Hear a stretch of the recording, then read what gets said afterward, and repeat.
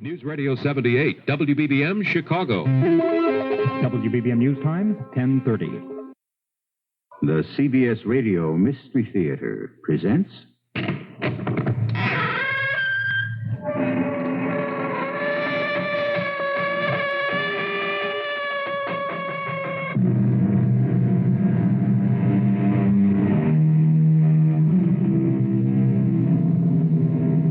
Come in. Welcome. I'm E.G. Marshall. Yes, it's dark in here, but there is no need to be alone. I will be your friend. And on the subject of friendship, I'll give you some invaluable advice. The philosopher Deleuze once said, "Chance makes our parents, but choice makes our friends." With that in mind, I advise you to choose your friends carefully. Do not make the mistake the young man in our story is about to make. He will choose foolishly and soon learn that one should not make the choice of a friend a matter of life or death. You can't keep us chained below decks forever. I'll pay you back for every lash of the whip. I swear I will. Guards, they'll hear you. Who are you? My name's Armitage. James Armitage. Ah, you're just a boy. What are you doing on this godforsaken convict ship? Penance, just as you are. Well, you won't be doing it for long. Huh? I'll be getting us all out of here, I will. How? Leave that to me. The name's Heist. Mark it well, lad. You'll learn to bless it before I am done with you.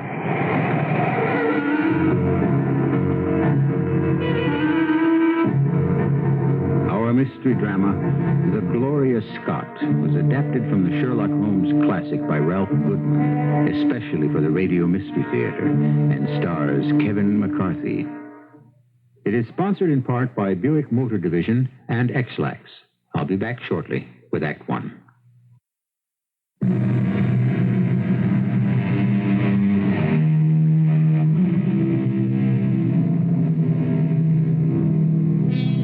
Sherlock Holmes looked upon the sea as a vast open expanse of hypnotic tranquility, a contrast to the wheels within wheels that turn the deductive turbine of his analytical mind. But the sea is not always tranquil. There are times of violence, and when the churning ceases, the open expanse buries its secrets, shrouding them from the eyes of man. It was a time such as this of which Sherlock Holmes' creator A. Conan Doyle speaks in this story, faithfully and fully depicted by the admirable Watson. Early in the winter of 1886, I was returning from a medical symposium, eager to see my good friend and companion Sherlock Holmes. I soon found myself at the familiar door on Baker Street. My friend was obviously in the study, playing on his violin. Holmes was a man of many talents.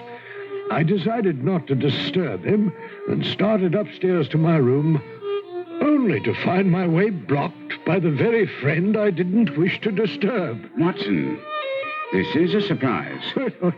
No greater than mine at seeing you coming down the stairs, Holmes. Well, your violin. Ah, coming from the den, of course. But I don't understand. How is it possible? For me to be here on the stairs and in the den at the same time. Yes. No, all very simply explained.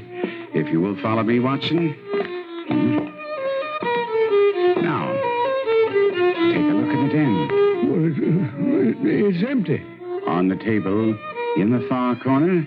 Oh, what a strange-looking contraption. Newly arrived from America, Watson.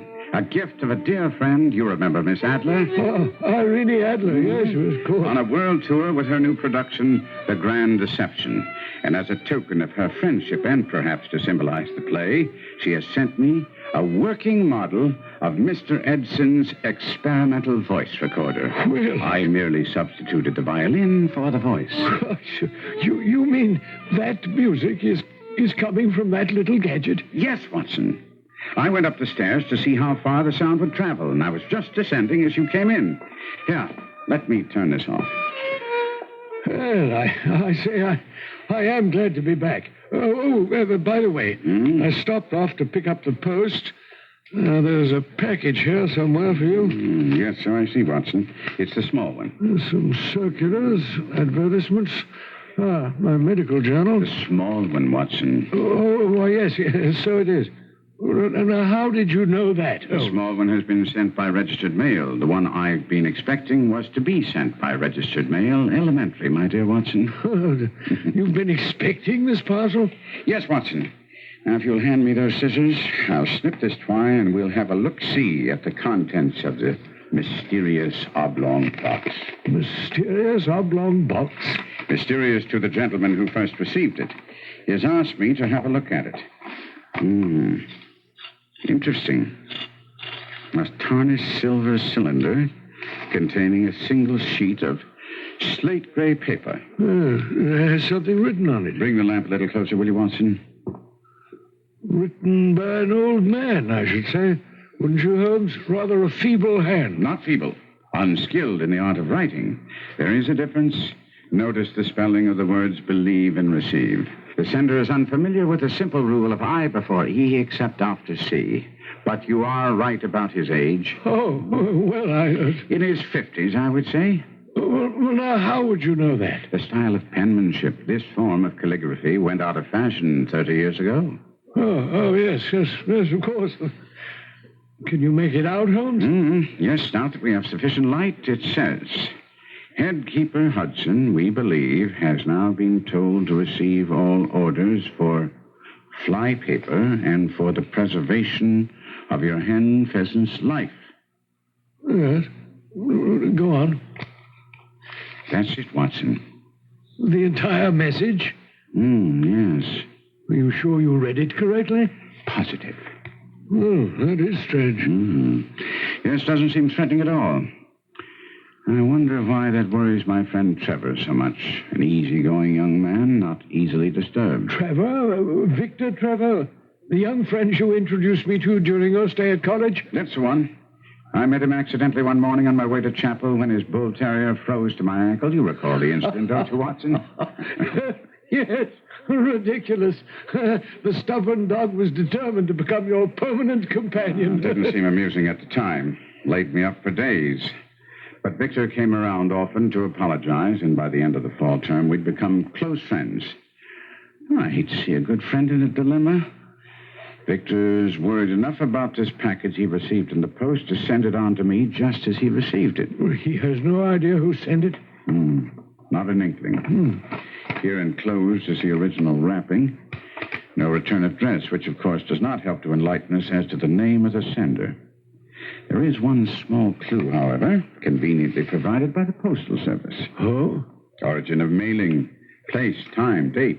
Of course. The postmark, yes. King's Cove, the 25th of last month, 10 a.m. King's Cove. I don't believe I've ever heard of it. Nor I. Perhaps it'll mean something to Victor Trevor. I think it best I pay that young man a visit. You're right, Holmes, yes. First thing in the morning, we leave for Donningthorpe in Norfolk. Can you make it? Well, I'll telegraph Victor and let him know we're coming. Bully for you, Watson. And if I can somehow decipher this innocent-sounding missive, I have a feeling that you and I won't be bored much longer.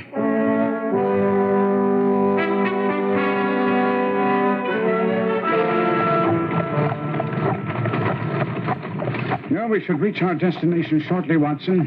How are you bearing up under the journey? Oh, dear. As well as can be expected, Holmes. I do wish we'd waited for another carriage. I dare say this one's seen better days, I tell you, Holmes. It wasn't for my curiosity over the contents of that tarnished cylinder. Oh, I say, you did bring the cylinder and the message? Oh, yes, of course. Have you made anything at all of all that gibberish? Working on it, Watson, working on it. Excellent. There up ahead. We're being welcomed. See there? Beyond those manicured gardens, the Trevor estate. I say. I had no idea young Trevor had such wealth. Family wealth. Victor's father, Sir James Trevor, is the lord of this manor. Victor lives with his father. Just the two of them in that spacious mansion? 3 quarreling servants, as I recall. This is getting more intriguing every moment. Hurry the driver along, will you, Holmes? Both my back and my curiosity can take it no longer. We were soon at the imposing entrance to Trevor Manor. Holmes and I stepped down from the carriage and moved toward the massive entrance door. It was made of solid oak, ornately carved to a depth of at least 2 or 8 inches, inlaid with sections of highly polished, impenetrable ironwood, obviously chosen with great care. And yet, I couldn't help wondering why a simple manor house had the appearance of a veritable fortress. Charles, how good to see you. Would you tell Mr. Victor that his guests have arrived? Holmes, how good of you to come. Oh, you don't know how pleased I am to see you. And I, too, Victor, to see you. That's all right, Charles. I'll welcome them. You may prepare their rooms. Yes, sir. And there's no need to disturb Father. I'll inform him of our guests' arrival after they're settled. As you wish, Mr. Victor. Come in. This is my good friend and companion, Dr. Watson. I believe you two have met. We have? Briefly, when Watson came to examine my injury at college. Oh, yes, that unfortunate incident. Yes. Oh, dear. When your bull terrier froze to Holmes's ankle on the way to chapel. Ridiculous situation. Yes, those were happy days, weren't they, Holmes? Happy for your bull terrier, I wager. At any rate, it's good to see you smiling. You looked so grim when we first entered. Did I? Mm. Well, as you know, I have been concerned about the package. It was sent to Father, actually, and I intercepted it. He hasn't been well. Victor? Whom are you conversing with? Do we have guests? Yes, Father. Distinguished guests. Mr. Sherlock Holmes is here with his friend, Dr. Watson. Sherlock Holmes. The Sherlock Holmes, the celebrated detective about whom one hears so much these days? You are much too kind, Sir James. Oh, yes. Sir James. You've heard about the recent honor bestowed upon me by the Crown. And deservedly so. You have been one of His Majesty's most distinguished jurists. Yes, indeed. Oh, allow me to introduce my good friend, Dr. Watson. An honor, sir. I do hope our untimely arrival has not disturbed your rest. Untimely? Unexpected is more like it. Oh, I say. You did receive our wire, Victor? Yes, I'm sorry. I neglected to inform Father that... No matter. You are here, and I'll have Charles prepare your room. That's all taken care of, Father. I see. You can't wait to take charge here, can you, Victor? Father... Well, I'm not dead and gone yet. See to your guests. I have an important matter to attend to. If you will forgive me, gentlemen, I'll see you at dinner. Let me help you to your room, Father. Leave me alone, Victor. I'll manage to stay alive without your help. Feisty old gentleman, isn't he? Quite changed since I saw him last. I wonder what he's afraid of. He did have a strange look. Did you notice his walking stick, Watson? Walking stick? Yes, had a rather unusual brass club head. Nothing unusual about that, Holmes. I understand it's the latest fashion. True, but if you were to examine this one a bit more closely, you will find that Sir James has taken pains to bore the head and pour lead into the hole to make it a formidable weapon. Gentlemen, I'll show you to your rooms. I suggest we save all discussion about the packet and its contents for later, after Father has gone to sleep.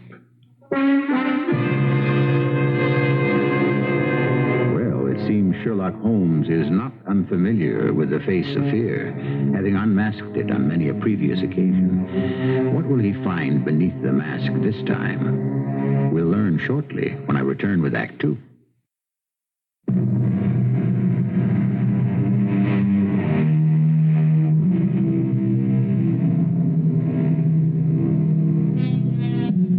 The Mystery of the Gloria Scott is one of Sir Arthur Conan Doyle's most unusual tales.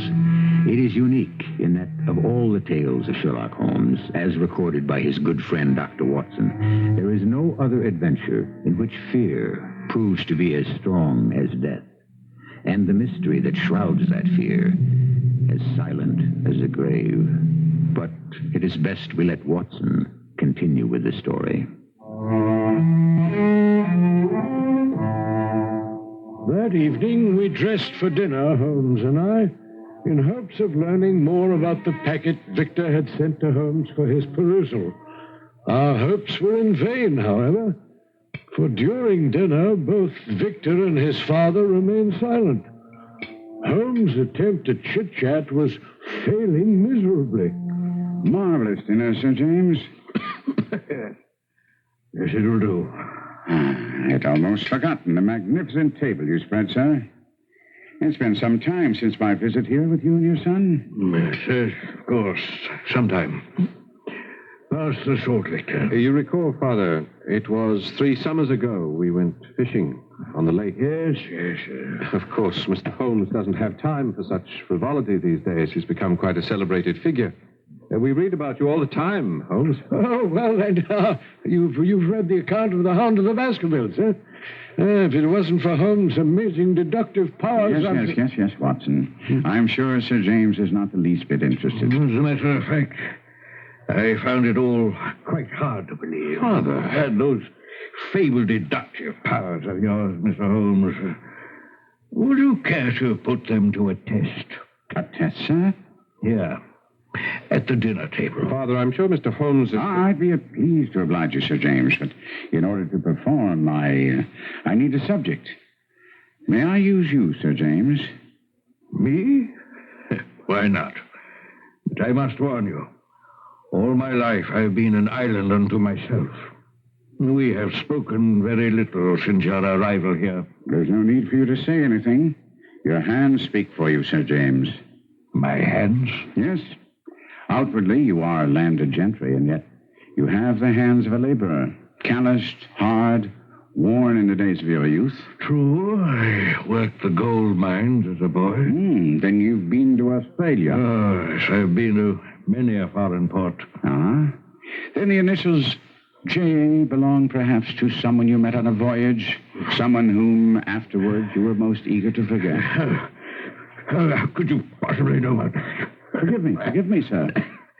Not until you tell me how much you know. Father, are you all right? His heart, Holmes. The doctor said No, damn that doctor.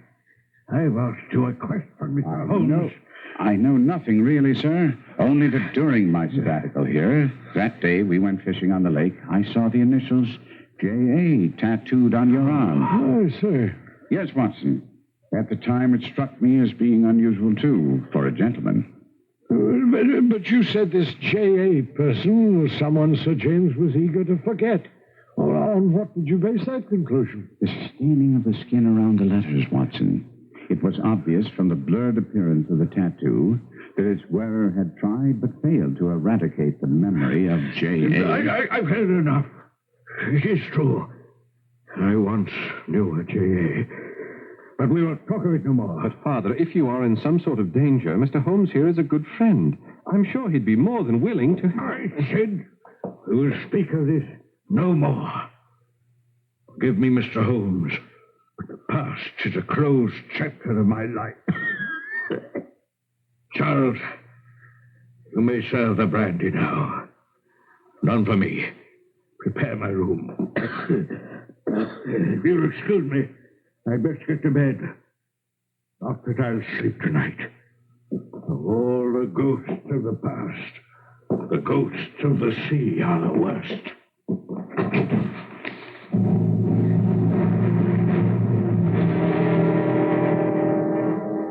And so, once again, there was silence in the great hall. Sir James had retired, and we moved to the sitting room with our brandies. The warmth of the wine was most welcome. It helped stave off the chill brought on by Holmes' uncanny disclosures of Sir James's secret. As we sat there, each engrossed in his own thoughts, Holmes pressed his investigation further. And you say, Victor, that your father never spoke of his past to you? No, Holmes, your amazing deductions came as a complete surprise. The gold mines, the sea... I've seen the tattoo on occasion, but dismissed it as a folly of youth. Perhaps. But not likely, Holmes. Did you see the sudden flush? The advance of pulse rate at the mention of J.A. Sir James is not a well man. Father refuses to see a doctor. He remains locked in the house in contact with no one. Except by mail, obviously. I say, was there a mention of anyone with the initials J.A. in that message you received in the post? No, I'm afraid not, Watson. The only name mentioned was someone named Hudson. Headkeeper Hudson, as I recall. Hudson? Then you know someone named Hudson. Yes, I do. I do know a Hudson, or did know him. Think, Victor. Now, this could be most important. The man I refer to had no title. Certainly was not responsible enough to be a head keeper. He was a common sailor. A sailor? Interesting. This could possibly lead us to the sea and to the initials J.A. Yes? Go on, Victor. Well, one morning after Holmes's visit here on holiday, Father and I were sitting out on the terrace taking the sun when Charles announced that a man arrived insisting on talking to Father.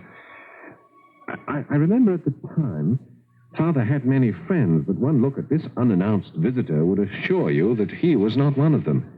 It was a small, wizened man who approached Father with a shambling style of walk and a cringing manner. It's generous of you to see me, Governor. Once again. Once again, sir. I'm afraid I don't recall our previous meeting. If you'll refresh my memory. Don't you recognize me? Dear me. It is truly Mr. Hudson. Right you are. That'd be my name, sir. Good of you to recall. It's been so many years. 32, to be exact. 32 years since we saw each other last. Yes, of course. And here you are, sir, in your big house. And me, still picking salt meat out of a harness cask. You'll find I've not forgotten old times, Hudson. You do look rather hard-pressed. I'm just off a 2-year stint in an 8-knot tramp. And I could use a place to stay. I see. Where we... I was sure after the hard days we shared on His Majesty's ship, the Gloria Scott, I could put up with either you or Mr. Beddoes. Beddoes. I was sure you'd recall him. Yes. Of course you can stay here. We're in need of a gardener. I'd rather work inside the house, if it's all the same to you, sir. In the house, yes, of course. Charles, take this man to the kitchen. See that he gets food and drink. I'll be by later to explain his duties. And so that is how this man Hudson entered our lives. Oh, a cheeky sort of fellow, isn't he? Yes, obvious from his brash manner that he felt on safe grounds. I believe you said he mentioned the Gloria Scott. Ah, Gloria Scott. It seems I've heard that name somewhere. Undoubtedly, Watson. The fate of the bark Gloria Scott caused quite a stir in its day. As I recall, let's see, the Gloria Scott left Falmouth on the 8th of October, 1853, sailed to her destruction in north latitude 15 degrees west, longitude 25 degrees on November 6th of the same year. Oh, yes, of course. Well, the Crown believed the incident stemmed from a mutiny of some sort. But never proved, Watson. The mention of the Gloria Scott by Hudson had an hypnotic effect on Father. He did everything Hudson demanded. He soon elevated Hudson to the position of butler, replacing Charles in authority over the household. I see. Yes, and the man was drunk most of the time, difficult to deal with, lording it over the servants and insulting Father's guests. And Sir James put up with his boorish behavior. Well, not for long. One evening, he'd had enough, took the insolent cur by the nape of the neck, and turned him out of the house. Ah, good for him. We never heard from him again. Until the mention of his name in the message you intercepted. Yes. Now, why would the words headkeeper precede the name Hudson? Why, yes, of course. You have something, Holmes? I believe so, Watson. It is a code of some sort. I must admit, on first examination, I was quite baffled. Oh, understandably, Holmes. Silliest message I've ever heard. Something about headkeeper Hudson ordering fly paper to preserve a hen pheasant's life. Well, it's gibberish. Simply gibberish. Well, of course, if the message was meant to convey that thought. But you've left out a number of key words, each of them very important to the final meaning. I'm afraid I don't follow you. Just before dinner, I was examining the message again in my room. Holmes, I do hope you have it hidden away. I'd rather Father didn't see... No. I've concealed the packet in my luggage, Victor. Since it was meant for your father, I'm sure he knows the code we are groping for. There's no need for the original. I have a copy of it right here. Words removed, phrases eliminated, letters superimposed. Good heavens. You've tried just about everything, haven't you, Holmes? Yes, without success, as you can see. But now that we've ascertained that Hudson was merely a seaman, we can conclude that the first two words, headkeeper, have no meaning. Possibly. Therefore, we merely underline every third word of the message, beginning with the word Hudson, thusly, and there we have it. You're right, Holmes. Yes. It now makes sense. Yes, Watson, this message was obviously meant for Sir James. Only he would know the dark meaning behind this cryptic warning, which now reads, Hudson has told all, fly for your life. Good heavens. It came from upstairs. My room, I believe. Quick, Watson, follow me. If the cause of that gunshot is what I think it is, I'm afraid we are already too late.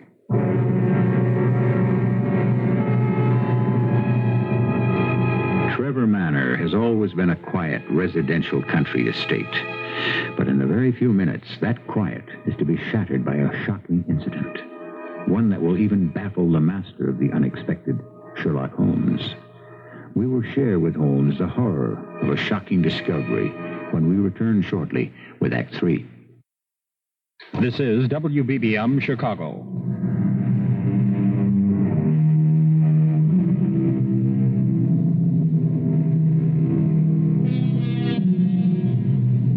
Monuments.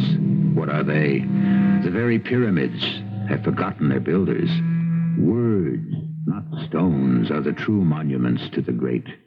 Listen, then, to the words of Sir Arthur Conan Doyle, a tribute to the man and his creation, the fabled detective, Sherlock Holmes. Within seconds after hearing the shot, Holmes raced for the stairs. Victor, Trevor, and I were not far behind. As we reached the head of the stairs, we could see Mrs. Henshaw, the Trevor housekeeper. It was she who had screamed at the sight of something in Holmes's room. We entered cautiously behind Holmes and were shocked to see the body of a man lying on the floor. Good Lord. It's Sir James. Father! Your father is dead, Victor? By his own hand, I'm afraid. Oh, Shot through the temple. Telltale powder burns, gun still clutched in his right hand, and here, crumpled in his left hand. the slate gray paper. Despite our efforts to conceal it from him, he has finally seen and read the warning message. Poor Father. This man, Hudson, must certainly have had a terrible power over him. I wonder what ghastly secret they shared.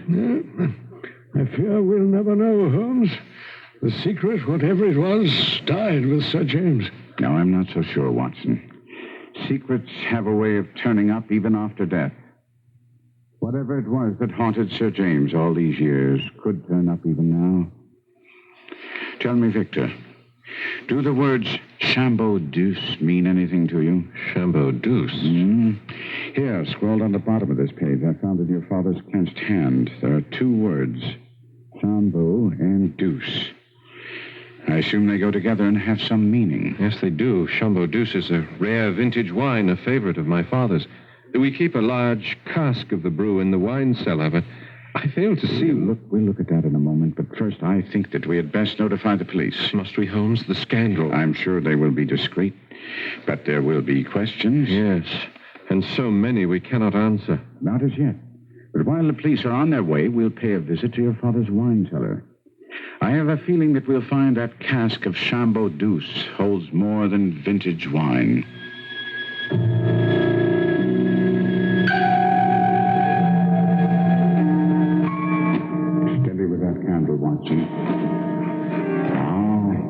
door to the wine cellar? The key is just above your head, Holmes. Here, allow me. I haven't been down here in months. There we are. Now, if you gentlemen will step aside. Dear, I must agree with you, Victor, when you say you haven't been down here in months. I don't believe anyone has. Look at those ugly spider webs. Yes, but someone has been here not too long ago. See there, a recently broken web in the far corner. Well, that's where Father stores his keg of Chambeau douce. If you will lead the way, Watson. There in the far corner, Doctor. We're right behind you. Yes. Oh, it's a rather large cask. Quite old, I'd say. Yes, and very interesting. A seagoing cask at that. You're quite right, Holmes. I never noticed. Bring the light a little closer, would you please? The cask is rather large.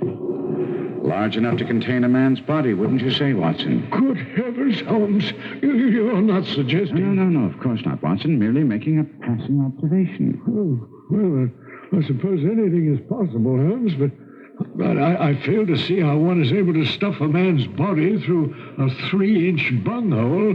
Well, if you'll examine the structure of the barrel, you'll find it's quite sturdy. It's impenetrable. The seal hasn't been broken. Quite good, Watson, quite good. Actually, I did not expect to find anything in the cask, but perhaps behind it. Behind it? Look at the floor, gentlemen. These track marks. This cask has been moved from time to time and returned to its original position. Why, you're right, Holmes. But how anyone without the strength of a Hercules is able to accomplish such a feat is beyond me. I've never seen it moved from this position, Holmes. There's something behind that cask that your father wants us to see. If you gentlemen will step aside. Here it is. A dust-free corner at the top of the casing. I wager if one were to apply pressure to this point. I say, but it's moving. So it is, Watson. And what have we here? A small recessed compartment in the wall. The candle, if you please. Yeah? Your father took great pains to conceal whatever he has placed in here, Victor. Have you any idea what it could be? No, none at all. We have a wall safe in the house. All our valuables are kept in there. Both Father and I have a key. But this, Victor, this was not meant for your eyes until now. A sealed oilskin packet. May I? Yes, of course. It's rather sturdy, but with this pocket knife of mine should... There we are. Well, what have we here? A book of some sort. Yes, almost destroyed with age and exposure to the elements. I say, it looks like a ship's log. That is exactly what it is, Watson. The log of the ill-fated bark, Gloria Scott. The one Hudson mentioned. I wonder how Father... This may explain, Victor. A letter addressed to you. For my son, Victor Trevor. To be opened in the event of my death. Read it, would you, Holmes? My hands are much too shaky. As you wish, Victor. My dear son, now that approaching disgrace begins to darken the closing years of my life, I must record the truth of my shame. Our family name, dear son, is not Trevor. I say. I was known as James Armitage in my younger years that brought shame and disgrace. For as Armitage, I entered a London banking house, and as Armitage, I was convicted of using bank funds for my own purpose. Good heavens. The funds were used to pay a debt of honor, but illegally come by. And so I soon found myself chained as a felon aboard the convict ship Gloria Scott, bound for Australia. The hold below deck was black as pitch, and the stench was more than one could bear. There were others like me who bore their miserable lot in silence, while some shouted their defiance to the high heavens. You can't keep us chained below deck forever. I'll pay you back for every lash of the whip. I swear I will. The guards, they'll hear you. Who are you? My name's Armitage. James Armitage. Why, you're just a lad. What are you doing on this godforsaken convict ship? Penance, just as you are. Well, you won't be doing it for long. I'll be getting us all out of here, I will. How? You just leave it to me. My name is Hudson. Mark it well, lad. You'll learn to bless it before I am done with you. I murdered a man, I did. Even in this blackness, I can see you remember my case. My partner and I got away with over $1 million in cold, hard cash. Yes, I've heard. The money was never found. And where do you suppose it is, lad, eh? I'm sure I don't know, sir. My partner, he's holding it for me. And where do you think he is? Right here on this ship. That's the devil's honest truth. He's topside. Respectable, like. He's the ship's chaplain, no less. Satan himself, dressed as a man of God. But why, sir, would he... We worked it all out, lad. A way for him to come aboard with enough money to buy the crew. By now, this floating coffin is ours from keel to main truck.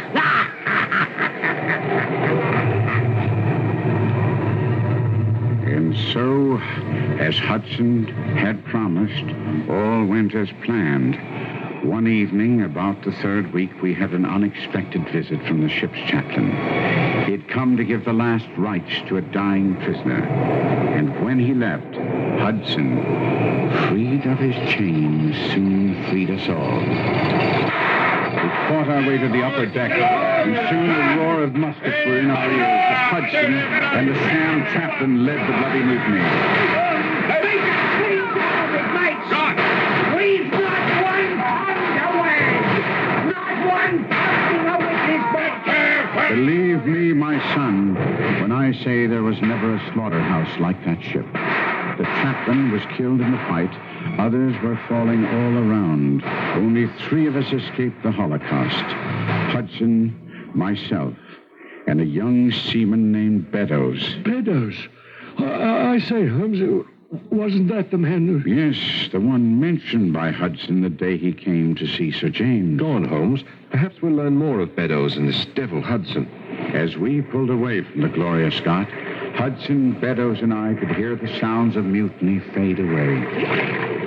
We could still see the faint outlines of the ship when suddenly, without warning, a cloud of black smoke shot up from her bow. And within moments, a great explosion blew her apart from stem to stern. Hudson, Beddoes, and I pulled for safety with all our strength, and as later recorded in maritime records, all hands were lost. Such, in a few words, my dear lad, is the history of the terrible business in which I was involved as a youth. I am sure you can now understand the reason I had for changing my identity. As you know, I have since led a respectable life. Imagine then my feelings when, in the seaman who came to see us, I recognized instantly Convict Hudson, the man who led the mutiny. Oh, dear. Chilling tale, indeed. Young Beddoes was a hired hand aboard ship and completely innocent of wrongdoing. Beddoes and I have been in touch with each other from time to time. I pray this confession will keep him safe. I say, of course. It was Beddoes who sent the warning to Sir James. Yes, Watson. Yes. I do hope this man Beddoes is safe and well. Fortunately, no one knows his identity. One man still does, Watson. A man I'm sure we have not heard the last of. A scoundrel named Hudson. As it turned out, Holmes was right. After a police investigation of Sir James's suicide, we returned to London. Holmes delivered the log of the Gloria Scott and the letter written by Sir James in hopes of clearing the seaman Beddoes of any charges. After reading the evidence, the court agreed to record Beddoes' innocence and seal all records against the possibility of public scandal. Well, some months went by, and Holmes had forgotten all about it when a reminder turned up in the post. I've just received a letter from Victor Trevor. Would you believe, Watson, he's in India? India? Oh, really? Yes. Says he sold the Trevor estate and is trying his hand at tea planting, of all things. Doing rather well at it. Good for him. Strange case, the Gloria Scott. Yes, I checked with the local police. No word on Hudson, and they haven't had any success in locating this man Beddoes. Both men seem to have vanished into thin air. Unusual, to say the least. I think it most probable that Beddoes, having heard of Sir James' demise, revenged himself upon Hudson and fled the country with as much money as he could lay his hands on. But Beddoes was a poor seaman, as was Hudson. Where would he get the money? From the sale of the Trevor estate.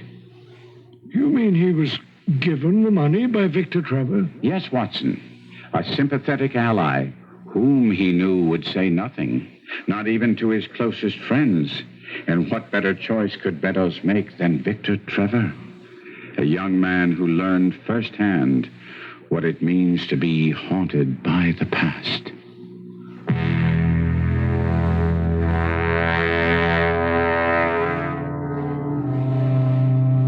The case of the Gloria Scott was an early one in the long and distinguished career of Sherlock Holmes.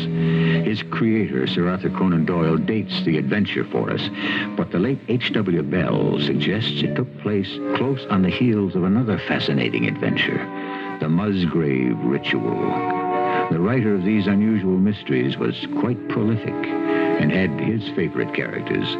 One of them was the seaman Hudson, of whom we shall hear more when I return shortly.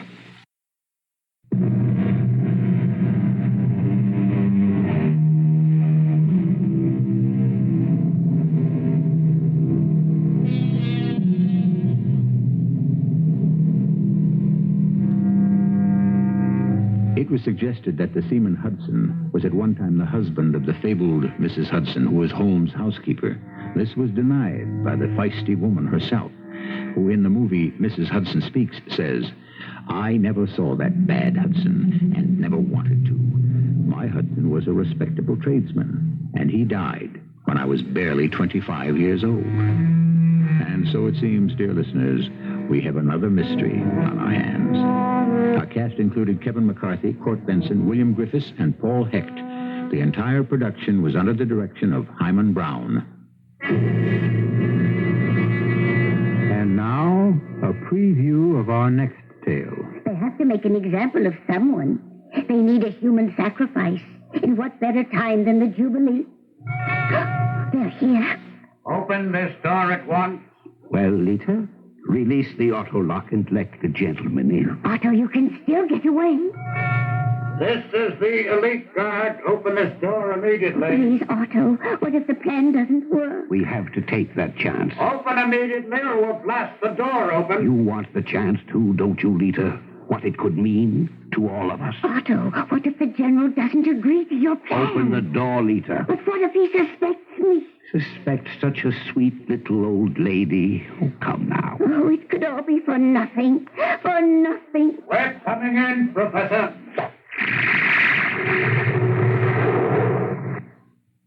Radio Mystery Theater was sponsored in part by X-Lax and Buick Motor Division.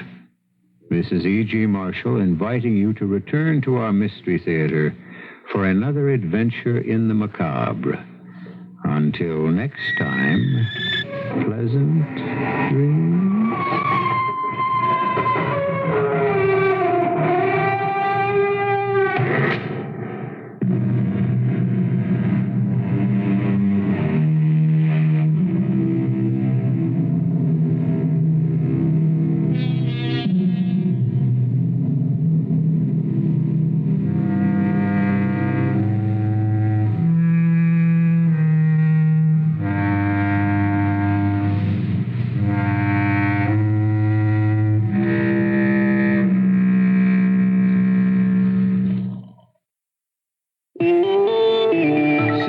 News. Israeli Prime Minister Menachem Begin says an invitation for President Sadat of Egypt to visit Israel on a peace mission will probably be on its way through diplomatic channels in a matter of hours. This is Doug Poling reporting on the CBS radio network. Begin said the invitation is going out shortly after Sadat said he would be willing to go to Israel within a week if he receives a formal invitation. Sadat made the surprise offer during an interview via satellite with CBS News correspondent Walter Cronkite. Sadat said the Middle East is now in a critical period. We are in a crucial moment. There has never been a suitable moment in the Arab world to reach genuine peace like we are now. So I want to put the facts before them. And at the same time, we want to discuss what will be the other alternative if we can't achieve peace. It will be horrible. Believe me, horrible.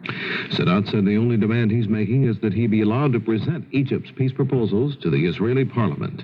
More news in a moment. If Americans can have a 300 horsepower automobile to drive a 100-pound woman 3 blocks for a pack of cigarettes, why shouldn't all countries have that privilege? Why should we be the only ones to be stupid and ridiculous? Astronaut Michael Collins on one of our national quirks. I'm Charles Osgood, CBS News. You'll hear from all sorts of Americans talking about that elusive thingamabob called American Know-How. It's a 40-broadcast special I'll anchor over the 4-day Thanksgiving holiday weekend. We'll talk about inventiveness, both current and yet to come. Talk with famous guests about everything from biomedicine to shopping centers, fast food to space travel, consumerism to communications.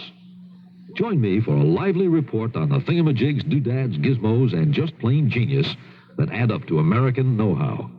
A 40-broadcast special from CBS News over the Thanksgiving holiday weekend on most of these CBS radio network stations. A brush fire, which authorities believe was started by an arsonist, is burning in the Topanga Canyon near Los Angeles. 6 homes have been damaged or destroyed, and 500 people have been evacuated. A spokesman for the L.A. County Fire Department says the worst may be over. We think the fire possibly has reached its peak now and anticipate everything to be in our favor from here on. There's always a big F of wind. If they hold as they are now, we anticipate the fire should be contained by the morning. So far, the fire has burned about 500 acres in the Topanga Canyon. President Carter has endorsed a watered-down version of the Humphrey Hawkins Full Employment Bill. The measure would set a goal of cutting the jobless rate to 4% by 1983. But the government would not be committed to set up any specific new program to reach that goal. Senator Jacob Javits, Republican of New York, had this reaction.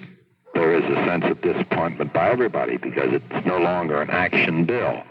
What it is now is a bill which will set goals in terms of the way we want to reduce unemployment, productivity, and other factors which relate to unemployment in order to realize a goal upon which the President and the Congress by resolution will agree.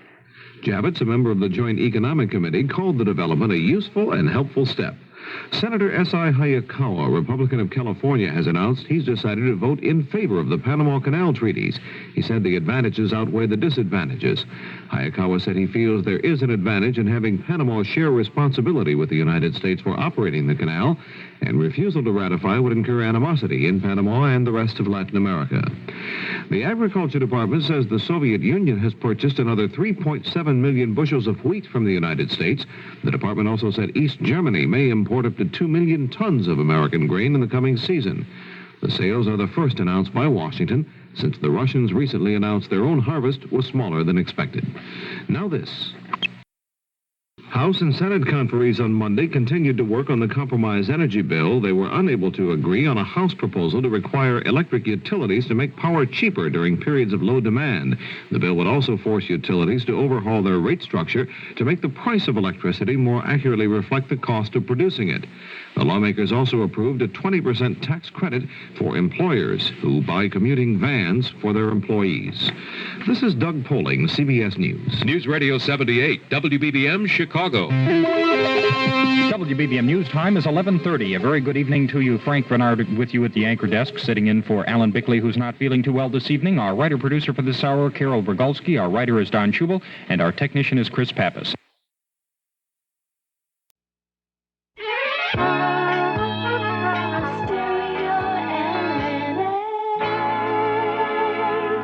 The CBS Radio Mystery Theater presents...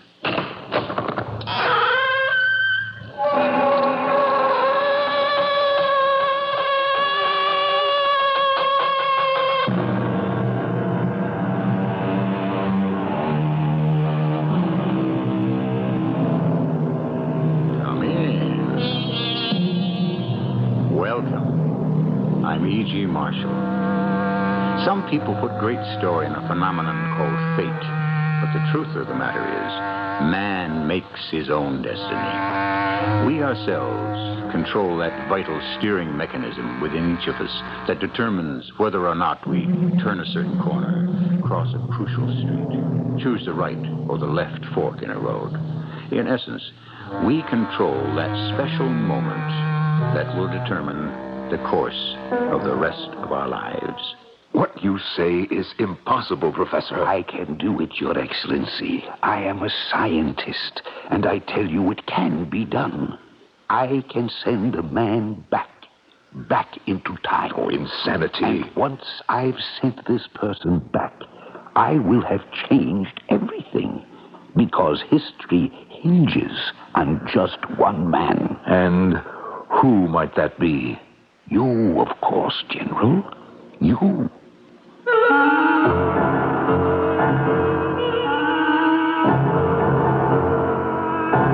Our mystery drama, A Point of Time, was written especially for the Mystery Theater by Victoria Dan and stars Norman Rose and Jackson Beck. I'll be back shortly with Act One.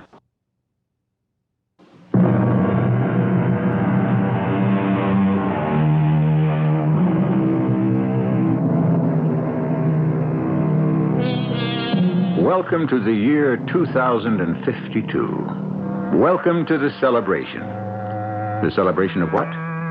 But of course, how could you know?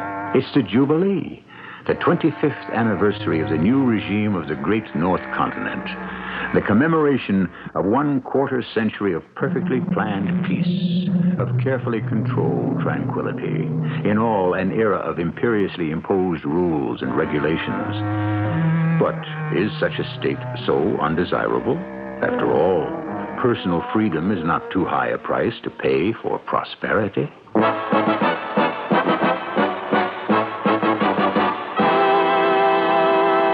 His Excellency, the Supreme High Commander of the Great North Continent, spirit and guiding hand of the new regime, General Franklin Ulysses Morgan. Ladies and gentlemen, loyal citizens, we are assembled here today to observe this, our glorious 25th birthday.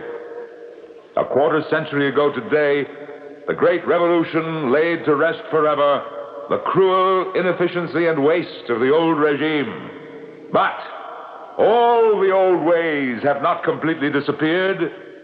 We must remain eternally vigilant, ever watchful of the malignant seed of dissent that lies hidden, still capable of destroying the cohesiveness of our society.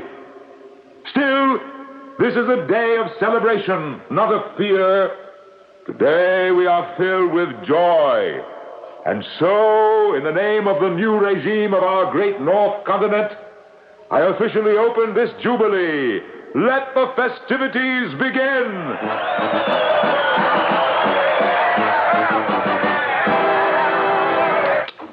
Why did you turn the set off? We have to talk, Otto. This very minute? I was watching the General himself. This is serious. It was most interesting, Lita. He called us the malignant seed of dissent. Not very flattering, is it? My dear brother, any minute now... Of course it's not flattering. But I really do believe he means well. The General means well? Yes. You see, I understand what motivates the man more clearly now. You mean you didn't understand before? I don't believe I've ever seen you so agitated, Lita. Shall I tell you why, Otto? It's quite simple. Our entire plan hinges on the fact that you understand General Morgan. Lita, dearest, I actually believe you're losing faith in me. No, I just don't know. This whole idea of yours, it's too fantastic. Inspired genius, that's what it is. Inspired insanity is more like it. Too many things could go wrong, and I'm not even talking about the displacement process yet. That's another thing altogether. Those calculations of yours are going to have to be so precise. I have always been a master of precision, little sister. Oh, Otto, face facts. We're old. Too old to be revolutionaries. Visitors approaching from the rear vestibule. Oh, no. Too old, you say? Well, obviously not too old to be arrested. How do you know it's the special police? I made sure my disloyal remarks were heard by the right ears. Bad news travels fast. Oh, Otto, please. Let's reconsider the whole plan. I'm frightened. Don't be, Lita. As you say, I'm an old man. What can they possibly do to me? Incarcerate you, interrogate you, torture you. You make it sound so grim. Discipline must be maintained. They have to make an example of someone. They need a human sacrifice. In what better time than the Jubilee? They're here. Open this door at once. Well, Lita, release the auto lock and let the gentleman in. What if the plan doesn't work? We have to take that chance. Open immediately or we'll blast the door open. Otto, what if the general doesn't agree to your plan? Open the door, Lita. But what if he suspects me? Suspect such a sweet little old lady? Oh, come now. Oh, it could all be for nothing. For nothing. We're coming in, Professor. Professor Otto Segram. Yes? I'm Colonel Edward Paul of the Special Police. How do you do? It is my duty to inform you that you have been charged with treasonous and contemptible acts against the state. I see. I'm also obliged to advise you of your rights. My rights? I wasn't aware one had any rights under the new regime. But you're mistaken.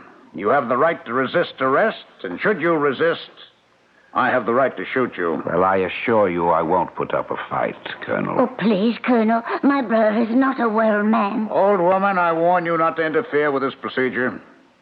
Come along, Professor. Of course, of course. Otto! Remember, my dear, remember the Latin, carpe diem. Oh, yes, Otto. Carpe diem.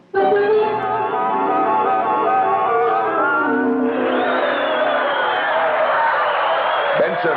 Yes, Your Excellency. Close that window. What, sir? That infernal racket is making my head explode. But it's the people, sir. I don't care. But it's you they're cheering. It is giving me a headache. Just close it. Very well, sir.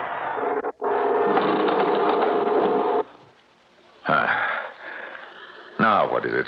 I pressed your other uniform, sir. My uniform? What on earth for, Benson? The interrogation, sir. What interrogation? Well, sure, you haven't forgotten.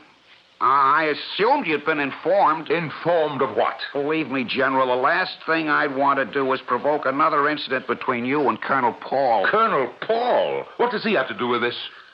Sir, an hour ago, Colonel Paul, accompanied by 2 officers of the elite guard, took into custody Professor Otto Segram.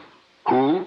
Otto Segram, the physicist. But he's 90 years old. But they say he's the acknowledged unofficial leader of the underground. Oh, what is Colonel Paul up to? Well, I'm telling you what I heard. Heard from where? I'd rather not. Where, Benson?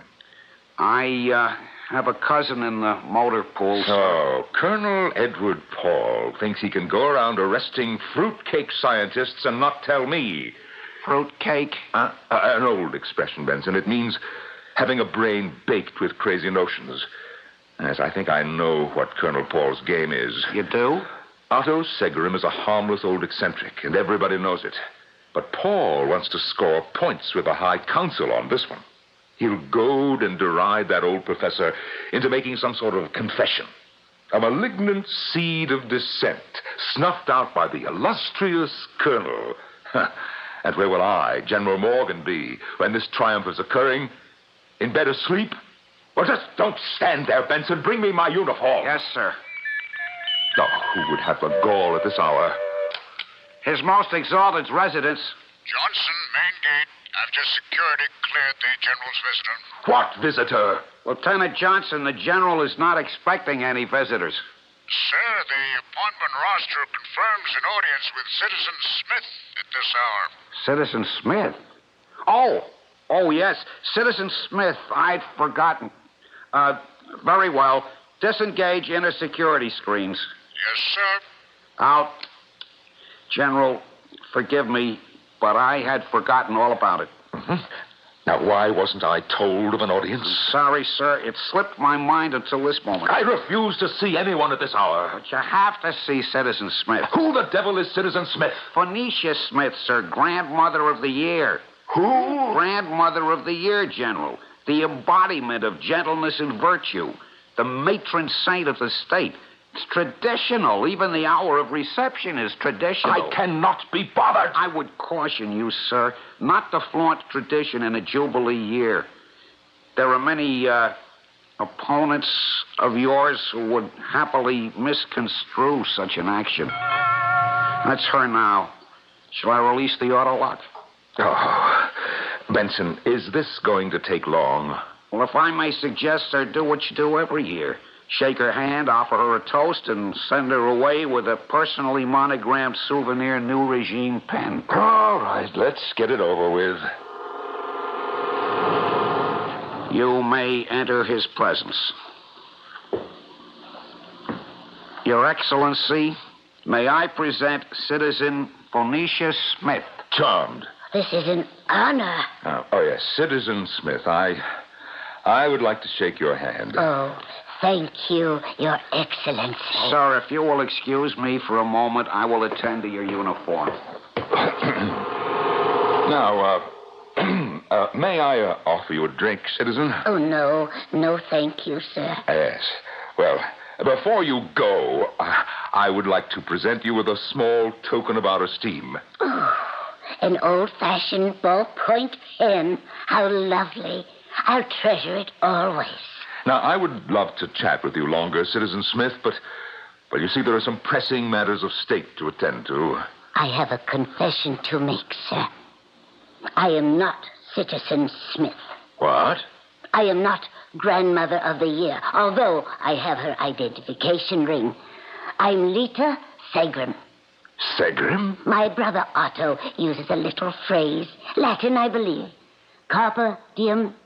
Seize the opportunity, grab the chance. Now, wait, just one moment, please. What is this all about? So that's what I did.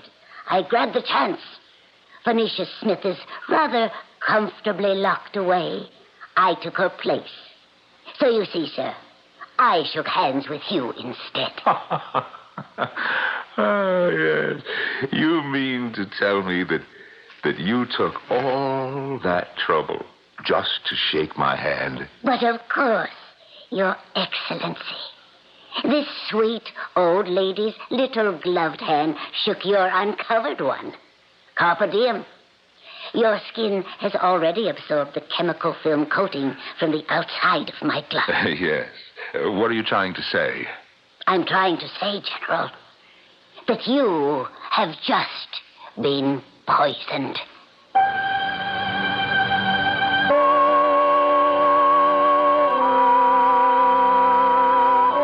History and legend are filled with examples of lethal brews administered to unknowing victims in the spirit of goodwill.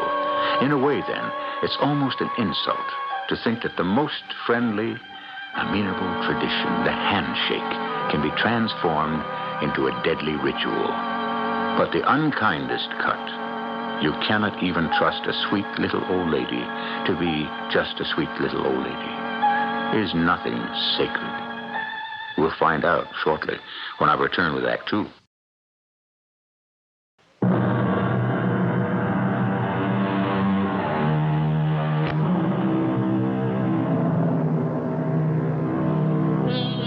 The author is Horace, a wise and noble sage who walked the earth 2,000 years ago. What he actually wrote was, Carpe diem qua minimum credula postero. Translation? Seize the day, put no trust in tomorrow. Indeed, the only thing one can trust is the moment. Tomorrow may never come. On the other hand, tomorrow may come, surely enough, but what good is it if we are not there to see it arrive? 100 years or so in the future, the most powerful man in our tactfully unnamed country is faced with an interesting dilemma. What did you say? You have been poisoned, Your Excellency. Poisoned?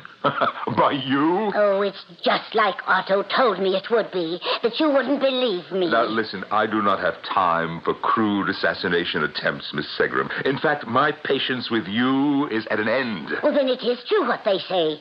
You really do believe that you're indestructible. Now, I will be willing to forget the entire incident if you would kindly leave, Miss Segram. I've heard rumors, but naturally I didn't believe them.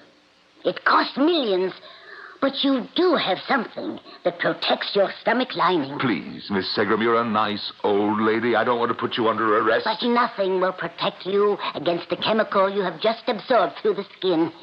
It's a different matter entirely. Oh, wait a minute. Old lady? You called me an old lady. Miss Segram, I am being much more tolerant than I ought to be. Old lady? Why, I'm the same age as you. Maybe even younger. I admit, with modern science, you look, 50, 55. But you're about 78, 79 now. Miss Segram, if you do not get... 79? That's ridiculous. Is it? I don't know where you get your figures. You really don't know, do you? You really don't understand yet. What are you talking about? Time, General. Time. Sooner or later, we all run out of it. But you think you can go on forever. I want you out of this building immediately. It's merely due to my good nature that you don't suffer anything worse. It's you who will suffer, General.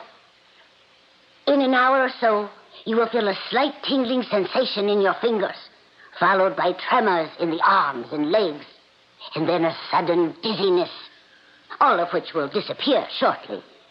But they are all indications that the poisonous chemical has entered its final phase. Are you telling me that you would prefer to be arrested? Listen to me for just 1 minute.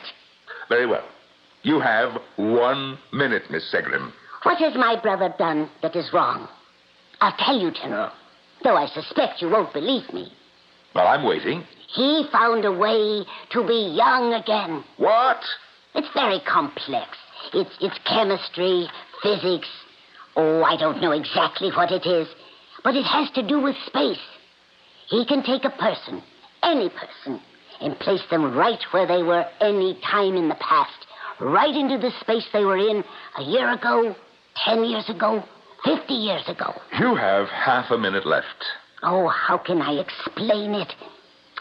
It's like moving figures on a chessboard. Except the squares represent spaces in time. And whatever point you move into, you become exactly what you were at that moment. Exactly the same, physically, mentally. A person could even live their life over again. Well, do you understand me? Of course, they would live it over exactly the same, because nothing else in the past had changed. Miss Segram, your time is up. You still don't understand? My brother has created a time machine. Miss Segram, I could not care less. But you will, General. In a very short time, you will. Because, you see, time is something of which you have precious little.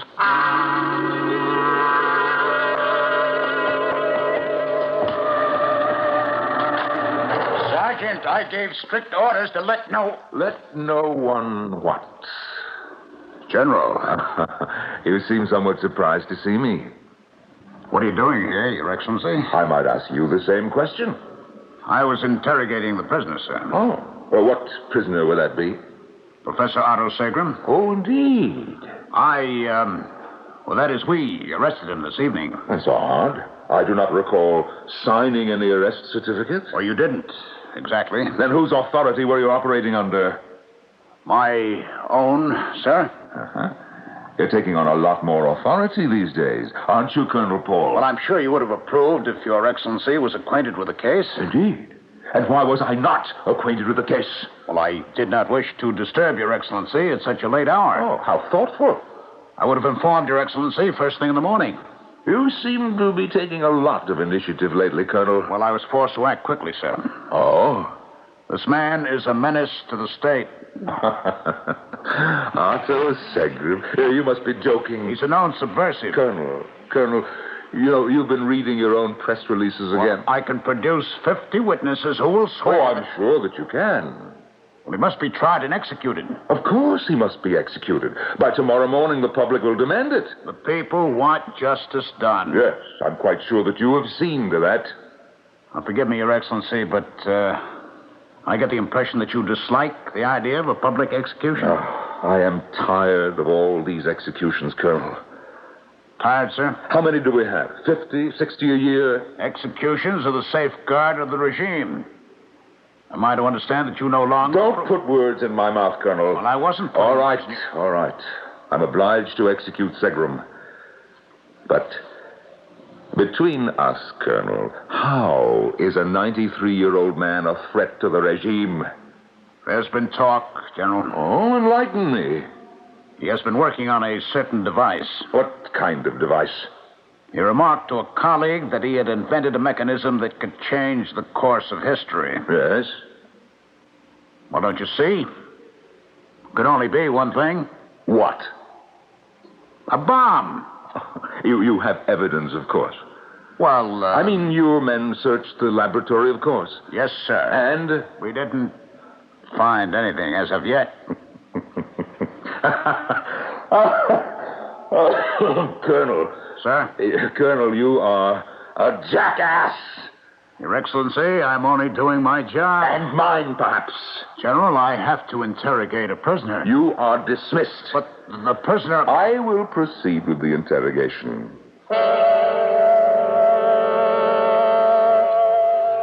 Professor Otto Segram. Your Excellency, this is an honor. Let's dispense with the traditional hard sell and customary torture, and you just confess immediately.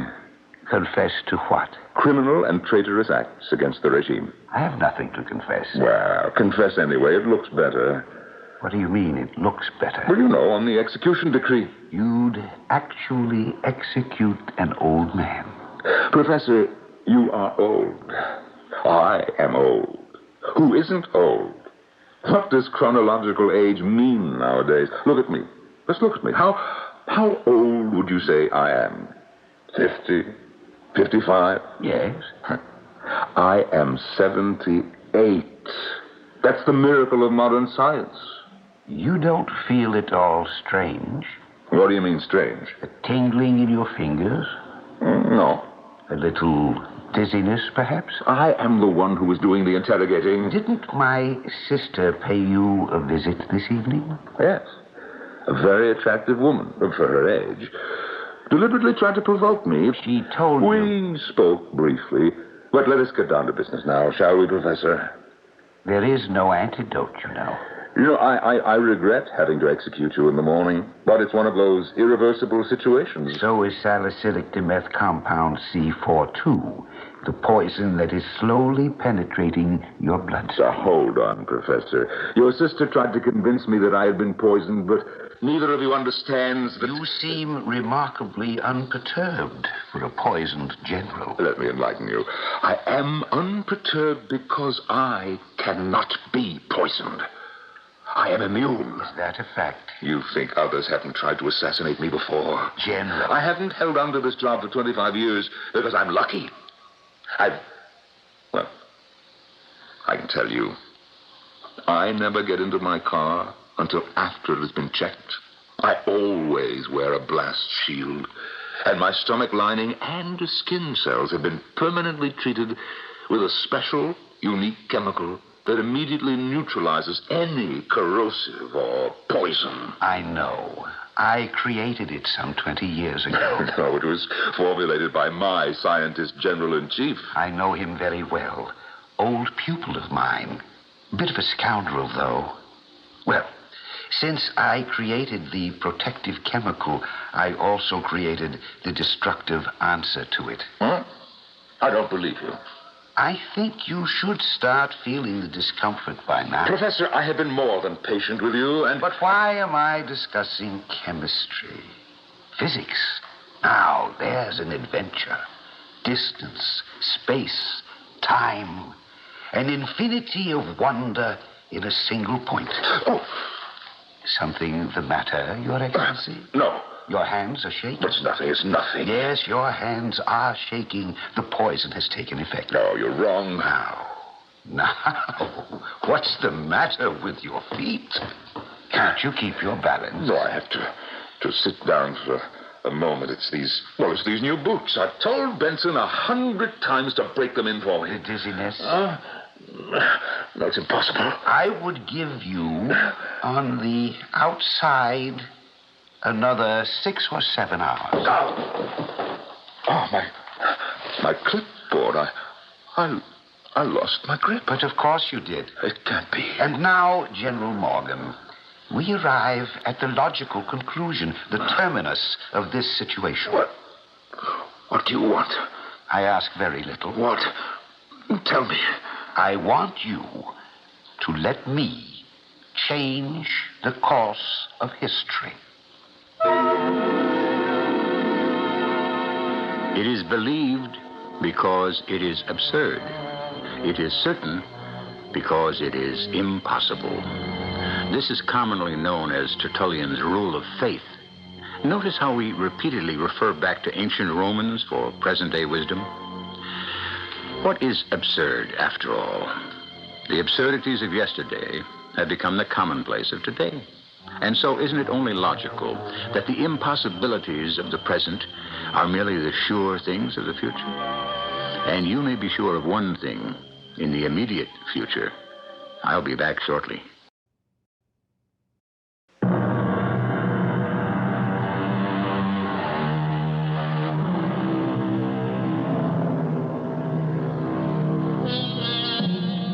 Else whence this pleasing hope, this fond desire, this longing after immortality? So spoke the poet. He knew, as well as we all know, each of us longs to live forever. The bravest among us can become the most shriveled coward in the face of death. Reduced to our most primitive fear, man strikes out and fights, but more often begs, pleads for an extension of this heavenly loan. The general is dying. There is no antidote, unless it lies in the bizarre request that has just been made. You want me to allow you, Professor Segram, to change the course of history? Correct, General. Well, how can I allow you to do anything? I'm dying, don't you remember? You're dying now, but not if you let me send you back in time. Send me back in time? That's right. Back to a time, a space in which you are unaffected by this poison any moment in your past life. Time is my chess game, General. I can move you around like a grand master. Yes, your sister tried to explain this gibberish to me. Gibberish? Time travel is impossible. What if I told you it was possible, very possible? What if I believed you? What would be the point? The point? How appropriate. The entire universe is a point, General, multiplying itself into an infinite line, becoming upon itself a square, squaring itself into a cube, cubing itself into other dimensions. Space becomes more and more cluttered. Time exists side by side. The past, the present, the future, all from a single point. Oh, you're crazy. No, General. The world is crazy, but I remain a fixed point in the maelstrom. Oh, why have you done this to me? What do you hope to gain? A new life. But why do you need me? If you think you can go back in time, why don't you just go? Because my going back would change little. I would do the same things all over again. But you... Me? But that's where your reasoning falls apart, Professor Segram. You cannot change history. You send me back, I would do the same things over again, too. Of course. That is, if all other things remained unchanged, if every incident repeated itself, if you met all the people in your life again. However, However, what? Suppose that events were to be changed just slightly. What if you met a person you didn't meet the first time around? A person who would change your entire destiny. I do not believe a word of this. You said that I'm dying. There's nothing I can do to change that. But you, Professor, you still will be executed. God! What will you tell the guard, that you have been poisoned? They are all faithful retainers of Colonel Edward Paul. The news will be a source of great rejoicing. How can I just be standing here calmly talking to you? Why aren't you torturing me for an antidote? I don't know. It's because you know it's useless to fight. What's the matter with me? Maybe this is all a trick. You know it isn't. I don't want to die. You don't have to die. But you said... What is a point in time but a crux of events? A certain hinge on which key decisions swing. A pivot steering through the wave of the past. Look, old man, none of this makes sense. If I go back in time, I'll be young again. Fine. There's no poison in my bloodstream, right? But there's also memory of the future. I'm not older. I'm not wiser. I'm the same. Exactly the same person I was before at that moment in time. So, it's useless. No one can change the past. I need you, Morgan. You are the hub. Without you, there would have been no uprising in 21. No great revolution. The country would have had a different destiny. A more gentle, a happier destiny. Oh, it would have been inefficient, unplanned, lawless. But would it have been so evil? Evil? If you could only see the evil, then you would understand. Your Excellency. What do you want, Colonel? I have most urgent business. Well, can it wait? It cannot. The Regime High Council requests your presence at once. What? Now? An emergency session, sir. Again, Colonel, I was not informed. As you are aware, General, the Council has the undisputed right to convene at any time without prior consent of the Supreme High Commander. I still want to know... Are you in some kind of pain, sir? Well, me? No. No, not at all. You don't look at all well. Colonel, I hate to disappoint you, but... You see, I never felt better in my life.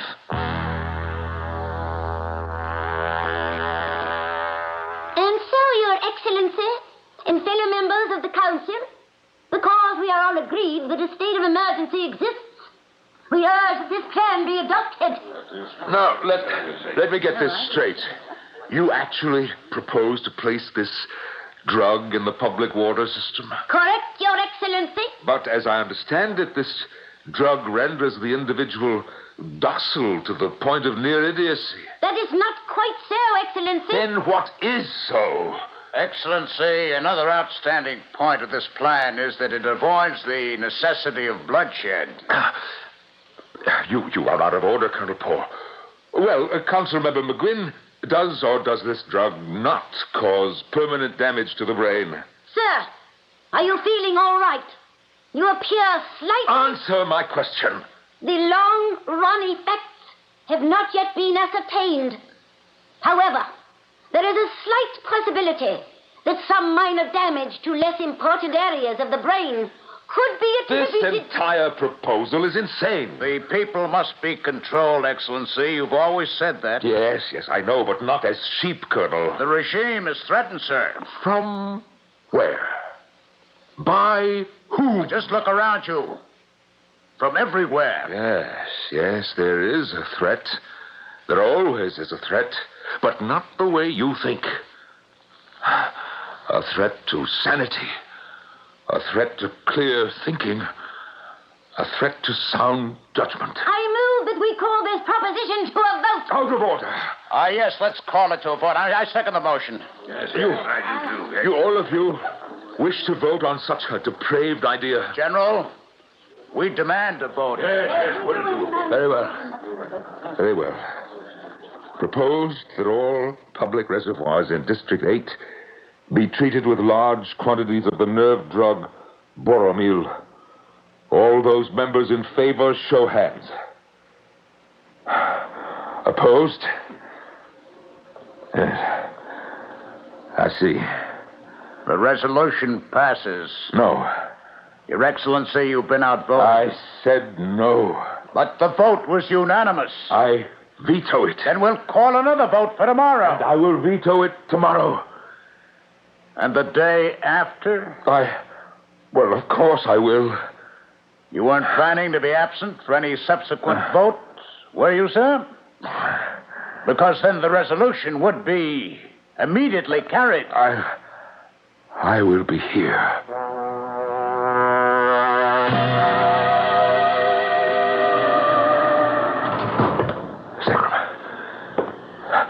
Segram, you said that there is some kind of solution, something crazy, impossible, but a solution. Yes, General. Well, I put my faith in anything now.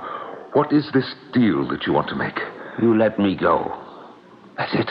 All I need is an hour. Oh, what can you do in an hour? Change the course of history. Keep saying that. I still don't believe that you can. A point in time. A terminus from which all events radiate. You really believe that you can take me back in time? Precisely. Back to before I was poisoned? Yes. You can change events? That part is theory. I can move you in a space of time like a bubble. Pluck you from one moment, place you into another. Oh, I almost believe that you're crazy enough to be able to do it. I can place you back as you were years ago. How many years? Back to a terrace 50 years ago. Music playing in the room inside. Old-fashioned kind of dance music. You know the kind, don't you? Oh, yes, I know the kind. The band was playing inside, but you, alone, unmoved, stood outside, deciding at that instant the course the rest of your life would take. Do you remember that night? Yes, I remember. I was 28 years old, going on 29, and I wasn't dancing. How could I? It was her engagement party. I hated her for hurting me that way, but I had to come and see what he looked like for myself. That's when you decided, wasn't it? Yes. Yes, that's when I decided. It was a turning point in your life, wasn't it? Yes. You were embittered, and you decided to enter the military and make a career for yourself. Yes. You became cold and calculating. But what if you had met someone else that night? Would things have been different? Who's to say? I didn't meet anyone else, though. But if you had? Well, I don't know. A nice, gentle girl who would have brought out the gentleness in you. No, it's too late to wallow in conjecture. What is past is past. Perhaps not. If you hadn't been a general, you might have been a doctor, a writer, who knows, even a president. There is no presidency. There hasn't been for 25 years. But there might still be a presidency. The government might still be a democracy if there hadn't been a revolution led by you. Segram, what's happening to me? Are the images clear? What am I feeling? What am I seeing? You're past, General, like any dying man. Your life is flashing before you. Don't understand. Why are you doing this to me? You understand. Don't let me die, Segram. But of course you won't die. Don't let me die. The council votes again tomorrow. Release me, and I promise that the council will never vote at all because it will not exist. Can you really change things? Yes, it's possible, but you have to let me send you back. I'll be just as I was. I'll have no memory of the future. It won't matter. But I'll simply repeat my life over exactly up to this moment. Not if I send her back, too. What? Send who back? The girl you should have met. The girl who might have changed your life. What girl? If you had stayed on that terrace a few seconds longer, you might have met her. I'm not changing events. I'm altering individual bubbles of space, moving yours slightly ahead so that you remain on that terrace just a few moments longer than you did so long ago. But who would I have met? Who, Segram? My sister, Lita. Lita? You remarked before that she was attractive. Lita, but she's old. She's old now. But she wouldn't be if I sent her back 50 years ago. She'd be 25. This whole thing is crazy. You're a dying man. Like the old adage, you're drowning, and I'm throwing you a life preserver. You might not believe in the life preserver, but it's the only one in the water. I want to believe that you can change things. Get me out of here so I can send you both back. I wish I could believe. Then in the name of heaven, let me try. God. God, I want this man released into my custody.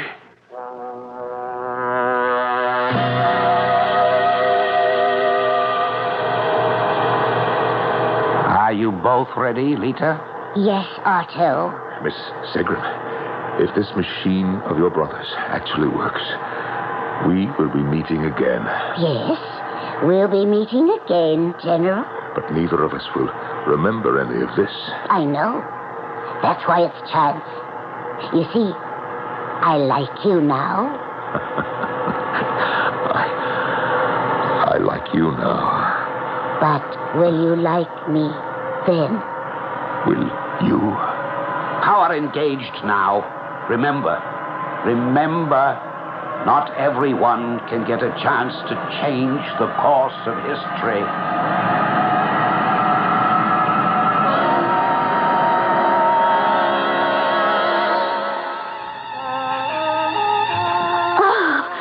Oh, excuse me. What do you want? I didn't realize anyone was out here. Oh, I just wanted some fresh air. Well, who are you? I don't remember seeing you inside. It's funny. I just got here. I was about to start a dance with my boyfriend, but suddenly I'm outside here. Oh, you came with your boyfriend? Oh, he's not really a boyfriend, just a date. What's your name? Lita. Lita? Mm-hmm. Hey, very pretty name. Thank you. But then, you're a very pretty girl. Well, you're rather nice yourself, Mr. Morgan. Ulysses Morgan.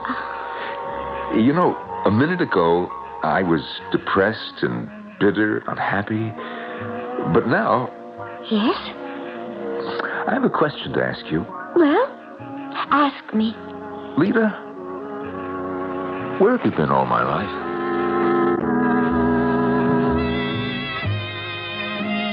Indeed, where? A very innocent question, but this time the answer might be a little out of the ordinary.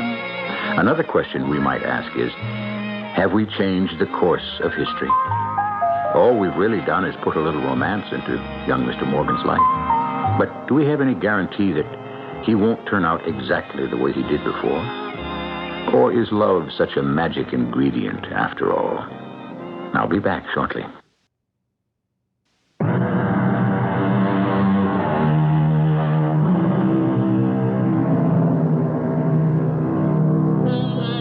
Backward, turn backward, O time in your flight. Make me a child again, just for tonight. So goes the verse of Miss Allen. Is there really only one moment, one crucial moment, that if lived over differently, could change the course of our lives, and perhaps even the lives around us? We are, after all, part of one great tapestry, and the threads of each individual life weave together to form the whole. Our cast included Norman Rose, Jackson Beck, Ralph Bell, and Evie Juster. The entire production was under the direction of Hyman Brown. This is E.G. Marshall inviting you to return to our Mystery Theater for another adventure in the macabre. Until next time, pleasant dreams.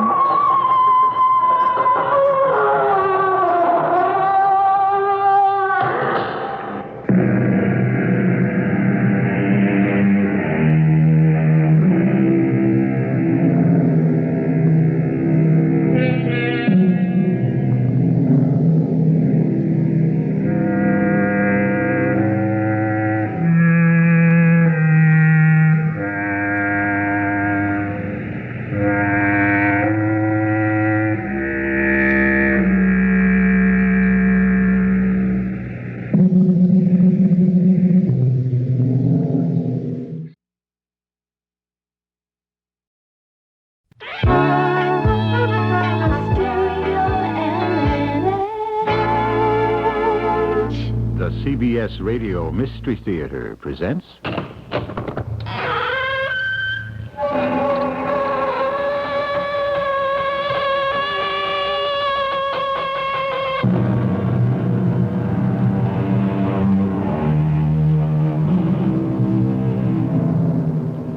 Come in. Welcome. I'm E.G. Marshall. You are all fortunate today, and I am indeed glad for you.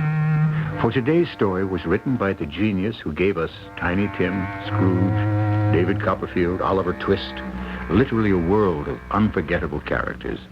Very rarely did Charles Dickens spin out for us a mystery, but today we will untangle the web of just such a story. Mr. Sampson, I came here this evening to tell you of the peculiar circumstances of the girl's death. She was very young. Too young to die. I don't know how or where to begin. It's difficult because you loved the girl. I know. No, you don't know. I loved her as I have never loved anyone. But if the whole truth were known, I led her to her death. I murdered her.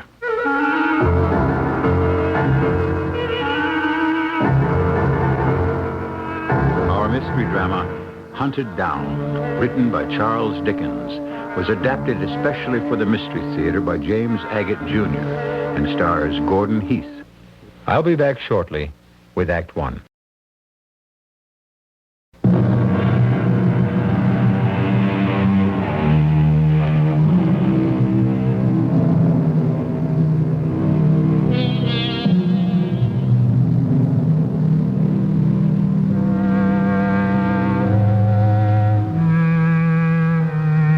Charles Dickens spent quite a bit of time in the United States. He toured the country reading his stories. He even wrote some here. This story, Hunted Down, appeared serially in the New York Ledger in August 1850. But this account of deception and murder could have happened today, over 125 years later. The same idea has been copied by modern authors, but no one has ever told it as vividly as Charles Dickens. This is the way it begins. My name is Edgar Sampson. I'm the chief manager of London Life, one of England's oldest life insurance companies. To deal in insurance, one must know how to judge a man. If you can't do that, chances are you will be deceived, and your company could lose a fortune to the unscrupulous. Which brings me to the first time I met up with Julius Slington.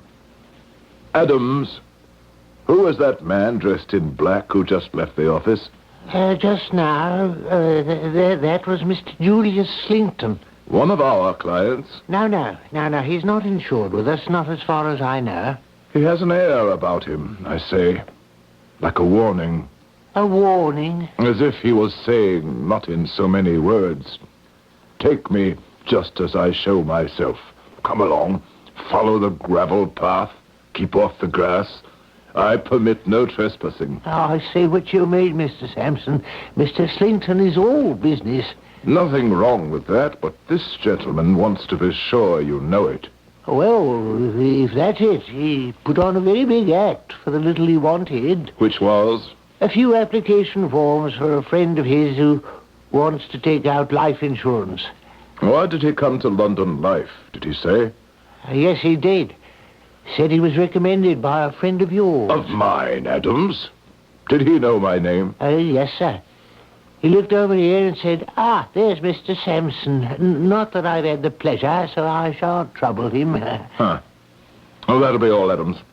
You may go back to your desk. No, I didn't like the looks of this Slington. He had smiled too much at Adams, was too agreeable. A week later, I went to see an old friend for dinner, and who should be there but Julius Slington. Edgar Sampson. Well, the work seems to agree with you. Oh, I must admit, Tom, I enjoy it. It was nice of you to ask me over for a meal. Do you know that fellow over there, standing by the mantelpiece? Well, of course I know him. I'm not in the habit of inviting strangers to eat with me. Then, since we are both under the same roof, introduce me. Certainly. Julius, I want you to meet Edgar Sampson, Julius Slinkton. How do you do? How do you do? Well, you know, I thought you two had met. Julius was thinking about some life insurance. I told him to look you up.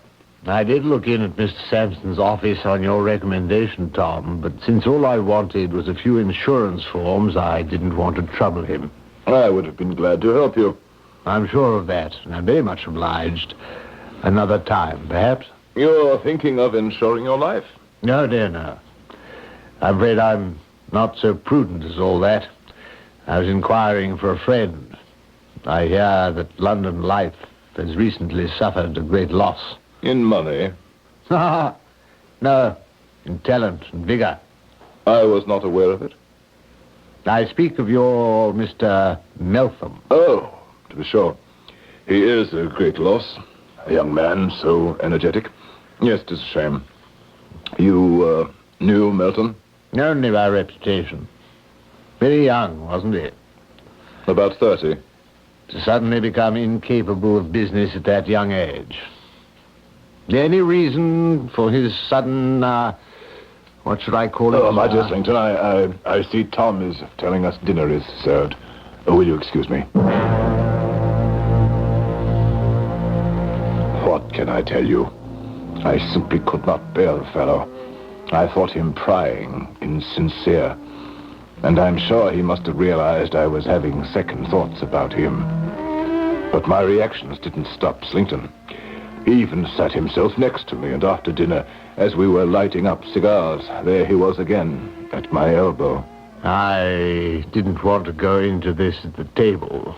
But as we were saying before, this young chap, Meltham, who used to work for you, whatever happened, do you suppose that he should suffer Suffer what, Mr. Slinkton? I was going to say a nervous breakdown. Is that what you've heard? In a way. I understand he was actually, how can I put it, broken-hearted. Something about a girl. Although it didn't seem probable to me, Meltham being a young man so distinguished and attractive. Attractions and distinctions are no armor against death. Ah, the lady died.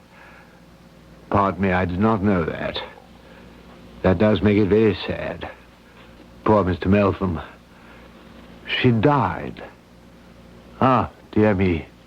Lamentable. Lamentable. Do you think this Slinkton is genuine? Neither did I. Why this commiseration from Meltham, whom he couldn't have known very well, if at all? What was Slinkton up to? Mr. Sampson, you're surprised to see me so moved about a man I have never known. But I am not so disinterested as you suppose. I have suffered, and recently too, from death myself. I have lost one of two charming nieces who were my constant companions. She died, barely 23, and her remaining sister is far from strong. Ah, my dear Mr. Sampson, the world is a grave. Now, if you'll excuse me, I'll have a word with the ambassador. Well, dear Edgar, you seem to have spent a good part of the evening talking to Slinkton. He's not a bad chap, really. For some reason, Tom, heaven knows why, he's followed me from my first glass of wine to my last cigar. How long have you known him, Tom? Oh, a few months. I met him at Busoni's, the painter. He knew Slinkton in Italy, where he'd been on holiday with his two nieces. One of them died. He returned to London. He wasn't annoying you, was he? Not really. There are some people who travel from house to house, visiting acquaintance to acquaintance, and in that way acquire ready-made friends. Oh, come now, Edgar. Julius Slinkton is not that much of an opportunist. My dear Tom, when your very livelihood and the success of your company depends upon knowing whom you are dealing with, You saying, Edgar, that some inner voice in you is warning you all may not be what it seems with dear Julius? Precisely. With regard to that gentleman, I should be extremely surprised if all were what it seems. Good Good morning, Mr. Sampson. That gentleman is here again. He's been waiting to see you. Slinkton? Yes. Ah, Mr. Sampson. Good day to you. It's the matter of the insurance policy. Oh, yes, the forms you brought to your friend. Yes. The fact is, I'm no little taken by surprise by what my friend has done by way of life insurance. Has he filled out the application? He told me so. What is his name, Mr. Slinkton? Beckwith. Adams, if you have a life application there from a Mr. Beckwith, would you bring it in? You see, Beckwith and I live in the same digs in Middle Temple, top of the same staircase. His door is opposite mine. Here it is, Mr. Sampson. Mr. Alfred Beckwith applies for £2,000 life insurance. Thank you, Adams. Yes, seems to be in order. Oh? He names you as beneficiary, Mr. Slinkton. I never thought he would. I suppose he has no other relatives. No, it's done all the time. The naming of friends as beneficiaries. Now, you, for your part, must also fill out one of our forms. That night, I was at home when I had a visit from a young man I had not seen in several months. John Milton. Yes. It's been a long time, Mr. Sampson. Too long, dear John. My boy, you look terrible. What have you been doing with yourself? Well, I'm not up to sorts. John, I don't think you should have quit the company. When a sad event happens through an accident of fate... May I interrupt you, Mr. Sampson? This was no mere sad event, but a tragedy. A great tragedy. Nor, believe me, was it a simple accident of fate. My point is, no matter how tragic, one's days must go on. To do that, the best medicine is to fill your hours with work. Come back to London life, John. We'll welcome you like a shot. I can't do the work. I've lost faith in my ability to judge or understand motives. I would be worthless to you. All because a girl we insured dies? No, let's not talk about it. At any rate, I've decided on another line of work. Something I'd rather do. I hope it pays you well. And I hope you are as good at it as you were in insurance. All of us thought you were a marvelous agent. And your commissions proved it, didn't they? Mr. Sampson, all they proved is I put money ahead of humanity. And that's why I can't say it. It's why Marguerite is dead. I'm sorry the pain is still with you. I loved her, Mr. Sampson. Oh, how I loved her. Death is a part of life, you know. Yes, I can accept that. But not the reason for her death. I came this evening to tell you of the peculiar circumstances surrounding her death. She was very young. Too young to die. Please. Say nothing. As you wish. I shall sit here and listen. This is very difficult for me to talk about. I'm sure it is. I know. No, you don't. I killed Marguerite. I did. Yet I love that girl as I have never loved anyone before or ever shall again. But if the whole truth were known, I, and I alone, led her to her death. I murdered her.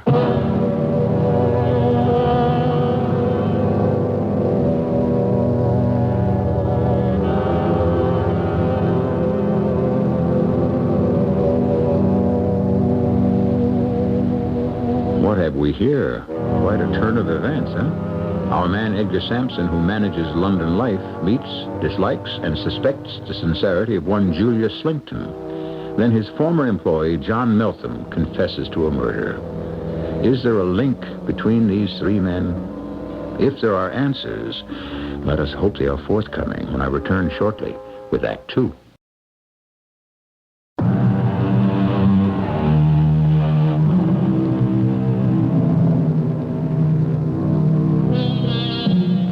Charles Dickens came to his interest in mystery, murder, and the work of detection late in his creative life. Not that social injustice, which he constantly assailed, was foreign to him, but specific chicanery like that in this story was a new subject for Dickens. Certainly none of his characters before John Meltham had ever confessed to murder. I killed that sweet girl just as certainly as if I had put a bullet through her head. John, I want you to calm down. It's been too much for me to bear alone. Let me, in my own way, tell you how it happened. I was sitting at my desk at London Life. You were away, I believe. Mr. Milton, there's a young lady come to inquire about insurance. Do you think you can see her? Yes, why, certainly, Adams. What is her name? Oh, I don't need to be announced. I'm not royalty. Marguerite Niner. And you, sir? John Meltham. Pray, sit down. Mr. Meltham, London Life has been recommended to me as trustworthy. I wish to deal with a company that will make good on its promises to pay. I sincerely hope, Miss Niner, that day is in the very distant future. We all hope that, Mr. Meltham. But death does not always consult our wishes. Yes, how old are you? 23. You are smiling, Mr. Meltham. Yes, of course we will insure you. But may I say, for one so young and beautiful, it seems to me that you're... I appreciate the compliment. May I have the forms to... Oh, please. May I... Could I have a glass of water? I don't feel at all well. Miss Niner. Miss Niner. Oh, good Lord. She's fainted. Adams, come here, quickly. In a matter of moments, she had come to of her own accord. Adams and I lifted this beautiful creature and carried her to the couch in your office, Mr. Sampson. I had heard she'd some slight indisposition, but I had no idea the poor girl had fainted. Well, she insisted we immediately begin to process her policy. When I asked her if she was under doctor's care, she actually implied they had all given her up. Well, right there, I should have said, my dear young lady, if indeed you have a history of illness, London Life cannot insure you. But she was so intense about taking it out as she lay there, looking at me deeply with her lavender eyes, reaching and touching my heart. How could I refuse her? I could not. I understand. Extenuating circumstances. I loved her. There could be no other reason. I'm 30 years old, and for the first time in my life, I knew love. John, perhaps insuring Miss Niner without medical approval was foolhardy, but I would hardly call that an act of murder. Why, she was abroad in Italy when it happened. I know now. Marguerite did not die a natural death. You have proof? Not yet. But one must have proof. Let us say I have enough. But whether at this moment I have adequate proof or not, I shall follow the person I believe directly responsible until the ends of the earth. Surely the police... Oh, no. Now, they may have this person later. For now, it is my satisfaction to avenge the deed. John, I believe the death of this young lady is something you should completely erase from your mind. It is unhealthy to dwell upon it, and it could wreck your life. And supposing you were wrong, that hers was a natural death. I cannot forget the day she passed away. It was only 1 month to the day her life policy went into effect. It was also the day I had purchased a wedding ring. It was quite late when John Meltham left my house. We kept in touch, and in September, I went down to Eastbourne for a breath of sea air. Who should be walking the beach that very late afternoon but Julius Slington with a beautiful girl on his arm, a very delicate, very pale and melancholy young lady dressed in mourning. Mr. Sampson, as I live and breathe. Hi, Mr. Slington. This is a coincidence. How so? I was thinking of you just the other day. In a kindly fashion, I hope. Mr. Sampson, this is Miss Niner, my niece. Marjorie, this is Mr. Sampson. Delighted, I'm sure. How do you do? Are you strolling, Mr. Sampson? Shall we stroll together? With pleasure. Marjorie and I are about to take this rather steep climb to the top of Beachy Head. Ah, look there. The mark of wheels in the sand. The wheels of a hand carriage. Marjorie, my love, your shadow, no doubt. Miss Niner's shadow? Not a sun shadow. Marjorie, my dear. tell, Mr. Sampson? There is nothing to tell except that I constantly see the same invalid old gentleman at all times, wherever I go. When I'm strolling the beach or, as we are now, mounting the path to the cliffs. Oh, there he is, within sight, being wheeled about in a bath chair. Strange. Does he live in Eastbourne? He is staying here. Do you live in Eastbourne? No, also merely staying. Dear Uncle Julius is concerned over my health, so he has me staying with the family. And your shadow? My shadow, I fear, is like myself. Not very robust. He's always bundled up. You can hardly see his face. I don't think I should know him if I were to meet him. I think I see his bath chair down there coming towards us. I've not seen him for days. But it does happen. Wherever I go, this gentleman goes. Oh, I'm quite out of breath from the climb. Uncle, can we rest a bit? Certainly, my dear. We're practically at the top. Isn't that your shadow now, at the foot of our path? Yes. Ah, there he is. And notice, he's always having his bath chair pushed by the same grey-haired gentleman. Will you both excuse me for a moment? I think I know the gentleman. Good evening, Mr. Sampson. I'm glad you arrived before it got dark. John, I must congratulate you upon your disguise. You make an admirable, elderly, bundled-up gent. Thank you. Your manservant does well as a porter. I knew he would. I came as soon as I got your message. Sir, Marjorie Niner is in danger of her life. I quite understand. We must get her away from him. I shall do my best. No, not like dear Marguerite, her sister. We must save her. I have every intention. Keep us in sight, John, and I shall do my best to effect a rescue. He must not know that we know. Have no fear. Oh, bless you, sir. Good Lord. They're gone. I can't see them up there. I must start back. Hurry! Hurry! I ran up the steep path at Beachy Head, filled with frightening thoughts of what the area is known for. As I got to the top, I saw Marjorie and Nina at the very edge, struggling with Slinkton. Stop! Stop! Oh, it's you, Sampson. Oh, thank heaven. I thought we'd lost her. Miss Nina, what is it? I don't know rightly.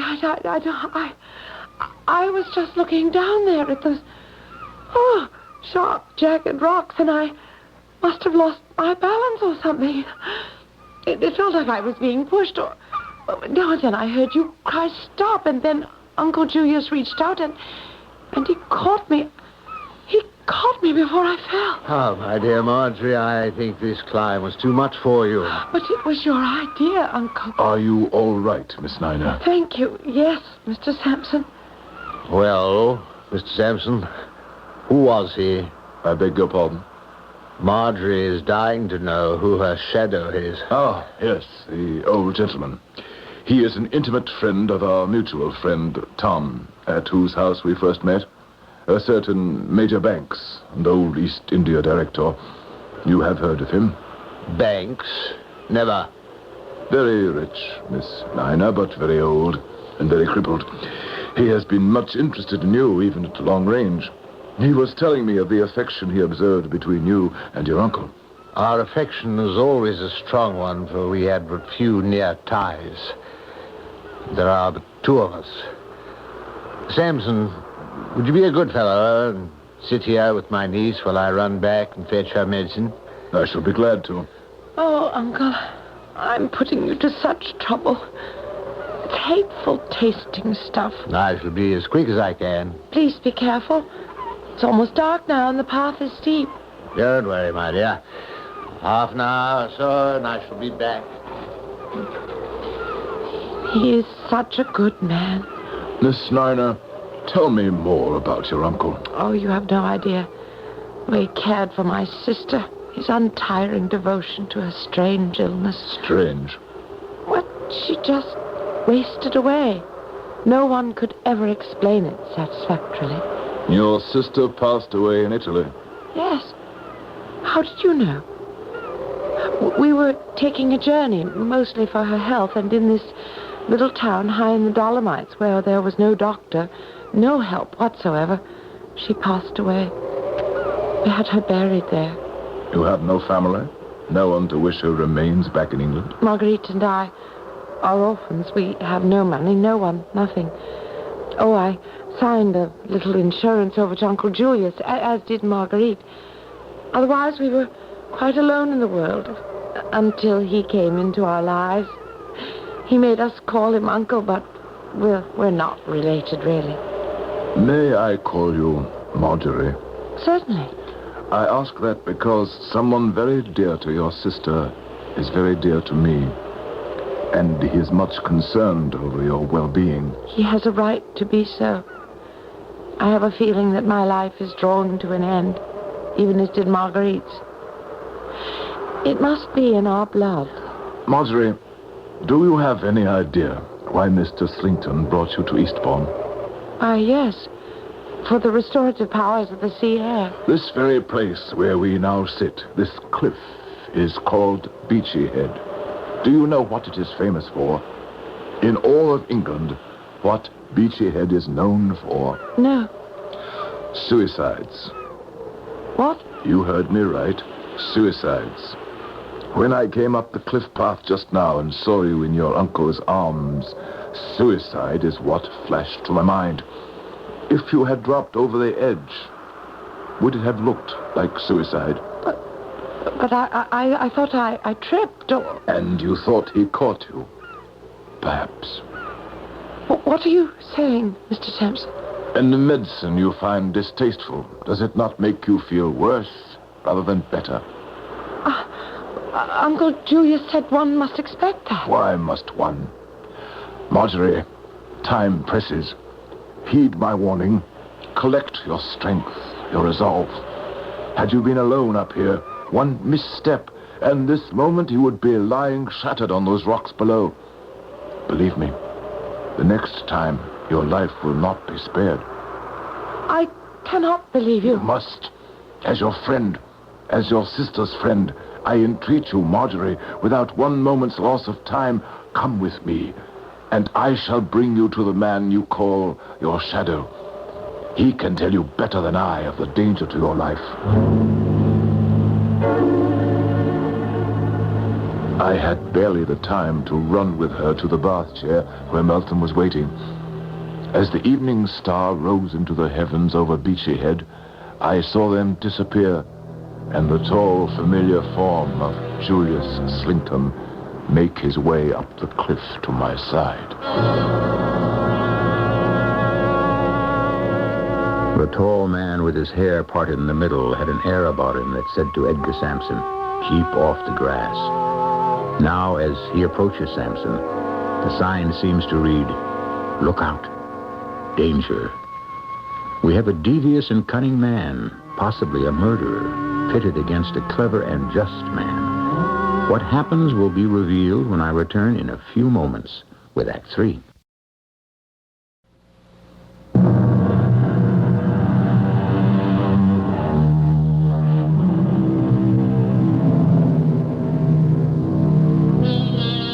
Night has fallen on the English seacoast town of Eastbourne. The waves are high and signal an impending storm.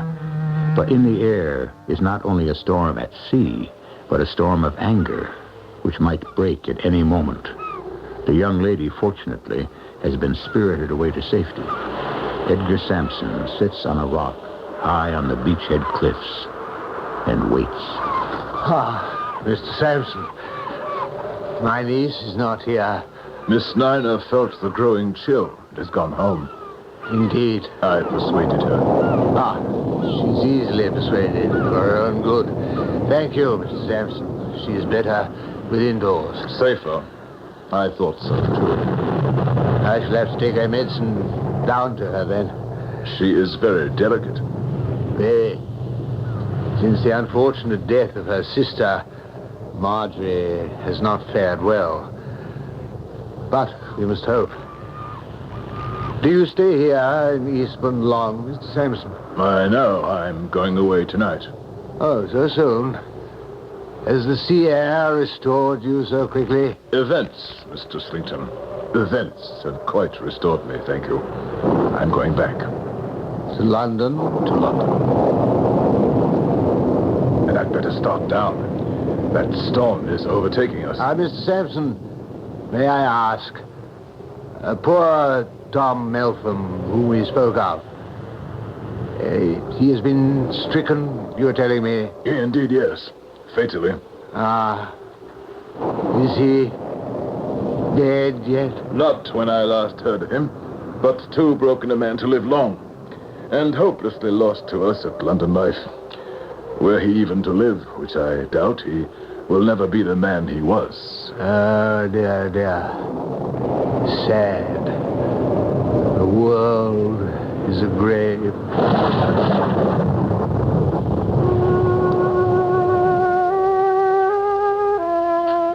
A few days later, I arranged to see Marjorie Niner in London. I selected the safest place possible, an address where I was certain we could meet in broad daylight and not be observed. In front of the statue of Peter Pan in Kensington Gardens. Mr. Sampson, my head is still in a whirl. I honestly don't know what to make of all this. That is exactly the reason, Marjorie. Honesty. You mean? I mean that most of us take at face value the actions of others. We begin by trusting them. We expect them, in return, to treat us honestly. The man you call your uncle exploited you, and your sister, shamefully, criminally. And it is only a matter of time before he is caught in his own web. Uncle Julius. It's so hard for me to believe. He seemed so devoted to us. We often remarked at our extraordinary good fortune to have been befriended 2 girls working in a factory we were by this charming, lovely, thoughtful person who never made an untoward move in any way. His only interest, Marjorie, is money. It seems a shame to be talking about such a man in this beautiful place. Do you know, I haven't been to Kensington Gardens since I was a little girl. And did you know another little girl was born right over there in Kensington Palace, and she always played in these gardens? Queen Victoria. Marguerite and I would roll our hoops right along this path. I miss her so, Mr. Sampson. I wish we had never met, Mr. Slington. I wish it with all my heart. Just try to believe all that has happened is perhaps a dream. You wake up, Marjorie, and the world will be beautiful again. I just thought that nice man, Mr. or the one who helped me get away from Beachy Head, my shadow. Peter Pan could never get his shadow to stick on. That's better. You're smiling. Good things can happen tomorrow. Remember that. Even little Peter Pan believed that. I must be going now. I shall watch over you even more closely than your shadow at Beachy Head. How long must I remain with Mr. Meltham's sister? Until we are certain Mr. Slington no longer roams the streets. When will that be? Soon, I hope. Very soon. The final thread of the web led me to the building where Julius Slington lived, the top floor. He on one side of the stairs, and on the other, the gentleman whose life he had insured with us, Mr. Beckwith. Who is that? Welcome. Enter, my good man. Excuse me, I noticed the name on the door. Alfred Beckwith. That is me. Do you know me? By name only. I'm with London Life. Ah, yes, you are looking for my dear friend Slington, no doubt. He is across the hall. I'll call him. Julius? Julius Caesar! You have a visitor. What did you say your name was? Sampson. Julius Caesar! The sun is over the yardarm. Alfred, what is the matter with you? Oh, Mr. Sampson, what brings you here? Mr. Beckwith, will you excuse us a moment? Where can we talk, Mr. Slington? Right outside, on the landing. Oh, yes, indeed. You are excused. But I shall expect you back. Is this your friend, Beckwith, who you insured with us? I'm afraid it is. I'm exceedingly sorry to say. But surely you could be of some help. He is your friend, you said. His rooms are in such disorder. How can anyone live like that? By the way he looks, I'd say he's in the last stages of delirium tremens. I'm as saddened as you.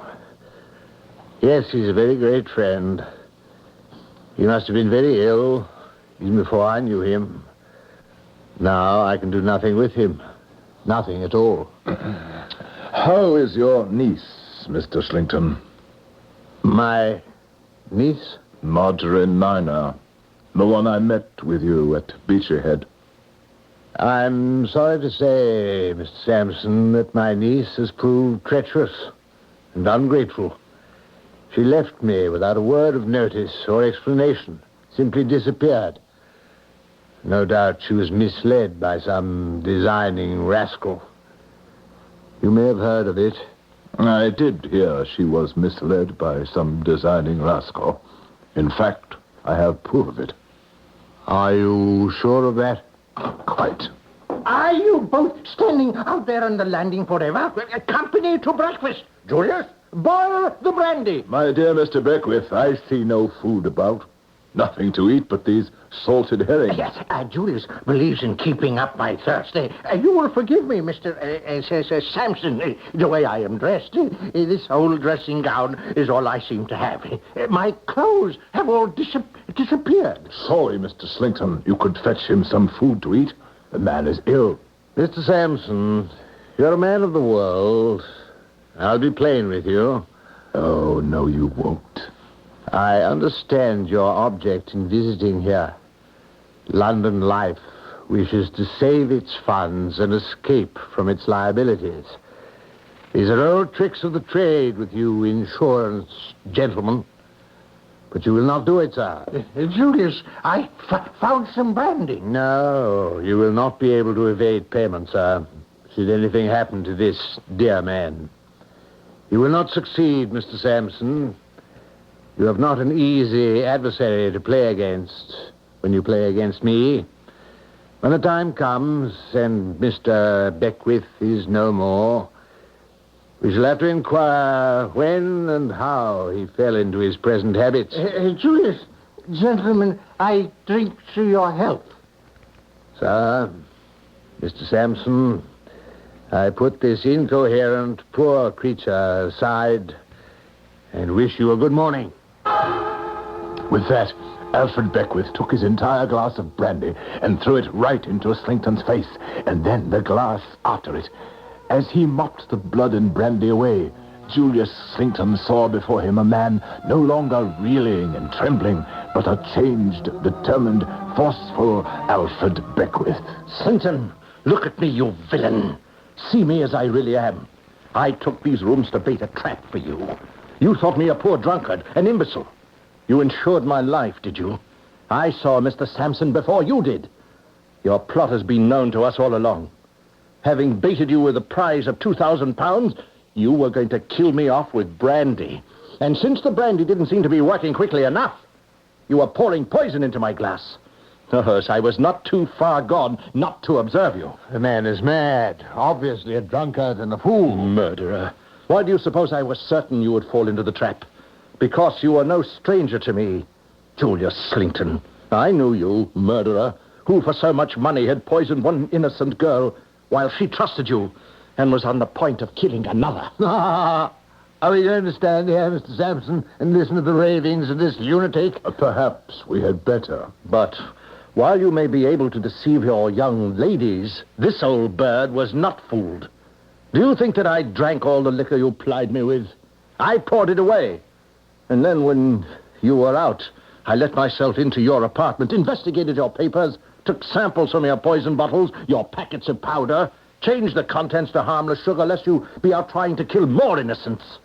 Dear me, Mr. Sampson, don't you find all this a little Repetitious and boring. Not half as repetitious as your private journal, spelling out in detail, page after page, how long it took you to do away with your victim. The size of the doses, the signs of gradual decay upon the mind and body, the fancies produced, the pain inflicted. It's repetitious, but not boring. Mr. Sampson, I cannot remain in this poor demented creature's presence any longer. I'm going back to my apartment. You won't find that journal in the secret drawer of your writing desk any longer. Then you are a thief. And I am also your niece Marjorie's shadow. I followed you to Eastbourne, made certain Mr. Sampson was on hand when you tried to use Beachy Head as the scene of a suicide. And all the while plying Miss Nina with medicine. You said, medicine indeed.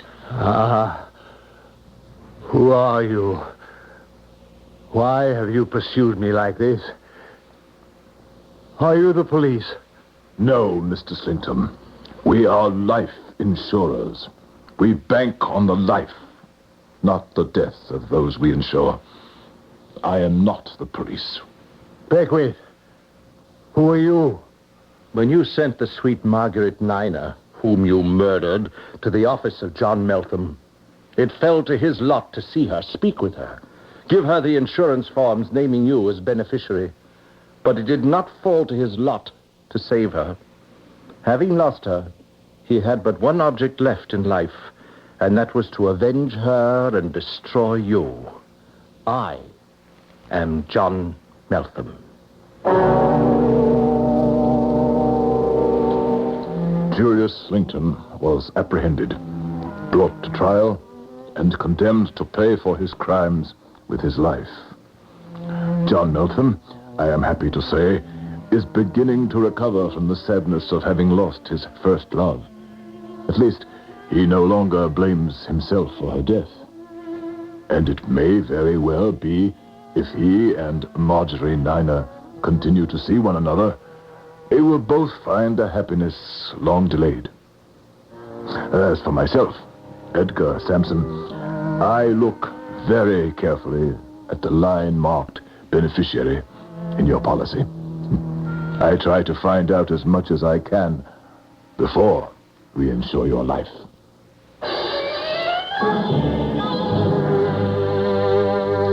Insurance files are filled with stories like the one you just heard.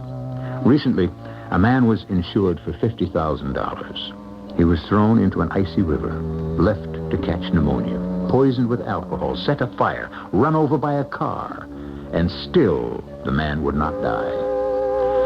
Others have not fared so well. Is there a precaution, an answer?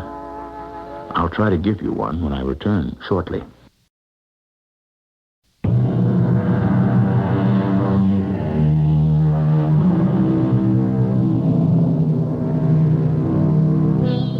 Yes, it was over 125 years ago that Charles Dickens wrote this brilliant expose, especially for American readers, serialized in a New York newspaper. Have times and crimes changed that much in well over a century? Deceit for gain, murder for profit? I'm afraid not. The answer, then, is to be on one's guard. Ask, who stands to win if you lose your life? Find out. Be careful, and you may live longer. Our cast included Gordon Heist, Patricia Elliott, Robert Dryden, and Earl Hammond. The entire production was under the direction of Hyman Brown. This is E.G. Marshall inviting you to return to our Mystery Theater for another adventure in the macabre. Until next time, pleasant dreams.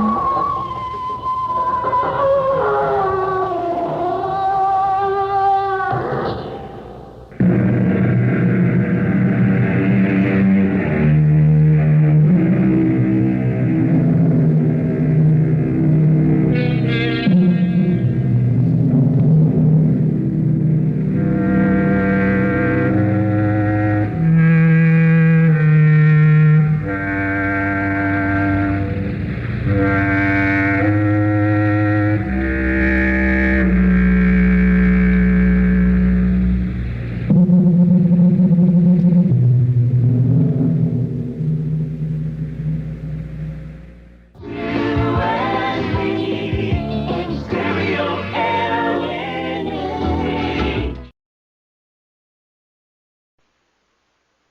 The CBS Radio Mystery Theater presents...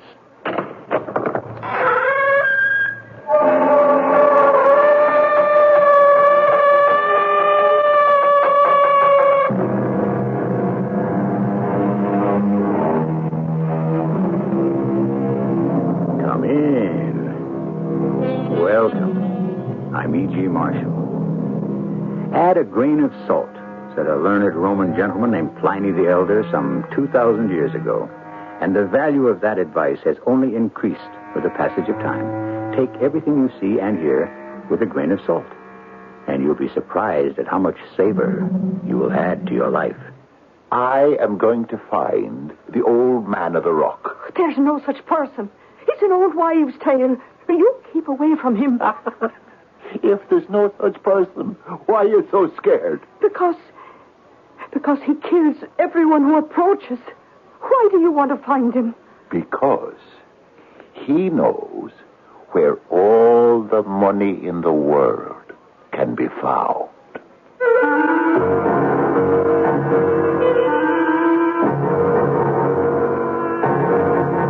Our mystery drama, A Grain of Salt, was written especially for the Mystery Theater by Sam Dan and stars Terry Keane and Fred Gwynn.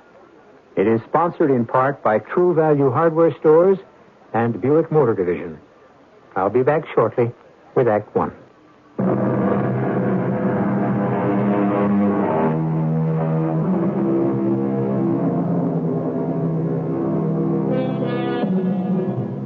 Goblins and ghosts, pixies and elves, kelpies and banshees, spirits and sprites, the good folk, the bad folk. Oh, I could go on and on, but you get the idea. At one time, these, what shall we call them, supernatural beings were as real as the sounds you hear in a deserted house, in a desolate countryside on a dark and moonless night. And nowhere were they more real than on a certain enchanted island that was gracious and green and filled with soft, lilting music and covered with a magical mist. But we run ahead of ourselves. We're not there yet. We're still on this side of the Atlantic, in a large city on the eastern coast, perhaps 70, 80, or even 90 years ago. Are you the sergeant? Well, I'm a sergeant. Sergeant Smith. Are you the sergeant they told me to see? Are you the sergeant they told me to see? Why, it sings. Your mother comes from County Donegal. She does not. Then Monaghan or Cavan. Sir, I have not come to discourse on genealogical or geographical situations. Ah, but it is the place of my own origin. With the name of Smith. My dearest mothers, me father comes from England. That, sir, must be your own private sorrow. And bear it bravely and in silence like a man. Well then, Miss or Madam? Miss, if you please. Miss Katie O'Neill. Miss Katie O'Neill. Oh, it sings like a ballad. Are you a maker of music or an officer of the police? The two need not be mutually exclusive. Well, then I might have done better to consult Mr. John Philip Sousa. He conducts his orchestra in the park this evening. Would you do me the honor, Miss O'Neill? Is this how you spend the taxpayers' hard-earned dollars, Sergeant Smith, attempting to romance every young maiden lady that requires the assistance of the police? Oh, not every young maiden lady, Miss O'Neill. Then shall we come at last to the facts in the case? Ah, then. We have a case, have we? Well, proceed. Which is exactly what I was doing. This noon, not half hour past, I was standing at the corner of 5th and Main, and... Why are you not writing this down? I'm gazing into your eyes, Miss Katie O'Neill. Aren't you ashamed, Sergeant Smith? Of what? Attend to the facts. There's work to be done.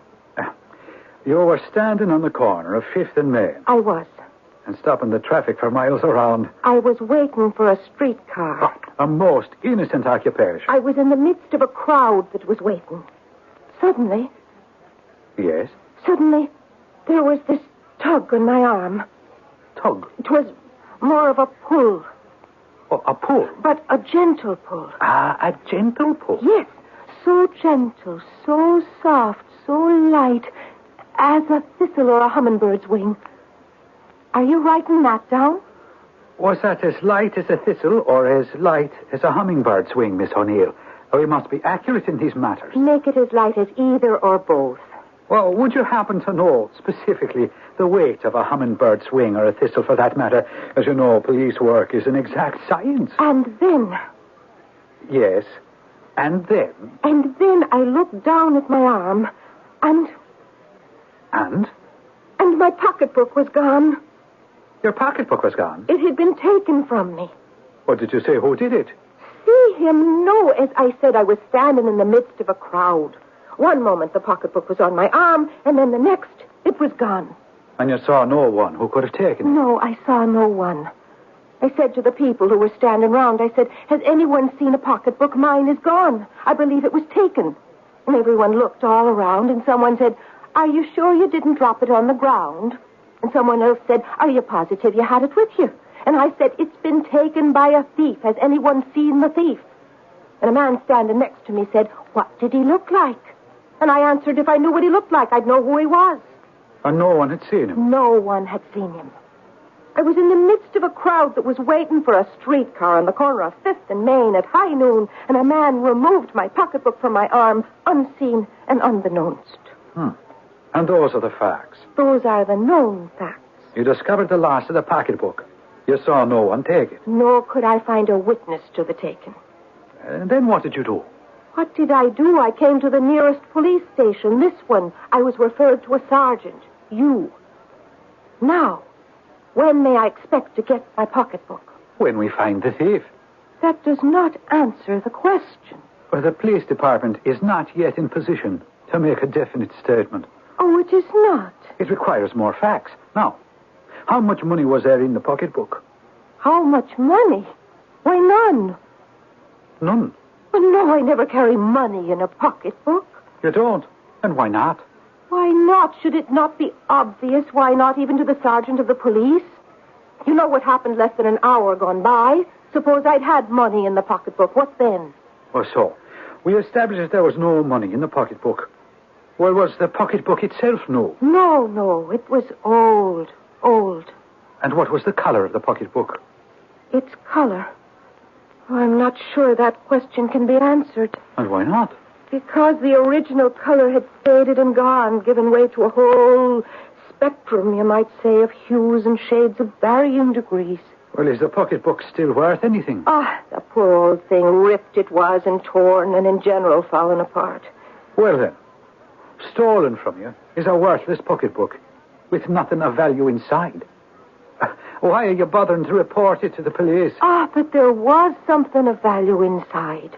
Oh, but you said there was no money. Something of great value. And what is that, Miss Katie O'Neill? A salt shaker. A salt shaker? The English side of your family would no doubt refer to it as a salt cellar.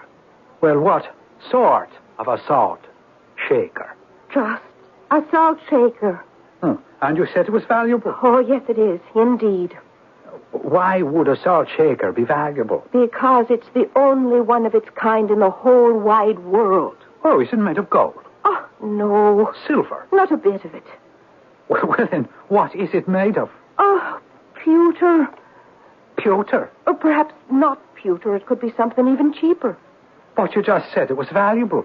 That it was the only one of its kind in the world. I said that and I stand by it. Then is it encrusted perhaps with pearls or diamonds, rubies or precious stones? Oh, no. Well, then was it crafted by one of those great fellas like a Cellini? Who? Cellini, Benvenuto Cellini. No. Then how can it be valuable? Because it's a magical salt shaker. Oh, yes, I see. And that is why I must have it back. In what way is the salt shaker magical? In what way can a salt shaker be magical? Well, The question only has one answer. Well, suppose you tell it to me. And you are a sergeant of detectives? Well, now, Miss Katie O'Neill, what is your game? You come in here with this blather about a magical salt shaker. But it's true. Why would you be carrying a salt shaker in your pocketbook? Why? Because I never know when it might be useful. Well, it would seem to me that the only time you'd require a salt shaker would be at meals. Is that so? It's most probably so. And would you take your meals at a table? In someone's home or in a restaurant? Is that not so? I agree. Well, wouldn't there already be at least one salt shaker on that table? Yes. but mine is a magical salt shaker. Oh, very well. You don't believe it. Well, why? Is it a magical salt shaker? Ah. And if I told you, would you promise faithfully and truly to find it for me? It's my duty to find it for you. All right.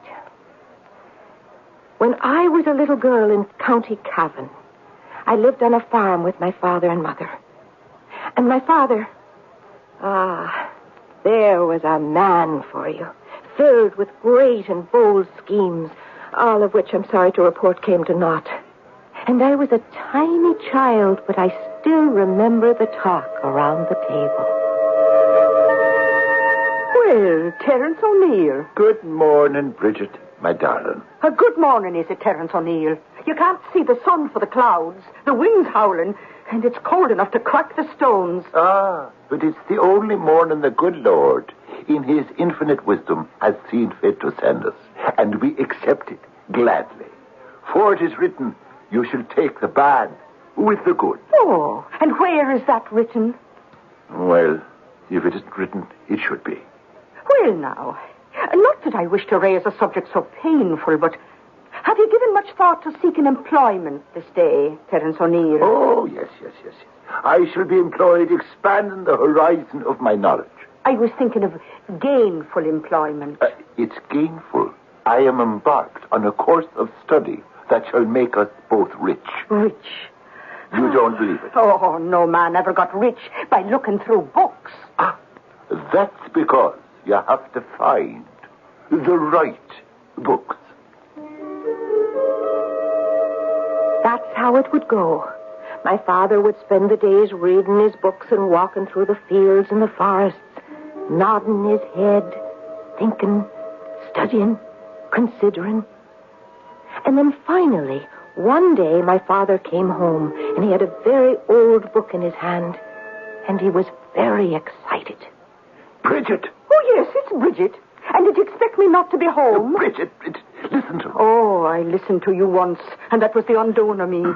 Oh, marry me, Bridget, darling, and you shall wear silks and furs, spangled with cloth of gold and sparkling with diamonds and pearls. And so you shall.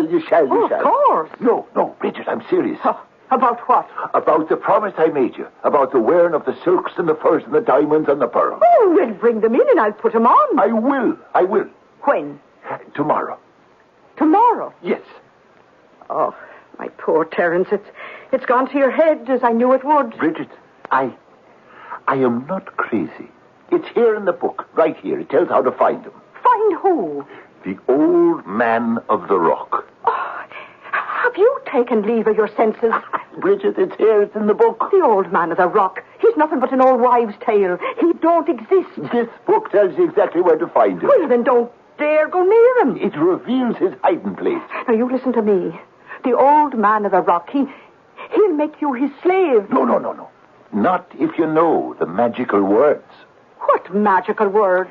The magical words that make him your slave. I don't want another word said about that in this house. You can make him your slave, and he'll grant you your wish. Whatever you want, he'll make it come true. The old man of the rock. Tomorrow, I'll go to him. No, Terence. I don't want to be rich. You do. Oh, please, Terence, promise me. Please. But, Bridget, I believe I've never seen you so frightened before. But it's because I've never been so frightened before. But what are you afraid of? The old man of the rock. But you should be afraid. Didn't you say he was nothing but an old wives' tale?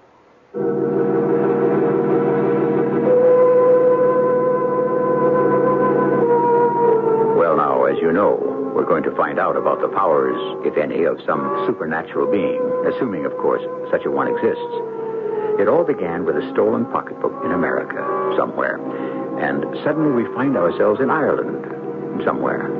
But it's a good place to be for our purposes. And the tour shall resume as soon as I return shortly with Act 2.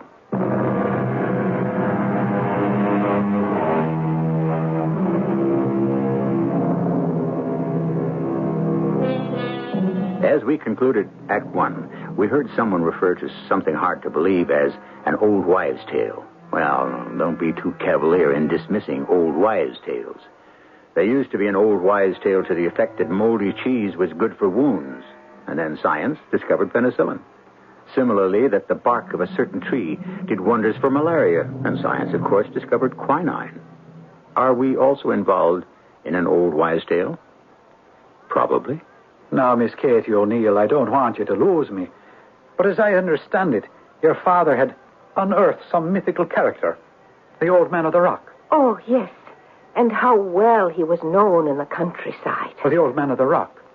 Just who was he? He was a Dane. A Dane? A Viking. One who had invaded Ireland 1,000 years ago. Oh, you mean one who had conquered Ireland? We don't talk about that. And besides, they all took Irish names and learned the Irish tongue and became truly Irish, so it can be said that we conquered them. And now you must bring me back to the Old Man of the Rock. Ah, yes. He was a Viking. A Scandinavian.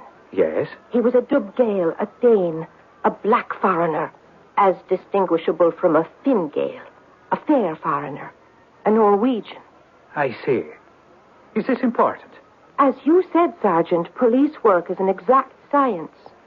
Continue, Katie O'Neill. And they laid waste the land with fire and sword, but they could not conquer. So they remained to become a part of it. And the Old Man on the Rock? He was a Dane who had ranged as far north as the River Liffey. And one day, he saw a huge rock, and he said, I will build me a castle, and this rock shall be a foundation stone. And he commanded his men to move it, but it could not be budged from the spot. Yes? And it was not that large nor heavy a rock. But it could not be moved? No. And what happened? No one knows what happened. Oh. Well, then? One day, this Dubgale chieftain, this dark foreigner, disappeared. Oh, now, what do you mean, disappeared? Disappeared. Vanished. Was no more. Well, what became of him? Where did he go? Ah, that is the legend. What legend? Of what legend are we speaking? The legend of the Old Man on the Rock. Yes? It is said he would go to the rock, this rock that would not be moved from its spot to become a stone for his castle. And he would say, Rock, why do you refuse to be taken from the ground and become part of the great wall of my castle? And do you know what the rock replied? Well, I have no way of knowing that the rock could even speak. A voice was heard to come from the rock, and it said, You have no need for a rock to form the wall of your castle, dark foreigner. Inside your body is something even harder than I am. Your heart. Mm-hmm. This is what the rock purportedly said. Purportedly, is it? Well, is there documentation to that effect? Of course. There were witnesses who had seen and heard. Well, continue, Miss Katie O'Neill. For a moment, the Dubgale said nothing. He was, as you may safely assume, overcome with fear and surprise. Yes, I can safely make that assumption. And a terrible look came into his eyes. Terrible? And he said, Yes, if my heart is rock, then it means that I am rock. And I am that rock. That rock. Well, now that's drawing a long bow, wouldn't you say? It makes fine sense indeed. I'm sorry. I shall not interrupt again. And then what happened? What happened? He retired to his tent. Yes? And he was seen no more. Well, what became of him? Evidently, he became the rock. Well, now, how could he do that? Well, he was the rock. He said he was, didn't he? Yes, but... Let there be no buts. Those were the exact words my father said to my mother that morning. I remember it. I remember as if it were yesterday. We were sitting at the table in the kitchen, and my father said... Let there be no buts, Bridget O'Neill. I have this book. I bought it in Belfast, 4 shillings. 4 shillings? And I have had no meat on this table in 6 months. And a good thing. Meat is conducive to the gout. Only rich people get the gout. We are in no danger here. We are in great danger. Tomorrow we shall be rich. Do not speak this way in front of the child. She will think her father is mad. Oh, it is just his way of talking, Katie. He means no harm. Of course not. I mean only good. Yes, this book. See, it is 400 years old. For 6 shillings, you're entitled to a book that is brand new. The book, you see, it says the Dub Gale entered into the rock where he had time to repent his many sins. Oh, ate your fish. It wants salt. Oh, Katie, pass your father the shaker. Thank you, child. I can't seem to get any salt to come out. Well, shake harder. This wretched salt shaker. Well, it is a damp day. Why don't you get a new one? For 6 shillings, I could have had one of silver. Yeah, well, tomorrow you shall have one of gold. Yes. Pure gold. If I can find the old man of the rock, he will... He will lead you straight to the devil. No. That is the old wives' tale. You see, he has had a change of heart. Too much slaughter and pillage has sickened him, has turned his heart to stone. Who says that? This book right here. His heart is a heavy burden inside him. He seeks to lighten it by doing good for good people. And so, if I can find him... If you... Yes, this book tells how to find him. Well, why didn't the person who wrote the book find him and become rich? He could not. Why? Because he was a monk who had sworn a vow of poverty. Poverty? He gets 6 shillings for every copy of the book. He doesn't get the money. He's been dead these 400 years. Well, the person who sold you the book, why doesn't he go to the old man of the rock and get rich? He can't. Why not? Because the book is written in Gaelic and he cannot read it. Now, in this book are detailed instructions on how one may find the rock. One must wait for the first moonless night of the month, which happens to be tonight. Terence O'Neill. One waits for the first sound of a nightingale. Nightingale? There are no nightingales in these parts. There are when one seeks the old man of the rock. One listens. I do not care how keen your ears. You cannot hear a nightingale where there are none. One does not listen with the ears, but with the heart. I see. I'm happy. Now you understand. Oh, my poor Terence. You were not intended for poverty. It has turned your brain, and I have helped. Now, Bridget, what do you say? Oh, I shall help you be happy. I shall neither scold nor nag, my darling Terence. I shall support these delusions. Bridget, we shall be rich tomorrow, for I shall find the old man of the rock. I shall find him. Where are you going? To the old man of the rock, my darling Bridget. Good night. What, Terence? Oh, that man, he'll catch his death. Child, Katie, child, he didn't even take his hat. Here, run after him and see that he puts it on his head. And I did. I ran from the house, but I did not wish to catch up with my father. For if I should, he would take the hat and tell me to go home. And of course, I would have to obey him. So what did you do? Something naughty, no doubt. Oh, yes. I followed him in the dark, through fields, through the woods, keeping far enough behind so he couldn't see me, but close enough to hear him read from the book. And you shall hear a nightingale's song. And he stopped, and he listened. And I stopped, and I listened. And of a sudden, I heard it. And what did you hear? What are we talking about? The nightingale's song. The nightingale? Yes, the nightingale. As soft and as sweet and as silvery clear. Well, are you positive it was a nightingale? Ah, yes.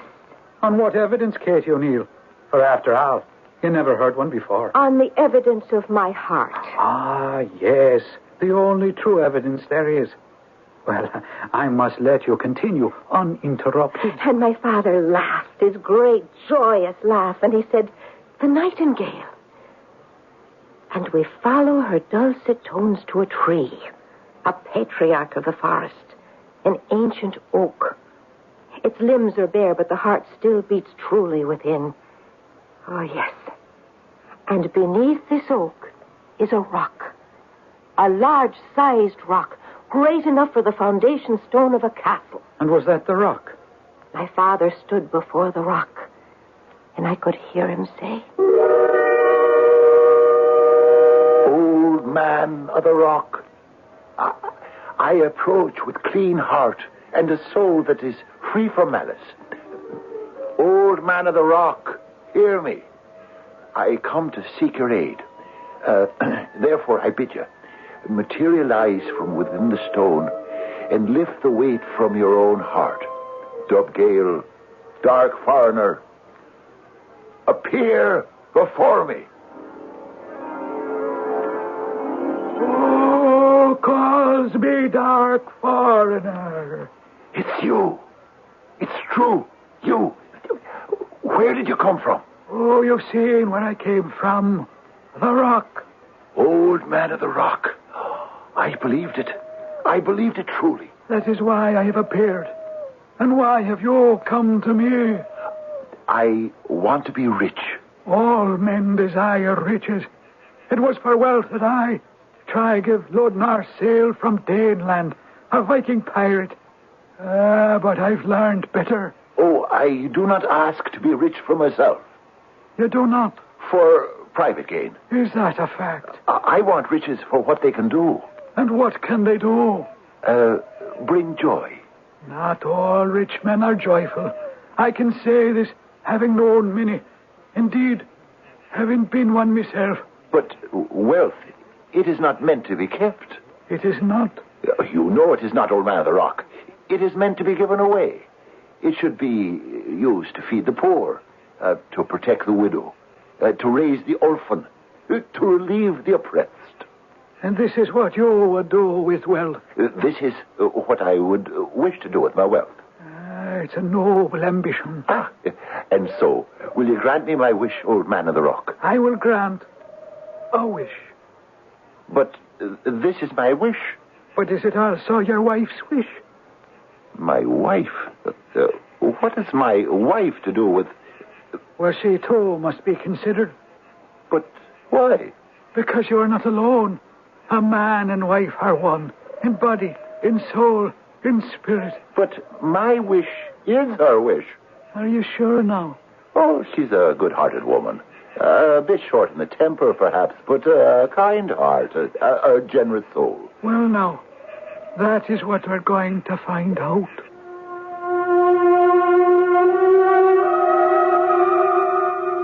And we shall find out all about it in Act 3. Here we have the old man of the rock, this Viking turned Irish. Ah, well, those were days filled with action and magic. And so are these, if you know where to look.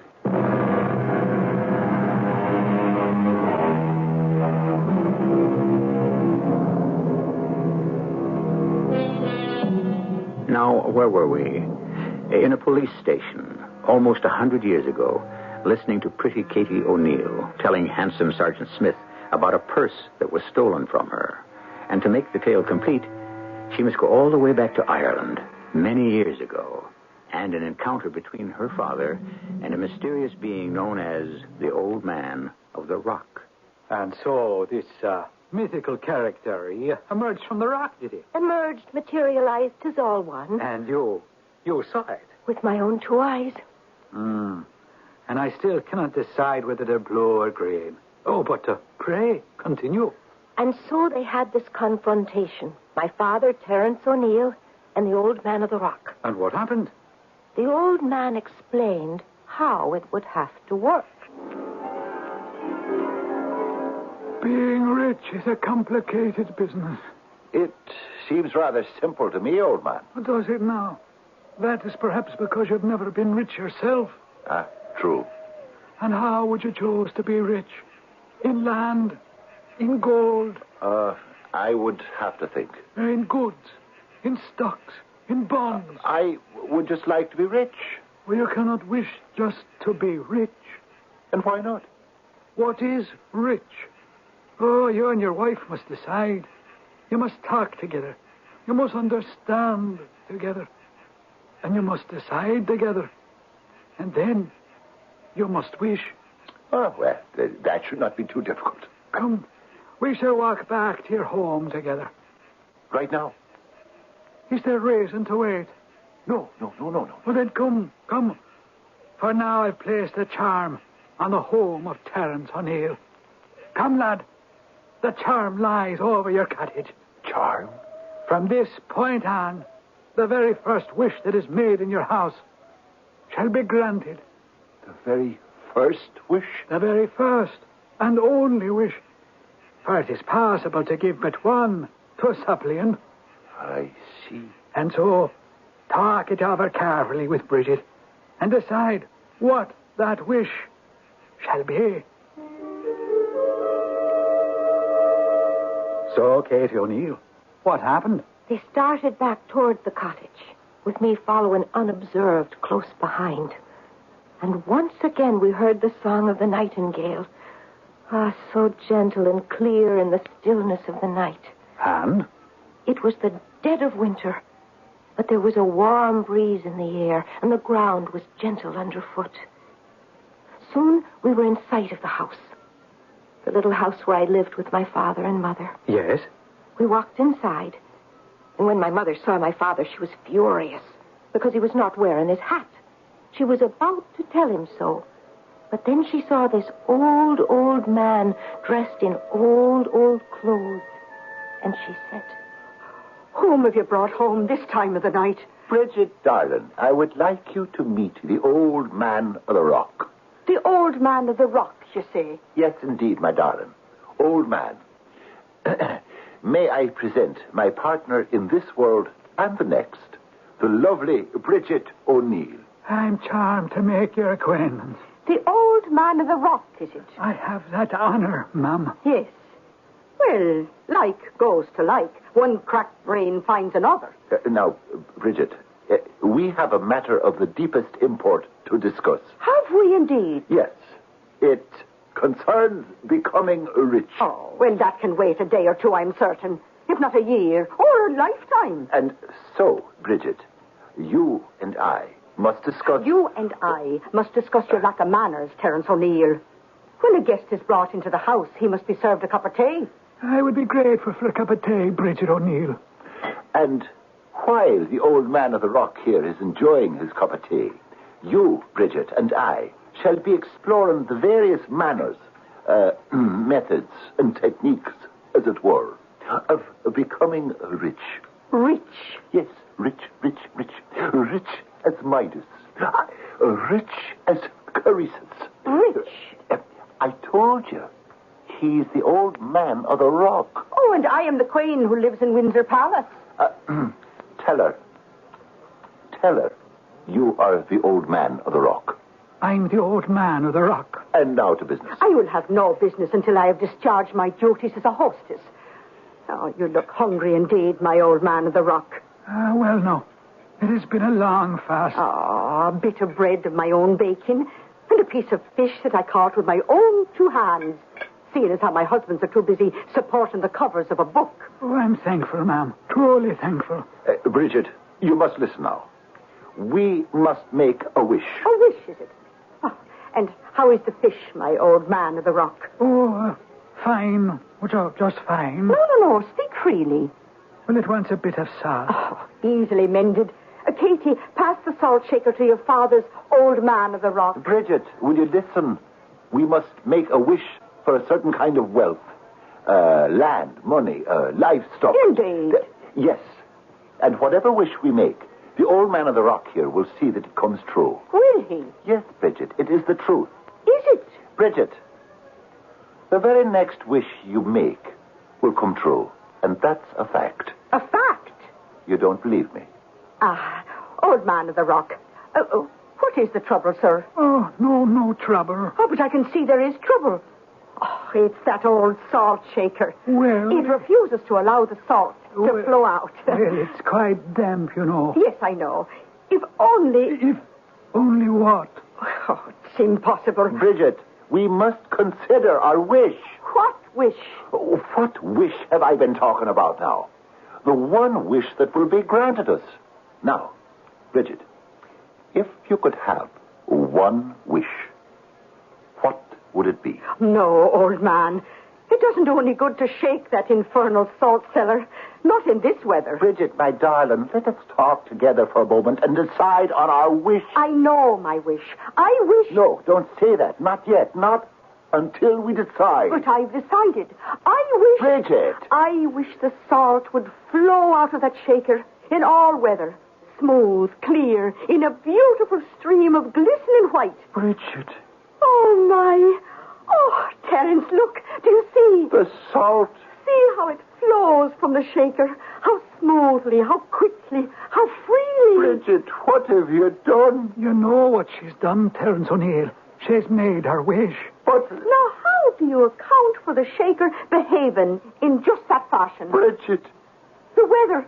It must have become dry outside. Bridget, that was our wish. Yes, Terence, that was your wish. What are you saying? We could have had the world. And now all we have is a salt shaker from which the salt shall always flow free. Well, Terence O'Neill, you must admit, this is no small thing.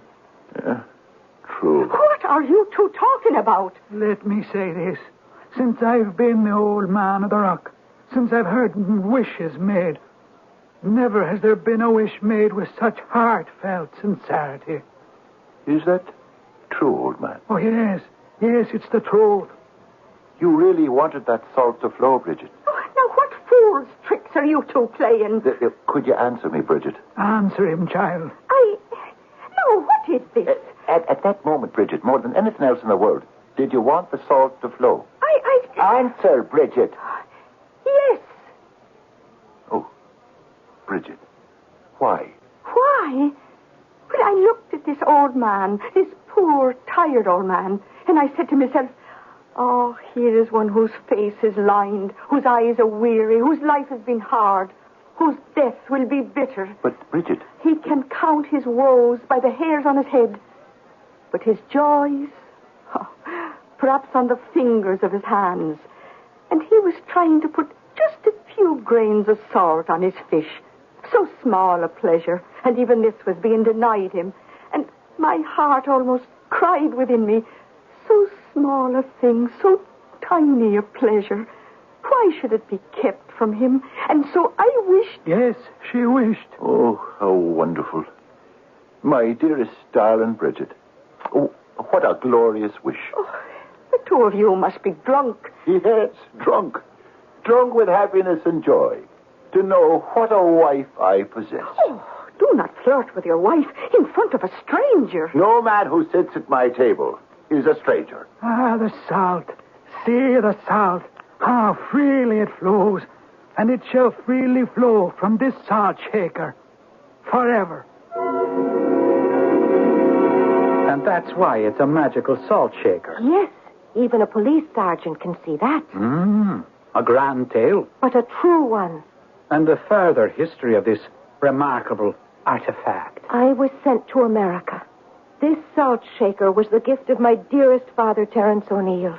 And I have kept it with me from that day to this dark and infamous day when it was so cruelly stolen away. Oh, I'm touched by your story, Miss Katie O'Neill. And what will you do? It's a most difficult assignment. Miss O'Neill, shall you promise me something? First, I must hear. If I return your salt shaker, shall you accompany me to the park this evening to enjoy the concert by Mr. John Philip Sousa and his band of stalwart United States Marines? And how do you intend to find my salt shaker, Sergeant? Well, the salt shaker is magical, no? Yes. Then I shall exercise powers of magic to bring it back to its rightful owner. I shall be waiting at the oak tree near the bandstand, my good Sergeant Smith. And if you have the salt shaker, you may approach. However... Oh, there's no need for however, Miss Katie O'Neill. By my magical powers, I shall have the salt shaker ready for its rightful owner. Miss Katie O'Neill. Ah, 'tis you. Approach no further unless... But I have it. See how freely the salt flows. Oh, Sergeant Smith. Sergeant Smith, you worked magic. Magic, of course.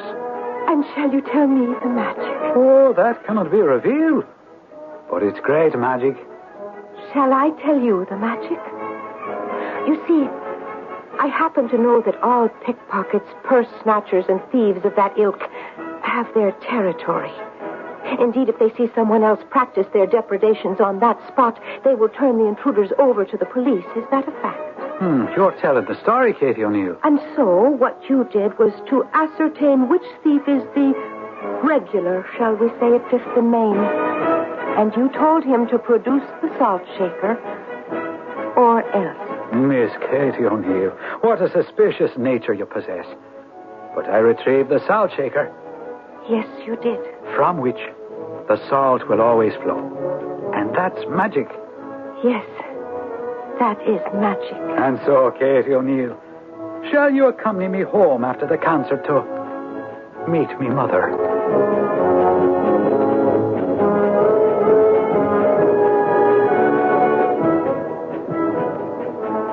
Shall you accompany me home to meet me, mother? An old-fashioned line from an old-fashioned ending to an old-fashioned story. And so, the romantics in the house have had their innings. We've had love and magic. And I shall return with more.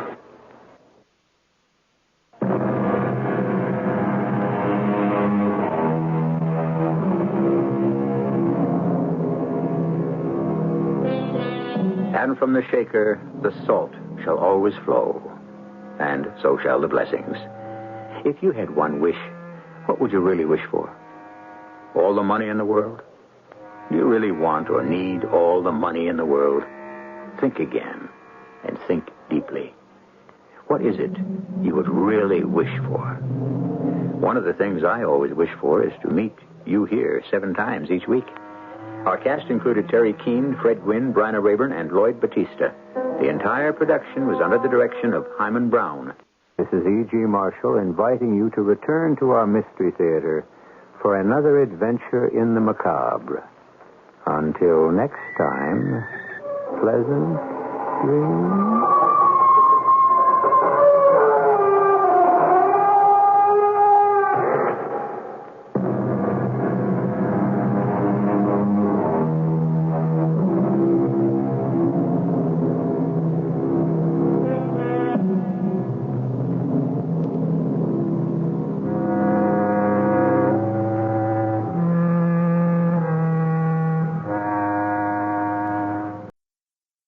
The CBS Radio Mystery Theater presents...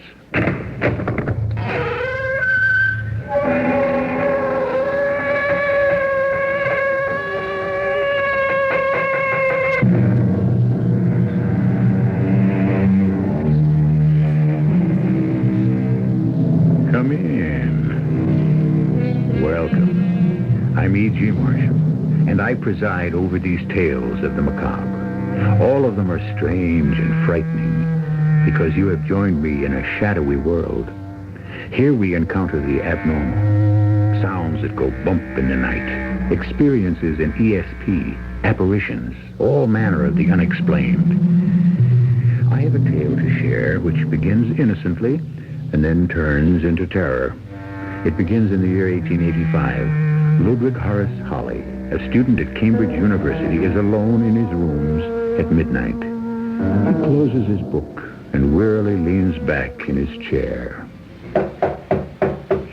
Good heavens. I can't imagine anyone calling on me at this hour. Who is it? Wilkie, open up. Give me a hand, Holly. Iron box. Here, let me have it. Yeah. Wait a long time. Oh, what's in it? Proof of murder. Committed over 2,000 years ago.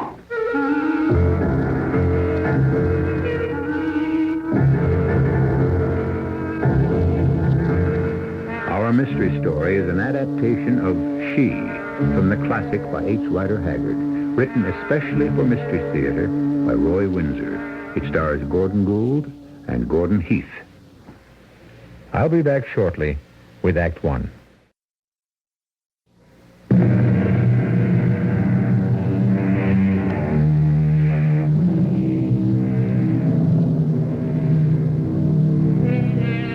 Henry Rider Haggard, the author, was a Victorian gentleman who once remarked to a friend that Treasure Island was not so very remarkable and accepted a bet that he could not write anything half so good. In 6 weeks, he had written King Solomon's Mines, which became a worldwide bestseller. Shortly thereafter, he wrote She, again in 6 weeks. It is the story of She Who Must Be Obeyed, and it is through Horace Holly that we experience the terrifying adventure.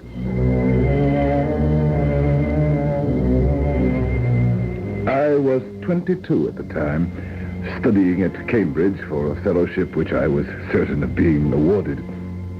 The only friend I had was M.L. Vinci, who was about 30 and wealthy. And there he was at midnight in my rooms, leaning with his hands on a small table, looking very ill, his gaze fastened on a small, heavy iron box, which somehow he had carried through the quadrangle and up to my quarters. No, Brandy. I'm a dying man, Holly. Nonsense. It's the truth. Let me go for a doctor. No use. I haven't much time. Listen to me as you've never listened to anyone before. What do you know about me? You're rich. Came here to Cambridge to study years after most men have left. That you were married. And that you've been the best, indeed the only friend I ever had. Did you know that I have a son? No. I have. He is 5 years old. He cost me his mother's life. I have never seen him since. Holly, if you will accept the trust, I'm going to leave you the boy's sole guardian. What? Me? I have known for some time that I could not last. I have been searching for someone in whom to confide about the boy and this iron chest. But, my dear Vinci... No, hear me out. My son, Leo, is the last descendant of one of the most ancient families on Earth.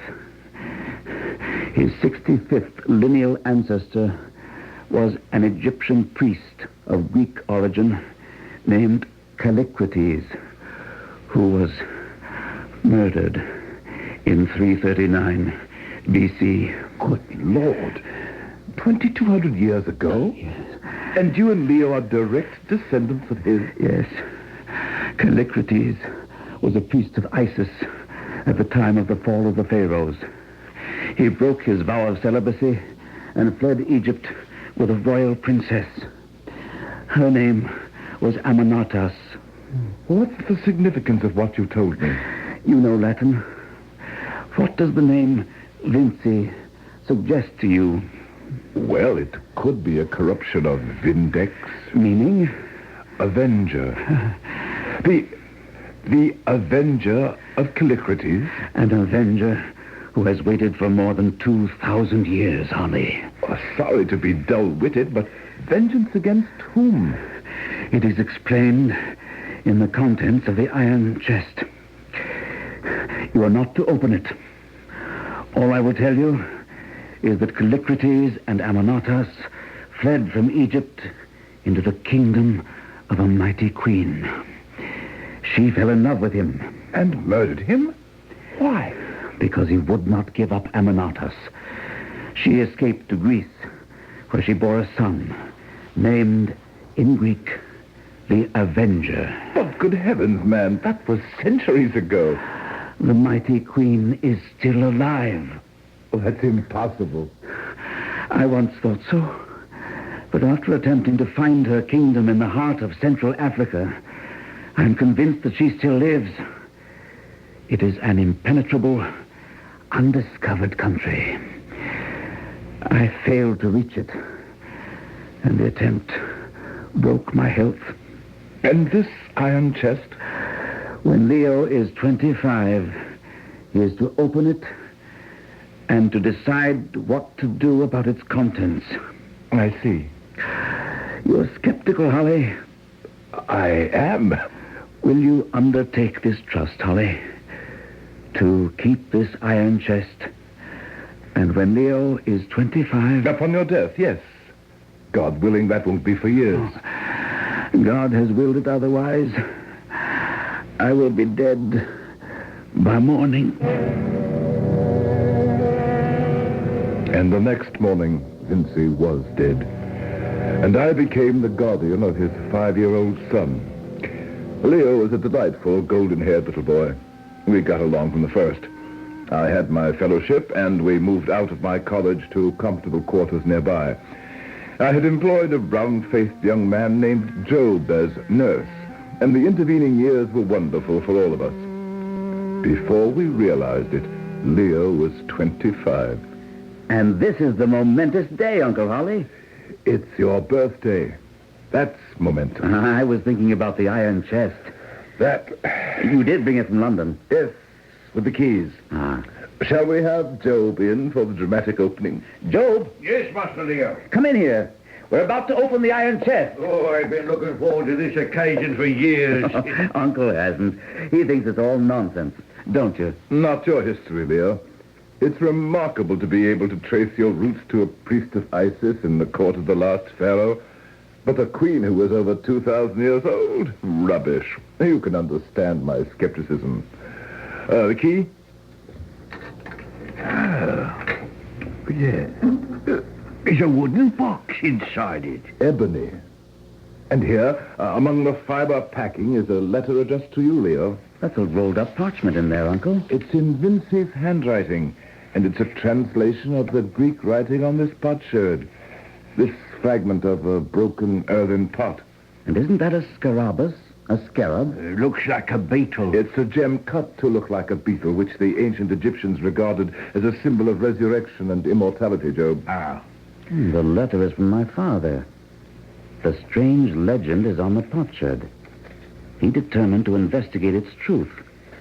He sailed to the coast of Africa, some distance north of where the Zambezi River falls into the sea, and where there is a headland shaped like a man's head. He learned that far inland there are great mountains shaped like cups and surrounded by swamps. It was there that he became ill and had to turn back. Can you read what's written on the potsherd, Uncle? I'll try. Now I know why Vincy insisted that both of us learn Arabic. Does your father say anything about that fabled queen? Well, he says, here it is. I do not believe this is a fable. There is a spot where the vital forces of the world exist. If you find it, you would be ever young, defying time and evil. Translate what's on the potsherd, Uncle. It's from Amanatus of the royal house of the pharaohs who fled with, yes, Callicrates, wandered for 12 moons on the shores of Libya. They found a headland shaped like a man's head, were captured by a wild tribe and taken to a hollow mountain to their queen, who led them to the pillar of fire. There she stepped into it and emerged unharmed and yet more beautiful. Why did she murder Callicrates? The queen invited him to step into the flames, but he would not. And Amanatus tells him to seek out that queen and slay her, bathe in the pillar of fire, and learn the secret of life. I'm going to do it, Uncle. Leo, you can't be serious. You don't believe this nonsense. I have to find out, Uncle. I realize now that all my life has been pointed to this moment. I have all the money I need. I'm young and strong, a good hunter, and my name is Vincy. I must go, Uncle. Well, if you're going to chase this phantom, I just might go along for the shooting. Always wanted to hunt big game, eh, Joe? It might be the death of me, sir, but if both you gentlemen are going, you'll want someone to look after you.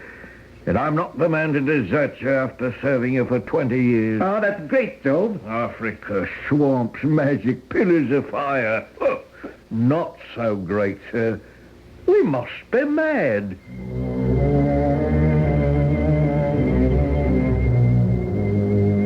And so we left England for the coast of Africa and the Zambezi. We had transferred to a dhow an Arab lateen-rigged ship with a long forward overhang and an open waist, and it was the latter that did her in. With the rising wind, we had boarded a specially built whaleboat which we had attached to the ship. The wind grew to a gale, and the storm drove our ship onto the breakers and destroyed it. We had cut free in the whaleboat, rescued the tillerman Mohammed from the wild seas, and managed to row to the basin of a narrow, quiet river. And then, at dawn... Ooh, Lord love me, it's a far cry from civilization. Do not trail hands in water, sir. Crocodiles. I'd like to pot one, Uncle. Look. Hitler! Blimey, if that isn't the king of beasts himself. What in the world? He's been speared. And look behind him. Our guns, Uncle. No, hold fire. Hundreds of natives armed with spears. They haven't attacked us, and perhaps they can lead us where we want to go. Oh, my advice, Professor Ari. Later, Job. We come as friends. I say, we are friends. Come to the shore. Steer us there, Mohammed. They're as quiet as cats. Handsome men, tall, good features. Peace. Who are ye who come swimming on the water? Speak or you die. We are travelers and have come here by chance. You are white. 4 suns ago, she who must be obeyed commanded that if white men come, do not slay them, but bring them to her. Mohammed, our boatman, comes with us. So be it. I am Bilali, chief of the Amahagar, of the kingdom of Kor. We serve she who must be obeyed. You will come ashore. You will not be harmed. My warriors will bring thy possessions. Uncle, you don't suppose that this she could be... I suppose nothing, my boy. We're captives, but we're unharmed, and we have our guns.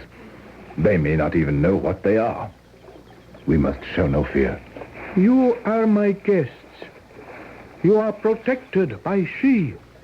Do not incite my people. They might transgress. They have a ritual that is most unpleasant. And who, O Bilali, is she?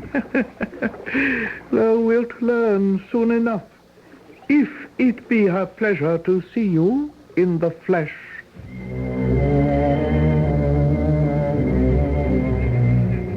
We were carried to a vast cup of green, a green pasture at the bottom of a volcanic cone.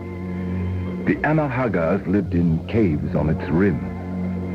Bilali set out to inform his queen about our arrival. The night he was expected to return, I grew worried. What's troubling you, Uncle? Mischief.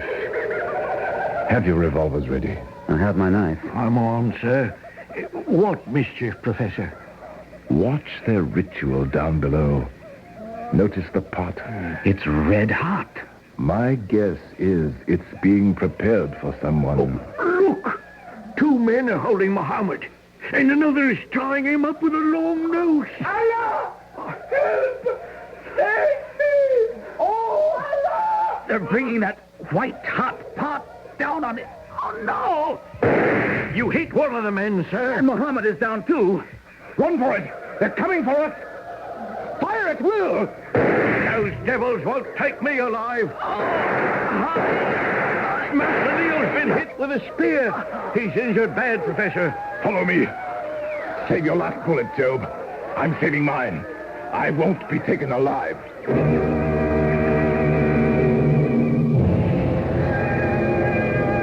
A small iron chest containing a father's legacy.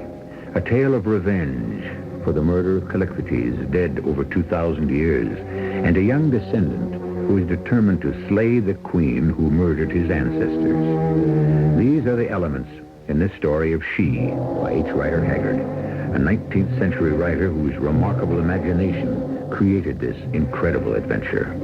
When I return with Act 2, we will learn who has survived the attack by the Amahagar tribe.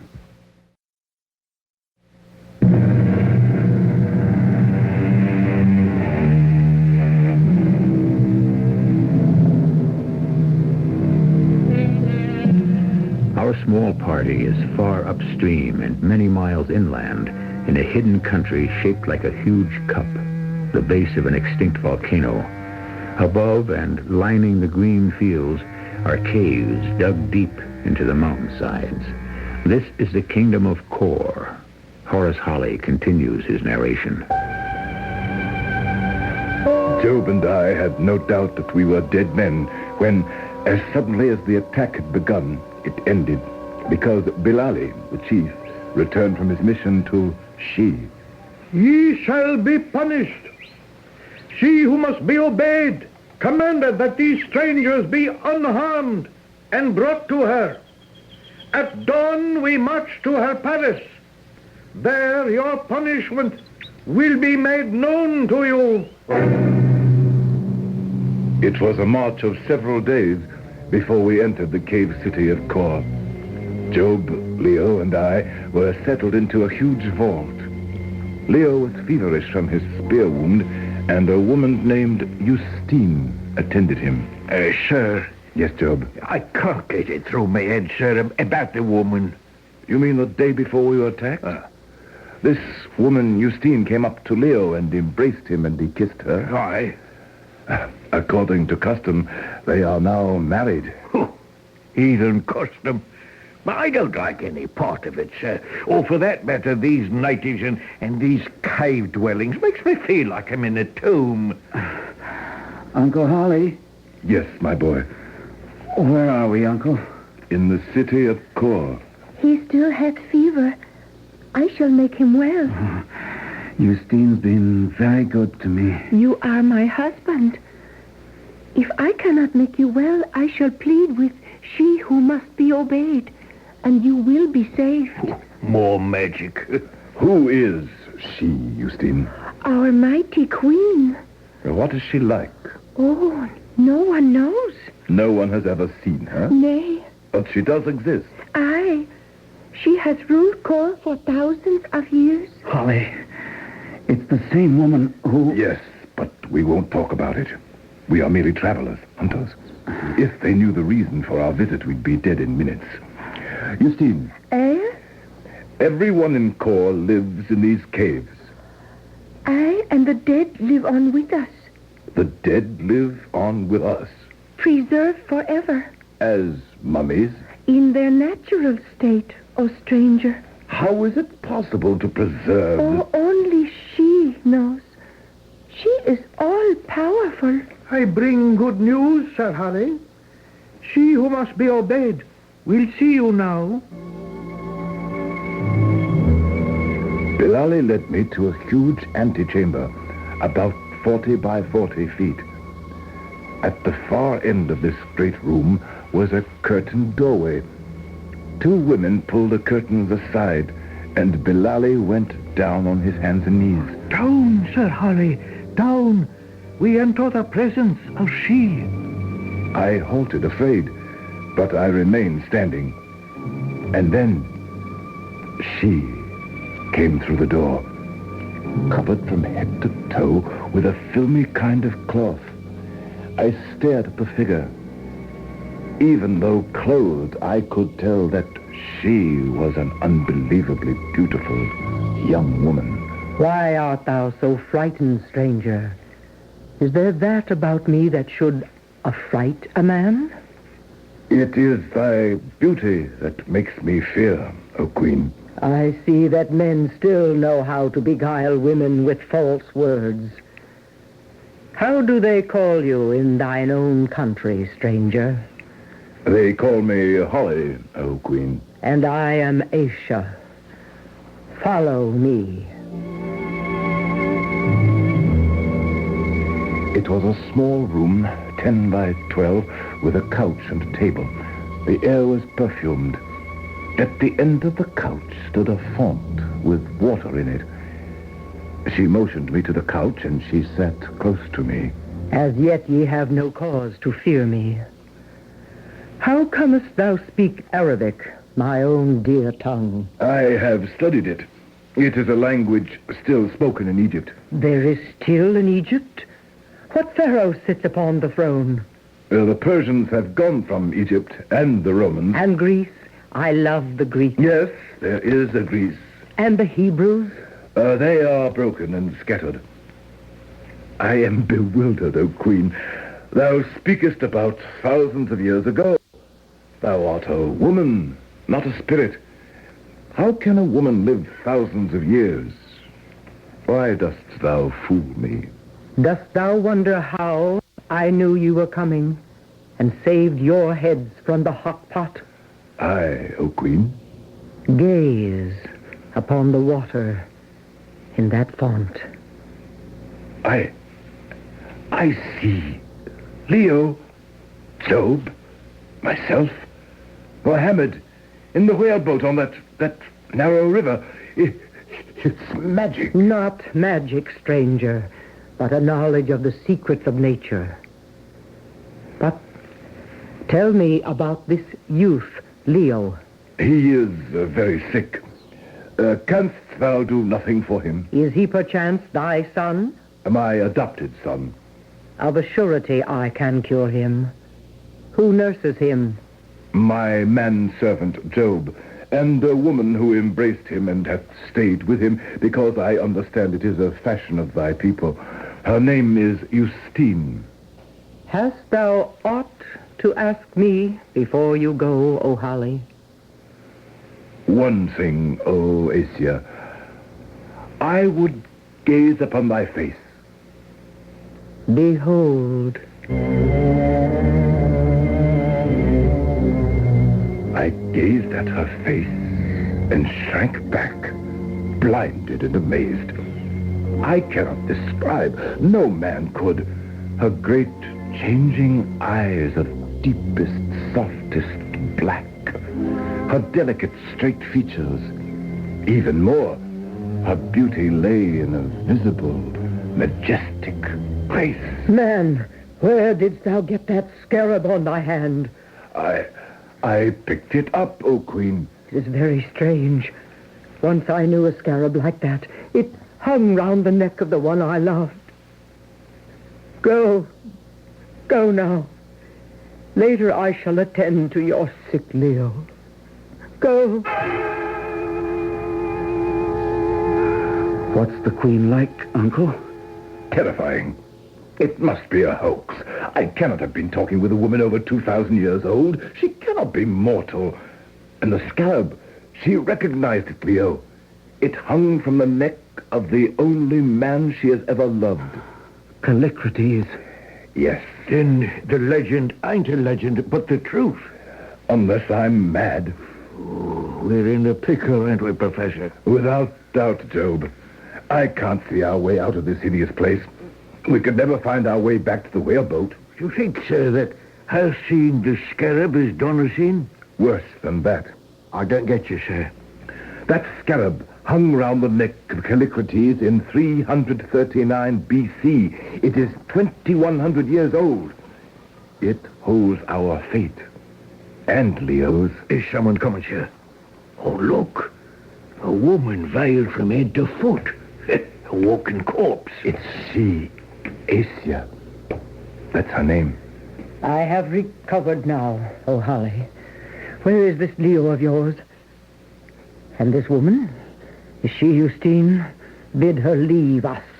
Justine is not willing to leave Leo. It is surely the right of a wife to be near her husband when he dieth. Go. This Leo has a noble... Thou dog, why didst thou hide this from me? What? What? Perchance thou didst not know. There lies my lost Callicrates. He has come back to me at last. I knew he would. Callicrates. Unless thou art able to help him, Asia, he will die. Oh, why did I not come before? Here, take this vial and pour its liquid down his throat. It will cure him. Swift now, swift. I forced the liquid down Leo's throat. He gave a convulsive shudder and began to breathe more easily. As I watched Leo restored to life, my thoughts were very black indeed. Asia had waited centuries for this moment, the return of Callicrates. She was unlikely to give up. We were doomed. We would end our days in the hideous kingdom of Kor. A day later... You told me, Holly, that this woman, Justine, is married to Leo? That, I am told, is the custom of the embrace and its return, Asia. Then she must die. What? For what crime? She stands between me and my beloved. But she is innocent of any wrongdoing. Call her to me. Is my lord dead? No, he lives, Justine. She hath saved him. Thou hast done evil in taking this man who is a stranger. I spare thee, because thou didst this thing through ignorance. Go back to thy village. If thou breakest this, my law, that moment thou diest. Go!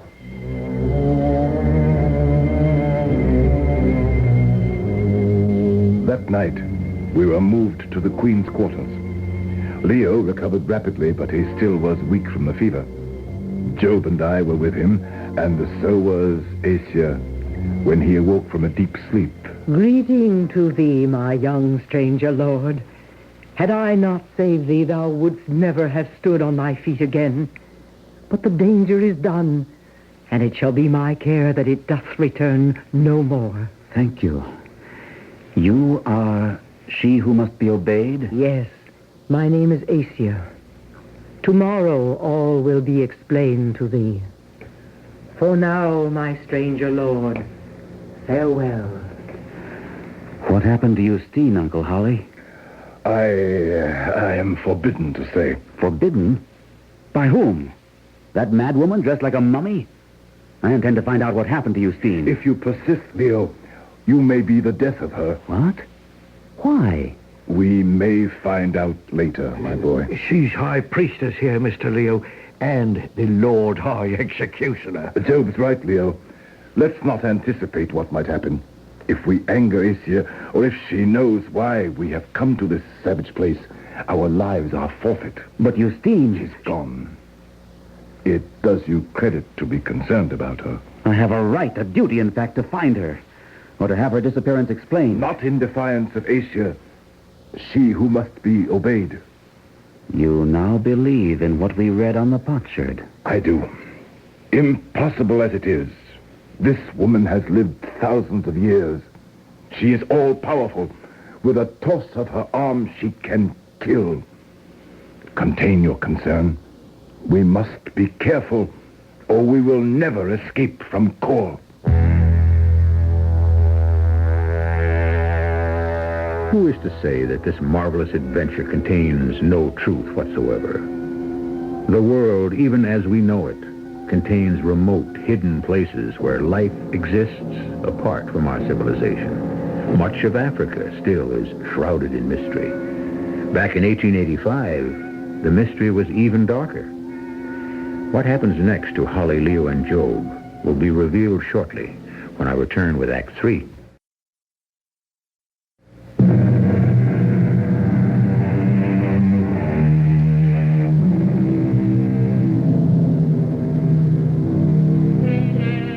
Since time first was recorded, there have been many civilizations, many about which we know nothing. Even today, we read about unknown cultures and customs. Early Ethiopian man, for example, who dates back 3 million years.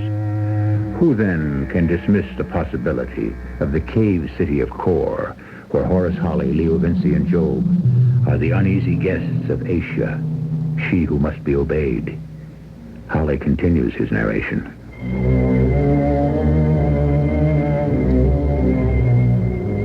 That same night, Justine, in defiance of Asia's banishment, visited us to see Leo.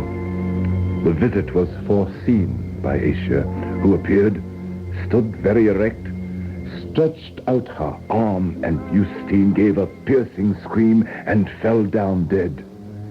Leo sprang at Asia, but she put out her hand and he fell back. Forgive me, my friend, if I have shocked you with justice. Forgive thee, thou fiend! By heaven, I will kill thee if I can. Thou dost not understand. Thou art my love, my Callicrates. For 2,000 years have I waited for thee, and now at last thou hast come back to me. It is a lie. My name is not Callicrates. I am Leo Vinci. You have been reborn, and art mine, my own dear lord. I had sooner be lord of a fiend from hell, for she would be better than thou art. Yet, within a very short time, thou wilt creep to my knee and say that thou dost love me. Let us put it to the proof. Oh, she's taken off that shroud, sir. Heaven help us. Great heaven. Art thou a woman? And thine own, Callicrates. But thou art a murderess. It is not. Come. Come to me. She was irresistible. Leo was hypnotized by her striking beauty as I had been, and he declared his love for her. I knew then that we had lost any chance of returning to England and home. Asia then led us to a tomb where, to our amazement, the man who had been Callicrates lay, perfectly preserved. He and Leo looked exactly alike. She kissed the forehead of the corpse, sprinkled some white powder on him, and he disintegrated into dust. It was horrifying. Prepare thee for a great adventure. We go to the Temple of Truth. To reach it, we climb a mountain, descend, and cross a bottomless volcano where the winds howl, until we reach the cave that contains the spirit of life. And there, O Callicrates, thou shalt bathe in the pillar of fire and live with me eternally. Oh,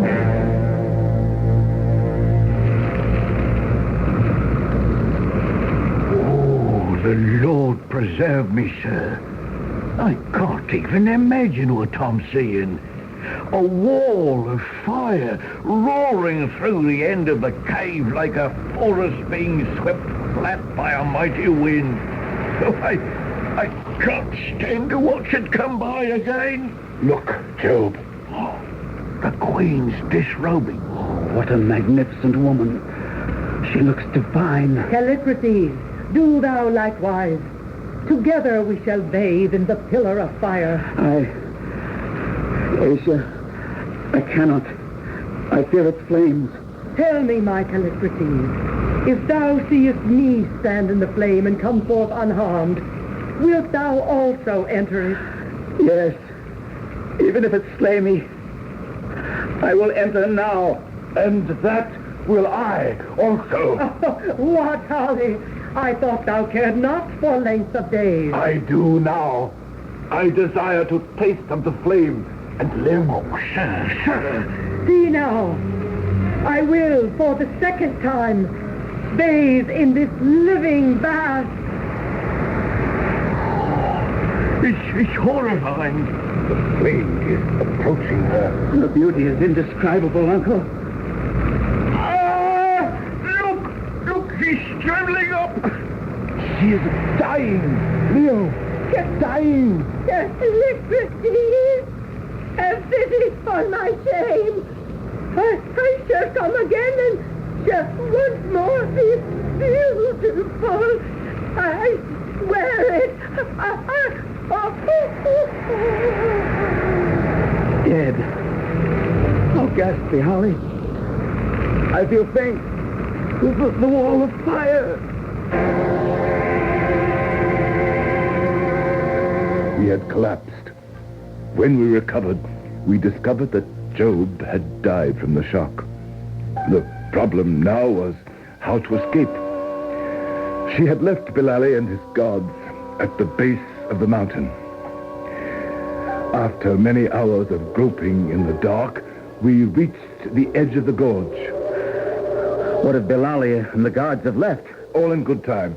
If they've gone, we are done for. Only the Amahaga tribe know how to find their way through the swamps to the river.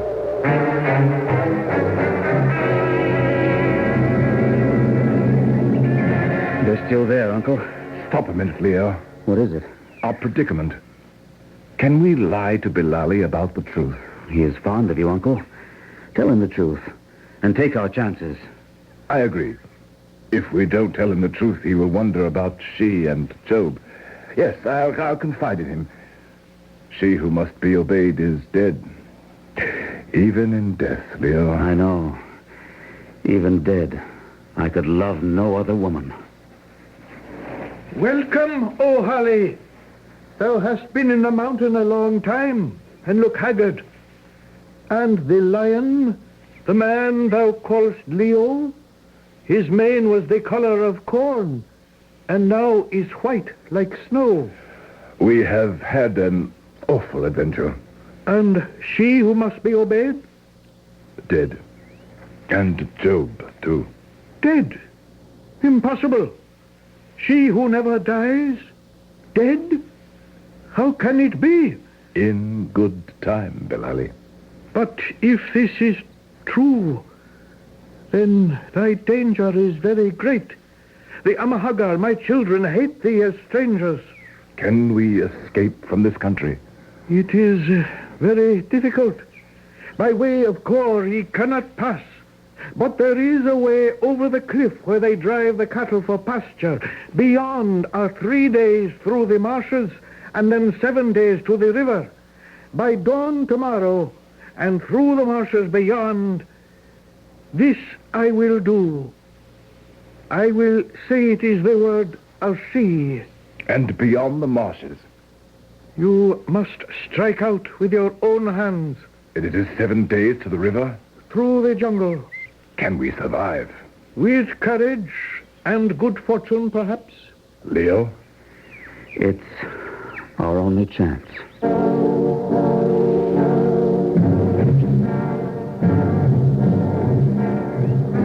I'm glad to see the last of the Amahagar tribe. If we should get home, no one will believe what we've experienced.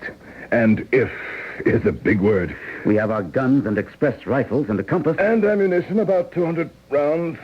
We can give a good accounting of ourselves. We head west? Yes, we must strike out for the Zambezi and hope we make it. There we might be picked up. Poor Job. Yes, poor old beggar. If we reach home, we must have a service performed for him. God rest his soul. Well, let's set out, Leo. I'll lead. Carry your gun at the ready. Remember, we're the hunted.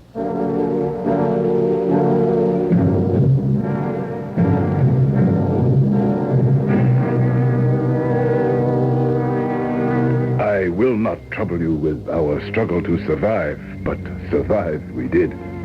Miraculously. We reached the Zambezi, 170 miles away, and turned southward. At last we escaped and reached Delgoa Bay. 18 months after we had emerged from the marshes of Kor, we caught one of the steamboats that round the Cape to England, and at last sighted Southampton. Back again in our rooms. No one will believe your history of she who must be obeyed, Uncle. We know it to be true, Leo. And of course we still have the iron chest and the writing on the potsherd. I have wondered something, Leo, for a very long time. What? Is it possible that you are really the reincarnation of Callicrates? Or was Asia deceived by some strange hereditary resemblance? I don't know. She has had her revenge, of course. Has she? That assumes that she is dead. We saw her disintegrate, Leo. So we did. But somehow... Well, it sounds foolish before I say it, Uncle. What are you thinking? Callicrates married the royal princess Amenotas. But was he really destined for Asia? And I am somewhere, somehow, to meet Asia again? Asia reborn, as I was reborn as Leo Vinci, who is also Callicrates? You do believe that you are Callicrates reborn? I do. So do I. After what we went through, I cannot settle back into life in Cambridge. Then, after I finish the history of our adventure, we'll close up and leave. I suggest Tibet.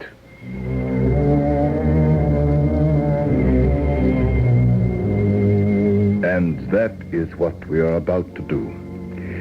If Leo and I return from our wanderings into Tibet, I will record them for you.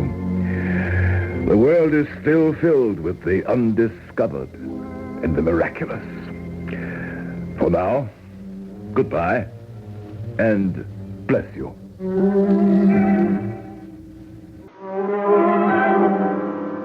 And there's Horace Hawley's account of a search with Leo Vinci to find the woman who murdered his ancestor, Callicrates, in the year 339 B.C., and who herself perished in 1885 in the Pillar of Fire. Hawley and Leo were never heard from again. They did leave England for the interior of Tibet and vanished. I'll be back shortly.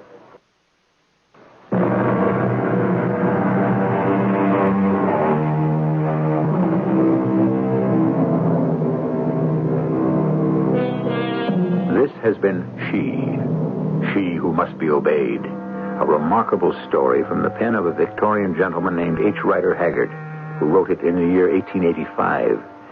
It anticipated many subsequent tales by other writers of adventures in the macabre, writers whose imaginations have led them into worlds unknown to most of us, and who is to say they are not true. Our cast included Gordon Gould, Gordon Heath, Joan Shea, and William Griffiths. The entire production was under the direction of Hyman Brown. This is E.G. Marshall inviting you to return to our Mystery Theater for another adventure in the macabre. Until next time, pleasant dreams.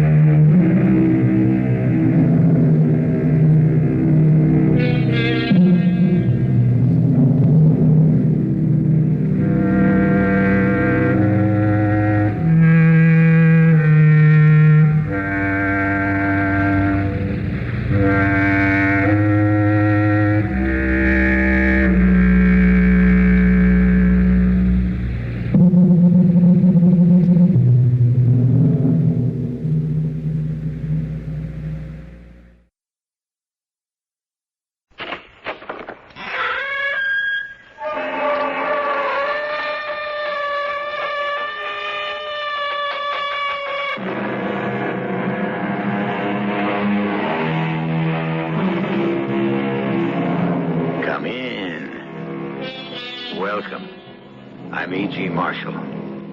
Today, a story from the files of the world-renowned Pinkerton National Detective Agency, the first law enforcement agency doing detective and police work in the United States. It was founded by Alan Pinkerton in 1850 and carried on by his sons, William and Robert.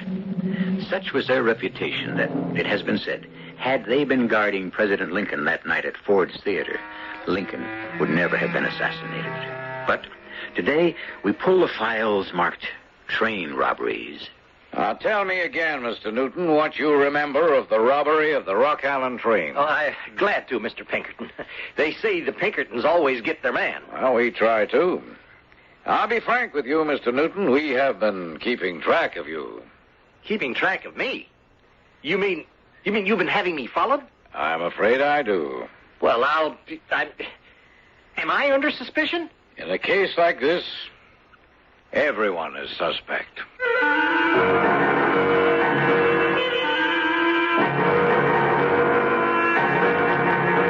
Our mystery drama, The Pinkerton Method, was dramatized from the files of the Pinkerton Detective Agency, especially for Mystery Theater, by James Agate, Jr., and stars Ian Martin and Lloyd Batista.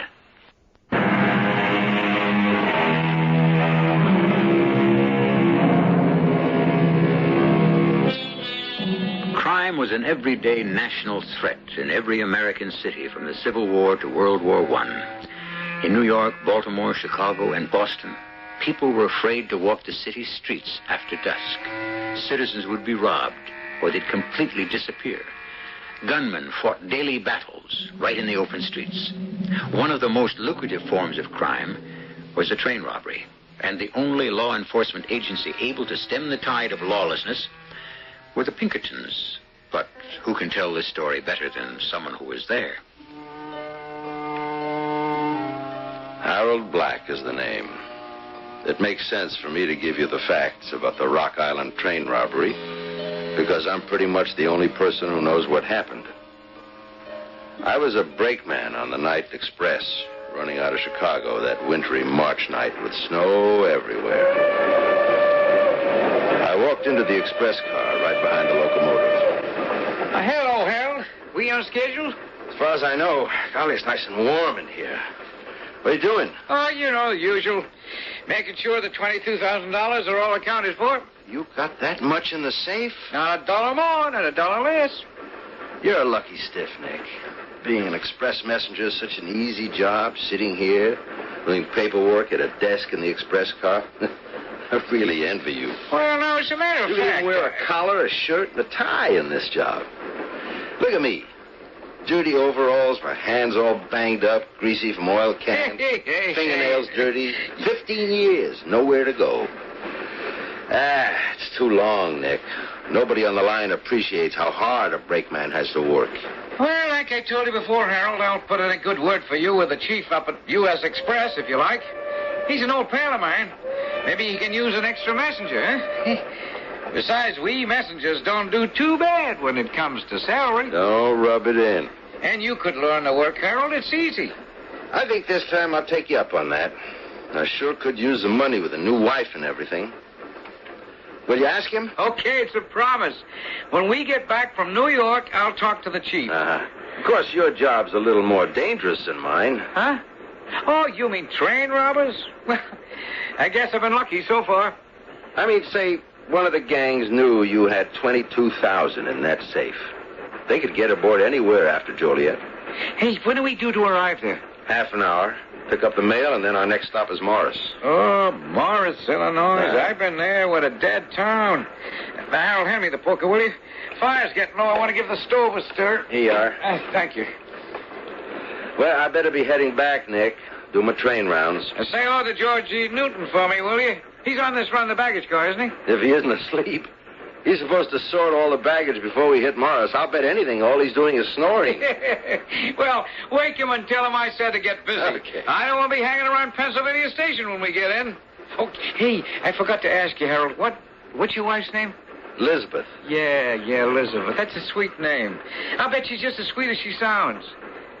Oh, no kidding. I'll try to see if I can get you that job with U.S. Express. I won't be surprised, but you'd make double the money. I'm all for that.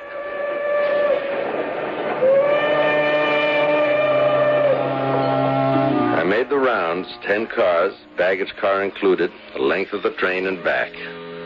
We pulled into Morris and took on water for the engine.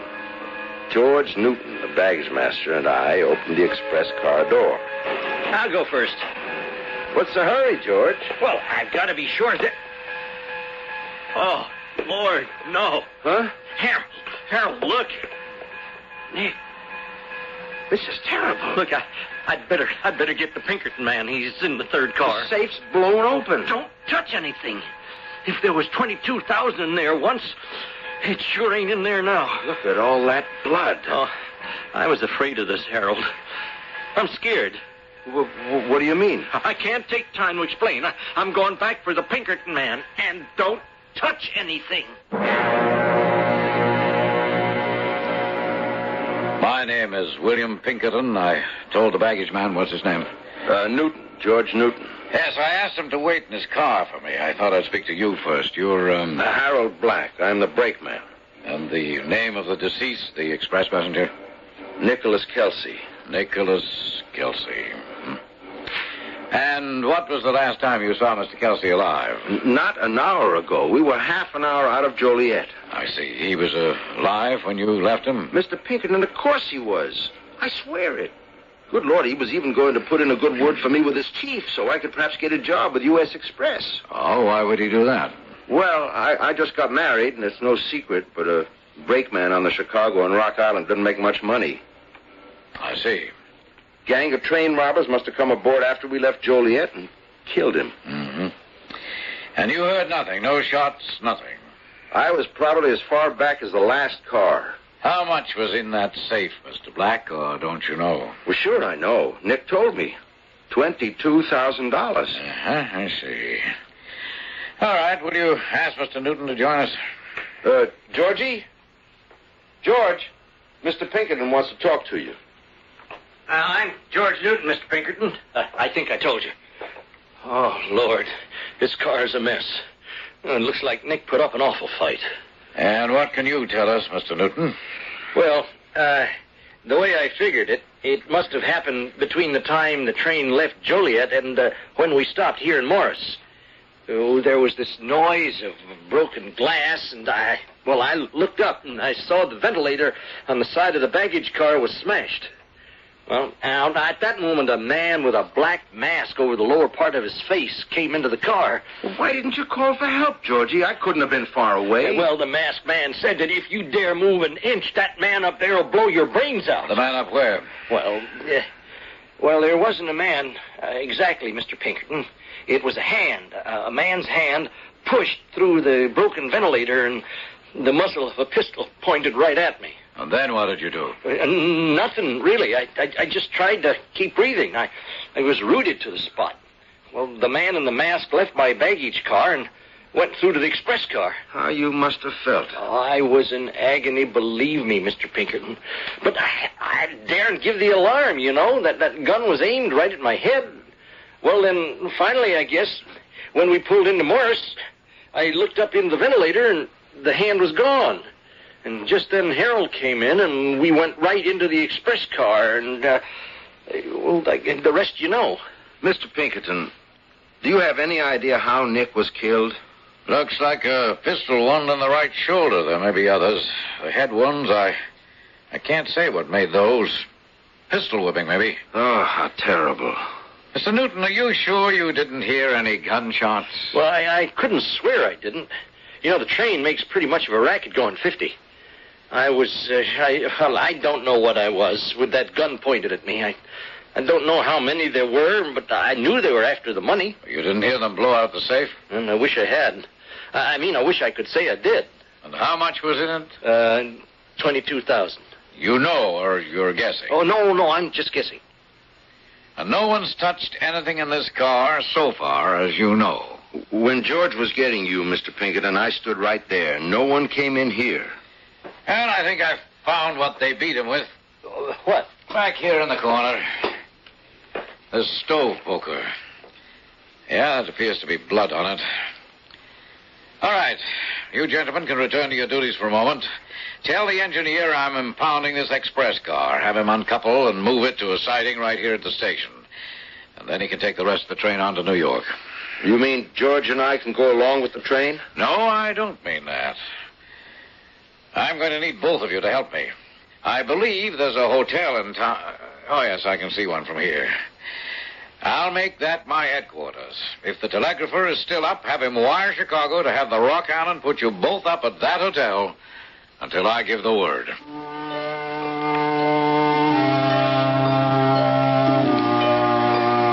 George and I got rooms at the Delaney right on Thompson Street. I had the telegraph operator wire Chicago what had happened.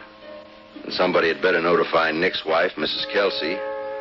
I had him also get a message to Elizabeth. There'd been a delay on the run. Not to worry about me, that I was all right. Yeah, there she goes.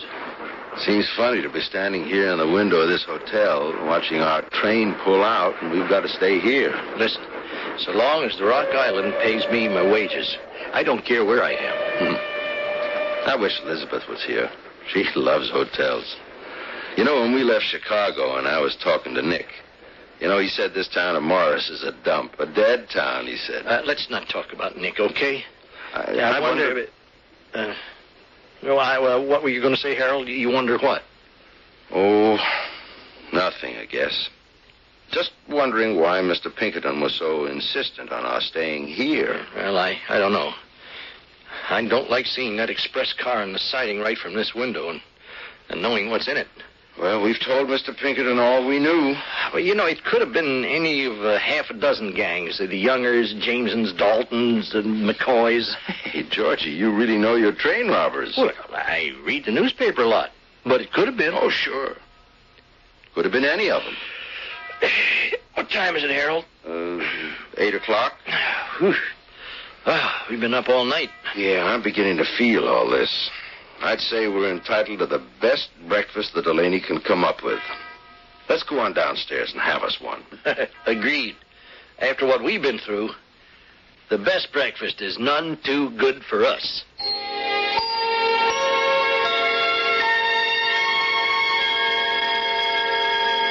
From the 1870s on, there was hardly an American train going anywhere that was not robbed. Bands of outlaws would pile on the rails, derail trains, shoot at the passengers while the express car was being dynamited. Traveling by train in those days was hell on wheels. Only the Pinkertons, with their network of operatives, were equipped to fight off the bandit buccaneers and murderers. I'll be back shortly with Act Two.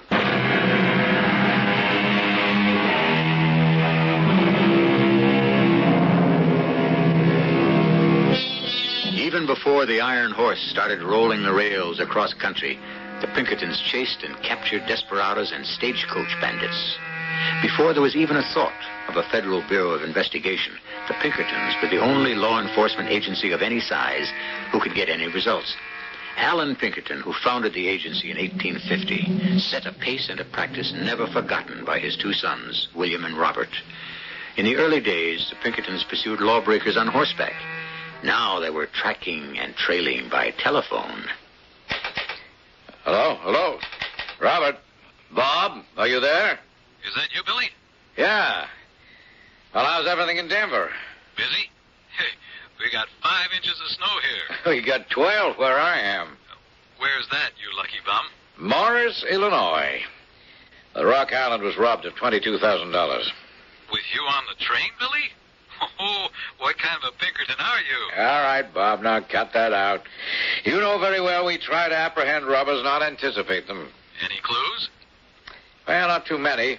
There were 2 robbers, according to a witness, the baggage master on the train. One held him at bay, and the other must have killed the messenger and dynamited the safe. Could have been more than 2. What did they use? Well, looks like number 4 dyno. The coarse grain dynamite? I'd say. The messenger was shot. I'm having the bullet removed from the body now, see if I can identify it. Sounds like the Wild Bunch. They've been hitting Illinois. Butch Cassidy? No, I'm not so sure. In addition to being shot, the messenger's skull was smashed in with a poker. That's not Cassidy style. So what have you got to go on, Billy? Well, the eyewitness account and the clues don't match up. Right here, outside the Morris Depot, I found a black mask a few feet from the express car, but not one footprint. And I walked the track in 12 inches of snow. Well, the baggage man claims he was threatened from the top of the car, but there are no footprints there either. Nope, that's not a gang, then. Say, what's your next move, Billy? I'm not sure. I need to do a little more talking, a little more listening. Why, do you need me, Bob? Well, we just got word the Mobile in Ohio has been held up.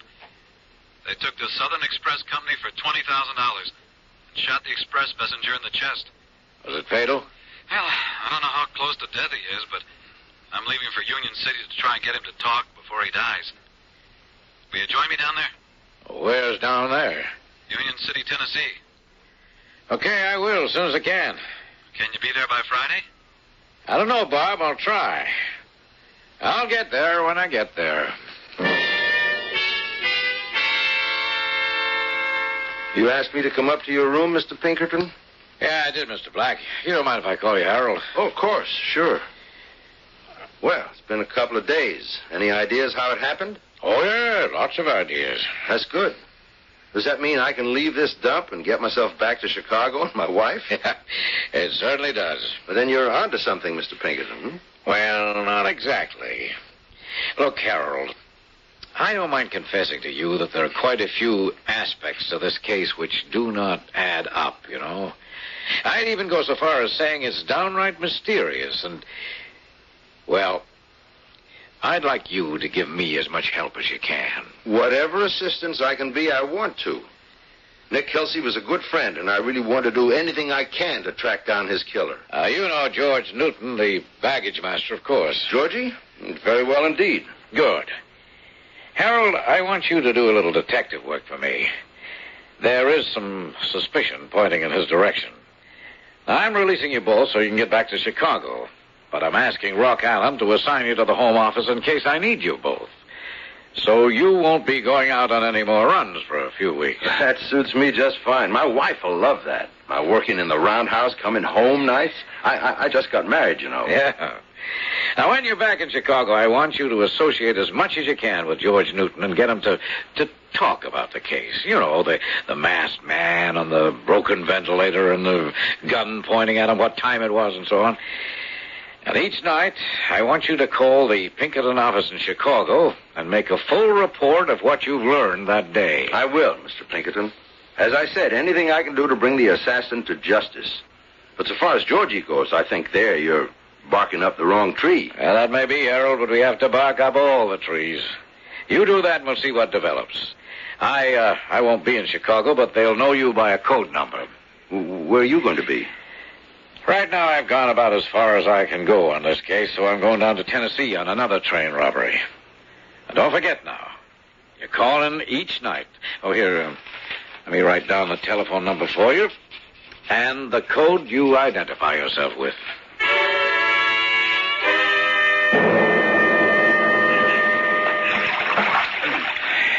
Keep rolling, Billy. You're doing great. I get bitten to death with these darn chiggers, Bob. How much further is it to Lester's Landing? Well, I think we're almost there. They told me at Hickman the landing was just 10 miles into this swamp. Rolling after dark through a Tennessee swamp isn't my idea of fun, believe me.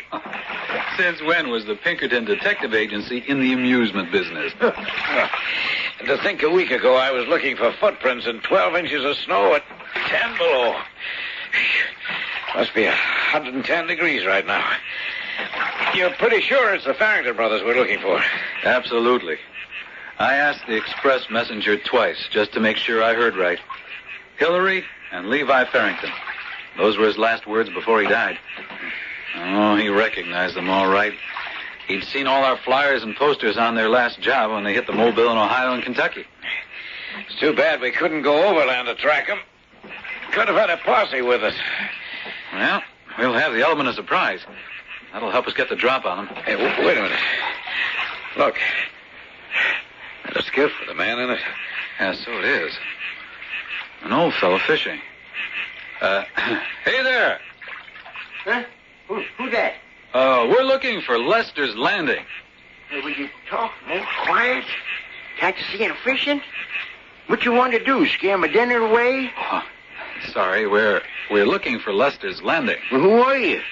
What are you Yankees doing here? We're looking... Bob, will you let me? How's the fishing? Tolliver, you'd better if some folks didn't make so much noise. My name is Bill Pink. This is my brother Bob. We're looking for two friends of ours. You can never find friends when you want them, I always say. Levi and Hillary Farrington. Maybe you know them. Farrington? Never heard of them. In Tennessee, right? Yeah. Lester's Landing, eh? Is that far? Just around that bend there. See, Billy, what'd I tell you? I don't mix much with other folk.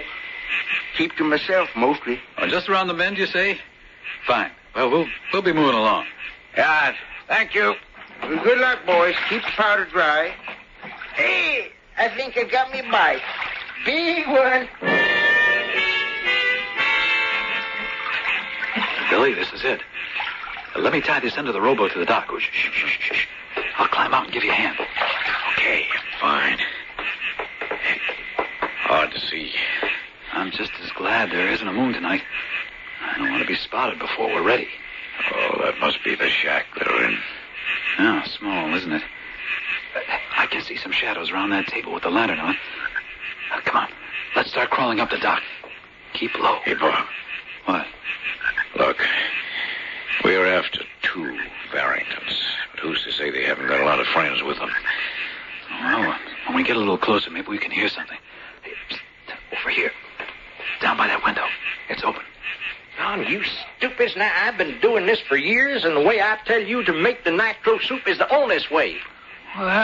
Sure, Levi. I always know everything better than anybody else. You shut up and hear me now. Now, you take 75 sticks of dino and you thaw it out near a stove. And then you crumble it up like sawdust, see? Now, watch me. Now, pour hot water on it and stir. Slowly, stupid. Now, stir it up. Oh, sure. But that's not the way we make it, is it, Hillary? Now, when it's smooth like that, would you watch me? Now, I squeeze it through a rag. Now, pour the water off the top. Ooh, and look in there. Ooh, look in the bottom of the can. Now, that is good, strong soup. Now, why don't you try it my way? Hey, well, when I need advice on how to blow a safe, I'll ask for it, huh? Now, Hillary, I want you to mosey on down to Hickman to see if you can locate some more dino. Now, they've been blasting the road down there. Now, you just help yourself to as many sticks as you can carry. Now, do you hear me, boy? There he goes.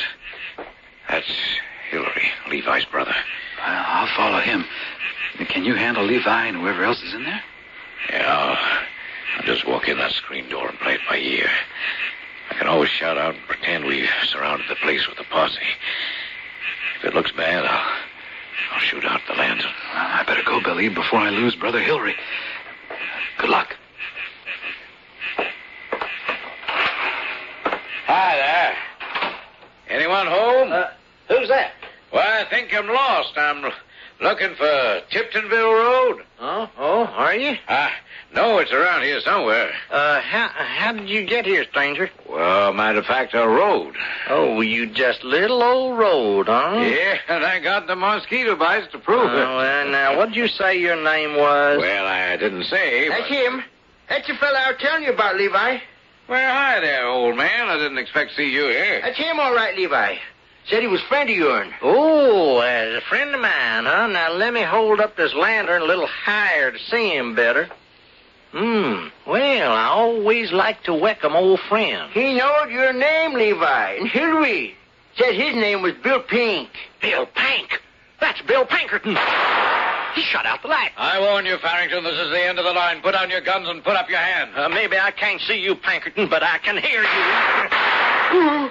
All right, men, move on in. We got a 50-man posse outside. I'm shot, Levi. I'm hit. I can't see a cursed... Hold your fire, man. Farrington may want to stay alive. He's ready to give up. Not so long as I have any ammunition left. Levi, help me. I'm... Hey, you killed the old man. Levi Farrington, I just put your brother out of commission. Will you come quietly? Billy, where are you? Over here. Levi was trying to get away. I tackled him. Oh, all right. Oh, wait, let me light this lantern. Oh, Billy, you did it. Levi is out cold. Well, it makes it easier to snap the handcuffs on him. Oh, there's a body over here on the floor. Say, isn't that the old man we ran into fishing? How is he? Looks like his fishing days are over. He kept the wrong company. You'd think at his age he'd know better. Where's Hillary, Farrington? Oh, he's out there handcuffed to a tree. Oh, my Lord, Billy, your shoulder's bleeding. Well, those slugs fly around everywhere in the dark. You got your corn knife handy, Bob? Sure I do. Here, give me the lantern. I'll hold it. Okay, take your knife, Bob, and dig out the slug. I know. This is going to hurt a little. Well, don't you worry, Bob. That little old bullet has done me a big favor. Hold still. Hey, what favor? Sure helps me to forget those mosquito bites.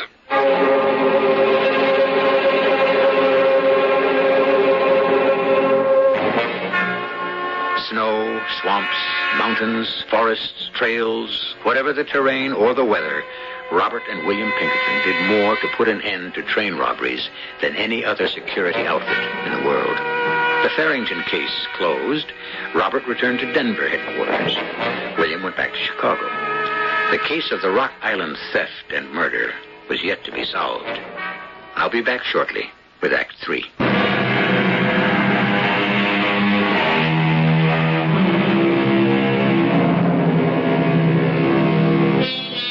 The accomplishments of the Pinkertons has set the example for all the law enforcement agencies that have come after. What was their system? How did they either capture or kill or gather evidence that put an end to every train or bank robber? Their secret: keep moving, never rest. Pursue the criminal on horseback across oceans, never letting up until he is either dead or behind bars.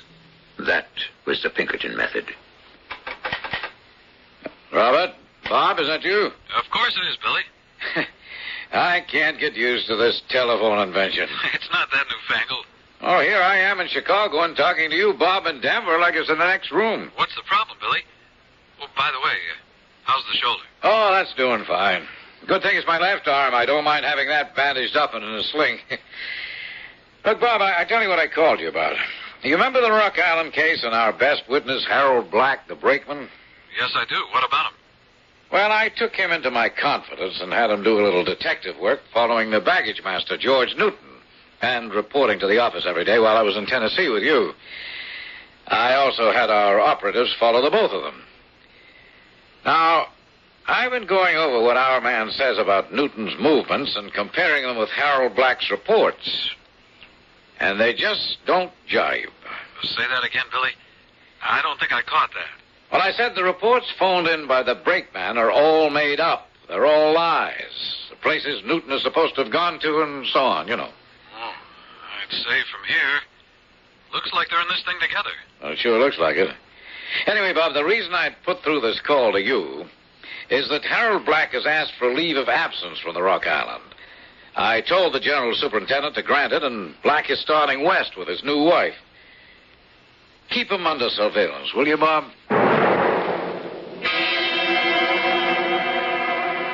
Mr. and Mrs. Harold Black is how we marked the tags on our luggage. It was really like a honeymoon. And Elizabeth and I were sure looking forward to it. Elizabeth wanted us first to go to Niagara Falls, but I said, let's head west first. On the way home, we'll make a side trip to the falls. Women are romantic that way. So off we went, westward. Everything we saw, everywhere we went, we had ourselves a great old time. And, of course, we had money to spend. Come in, Mr. Newton. Mr. Pinkerton, I'm glad to see you again. You've been away from Chicago on another case. Yes, I have.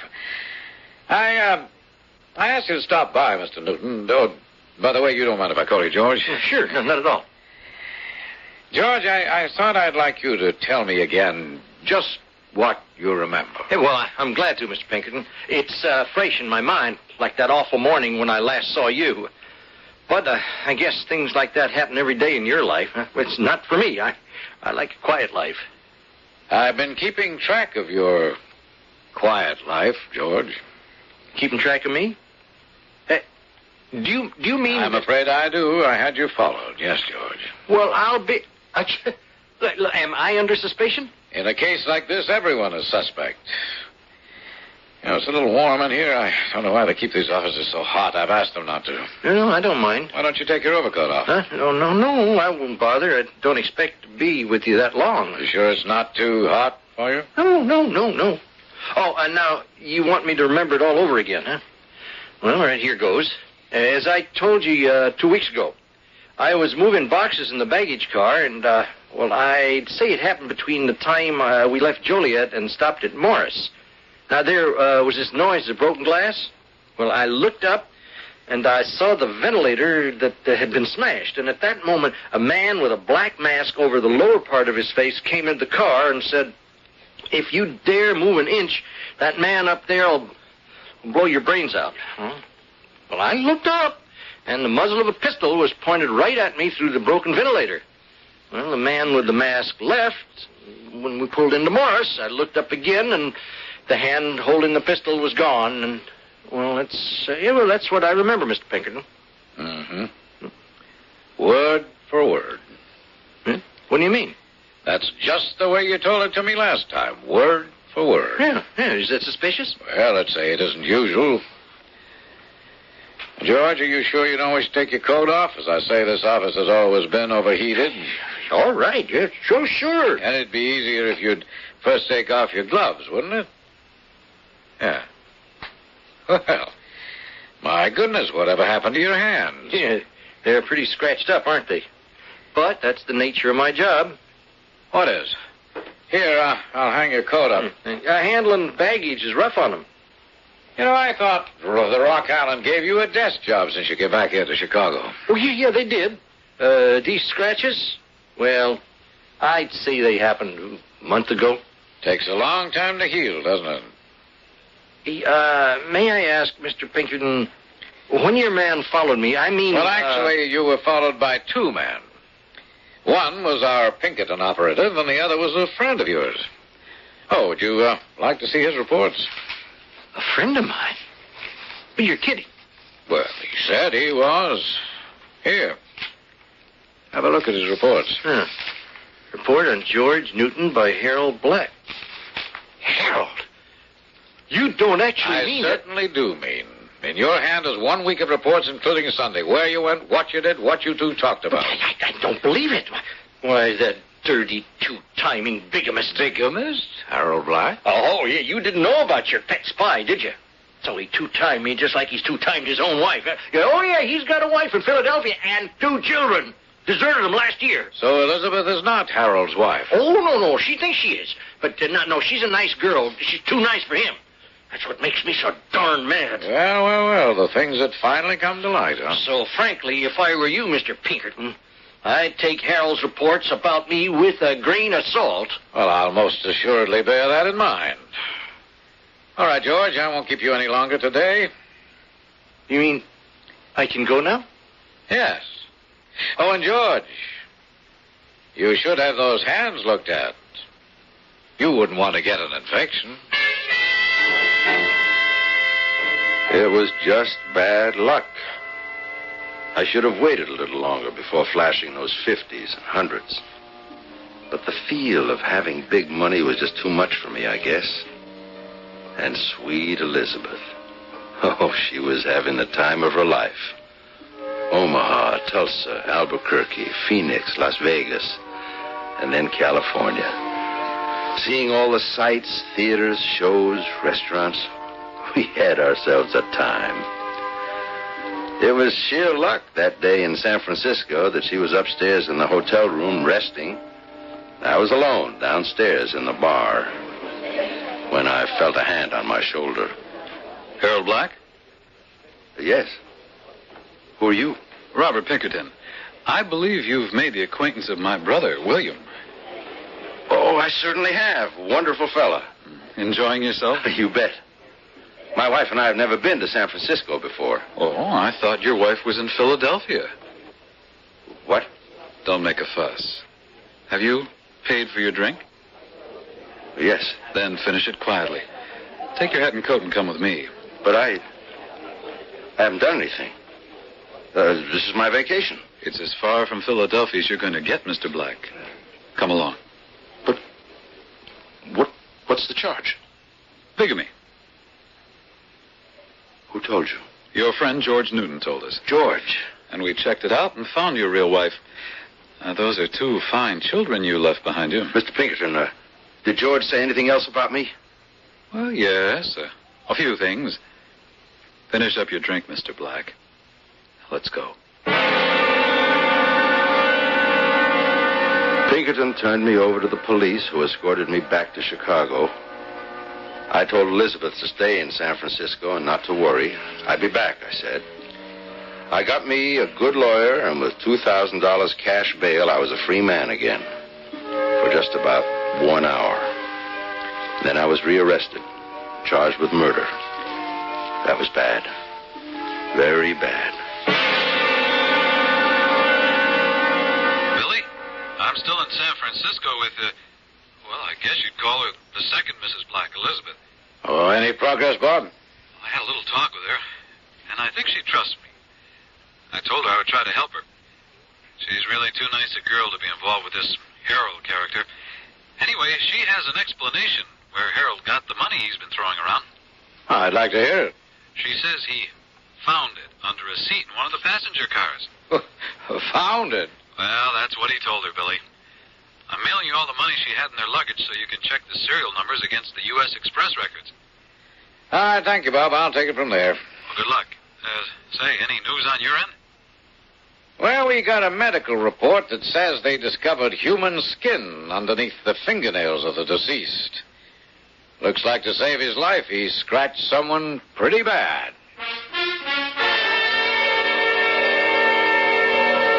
The trouble was, I didn't know how much the Pinkertons knew. I didn't know how much Elizabeth knew or had told them. Worst of all, I couldn't be sure of Georgie. Was he in cahoots with the Pinkertons? I didn't know, but I didn't think so. Because if he started to sing, he must be aware I know the same tune. If he ratted on me, I sure wasn't going to take the rap alone. Harold, we've got a visitor, George Newton. Hi, Harold. And I'll leave you two. I've got some business with the chief of police. Well, locking me in here, huh? They don't trust us. Should they, Georgie? Should anyone? What do you mean, Harold? All I'm asking is, are you to be trusted? Well, what a question. Of course I am. I'm your friend. Are you, Georgie? Who was it who told the Pinkertons I had a wife in Philadelphia? Would a friend say that? Now, hold on. If you're talking about friendship, would a friend peach on me, huh? Give reports to the Pinkertons about where I went and what we talked about? You stupid fool. I didn't tell them a thing. Made it all up. They wanted information on you, so I pretended to go along with them to take the heat off. Shh, not so loud. Now, listen. I asked to see you, saying I wanted to straighten things out with your wife in Philadelphia. Now, Pinkerton's onto something. He saw these hands, see? I don't know if he believed that I got it handling baggage or not, but why he didn't believe me, that's what I want to know. Why is he suspicious? That's your problem. Georgie, I don't want to talk to you. I'm the one charged with murder. You're out there free. No, I am not going to say anything. You'd better not. You better not threaten me. Whole thing was your idea. Oh, it was, wasn't it? Is that what you're going to tell the Pinkertons? I don't play footsie with them or send them reports like some people I know. Don't fool yourself, Georgie. With this, it was all my idea business. If I go, you go. You're the one who shot Nick. He was already dead when I hit him with that poker. You're crazy. I got him in the shoulder. The gun went off because he was fighting like a tiger, clawing at me. I wasn't going to kill him. Now, you're the one who panicked when your mask fell off, and you thought he recognized you, so you smashed his skull with that poker. You liar, you. Help! Let me out of here! The man's crazy. Hold on there. What's the trouble? Get me out of here, Mr. Pinkerton. You're a liar. That's what you are, a darn liar. All right, now take it easy, Harold. Okay, George, let's move along. Boy, am I glad you were handy. That man's a wild beast. George Newton is just as guilty as anyone. Don't let him get away. It's too bad. The hair's gone off his head. Let me see your hands, George, both of them. Hey, Mr. Pinkerton, what you putting handcuffs on me for? Only for a few minutes, George, until we can book you and find an empty cell for you. You were listening. Well, voices carry. And the chief of police and I were right there in the next cell. George Newton, you're under arrest. The charge is murder.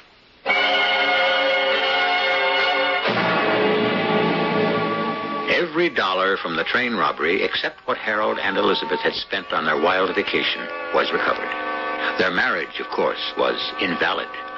Both Harold Black and George Newton stood trial for the Rock Island robbery and the murder of the express messenger, Nicholas Kelsey. I shall return shortly to report to you.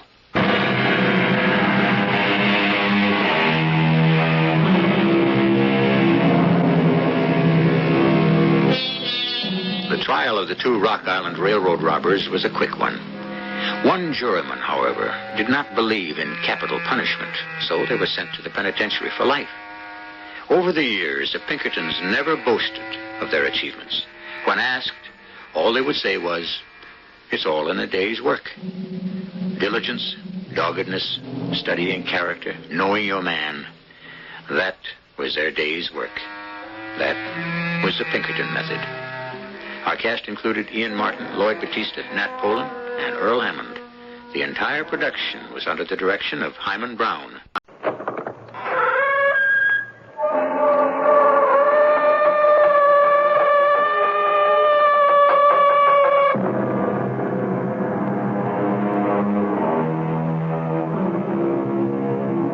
Come in.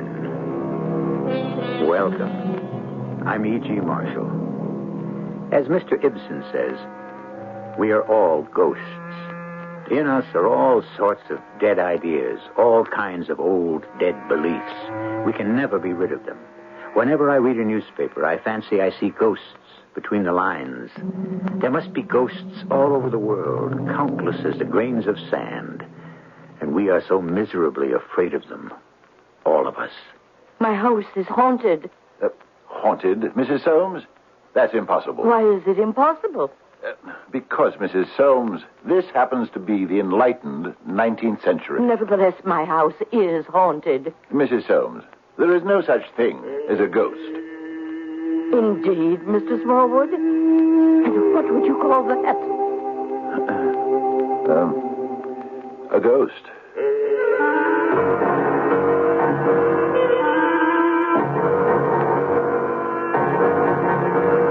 Our mystery drama, Indian Giver, was written especially for the Mystery Theater by Sam Dan and stars Fred Gwynne. It is sponsored in part by Contact, the 12-hour cold capsule, and X-Lax. I'll be back shortly with Act One.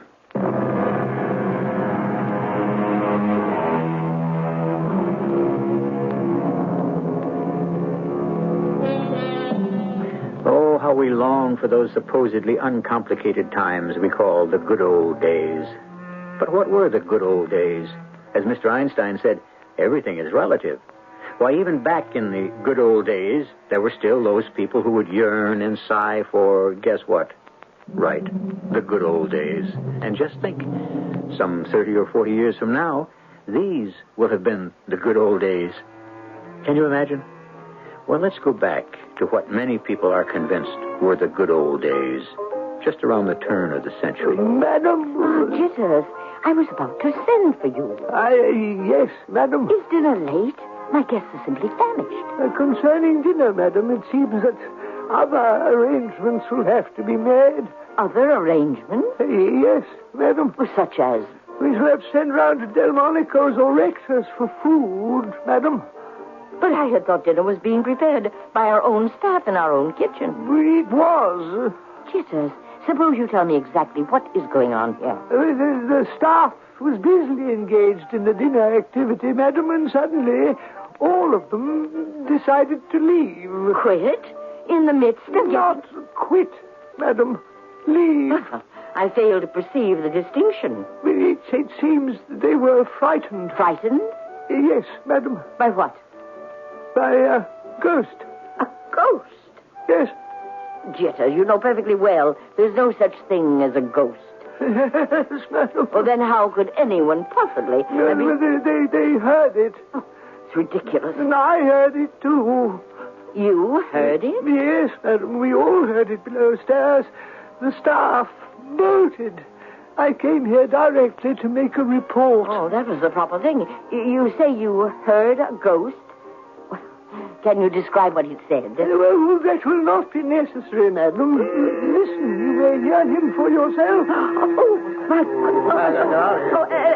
Ladies and gentlemen, my friends, please. Now, there's nothing to it. Oh, Mr. Vanderbilt, this is Asta. Mr. Frick, please, I assure you. Mr. Carnegie, it is not...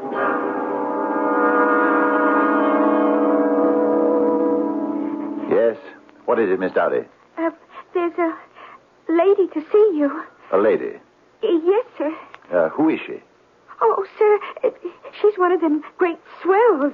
Now, Miss Dowdy, how many times have I told you not she's to... wearing diamonds and jewels. She's like a beautiful queen. What is her name, Miss Dowdy? Her name? Yes, hang it all, her name. Oh, Mr. Smallwood, when you shout at me, Dash, blame it, Miss Dowdy. She must have a name. Oh, yes, sir, but when you shout, I just forget everything. My mind. Thunderation, Miss Dowdy. See here, Mr. Smallwood. I won't have you abusing that poor girl. Oh, why, it's... I could hear you in the reception room. It's Mrs. Soames. Mrs. Victoria Soames. You've terrified this poor child. This is indeed an honor, Mrs. Soames. Taking advantage of her naivete and her innocence and the fact that she needs the job. I'm not taking advantage of her. She's taking advantage of me. She happens to be one of the handful of people in this confounded city who knows how to operate that newfangled typewriting machine. Still, Mr. Smallwood, common politeness would require... Common politeness, Mrs. Soames, is not enough. One must have extraordinary politeness to deal with Miss Dowdy. Now, my girl, back to your desk. Oh, yes, sir. Well, Mr. Smallwood, I must say you have not made a very good first impression. It is not my business, Mrs. Holmes, to make good impressions, but to create favorable results. Were it not for the fact that you are highly recommended by no less a personage than the police commissioner of New York City, Colonel Theodore Roosevelt himself, I should terminate our relationship at once. Madam, you cannot terminate what has not yet begun. I require the services of a private investigator.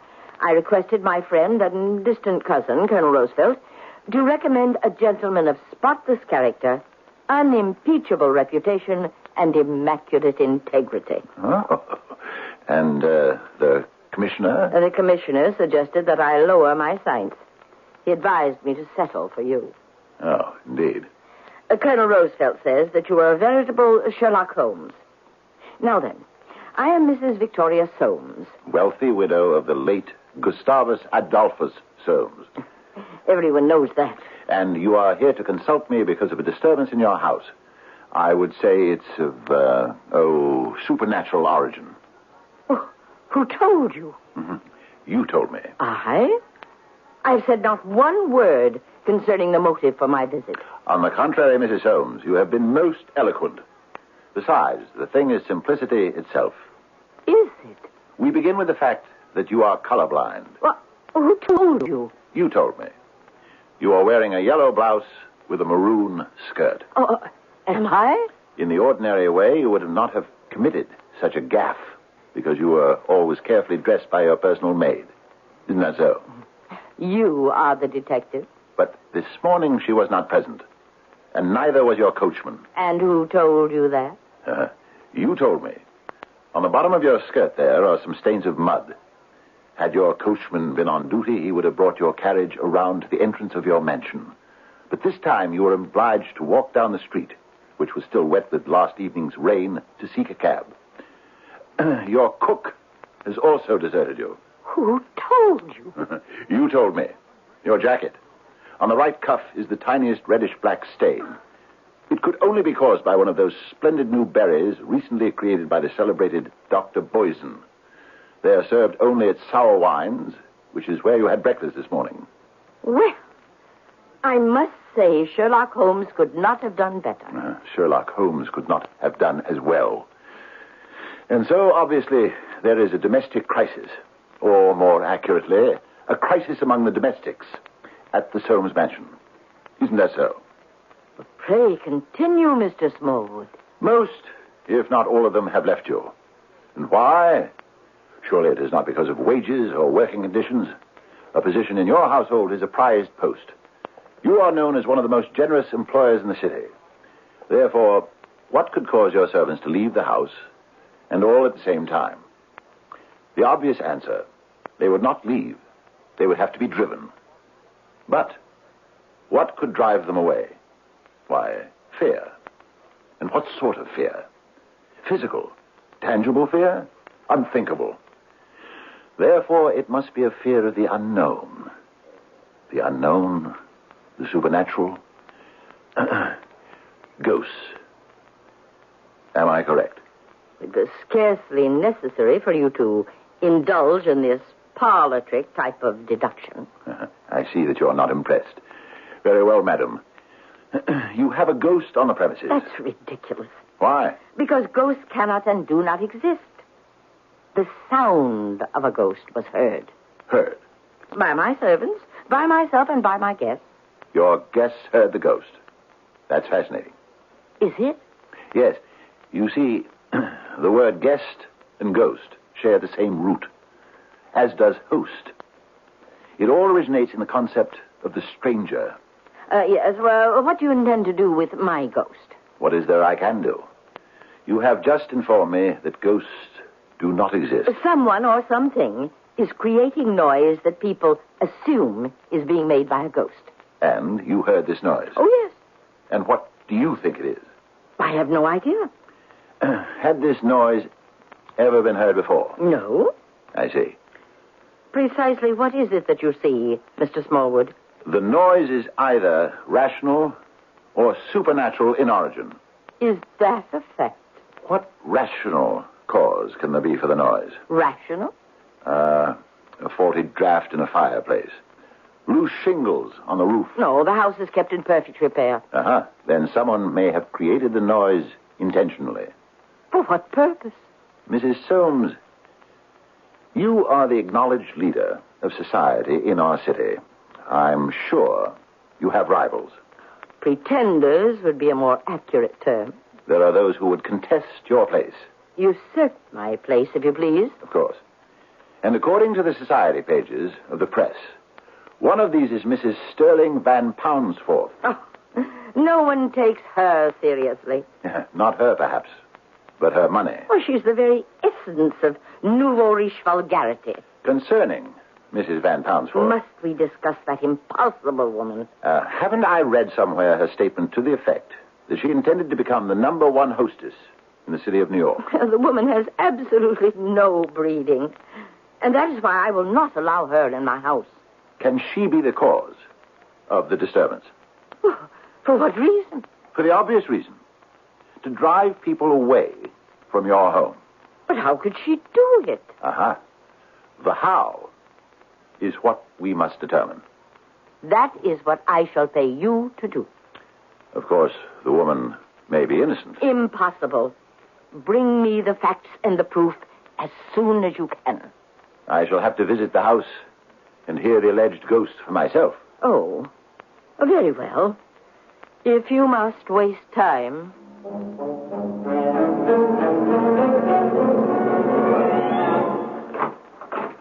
Good afternoon, madam.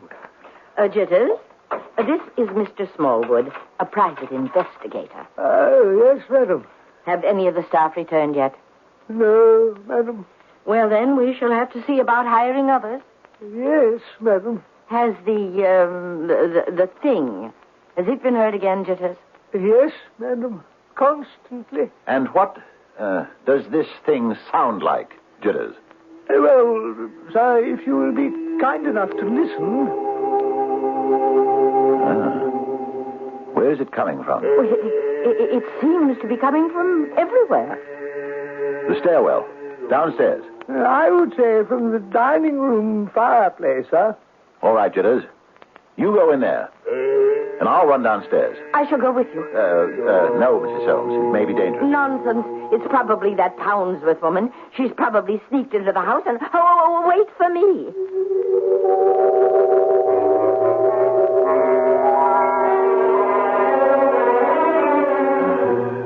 There doesn't seem to be anything or anybody that might be held responsible for the noise. Haven't you encountered any clues, Mr. Smallwood? I'm sorry, Mrs. Soames, but there doesn't seem to be anything of significance in the lower part of the house. I suggest we ask Jitters if he has been able to find something. Jitters? Jitters, come in here, please. Jitters! Oh, now that's strange. He always comes when he's called. Jitters! Wait, Mrs. Soames. Do you hear that? Someone is groaning. It's coming from the next room. I must advise you to stand back, Mrs. Soames. Oh, nonsense, Mr. Smallwood. Open the door. Why, it's Jitters. He's lying on the floor. Is he... Obviously, he's still alive. He's groaning. Jitters. Jitters, speak to me. What happened? You can relax for a minute or two. You won't miss anything because Jitters is not going to speak to Mrs. Victoria Soames or to anyone else until I return with Act 2, at which time we may discover that a disembodied ghost may have some rather physical qualities.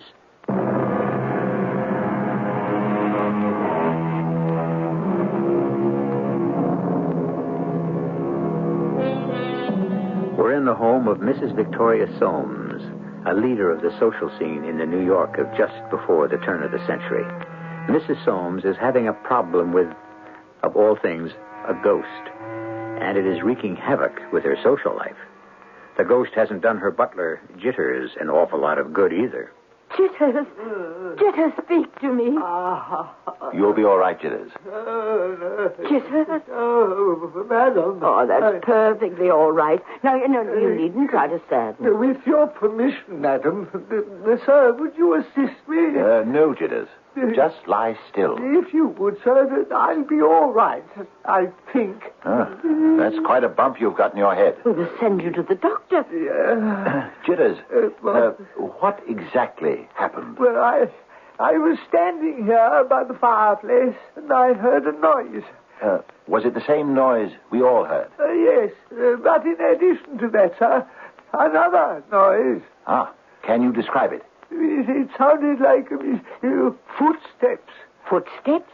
Yes, madam. And where was that noise coming from? It seemed to be coming from behind me. And what did you do? Well, I turned round. Yes? And at that point, I was aware of a sharp blow on my forehead.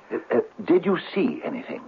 I was vaguely aware of a form. A form? What sort of a form? Well, it was just a kind of a thing, sir. There was this sudden shape, and then I felt a blow. Was the blow administered by the shape? I would assume so, sir. Then the blow had to be administered somehow, with a hand. Well, I couldn't say whether whatever it was had a hand. Was there a blunt instrument of some kind? I couldn't say, sir. Well, very well, Jitters. That will be all. You may go. Thank you, sir. Well, what have you discovered? We may not be dealing with a ghost. I could have told you that. On the other hand, we may. We shall have to follow both lines of investigation. Both lines, Mr. Smallwood? Yes. As I said before, the natural and the supernatural. That dreadful Van Poundsforth woman is behind all this. What are you doing, Mr. Smallwood? Obviously, I'm tapping on the wall. How is Mrs. Van Poundsforth behind all this? Why are you rapping on the wall? To see if there is some secret doorway or passage. I never heard of any such thing. To support the theory of a rational explanation, there must be some secret means of entrance and egress for whoever is making these ghost-like sounds. Don't you agree? Oh, this is your hypothesis, Mr. Smallwood. He could have only gone out the front door. The rear entrance is on the lower level, where we were. We, then, should have met him as we were coming up the stairs. Then he did go out the front door. Did he? Come. Step this way. You see? See what? The front entrance.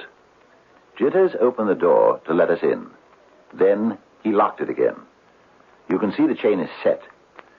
Now, the intruder had no way of letting himself out and then locking the door from the inside. Oh, well, this is rather like one of those puzzles, isn't it? So, if we do not find a secret passage of some sort inside this room, then... Yes? Then? Then we must reluctantly conclude that the disturbance is of a supernatural origin. Oh, but I can't have that. I'm sorry. But no one will ever come here. Hold on. What is it? This panel in the wall. It seems to... It's moving. It's part of a door. Small door. Well, we found it. Let me shine my pocket torch inside. Why, it's a room. A small room. Yes. But it doesn't seem to lead anywhere. Unless there's a secret entrance from here into another passage. Why would anyone just want a small room behind the wall? As a hiding place, perhaps. A hiding place for what? Mrs. Soames, who built this mansion? My late husband's family. Back in colonial times. Please, forgive me for asking, but could they have been engaged in smuggling? Smuggling and worse, I shouldn't be surprised. Then this could be the story of the secret room. Mr. Smallwood, something that should be obvious, even to you. I am the victim of a plot on the part of that notorious Van Poundsforth woman. But how is she doing it? She had hired someone to steal in and out and make that horrendous noise. Ah, but there is no way for that person to get in and out. Are you telling me that we did not hear the voice? No, Mrs. Holmes. Are you telling me that Jitters was not assaulted? No, Mrs. Holmes. Well, are you asking me to believe in ghosts? There must be a way of getting in and out without being noticed. With your permission, Mrs. Holmes, I shall search the entire house.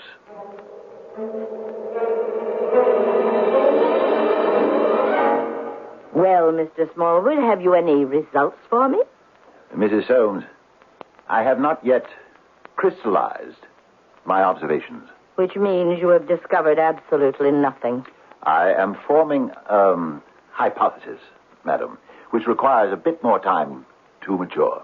The culprit can only be Mrs. Van Poundsforth, and the sooner you face her with the proof of it, the better. At this point, I have no absolute proof. Confront her anyhow.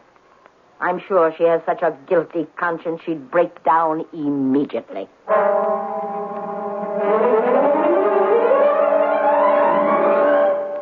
Ah, Mr. Smallwood. I was expecting you. Indeed, Mrs. Van Poundsforth. Oh, let's do away with indeed. There are no reporters around. This society palaver is enough to break my jaw. Oh, see? You were going to say indeed again. Let's just relax, huh? Why were you expecting me? You know, behind your fancy suit and that highfalutin conversation, I can see Jersey City. I don't see how that is germane to the... Well, I'm from Newark myself, but I don't try to hide it. That's what's killing this Victoria high horse Soames. You still haven't answered my question. Oh, why was I expecting you? Elementary, my dear Watson, as it says in the books. She sent you here. Uh-huh. What makes you think she would do that? Oh, climb off it. It's a plot, don't you see? Now, I'm trying to give her place the reputation of a haunted house, so it'll keep the other swells away. That's what she told you, right? Well, are you? Oh, what's in it for me? The leadership of the 600? The leadership of the 400. The 600 were the light brigade who rode into the Valley of Death. Same thing. I'm the leader anyhow. Not quite. Now, my husband, Sterling Van Poundsforth, has more money than everyone else in New York put together. Now, that fact may not be known. He doesn't get into the papers like some of those Morgans and Fricks and that crowd. But that's the crowd you're trying to dominate, isn't it? That's the crowd that acknowledges the leadership of Victoria Soames. And since she won't have you in her home, the rest of them won't have you in theirs. Oh, they can't keep me out. The next time there's a panic on Wall Street, they'll need Sterling's money to help stop it. But meanwhile, you are being systematically excluded. Oh, well, that means my revenge will be all that sweeter. Ah, you use the word revenge. Well, sure. And you claim you are doing nothing to hasten the arrival of that day. Oh, what could I be doing? You could be hiring someone to impersonate a ghost. Oh, I don't have to hire anybody. The ghost is already in the house. What ghost? Why don't you ask her? Oh, do you mean she hasn't told you? Hey, do you mean she's actually withholding valuable information? What ghost?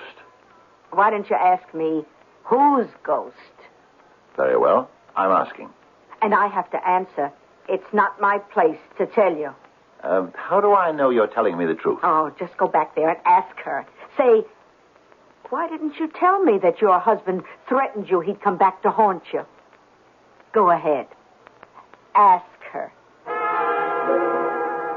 Why? Yes, Mrs. Soames.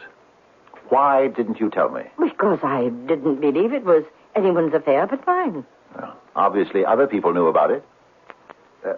Tell me about your husband, Mrs. Soames. Oh, very well. Gustavus was a very shy and retiring person. He could trace his family back to Governor Peter Minuit's time, when this was the Dutch settlement of New Amsterdam. Uh-huh. Yes, Mrs. Soames. As a matter of fact, it was said that this house, well, not this house exactly, but the original log cabin from which this house was expanded and rebuilt, was constructed on the most historic site in the history of New York. Do you know what that was?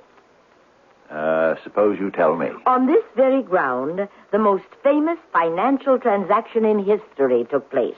Representatives of the Dutch West India Company, one of whom was my husband's ancestor, purchased the island of Manhattan from the Indians for 60 guilders, or $24. History has yet to determine who received the best of that bargain. Gustavus felt that he belonged to the oldest aristocracy in New York. His family, through the years, looked down on the new money. They considered anyone who could not trace his New York ancestry back for at least 2 centuries was an arriviste, a parvenu. I see. But I am coming to the point of the story. He knew my fondness for society, and he said to me, Victoria, I did not permit those vulgar steel and railroad and stock market millionaires in my home while I was alive, and you shall not have them here after I am dead. I see. To which he added, if you open the doors to those get-rich-quick parvenus, I shall come back to haunt you. But Mrs. Soames, that explains the ghost. Does it? He threatened to come back to haunt you. And now, evidently, he has. That isn't true. It isn't. If I wanted to believe that, I wouldn't have hired you. But we not only heard the ghost, we even know who he is. A ghost cannot be a he. Very well. It. A ghost cannot be a he or a she or an it. A ghost is nothing. A ghost does not exist. Oh. You were saying, Mrs. Soames.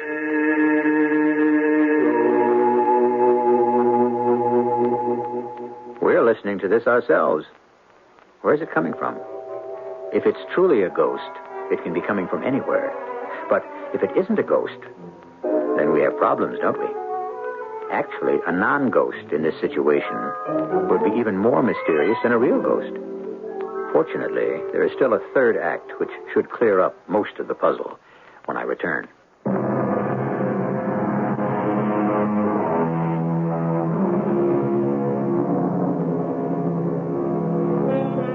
True love is like ghosts, said the poet, which everyone talks about and very few have seen. Well, we have seen some instances of true love, and while we haven't actually seen any ghosts, at least on this show, we have heard some. As a matter of fact, at this very moment, in her mansion in New York City, some 80 years ago, Mrs. Victoria Soames and private investigator Spencer Smallwood are listening to what can only be a ghost. See if you don't agree. Yes, you're right. Please, Mrs. Soames, be quiet. But it's him. You mean he? It's Gustavus, my late husband, Gustavus Adolphus Soames. Oh, you were right. It is a ghost. There are ghosts. And this is the ghost of my late husband. Why do you say that? Why? Does it sound like his voice? Well, I think so. But you're not sure. Well, What exactly is he saying? I can't seem to make out the words. But if you listen closely, there's only one word. Well, I can't seem to... Keep listening. Do you hear it? No. Just one word, spoken in a variety of rhythms. It's hey-yo, right? Yes. Well, yes, I think so. Well, have you ever heard your husband say it? No. You're sure? Oh, I'm positive. Well, then it can't be your husband. It stopped. Yes. Why do you say it isn't my husband? Jitters, please, come in here for a moment. Yes, sir. You called, sir. Jitters, you heard it. Yes, sir. And, where were you, Jitters? In the pantry, preparing lunch. But, Jitters, didn't you want to investigate... No, sir, no. If you'll pardon my saying so, I had decided discretion is the better part of valor in this affair. The last time I attempted... Of course, Jitters. And we can still see that ugly bump on your head. Very well, Jitters. That will be all. Oh, thank you, sir. Mr. Smallwood, I am at a loss to understand you. First, you proved to me that there was such a thing as a ghost over my most vehement objections. And second, you insist that the ghost was that of my late husband. And now that I believe you, it seems you've changed your mind. One must be flexible at all times. Well, if it is not the ghost of my late husband, whose ghost is it? As to that, I still have not... I know. You still have not completed your hypothesis. You still have not crystallized your thinking. Admittedly. But I am well on my way. Well, on your way where? My dear Mrs. Soames, who knows where any of us is truly headed?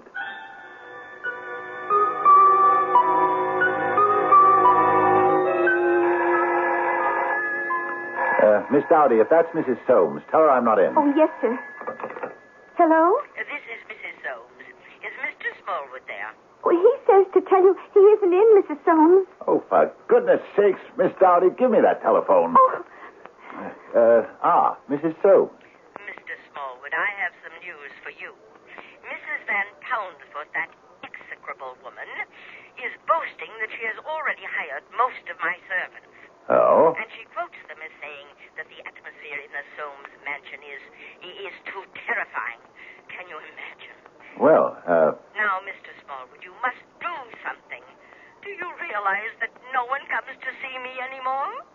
no, but And even if they did, how could I serve dinner? it's a problem. But I engaged you to solve that problem. And I shall. When? Soon. Soon? I'm working on a lead right now. Tell me about it. I shall, as soon as I crystallize my thinking. Goodbye, Mr. Smallwood. Miss Dowdy. Oh, please, sir, don't lose your temper with me again. I've already lost it. You'd better take the rest of the afternoon off, or I shall not be responsible. Oh, please, sir. I'd rather take tomorrow afternoon off. But, Miss Dowdy, I'm angry with you this afternoon. Oh, it's all right, Mr. Smallwood. You'll be angry with me tomorrow afternoon, too. And I must have tomorrow afternoon off. Must you indeed? Oh, yes, sir. My intended is taking me to see the Wild West show. You have an intended? Oh, yes, sir. You will marry and produce little Dowdies just like yourself? Oh, sir, we did want to see the Wild West show. It's Buffalo Bill's big Very well, Miss Dowdy. You may have tomorrow afternoon off, too. Oh, sir, it's a fantastic show. Please, Miss Dowdy.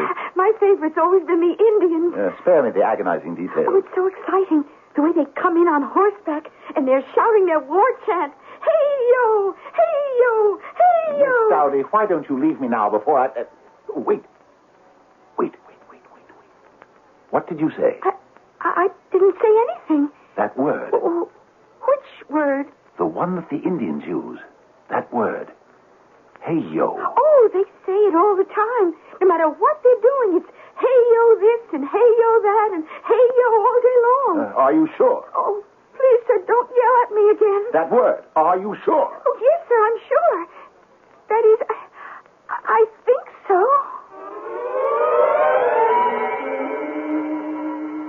Mr. Smallwood, this is a surprise. You have news for me, I hope. Mrs. Soames, may I present Chief Old Bonnet of the Oglala Sioux? Oh, a heap charmed, Chief. The pleasure is mine, Mrs. Soames. Oh, Chief Old Bonnet has a doctorate in philosophy from Oxford University. Oh, of course.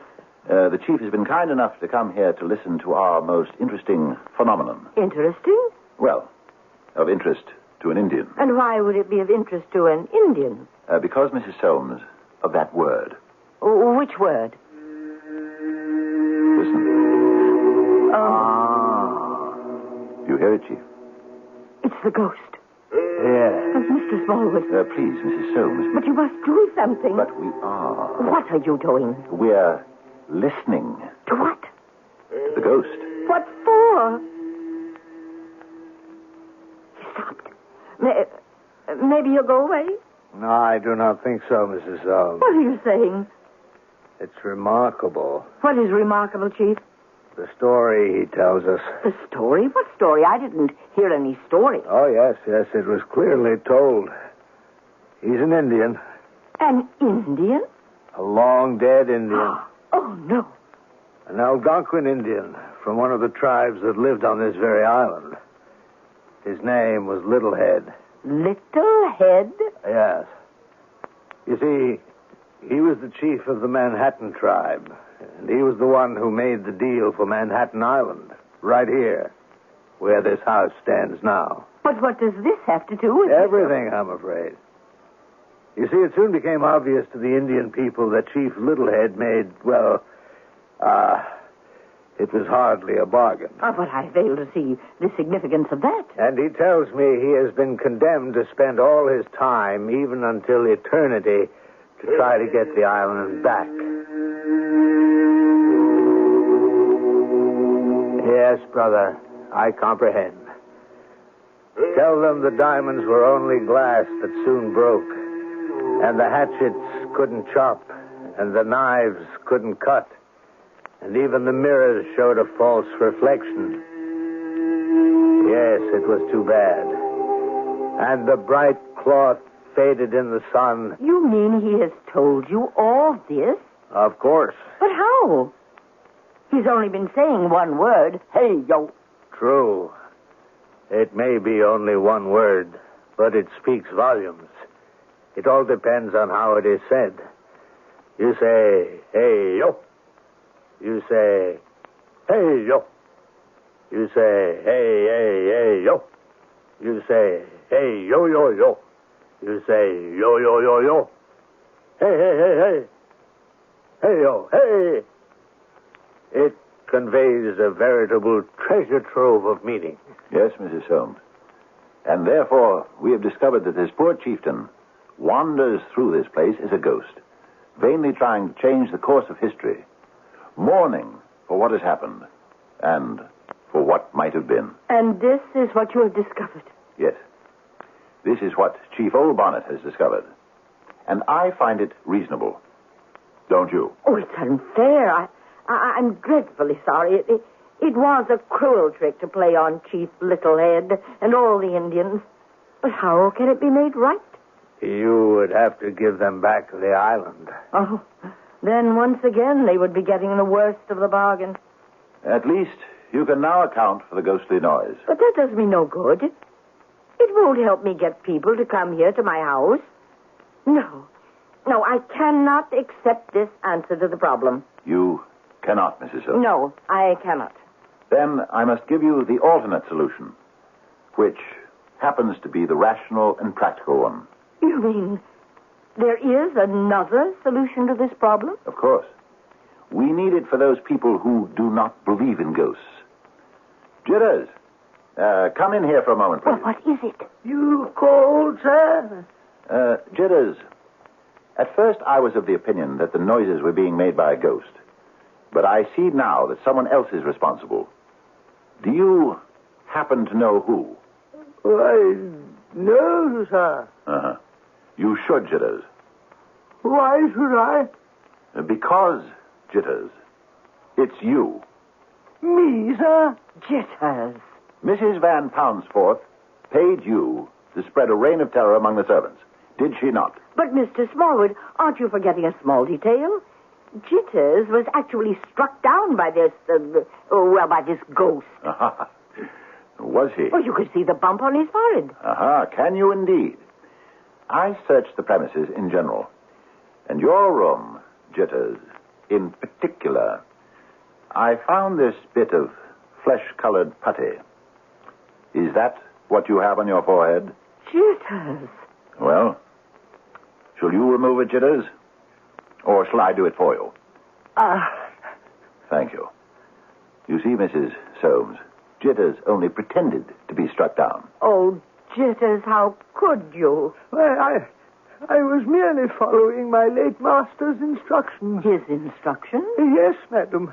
I was present when he said to you, Victoria, if you entertain all these people I didn't like while I was alive, after I'm dead, I'll come back to haunt you. You recall that statement, madam? Oh, yes. Yes, well, after you had left the room to call the doctor, he motioned to me to come closer, and he said, Jitters, see that I come back to haunt my wife if she pulls any of that stuff. Promise? He made me promise. Oh, my poor Jitters, you were only being loyal. Yes, madam. And I must keep that promise. Then what am I to do? There are two solutions, madam. Two solutions, Jitters? One, you could fire me. Oh, I wouldn't care to do that. Or two, Mr. Soames said he wanted me to help him haunt his wife. But, if you were to marry Mr. Smallwood here, you would no longer be Mr. Soames' wife, and his wishes would no longer be binding. What a smashing idea, Jitters. How could I ever survive without you? Marry Mr. Smallwood. Now, what do you think of that, Mr. Smallwood? Well, Mrs. Soames, I have not yet had a chance to, I know. To crystallize your thinking. What do you think, Chief Old Bonnet? Hey, yo. Well, there you are, Victoria, my darling. It has just become crystal clear.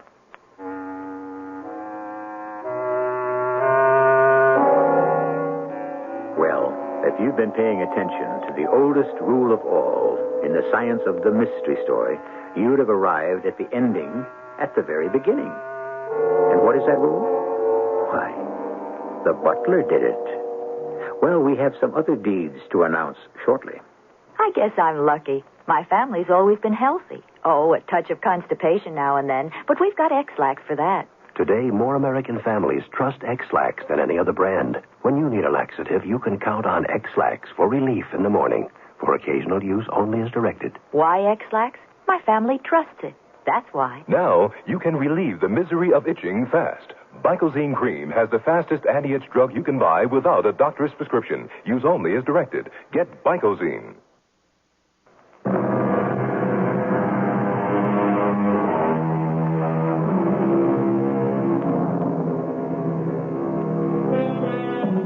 We try to offer something for everyone.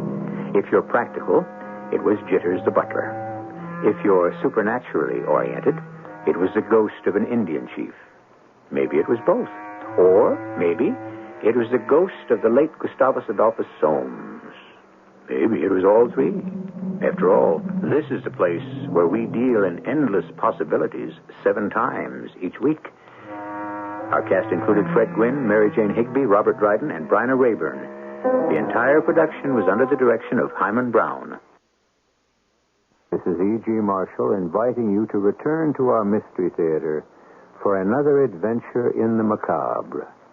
Until next time, pleasant dreams.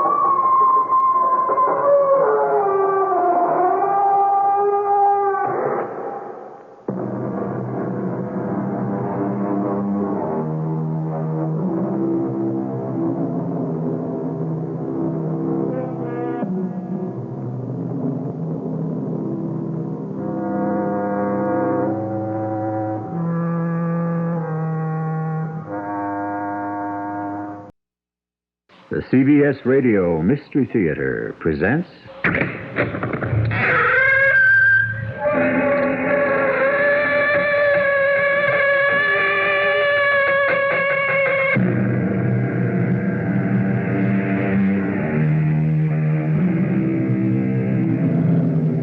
Come in. Welcome. I'm E.G. Marshall. How old were you when you first said, "I'm going to run away and you'll never see me again and then you'll be sorry"? Everyone has said it, though some did not say it out loud. Some have run and returned the same day. Some have never got round to running at all, and some have run and stayed away. It is one of these who gives us the title of our story, The Man is Missing. The letters get smaller, the pressure of the pen gets lighter, the lines get thinner. The man is not well. Are you sure? T's aren't crossed in a few places. See, the loops aren't completed.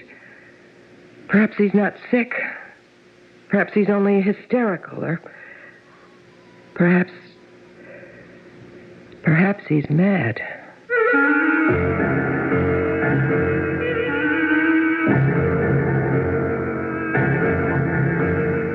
Our mystery drama, The Man is Missing, was written especially for the Mystery Theater by Elspeth Eric and stars Ann Williams and Larry Haynes.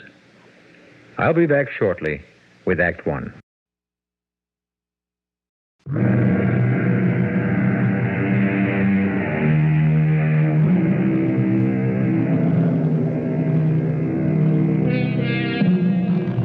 Within the huge New York City Police Department, there's a small coterie of men who wear no uniforms. They are the investigative detectives. They have one captain, one lieutenant, and 5 sergeants. They receive about 100 calls every day. Out of 16,000 cases, they have solved better than 99%. They are known as the Missing Persons Squad. I looked up, and there she was, back again.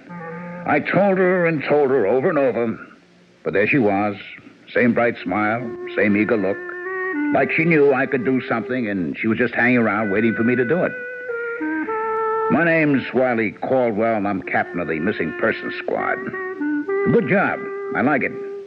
We know our stuff, if I do say so myself, as perhaps I shouldn't. Runaway kids, we handle a lot of those, and old people. The ones who get tired of feeling useless and unwanted and just wander off. We get a lot of those, too. However, there she was, back for the umpteenth time to ask me, for the umpteenth time, to find her husband. Captain Caldwell, may I talk to you? Mrs. McLaughlin. Why don't you call me Mia? We know each other pretty well by now. That we do. So, call me Mia, please. Okay, Mia. But the answer's the same. We've checked the files, we've called the morgue. Lawrence McLaughlin. Either place. So he's not in jail, he's not in the hospital, he's not dead. What more do you want? But where is he? Out there somewhere. But can't you look for him? Is he under 18? Of course not. What do you... Is he over 65? He's 29. Uh-huh. Well, then, even if we could locate him, we couldn't do anything about it. We couldn't bring him in. Why couldn't you? Because we would be violating his civil rights. You understand? Unless, of course, he's mental. Then we could take him. Is he? Is he mental? Off his rocker, out of his mind. Nuts. Oh, no. All right, then we can't touch him. I know it's hard on you, but I must break the news to you. Husbands run off all the time. Has Lawrence ever done the vanishing act before? Certainly not. All right. Probably he'll never do it again. Provided, of course, he comes back. Now, you run along home and wait to hear from him, okay? I have heard from him. You have? He sent me some money. Well, then you're all set. But he doesn't say where he is. But he's thinking of you. Or he wouldn't be sending you the money, would he? You see? He's worried about you. He loves you. You're his wife, and he loves you. So what? What do you want? I don't know where he is. Oh, please, Captain Caldwell, please. I know you can find him for me if you just try. I mean, you're the Bureau of Missing Persons, and Larry is missing, and I want you to find him. Now, why can't you? Why won't you? All right. Now, quit crying. Now, that isn't going to do any good, you know that. All right, now, stop crying, Miriam. Why won't you help me? I'll tell you what. I'm going to turn you over to one of our detectives. Ben Chase, his name is. He's a very nice man. Very fatherly type. You'll like him. Now, you tell him all about your missing spouse, and maybe he can think of something. How'll that be? Okay? Okay, then. Come on. This way. He's right in here. Ben, I got a lady here I want you to meet. This is Mia McLaughlin. Mia, this is Detective Benjamin Chase. Take care of the little lady, Ben, huh?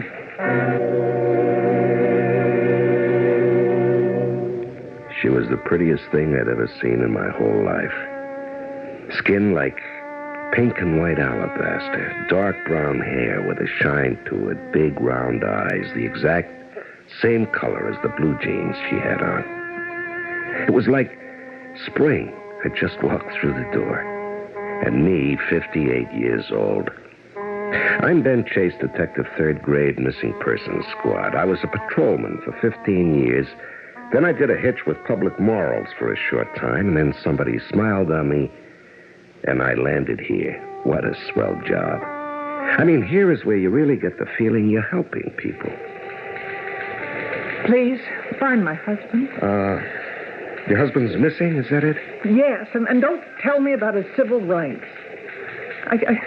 I want to know where he is. Well, we could probably locate That's him. all I want. But we couldn't make him come back to you. I just want to know where he is. Yeah, we can check the files. The captain did that. Hospitals, the morgue. Oh, he's alive. I know that.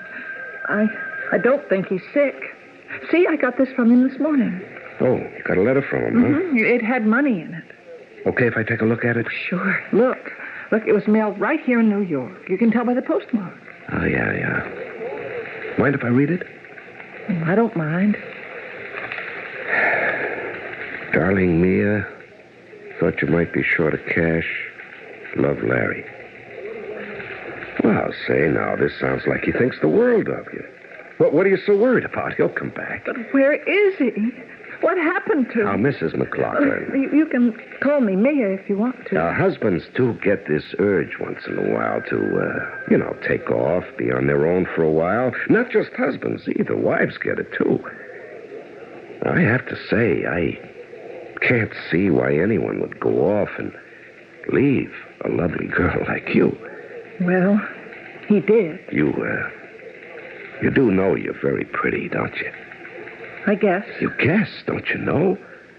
I'm a model, a photographer's model. You have to have some kind of looks for that, I guess. Well, you've got more than some kind of looks. Well, thank you. A lot more. Look, can you help me find Larry? Well, I can try. I can't sleep. I can't eat. I can't go out on a job. I just think about him all the time. And what could have happened to him? Yeah.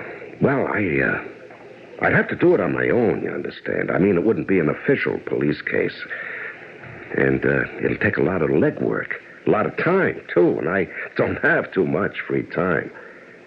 I don't know if my wife will care for my taking on any outside work. Are you married? Oh, am I married? 25 years married is what I am.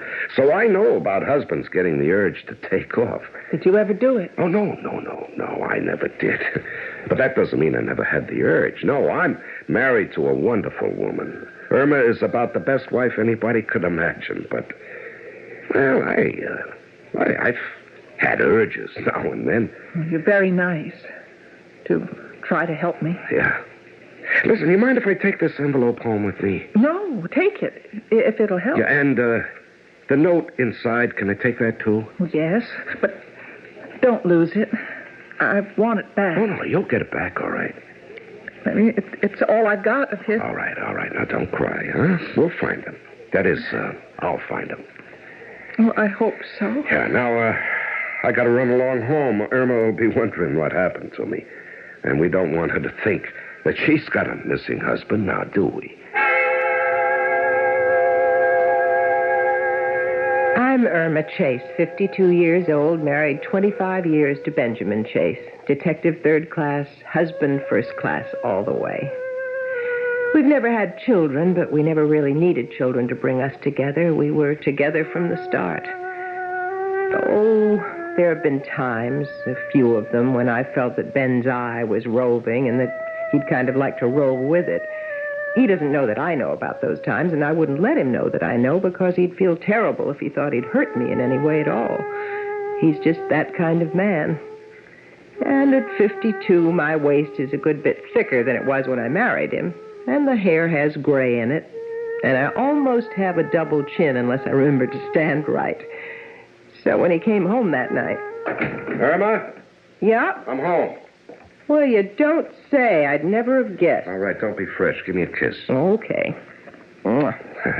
Now, your beer's next to your chair, and there's some good cheese to go with it. Really sharp cheddar. You're a great girl. Well, of course I am. You're a little late tonight, aren't you? Yeah. What happened, a girl came into the office, see? That is, Captain Caldwell brought her in, turned her over to me. Seems she's been bothering him for quite some time, missing husband. Oh, one of those. Yeah, he's been missing for some time. Anyway, Caldwell checked the files, the morgue. He didn't come up with anything, but Mia kept coming back. Mia? Yeah, that's her name, Mia McLaughlin. Anyway, I talked to her, and she showed me this note she got from him. It was mailed right here in the city, and there was money in it. He wrote a note? Yeah, sounded very concerned about her having some money. I'd like to see that note. Oh, are you still hung up on that stuff? Okay. No, you can't blame me if I try to be part of your work. Or can you? Or do you, I should say. If you'd rather I'd butt out, just say the word. Now, Irma... I'd like to remind you that Raphael Sherman... Oh, please, not again. Raphael Sherman was attached to the Krakow police force from the start of the century till 1900. Irma, please, you've got Raphael Sherman on the brain. Raphael Sherman started collecting envelopes when he was a little boy. Well, so did I, when I was a little girl. I never played with dolls. I just looked at handwritings on envelopes. Fascinating. All different. Some beautiful, some ugly, and everything in between. And like with Sherman, after a while, I started to find things that some handwritings had in common. And when I knew the people those handwritings belonged to, I found out that those people had certain things in common, too. Then, people with heart trouble write differently from people without heart trouble. Oh, Irma, honestly. But the psychological differences, that's where it gets really interesting. You can read a person's whole personality in his handwriting, his whole life then, everything that's happened to him. You really expect me to believe that? Well, Sherman could do it. He did it over and over, and he did it for the police. Now, I don't say that I'm as good as Sherman, but I did know something about it. Okay, take a look at this. Thank you. Well, see anything? This man is sick. What? Look, the letters get smaller. You see the pressure of the pen gets lighter, the lines get thinner. No, wait. Maybe he's not sick. Maybe he's only hysterical. Or maybe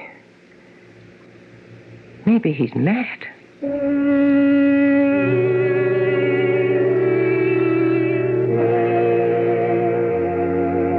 Raphael Sherman had no peers in his day. After him came Michael Fischel and the French clairvoyant Madame Lucie Vidi. And among the medical men who have used graphology to ferret out clues to mental or physical ailments, we find Erlenmeyer, Hauser, Duparcy-Jeans, and Charcot, famous head of the Paris-Salpêtrière. I'll be back shortly with Act Two.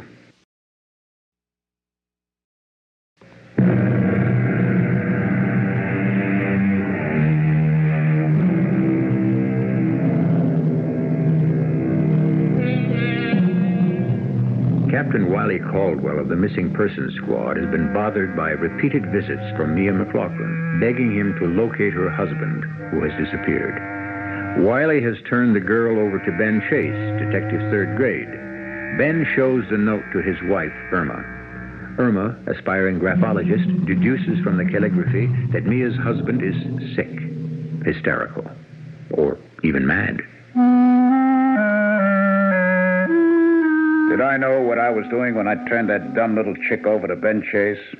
I thought, of course, he'd feed her a line. Maybe pick up a clue someplace from some connection. In other words, get her off my back. Also, there was always the chance that her husband would show up. A very good chance, because she was a very neat little dish. A fact I felt sure that my friend Ben had not overlooked entirely. Now, I'm a friend of Ben's, and I also know his wife, Irma. A marvelous woman, Irma is. I thought a little interference from me on her behalf wouldn't be amiss. Yeah, I see. That's all you can tell me, Mrs. Downs? Yeah. Well, it's something. Anyway, thanks. Hi, Captain. Who's Mrs. Downs? Her. Yeah, her. Who is she? Well, actually, she's Mia's mother, Mia McLaughlin's mother. That's so? Yeah, I thought maybe she could give me a lead to go on. Did she? No. She says they got along great. He was crazy about her. Seems he wanted to be a painter, a serious type painter. Gave it up and went into commercial art right after they got married. Maybe he regretted it. Well, Mia's a model, you know. That's how they met. He was living in this artist colony upstate in the Catskills. Braden Falls. You've heard of it. Where all the artists starved together. Yeah. Anyway, Mia was a model up there for one summer. She posed for him for nothing. Well, he was even broker than the others. They fell in love, and they got married. He went with an ad agency. She became a fashion model. Everything was hunky-dory till he cut out. And her mother hasn't got the foggiest idea why. Have you? No, I can't say I have. Why anyone would want to leave a girl like Mia?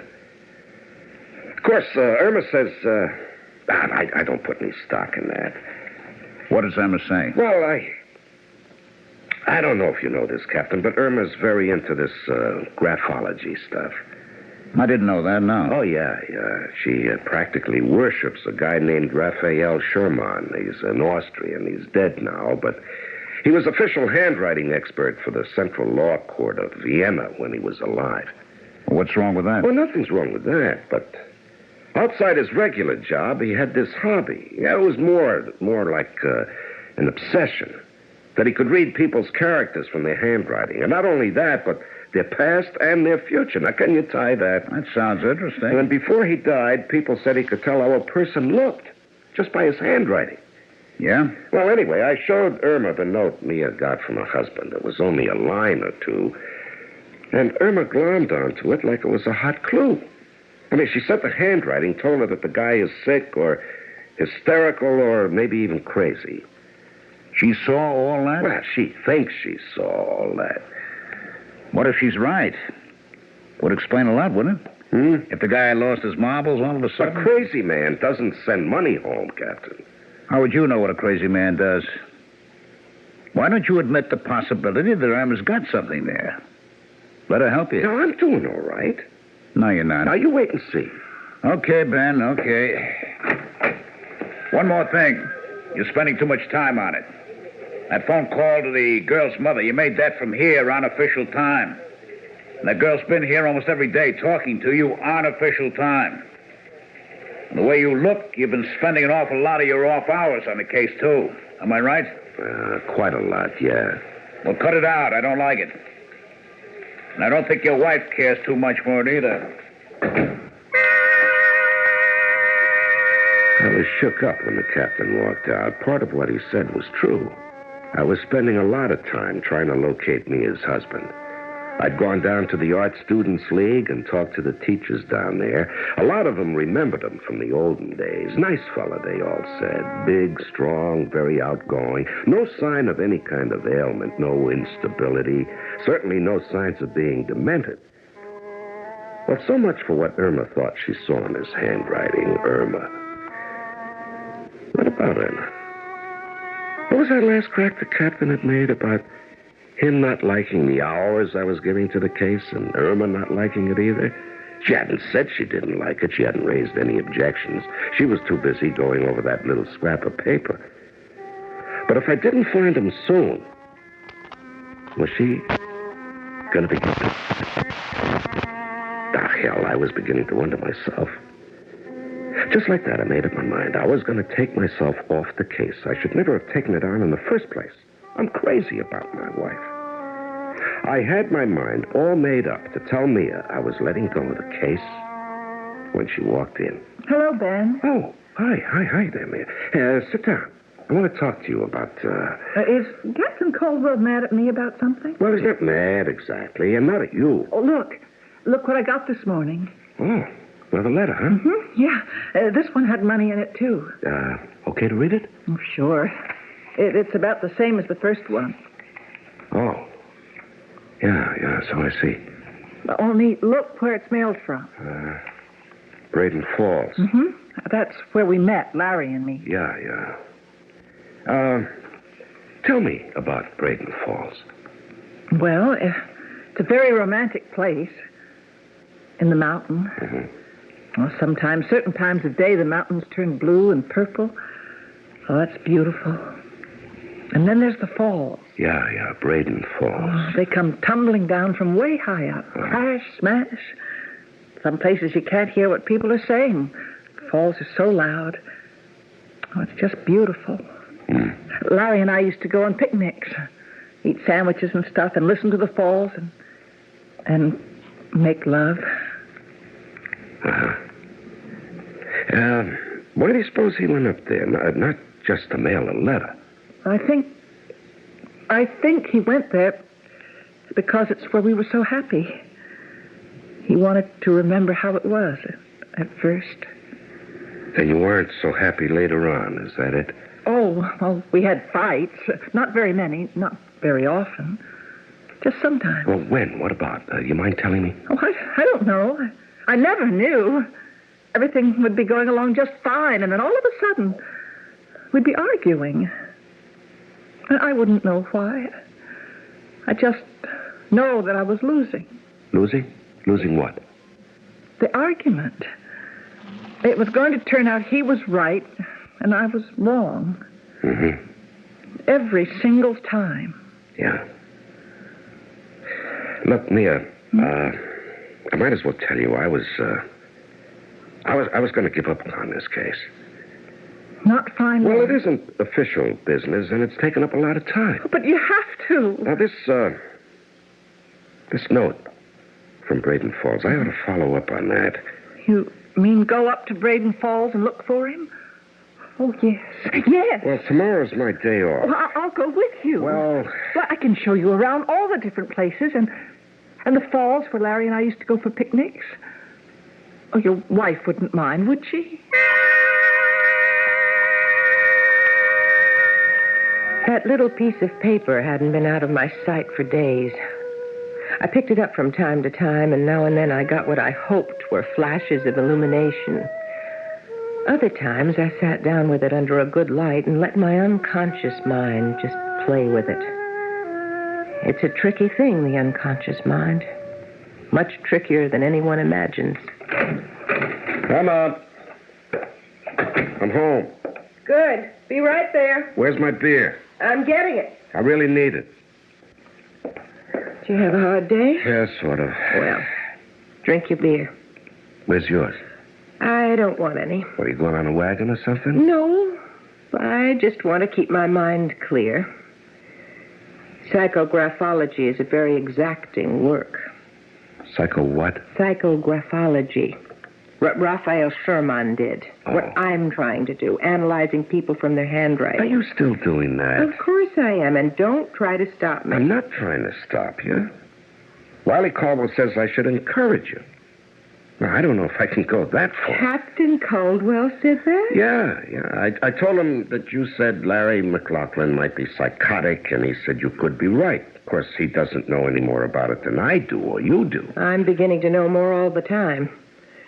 Pretty soon, I may be able to give you a pretty accurate description of the man. Forget it. I can't. Wiley thinks I'm putting in too much time on the case. It's not official business, you know. But you can't stop now. I got nothing to go on, Irma. Just let me help you. Well, I give it a couple more days, just long enough to track down one more clue. It might mean something. What? What clue? Well, Mia brought this in today. It's another note from her husband. Let me see it. Yeah, here. Yeah, there was money in this one, too. Doesn't sound like a man who's fed up with his wife. According to Mrs. Downs, McLaughlin was crazy about his wife. Who's Mrs. Downs? Mia's mother. She says McLaughlin gave up being a serious artist so he could support his wife. Oh, by the way, you'll notice that the note was mailed from Braden Falls. That's the artist colony place up in the mountains. Well, the McLaughlins met there and fell in love there. Mia did some modeling for him. And I thought that since tomorrow is my day off, I would go up there. Mm-hmm. You know, take a look around. Mm-hmm. And Mia is going with me. Mm-hmm. That all right with you? Yeah. Will you put that thing down, Irma? Put the letter down and listen to me. What are you so mad I about? tell you, I'm going off for the day with a young girl, a young, attractive girl, and you got no objection? My day off, my one day off, the day we go to the beach or the movies or do something special. I tell you, I'm going off to the mountains with a young girl, used to be a model, and you don't care? Ben, I was right. The person who wrote this letter has something wrong with his lungs. What are you talking about, for Pete's sake? Some kind of respiratory disease, trouble with his breathing. Now, look, here. Now, you see the little pauses in the writing? Pauses? I know they're hard to see. I can see them. But they were in the other note, too. But I wanted to be careful. I wanted to be sure. And here they are again. It's as if every so often he had to stop and lean on his pen. Take a little rest before he goes on. Oh, Ben, give me a little more time and I'll be able to tell you all about the person who wrote this note.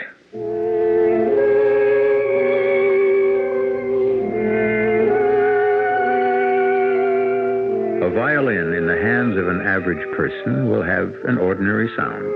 The notes may all be correct. The stops, all of the proper length, the speed and volume, all is prescribed. But the same violin in the hands of an artist will take on the quality of real music. Such is the power and the sensitivity of the human hand. I'll be back shortly with Act 3.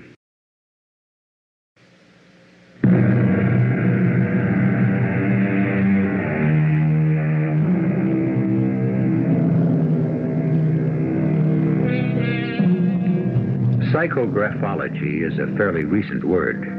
It describes the process by which character and personality can be deduced from the analysis of handwriting. Irma Chase has been attempting such an analysis from 2 notes written by the missing husband of Mia McLaughlin. Among other things, she has inferred that the writer of the notes is emotionally unstable and has some sort of trouble with his breathing. She has not tried to keep her husband from using his day off to travel to a place called Braden Falls, high in the mountains, accompanied by the young girl, in search of the missing man.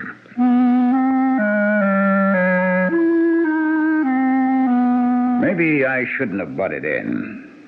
I thought Ben Chase was a good man, a good cop with a fine record. As far as I knew, he was a good husband, too. I'd met Irma Chase a few times, been to their house, they'd been to mine. And all I can say is she seemed like a happy woman, very content with her life.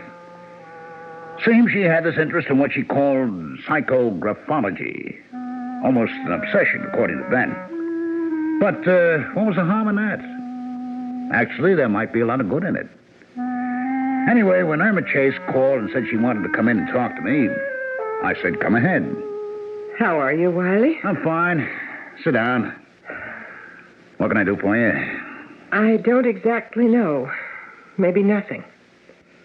Is it about Ben? Well, yes, mostly. He went off this morning with that young girl, Mia something or other. McLaughlin? Yeah, McLaughlin. They went up to Braden Falls together. Irma, I don't think you got a thing to worry about. You don't? She's a very pretty young girl, but I know Ben. I don't think he's really interested in her. He's gone to Braden Falls because that's where the girl's husband wrote his last note. I know. I've seen the note. Matter of fact, I've got it with me. There's a chance the man might be in Braden Falls, and they've gone there to check it out. Ben will be back by tonight. Don't worry about that. Oh, I'm not worried about that. No, you're not? Well, then what do you... Wiley, you know I'm interested in graphology. Yeah, Ben said something. I've been studying these 2 notes from Larry McLaughlin, and I've come up with a few things. Is it all right if I tell you about them? Of course, Sarah. I told you I got an open mind. Now, the first thing that started to emerge was that whoever wrote those notes is emotionally unbalanced, maybe psychotic. Ben told me about that. The second thing, which I got from the second note, is that the writer has trouble breathing. Now, I'm not going to go into how I deduced that. You wouldn't understand it anyway. You're probably right there. Now, I've come up with something else. Well, come on, let's have it. Wiley, I could be wrong. But I've got a strong intuition that the person who wrote those 2 notes has criminal tendencies. You said... I said criminal tendencies.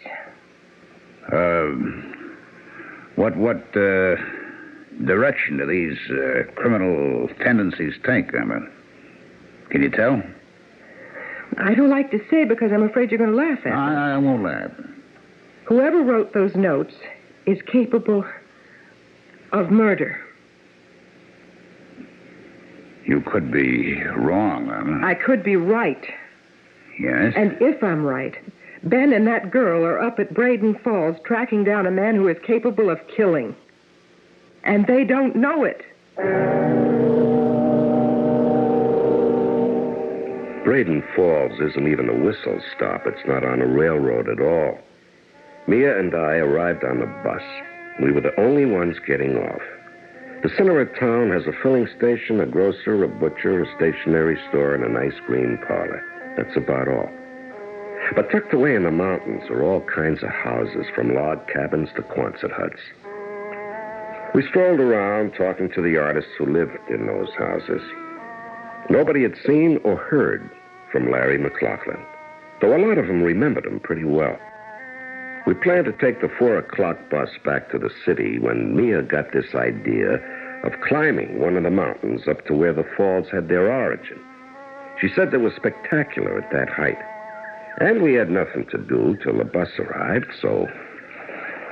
Yeah, they're beautiful, all right. Huh? The falls, beautiful. Well, didn't I tell you? Yeah. Hey, how much further? Oh, not far. Do you want to rest? No, I'm fine. Well, let's sit down for a minute anyway. Okay. Well, I brought along a couple of sandwiches and some ginger ale. Well, I hope it's still cold. Oh, great. You're quite a girl.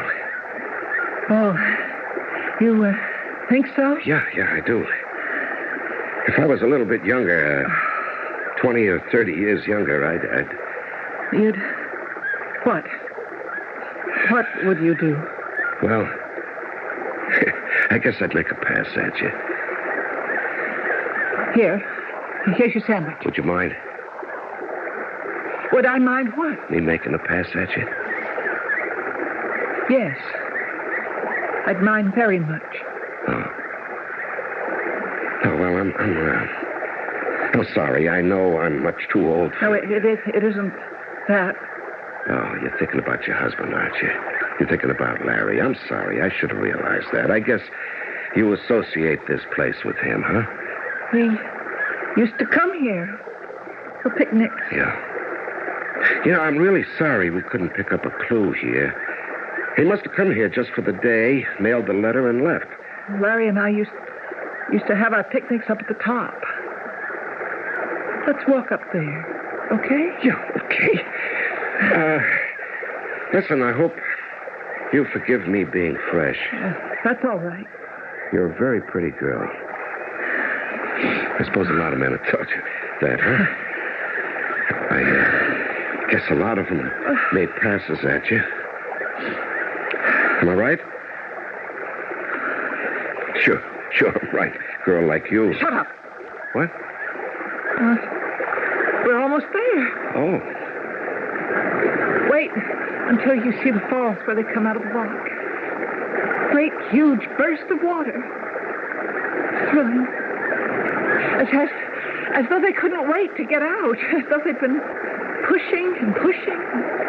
And then they fall out and down into the gorge, hitting all the rocks on the way, splashing off of them down. Must be impressive. Oh, it's the most glorious thing you've ever seen. Here we are. Stand right here. Huh? That's it. Now, look up there. That's where the falls stop. Oh, yeah, that's powerful. So strong. I can't wait to burst out. Doesn't it give you a marvelous feeling? Yeah, it does, kind of. Now look down. Did you ever see anything like that? Hey, Tom. Wait. Dirty old man. You dirty old man. Ben! Hold on! She pushed him! She pushed him! Hold on, Ben! Hold on! Girl, Ben! Hold on! All right. I'll get you, Ben. Just hang on now. Hang on, Charlie. Wiley, is he okay? No, I think he's conscious. I think so. Just a second now. Oh, Ben! I got him! Wiley. Ben, give in. Let go. Relax. I'll get you out. These rocks are slippery. Relax, Ben. All right, let go. I'll get you out. Don't you do anything now. I must have fallen right into the water. Yeah, where it's deep. You were lucky. You're gonna make it, honey. Sure he is. Give me your hand, Wiley. Stay right where you are, Irma. Now, take it easy, Ben. We'll make it. Okay, yeah. Grab hold of the root of that tree. Yeah. You got it? Yeah, I got it. All right. Can you pull yourself up? Here, give me your hand. You stay right there. All right, I'm going to give you a shove, Ben. Yeah, it sounds great. It's okay. I can make it. I can make it. Oh, Ben. Oh, Ben, that girl pushed you. Well, Wally, you okay? Yeah. Okay. Where's the girl? She's still up there. She's out of her head, that one. How do you two happen to be here? We had a feeling. Well, that is, your wife had a feeling. Look! Oh, look over there. What? Where? Between those two big rocks wedged in between them. It's a body. It's a body. Body of a man. Who? You think it's... Yeah. Must be. Has to be. Her husband. The missing man.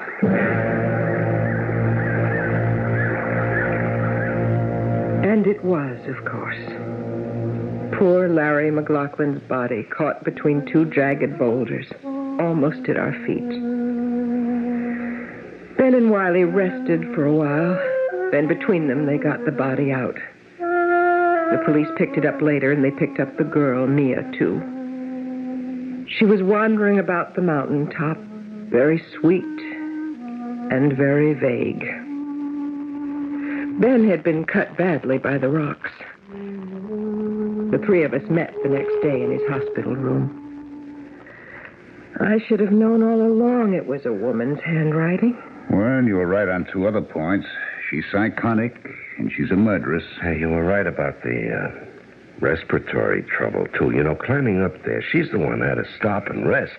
They said at the sanitarium she doesn't remember anything about pushing her husband off the ledge. Or pushing you, Ben, either. Why? Why would she do it?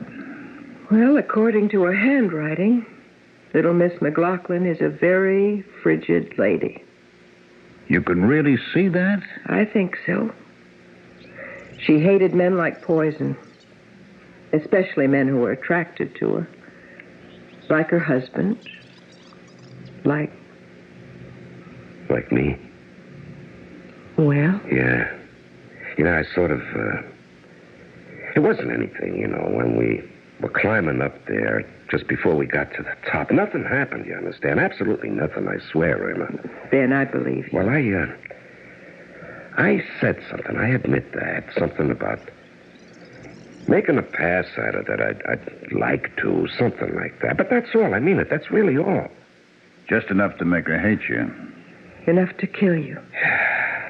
Now, what on earth gave the two of you the inspiration to drive up to Braden Falls? Tell him, Irma. Well, studying the second note, I thought I could see signs of a criminal personality. I figured I should tell Wiley. And you believed her? Half believed her. Enough to drive up here and tell you. Of course, neither of us knew Mia had written the note herself. We thought we were protecting you from her husband, not from her. Will she ever be in shape to stand trial, Wiley? If she ever remembers what she's done. You think she might? Yes, she might. And what makes you say that? Well, look at this. This is the second envelope. How she addressed this to herself, you see? Mia McLaughlin. Take a good look. So? Don't you notice anything? No. Wiley, do you?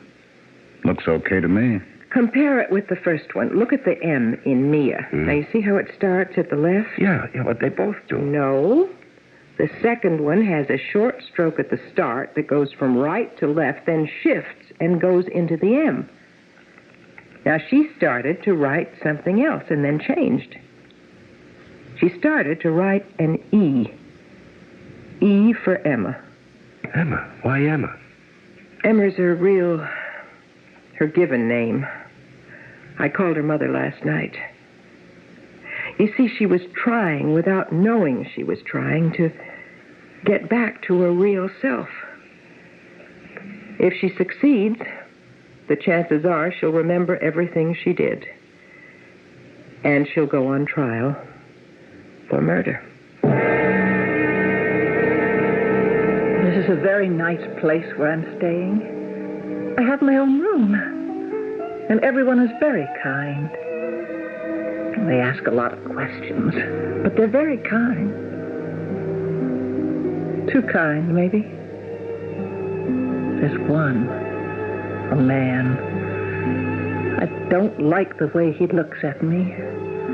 I don't like it one bit. If he tries to get fresh...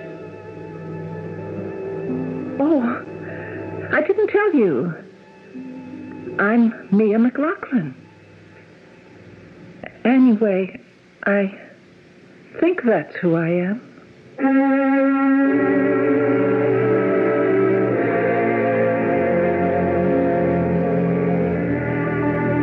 We've accomplished prodigious feats in outer space, invaded the moon, and discovered what it's made of. Now we're on our way to entering the planets and finding out how they are put together. Outer space will one day be as familiar as our own lakes and prairies. But what of inner space? The space of man's mind. Despite many hints and clues, it is still, in the main, an alien land. I'll be back shortly.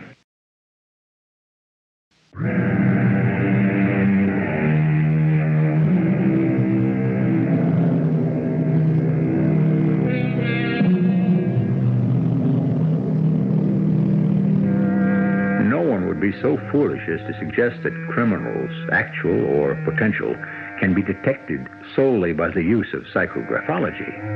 But the way things are progressing these days, progressing backwards, it sometimes seems, law enforcement needs all the help it can get. Our cast included Larry Haynes, Ann Williams, Ralph Bell, and Terry Keane. The entire production was under the direction of Hyman Brown. This is E.G. Marshall inviting you to return to our Mystery Theater for another adventure in the macabre. Until next time, pleasant dreams.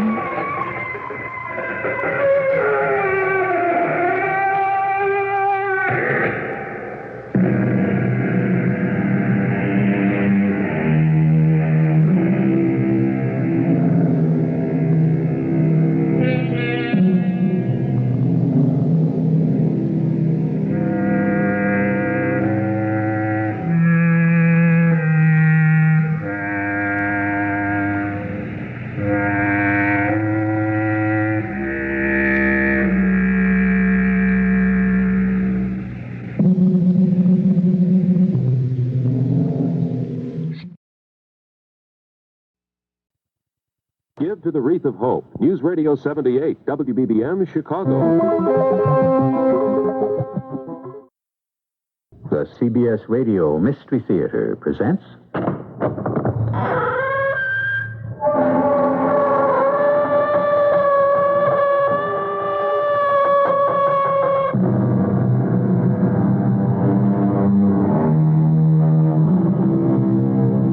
Come in.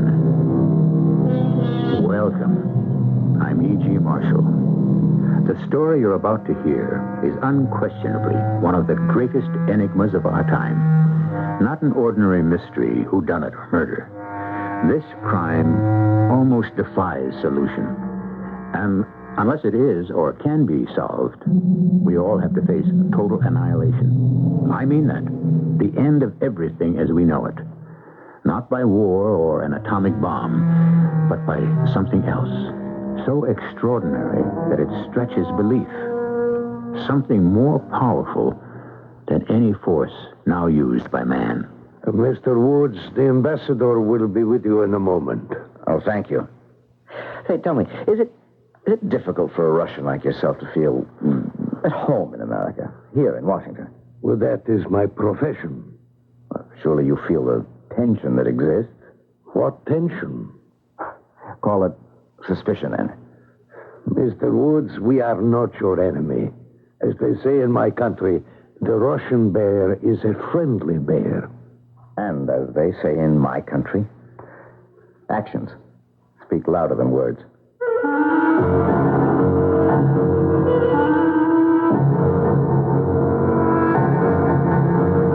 Our mystery drama, The Teddy Bear, was written especially for the Mystery Theater by James Agate, Jr. and stars Michael Wager. It is sponsored in part by True Value Hardware Stores and Buick Motor Division. I'll be back shortly with Act One.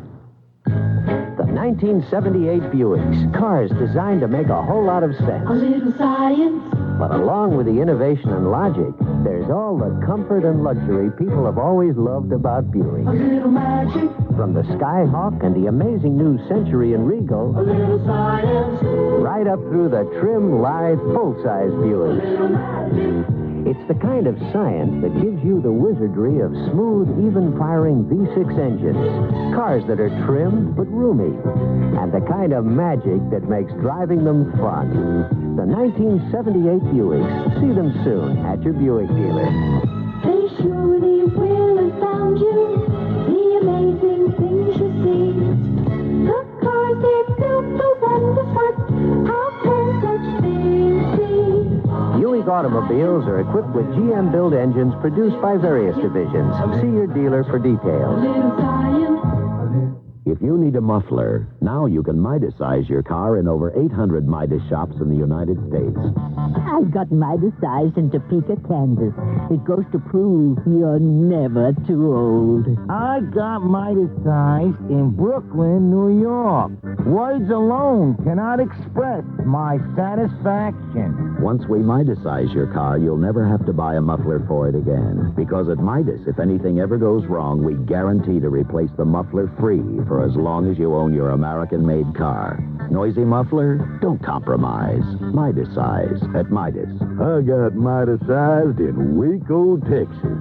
You never seen a muffler that size before. The next time you hear that noise, don't compromise. Midas-size. Visit one of the 42 Midas shops in Greater Chicago. Midas, experts in the installation of mufflers on most foreign cars.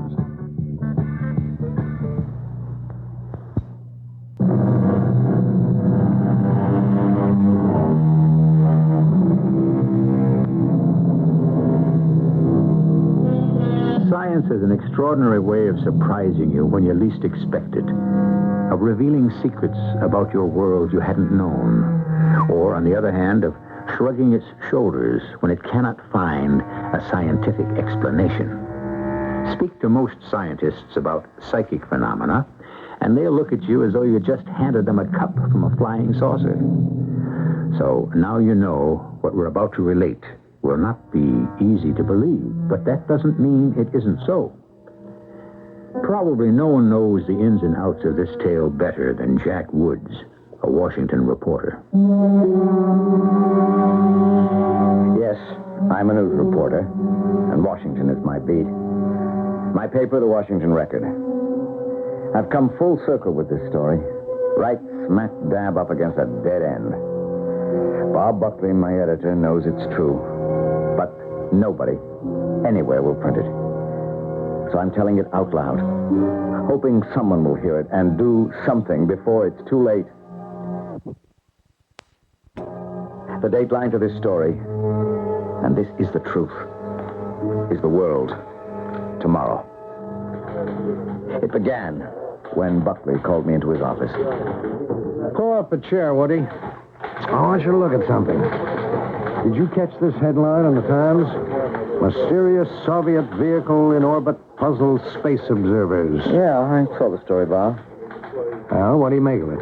Not much. Probably some test flight for a future space station. That's what I thought until I got past the first paragraph. Read it, Woody. The space vehicle has been observed by several members of the Air Security Group, an international group of non-government space watchers. They have confirmed the vehicle's puzzling characteristics. It is as big as Salyut and very bright and sending out strong radio signal. So, the Russians aren't the only ones. We're orbiting hardware, too. Read on, Woody, read on. This Soviet space vehicle appears completely unrelated to any previous satellites put into orbit. So. What happened last week in the sky, Woody? In our sky? Well, you wrote it. You must know. Oh, just a report from Pasadena that the Traveler space probe was ignited briefly so instruments could get a fix on the star Canopus, which is guiding it to Jupiter, then the usual takeoff. Read this. Oh, no, it can't be. Oh, yes, it is.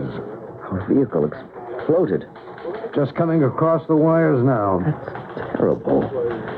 Where's the rest of the bulletin? Well, let's go over to the teletype and see. Agency report. Death to all aboard the manned space vehicle. Man, this is one giant step back in our space program. Woody, I'm putting these two stories together. You telling me there's a connection between the flight of a mysterious Soviet vehicle and the explosion of ours? I'm not telling you that, Woody, but asking you to find out. That's the assignment. Get going. Where to? Well, you're the reporter. You plot the course. Oh, okay. I'm still not sure why you think there's a link between these two happenings. I dug up every word in the morgue envelopes. I called the Soviet embassy, gave my name, and said I was doing a feature on space and would like to come talk to one of their officials. While they decided on a date, I moved to the Cape, and my old friend Captain Tom, Press and Information Chief of NASA.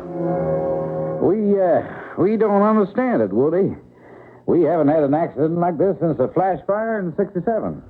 But you finally found out what happened on the launching pad. This accident wasn't a takeoff. This was re-entry. Re-entry? None of the wire services carry that. And neither will you. This is off the record. I had no idea Traveler was coming back. Yep. The day before yesterday, 5 of our men disappeared. Wire services said there was an explosion. We really don't know what happened. Not a trace of the spacecraft or the men has been found. But you know they re-entered. Would you like to hear the tape? Off the record? You bet your life. I've never heard one of these things before. Now, there are 2 reels. The end of the first is racked up, but it's pretty much the last communication we had with them. I'll switch it on. Hello, Traveler. Mission Control here. I have your entry pad. Over. Okay, I'm ready to copy. Roger. Entry pad area is the Mid-Pacific. Roll 000-152-001. GET 1904-4606. Sexton John. Hold it, Captain. Could you switch that tape off a second? Well, there's a little more from Traveler. No, I just want to get it clear. Has re-entry always been a problem? Oh, a problem and a danger, yeah. When Neil and Ed and Mike came back on Apollo, it was essential they re-enter the Earth's atmosphere at absolutely the correct angle. What was that? 6.5 degrees, and no error tolerance of more than 1 degree. 1. Or else? Well, at that point, they're getting sucked into the Earth by gravity and picking up speed. What speed? How would you like 25,000 miles an hour? Oh, I've got the picture. Yeah. And the danger is if the craft hits the atmosphere too flat. It would act like a flat pebble skipping across water. The spacecraft would skip right back into orbit with not enough fuel or oxygen to get home. Well, could that be what happened? I mean, they're going round and round up there, 5 dead men in a capsule? No, because they made it into the atmosphere. I'll switch on the tape again and listen. Hello, Traveler. Did you do the P-52? Over. Affirmative. We don't want to jettison the hydrogen tank that is stratified. So could you cycle the fans in tank 2, please? Will do. Happy. Is that all? Well, we got a couple more seconds transmission on the other reel. I'll put it on. Now, here are the last words we've got. Sorry to see the old service module go. She's taking good care of us. You bet it has. Hello, Traveler. Hello, Traveler. This is Mission Control. Hello, Traveler. And that was it, Jack. Tom, could Traveler have burned up on re-entry? Well, it could, I suppose, if the angle of re-entry was too sharp. But the big question is, these were experienced men, our best. Now, how could they make such a mistake? And in the Pacific, nothing's been sighted or recovered. Oh, we've had 10 ships out there. Oh, I should say the Navy's had, covering as much of the area they were heading for as possible. And they picked up nothing. Well, one thing, of course, it's got nothing to do with Traveler. They fished something out of the Pacific. A teddy bear. What? Yep, there it was, floating. A teddy bear? Yes, sir. What do you make of that?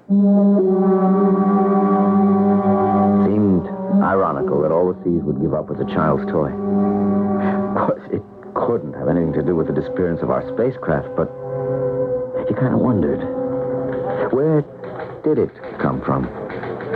You got your report, Woody. I think we've drawn a blank on any tie between the mysterious Russian space vessel and the disappearance of Traveler. Don't be too sure, Bob. I'm not giving up yet. Oh, did you get that call back from the Russian embassy? Yeah, I've got a confirmed date in the morning. Good. By the way, here's that list of all the items aboard the Traveler. Captain Tom sent it up from the Cape. Letters, the food, a couple of plaques, personal stuff, anything carried by the astronauts, but not a teddy bear in the lot. Well, even if one of them had, it would have burned to ash like everything else. Excuse me, Woody. Yeah, Buckley here. Yes, Paul. Yeah. Where did you learn that? Well, that's incredible. Well, I don't know if we can assume it's the same one, but what did NASA say? No comment, eh? Uh-huh. I've got Jack Woods here. He's been working on it. I'll pass this along and we'll get back to you. Oh, send the verbatim text of what she said up here, will you? Thanks, Paul. Unbelievable. What is? Well, when the story about the teddy bear broke, one of the wives of the astronauts, Ed Harmer, asked if she could see it. She called the White House. See it? Why? She says her husband did have a toy teddy bear with him in his suit. Oh. It was a present from one of the Russian cosmonauts. Our man took it with him, for luck. Gee. Buckley here. Yeah, it's for you, Woody. Hello, yes? Yes, Jack Woods. He did? When? The ambassador himself. Tomorrow morning, that's great. What time? I'll be there. Thank you. Believe it or not, the Russian ambassador himself wants to see little old me at 10 in the morning. Yeah? Woody, when you're drafting up your questions, see if you can get a reaction to this. What's the lowdown on that Russian icebreaker hitting the North Pole? There's nothing up there but icebergs and propaganda. Okay, we'll do. Anything else? Oh, we never got a satisfactory explanation of that fire they had in the U.S. Embassy in Moscow. The State Department clams up when we call. Nobody knows anything. Maybe the ambassador does. We'll try. It's crazy, Bob, but why does my gut tell me all these unrelated stories tied to one little thing? You mean that toy bear swimming in the Pacific? Exactly. That teddy bear.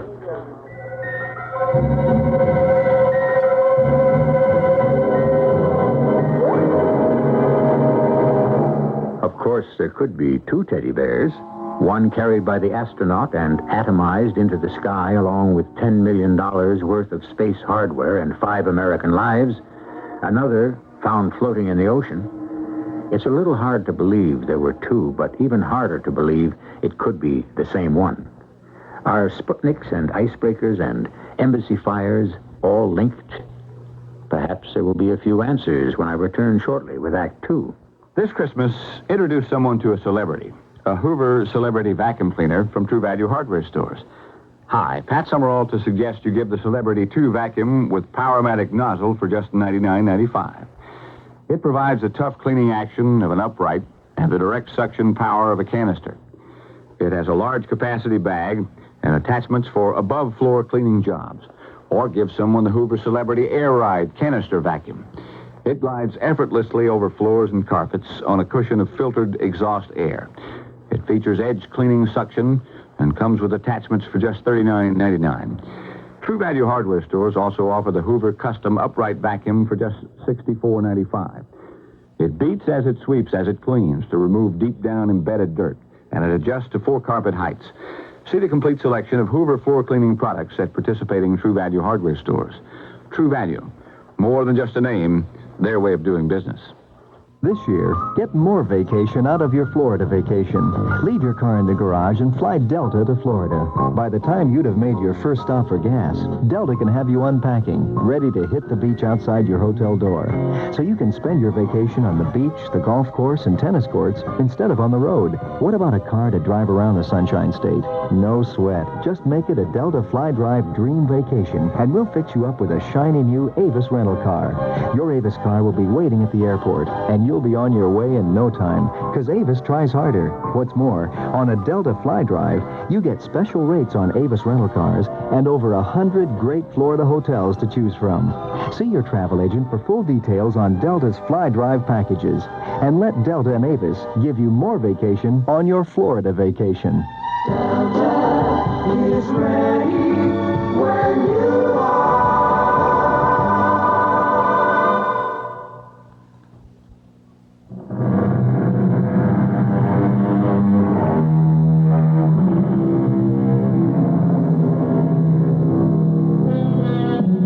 With a newspaper nose lives on his feet, rings doorbells, plays hunches, and never makes up for lost sleep. He's a kind of public detective, generally unknown and unsung, seeking truth and, as the saying goes, rushes in like a fool where angels fear to tread. So, good luck, Jack Woods, wherever you are.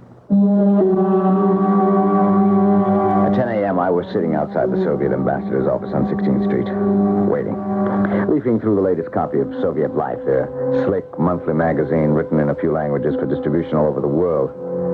One story caught my eye. It was called Experiments in Psychic Research. I was reading it when the embassy attaché came over. Mr. Woods, I'm sorry the ambassador has been delayed. Please make yourself comfortable. Do you mind if I ask you a personal question? What is it? I've always wondered, is it difficult for a Russian like yourself to feel at home in America, here in Washington? That is my profession. An attaché must be at home wherever he's sent. The ambassador will see you now.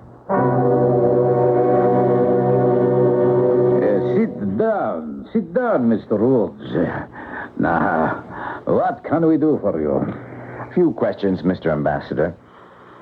Recently, we had a news item describing a mysterious Soviet space vehicle. Can you tell me about that? I'm afraid not, Mr. Woods. All I know is what I read in your American newspapers. But it is called Cosmos 29. Well, perhaps it's part of assembling a Soviet space station in orbit. Perhaps. I hope so.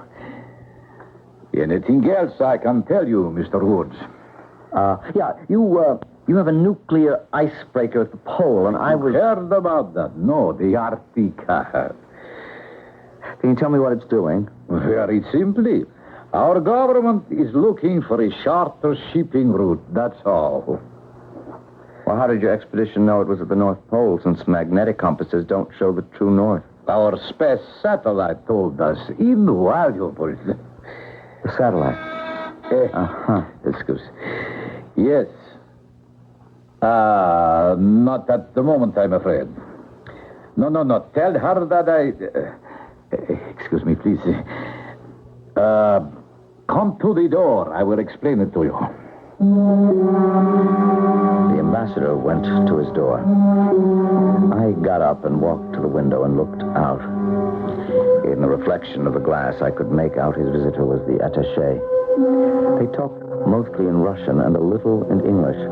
2 words caught my ear. Gerda Kessler. I stared out across 16th Street, pretending to be oblivious to what was being said at the door. I cannot change my appointments. Tell the doctor I shall be in touch tonight at the usual number. Thank you, Mr. Ambassador. Now, where were we, Mr. Woods? Oh, by the way, have you heard anything new about the disappearance of your traveler spacecraft? Not a word, Ambassador. My condolences. A sad day for science. Uh-huh. Thank you. Thank you for your time. Wasn't it strange that out of the blue, the Russian ambassador should inquire about the traveler? Perhaps Buckley was right on target, believing there was connection between our accident and their mysterious Sputnik. Call it a reporter's instinct, but the little voice inside me said, follow up Gerda Kessler. Back at the office, I checked our files and the telephone directory. No Gerda Kessler. I called information. Yes, they had a Kessler Dr. G. A new number, unlisted. I pitched my idea to Bob. Could he locate Kessler for me? All right, here's the address you want, Woody. Kessler's. How'd you get it? We have pipelines. You have any poop on Kessler? Well, only that Kessler came through immigration 2 weeks ago and is a scientist from some important Moscow institute. Well, there's a connection to the ambassador, and I aim to find out. If this Kessler is involved in some shenanigans, maybe I better not go to him with my bare face hanging out as Jack Wood's reporter on the Washington Record. Well, what do you want to be? Well, I'll play it by ear, but if I need any verification, expect a phone call from me, will you? I'll back you up, Woody. With troops, if necessary. I hope it won't be.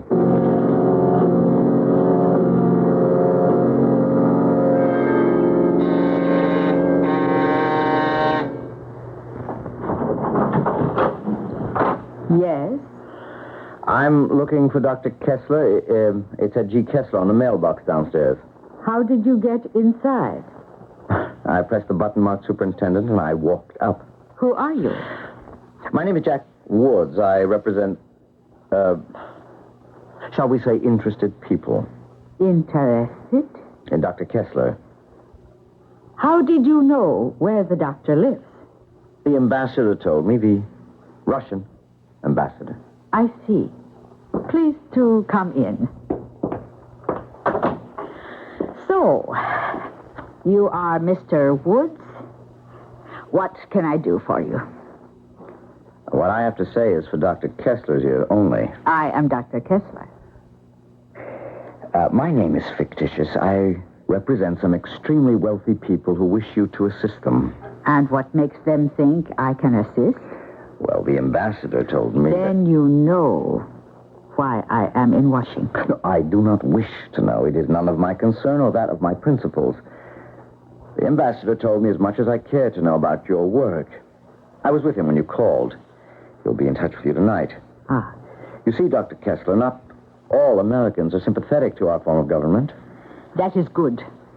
As you no doubt know, I am here on behalf of the Bechterew Brain Institute. What can I tell my principals?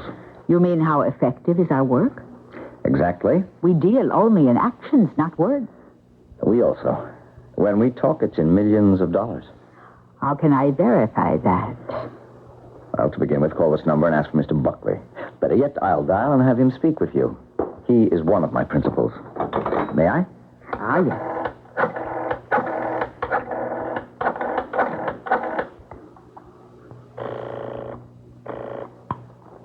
Buckley here.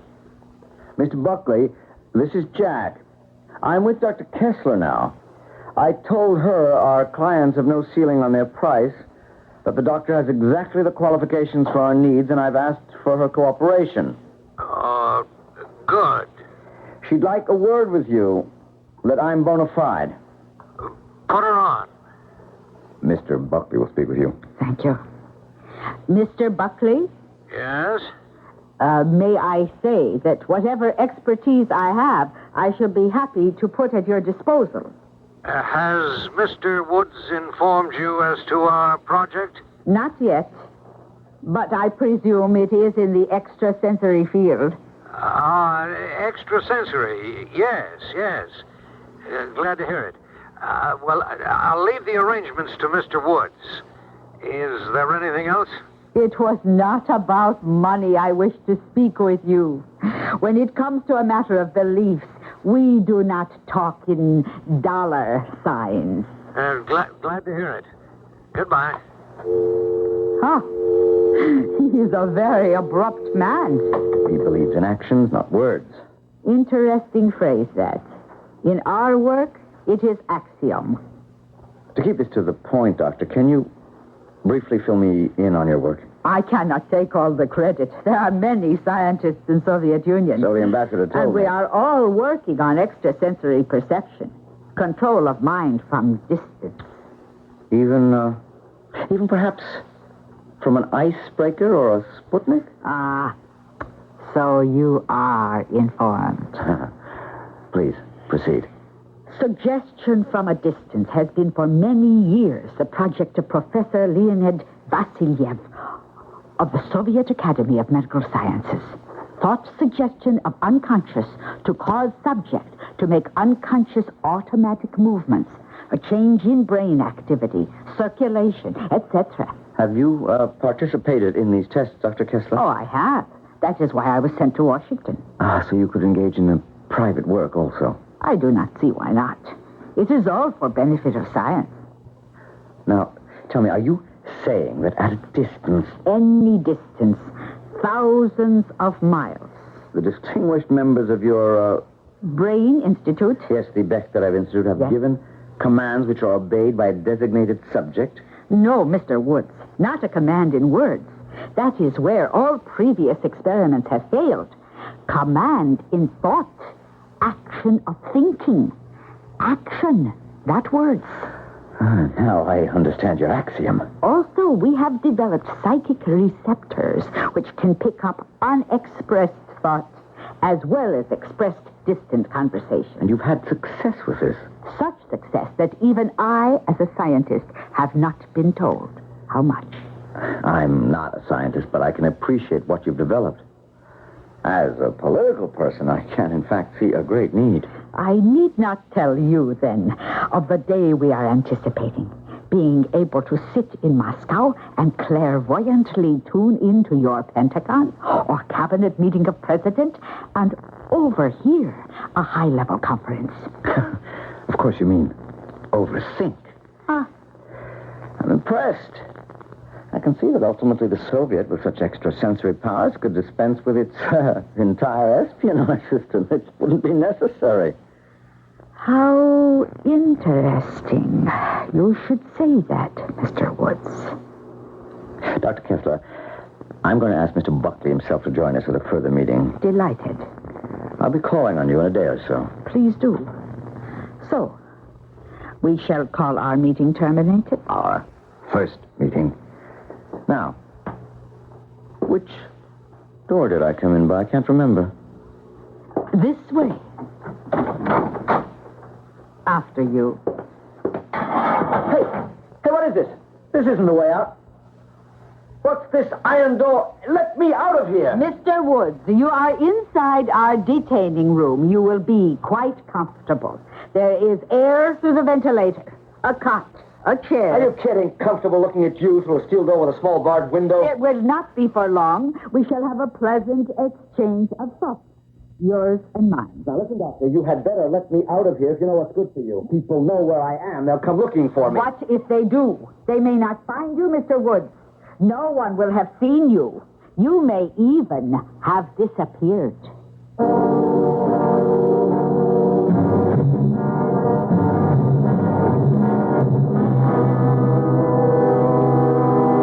Trouble. Big trouble. Quite obviously, Jack Woods has stumbled upon something important. He has unearthed the top of a Russian top secret, and they mean to find out just how much he knows. Were this a fantasy, we could tell you all to breathe easier, but the fact is that psychic warfare is a reality. We learn more and hope for the best when I return shortly with Act 3. Hello, I'm Johnny Cash.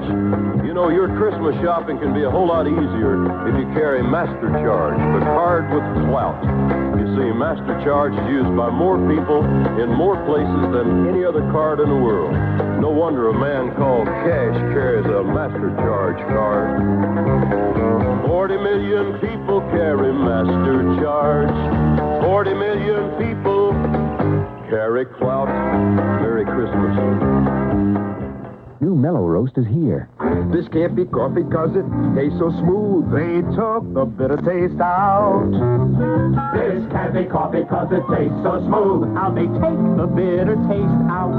New Mellow Roast starts with 3 kinds of rich, robust coffees, then blends in roasted grain to take away the bitter edge, so you enjoy a delicious, full-flavored coffee taste. Mellow Roast coffee and grain beverage, new from General Foods. They took the bitter taste out.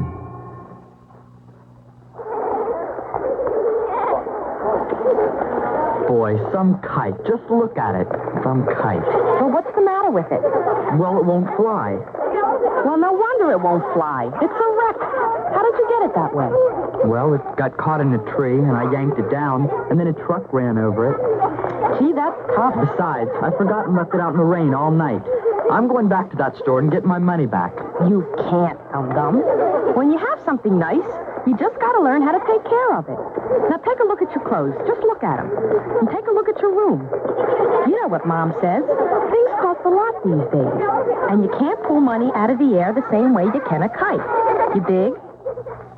In other words, taking care of what you have is a heck of a lot less expensive than going out and buying new things. And if you don't take care of it, that's your responsibility. This has been another consumer tip from the Council of Better Business Bureaus. WBBM Chicago.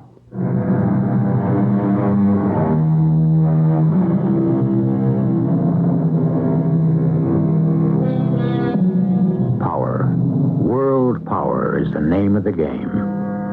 To that end, nations place the highest priority on methods of killing. Thousands of years of so-called civilization, and yet today, we're no better off than when we were cavemen, attacking and defending with clubs, sticks, and stones. One asks oneself, will it ever end?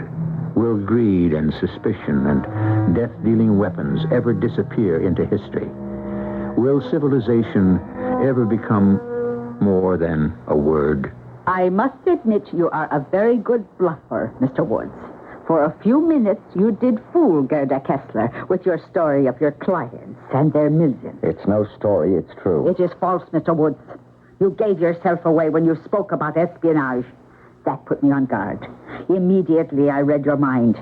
You are not emissary of wealthy Americans. You are news gatherer for Washington Record paper. Of course I am, but that's only a cover. Interesting. Look, you cannot keep me a prisoner. Too many people know I'm here. We shall see.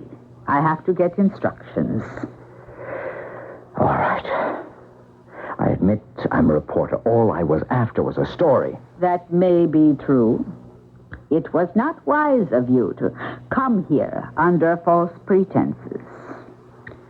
Doctor, if you can really read my mind, then you know I'm on the up and up. Up and up? Bona fide.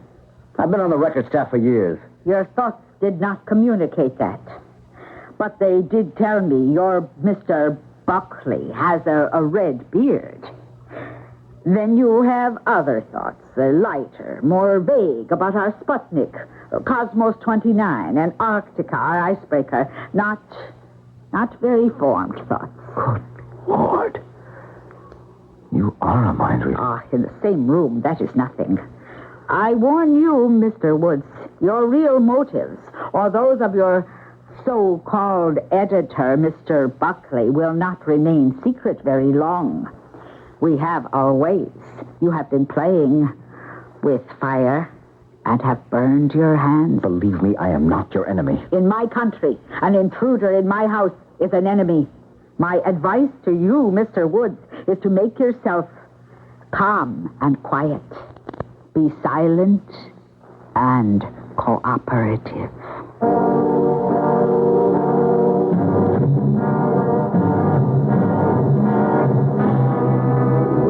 fool, Doctor, to take this man into your confidence. A stupid fool.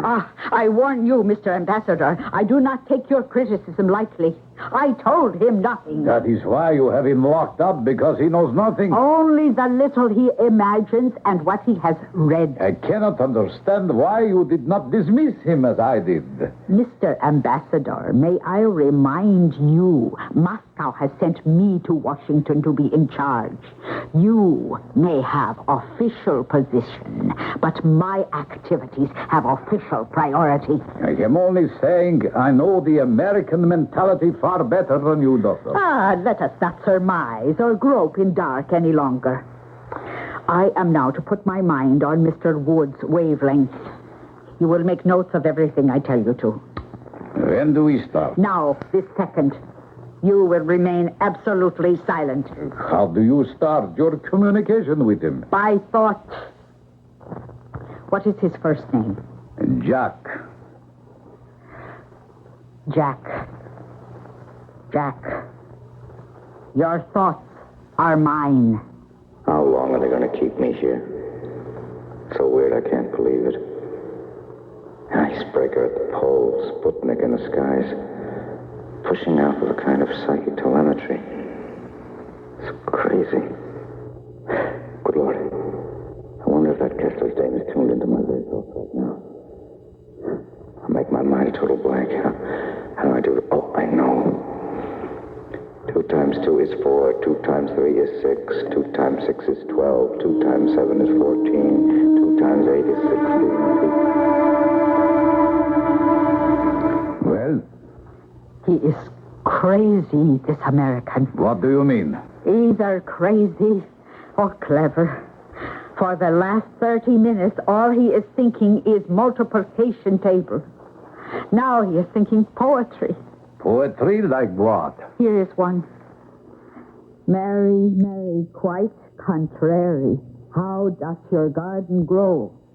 Now, what is that? Nursery rhymes. It is said to little children. This man is clever. He is jamming his thought waves. But it is only because he knows. Because you told him you can read his mind. That was extremely foolish. I am convinced he knows nothing. You think he has no idea how we maintain this psychic control? Yes, he has what they call a hunch. Nothing more. You are absolutely positive. How could he? Such a scientific conclusion would stagger his imagination far beyond where it can go. I understand things were getting pretty hairy down here. Oh, they were never worse.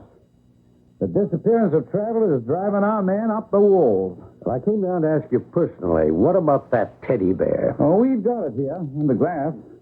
Under glass? Well, we have it in a decontamination chamber. Same kind we use for astronauts who return from space. Well, I gather then it was identified. Oh, yes, positively. And in such a crazy way. See, Ed's wife, widow, I guess I should say, saw it and said it had to be the same one Ed took with him. She was positive. How could she be? Well, the way she tells us, one of the Russian cosmonauts sent it to Ed as a memento of friendship with a note saying, take this little Russian bear into the sky with you. Yeah. When Ed Harmer opened the package, somehow, in the mailing, the ear had come off. Ed's wife showed us just where she'd sewn it on. Well, it was the same one. Well, can you fellows explain it? All we can do is accept it. The toy survived, and I guess nothing else did. Is anybody asking themselves why? You have a theory? I brought this Soviet magazine with me. Jack Woods picked it up at the Russian embassy. You seen this? Well, is that the one with the story on psychic warfare? Yeah. Well, that's all right for science fiction buffs, but there aren't many down on the Cape who'll go for that idea. A fella brought one down the other day, and we talked about sending out shock waves of thought, but I can't say it sounds feasible. Mm-hmm. Well, when I was a kid, walking on the moon, shuttling from the Earth to other planets, docking 500,000 miles in space, I can remember when nobody thought that was feasible either. I say, Tom, I think it's possible. The Soviets are developing machinery that can tune in anybody, anywhere. Oh, I can understand the possibility of reading other people's minds, okay? But to make people act against the will of the distance? Come on. But suppose you had on you a thought receiver, like a radio. The enemy sends a thought telling you to do something. And even without thinking, automatically, you might do it. Hey, Buckley, I wonder if you aren't on to something. It's Teddy Bear. Yeah, a gift of the Russians. He had it on him. It could be that he instinctively, or someone else, or even all five of the men in the craft, followed some outside command and caused the traveler to malfunction. Hey, Bob, I better take this up with the general. I'm glad you came down. Or, I don't know. Maybe I'm sorry. I can't believe it, but it's true. They're letting me go. Sometime early in the morning, I woke up, and behind the barred door, I could see Dr. Kessler standing looking at me. Dr. Kessler. I looked at my watch, but it had stopped. I tried to remember if I'd been dreaming. And I wondered, could she read my dream as well as my mind?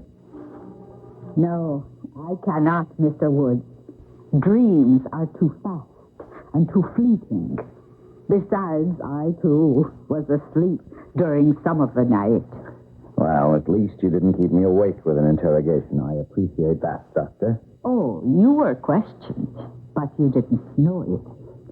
Did I give you the correct answer? Sufficient. I confess to you, Mr. Woods, I kept you here as a guinea pig. I want to find out whether my training would work on an American. And did it? Some thoughts were understandable, others difficult, and some even incomprehensible. For instance, what is meaning of Peter's piper picks and pecks some pebbled pickers?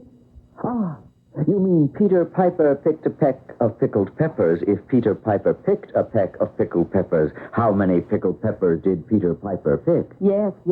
Now, what is meaning of that? Just what it says, Doctor. Just what it says.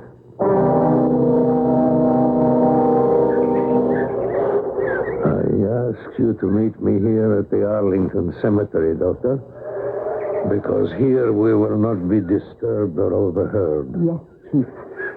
I understand you let the American reporter loose. Yes, he knows nothing. You are mistaken. Not only he, but his editor. They know a great deal. That is not possible. You have let your scientific enthusiasm run away with you, Doctor. You have failed to take elementary precautions to guard a Soviet secret. But the ambassador... The ambassador was also foolish. I knew it the moment he mentioned your name in Mr. Wood's presence, but it was too late. Why do you think, Doctor, we take the precautions we do? That the chief of our bureau, myself, I am disguised as a nothing attaché to the embassy. Would you be specific, Chief? What do they know? They know that the little Russian bear, which they call Teddy Bear, was our battery of power, and from it came the psychic signal, causing ultimately the destruction of their craft. I had nothing to do with that. It was directed from Moscow. You supplied more pieces of the picture for them, which they have fitted together. Doctor, you are, I am afraid, no longer useful. Oh, you don't mean that. I have asked Moscow to recall you.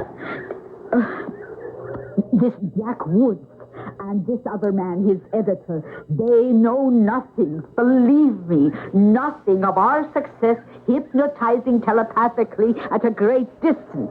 They know nothing of our experiments in driving men to erratic behavior from 4,000 miles away.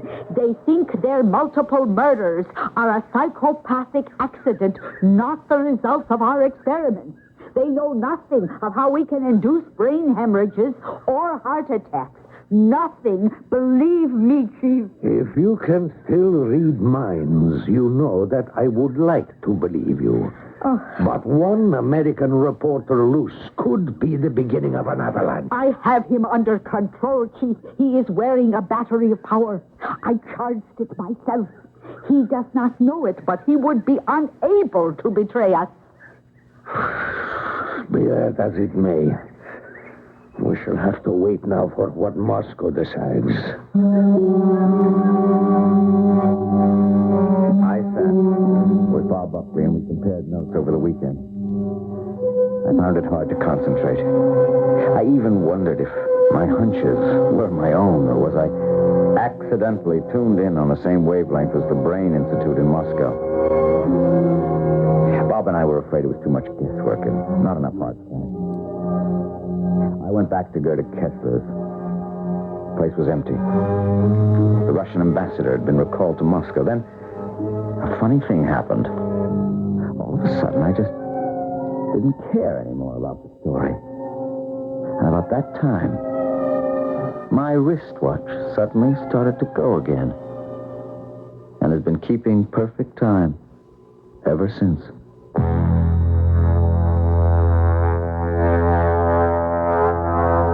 Is it possible?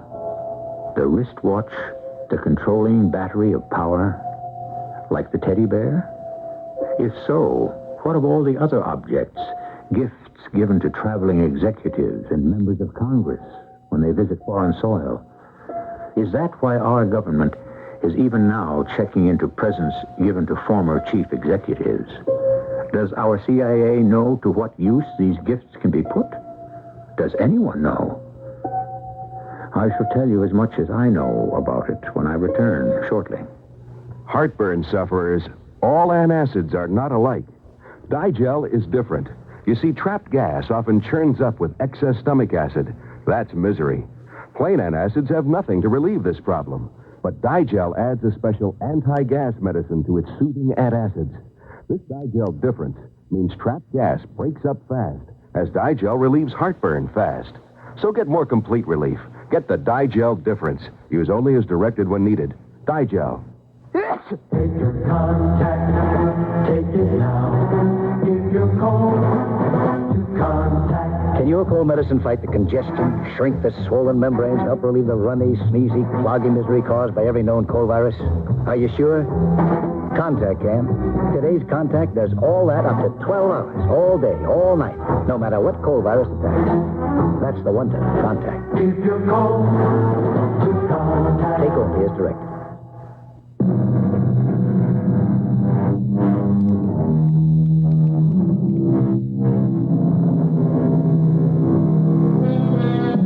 What you have heard is largely based on fact. There is a Bekhterev Brain Institute, and there are many Soviet scientists like Leonid Vasiliev who are today experimenting in extrasensory perception for the long-range control of the mind. A new fear may be replacing the old fear. For what need now is there for an atomic bomb if you can make your enemy obey you without it? Our cast included Michael Wager, Ian Martin, Martha Greenhouse, and Court Benson.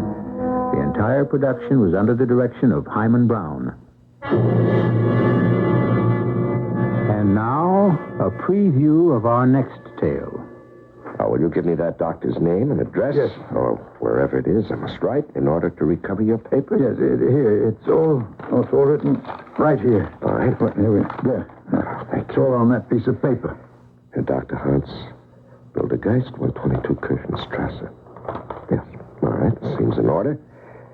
And this is your address here in Paris? Yes. Fine. Very well. I'll be in touch with you as soon as I have any news. Right now, I'm afraid I must ask you... Of course. Yes. Thank you. I'm leaving now. Oh, and take these. They will tide you over until you see my accountant. Oh, my faith, Master Derville. After the Emperor, you're the man to whom I owe the most in my life. You're All right, a brave, hush, kind... talk about the Emperor now. Those days are gone. Now go, in Godspeed. Radio Mystery Theater was sponsored in part by Contact, the 12-hour cold capsule. This is E.G. Marshall inviting you to return to our Mystery Theater for another adventure in the macabre. Until next time, pleasant dreams.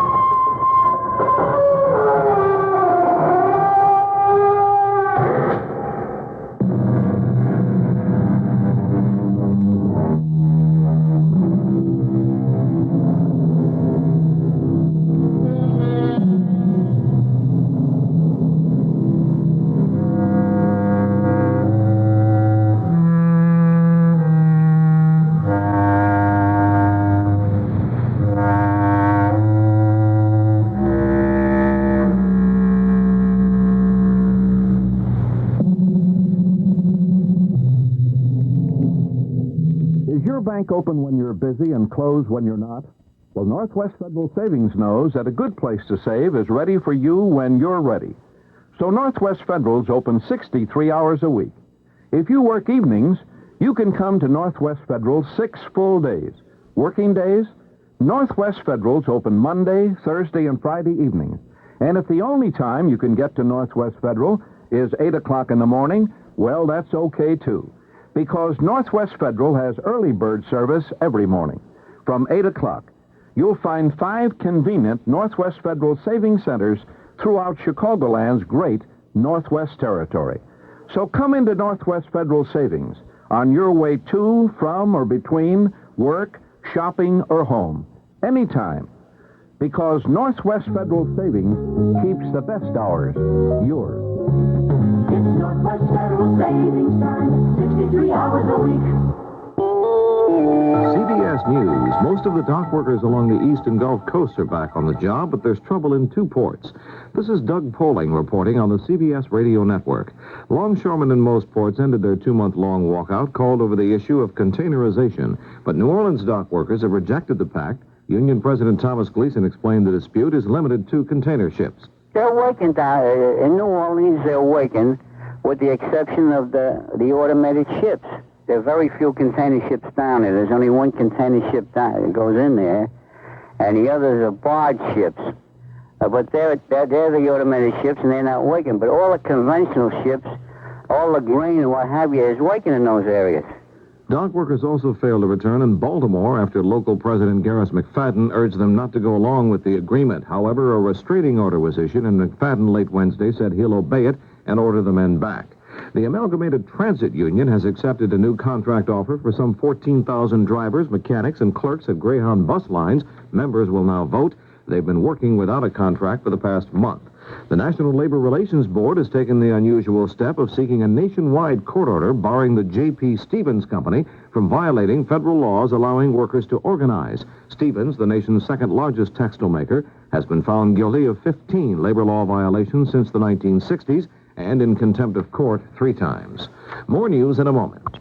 I like to save money, but with food, it's no saving if your family doesn't like it. Mrs. Sherry Foster tells why it's wise to shop for a sure thing. Take macaroni and cheese. I always get them Kraft, because I know they're going to like it. Kraft makes the cheese sauce, so it tastes just right. No surprises, and none of it ever goes to waste. To me, it's worth a few more pennies to buy Kraft macaroni and cheese dinner, because you know they're going to like it. As an adult, you should know many adult headaches start with muscle tension. Fatigue, noise, smoke can cause muscles to tense up, pressing on sensitive nerves until you've got muscle tension headache. Doctors recommend one pain reliever most for muscle tension headache, the one you get in the unique Anacin formula. Anacin gives you more of that pain reliever, more than any other leading pain tablet. Anacin relieves muscle tension headache fast, and millions take Anacin with no stomach upset. Adult strength Anacin. Use only as directed. Israel Wednesday rejected a call by Secretary General Kurt Waldheim for a Middle East peace conference at the UN in a few weeks. Israel said it does not think such a meeting would be useful. President Carter said he wishes the Soviet Union had decided to attend that Middle East summit in Cairo called by President Sadat of Egypt. The Soviets said they will not be there, adding the American decision to go is a cover for a separate peace deal between Egypt and Israel. In Egypt, Sadat had this comment on the Russian decision to boycott the meeting he's arranged. I don't think the Soviet Union can influence anything because whenever we agree, we shall not heed to anything from anyone, the Soviet Union or any other power. Militant Arab leaders are starting to arrive in Libya for a summit on Thursday of Middle East leaders opposed to Sadat's peace initiatives. South African Premier John Vorster and his ruling National Party have scored strong victories in elections Vorster called to bolster his white minority government amid mounting foreign criticism. Federal immigration officials say many aliens unable to stay in the United States by any other legal means are trying to marry their way in.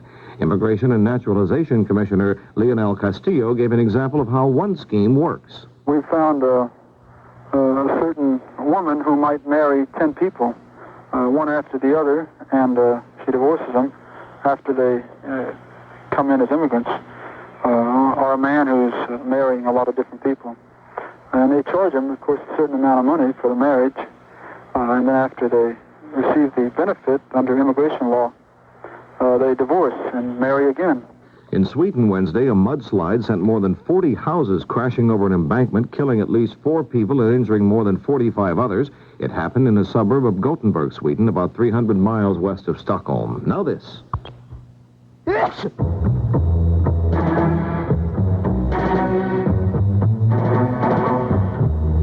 Take your contact, take it now. If you're cold, to contact. Can your cold medicine fight the congestion, shrink the swollen membranes, help relieve the runny, sneezy, cloggy misery caused by every known cold virus? Contact can. Does your cold medicine have anything like 600 tiny time pills? Can it fight those virus symptoms up to 12 continuous hours, all day, while you work? Contact can. And at night, can you take your medicine at bedtime, get relief all night while you rest, then wake up tomorrow with that same medicine still working? Today's Contact can do all that. All day while you work, all night while you rest. No matter what cold virus attacks. That's the wonder of Contact. Take your contact, take it now. If you're cold, to contact. Take only as directed. 2 Concorde supersonic airliners had engine trouble Wednesday, one at New York's Kennedy Airport, the other while flying to Paris. A British Airways Concorde was delayed for several hours after the engine trouble developed while the fast jet was taxiing at Kennedy for takeoff to London. An Air France Concorde made a safe emergency landing at Shannon Airport in Ireland after one of its 4 engines failed en route from New York to Paris. This is Doug Poling, CBS News. Give to the Wreath of Hope. News Radio 78, WBBM, Chicago. Good evening, everyone. This is Alan Bickley on WBBM News Radio 78. Give to the Wreath of Hope. News Radio 78, WBBM, Chicago. Give to the Wreath of Hope. News Radio 78, WBBM, Chicago. This year, get more vacation out of your Florida vacation. Leave your car in the garage and fly Delta to Florida. By the time you'd have made your first stop for gas, Delta can have you unpacking, ready to hit the beach outside your hotel door. So you can spend your vacation on the beach, the golf course, and tennis courts instead of on the road. What about a car to drive around the Sunshine State? No sweat. Just make it a Delta Fly Drive dream vacation, and we'll fix you up with a shiny new Avis rental car. Your Avis car will be waiting at the airport, and you'll be on your way in no time, because Avis tries harder. What's more, on a Delta Fly Drive, you get special rates on Avis rental cars and over 100 great Florida hotels to choose from. See your travel agent for full details on Delta's Fly Drive packages, and let Delta and Avis give you more vacation on your Florida vacation. Delta is ready when you are.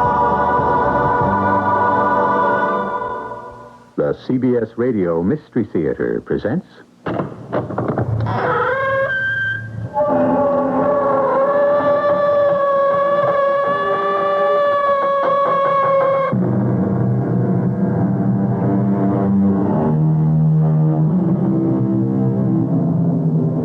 Come in. Welcome. I'm E.G. Marshall. We are a nest of singing birds, said Mr. Samuel Johnson.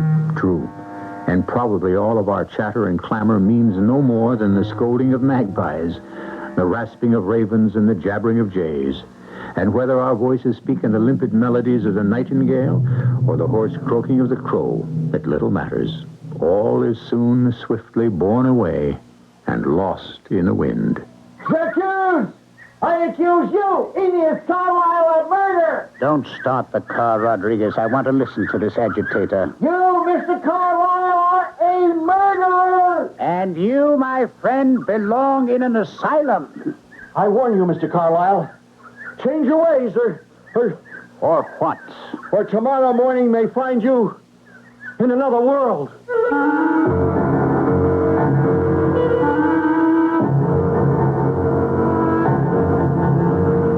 Our mystery drama, Neatness Counts, was written especially for the Mystery Theater by Sam Dan and stars Joan Shea and Ralph Bell. It is sponsored in part by Buick Motor Division and Contact, the 12-hour cold capsule. I'll be back shortly with Act One. The new mid-size Buick Regal. It meets the demands of today. A little science. Without losing the special things about Buick that people have always loved. Now that's some trick. A little magic. On the outside, it's trimmer than last year's Regal coupe. A little science. Yet there's more headroom, more legroom, more trunk room. A little magic. With the wizardry of a turbocharged sport coupe. A little science. And such traditional Buick qualities as luxury, elegance, and prestige. Ooh, a little magic. The new Regal, a down-to-earth dream car at your Buick dealer. They surely will astound you. The amazing things you see. The cars they've built so wonderful. How can such things be? A little science. A little magic. A little science. A little magic. A little science. A little magic. A little Is your bank open when you're busy and closed when you're not? Northwest Federal Savings knows that a good place to save is ready for you when you're ready. So Northwest Federal Savings is open 63 hours a week in all the places you might be. Because there are 5 convenient Northwest Federal Savings Centers throughout Chicagoland's great Northwest Territory. If you're shopping around 6 Corners, there's a Northwest Federal west of Cicero Avenue on Irving Park. Saving in Des Plaines, Northwest Federal's just east of the Tri-State on Dempster. Cashing a check in Norwich. Northwest in the Harlem Irving Shopping Center. Live near Edison Park? Save at Northwest just east of the train station. Looking for a loan in Arlington Heights? We're at Algonquin and Gulf. 5 convenient Northwest Federal Savings locations for all of your savings needs. Open 63 hours a week to satisfy them all. Northwest Federal Savings keeps the best hours yours. Northwest Federal Savings Time, 63 hours a week.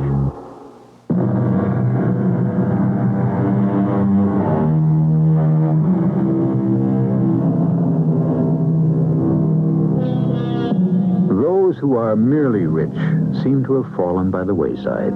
Today, only the fabulously rich can maintain magnificent mansions, staffed, it would appear, by an unlimited number of domestics. Yes, there are quite a few people with money. But how many live as if this were still the Gilded Age, when the men who gouged and hacked out their fortunes really enjoyed their wealth and considered themselves an elite and didn't feel ashamed of their riches? One such we're about to meet, and his name is Aeneas Carlyle. And what an unreconstructed old sinner he is. You wish to see me this morning, sir?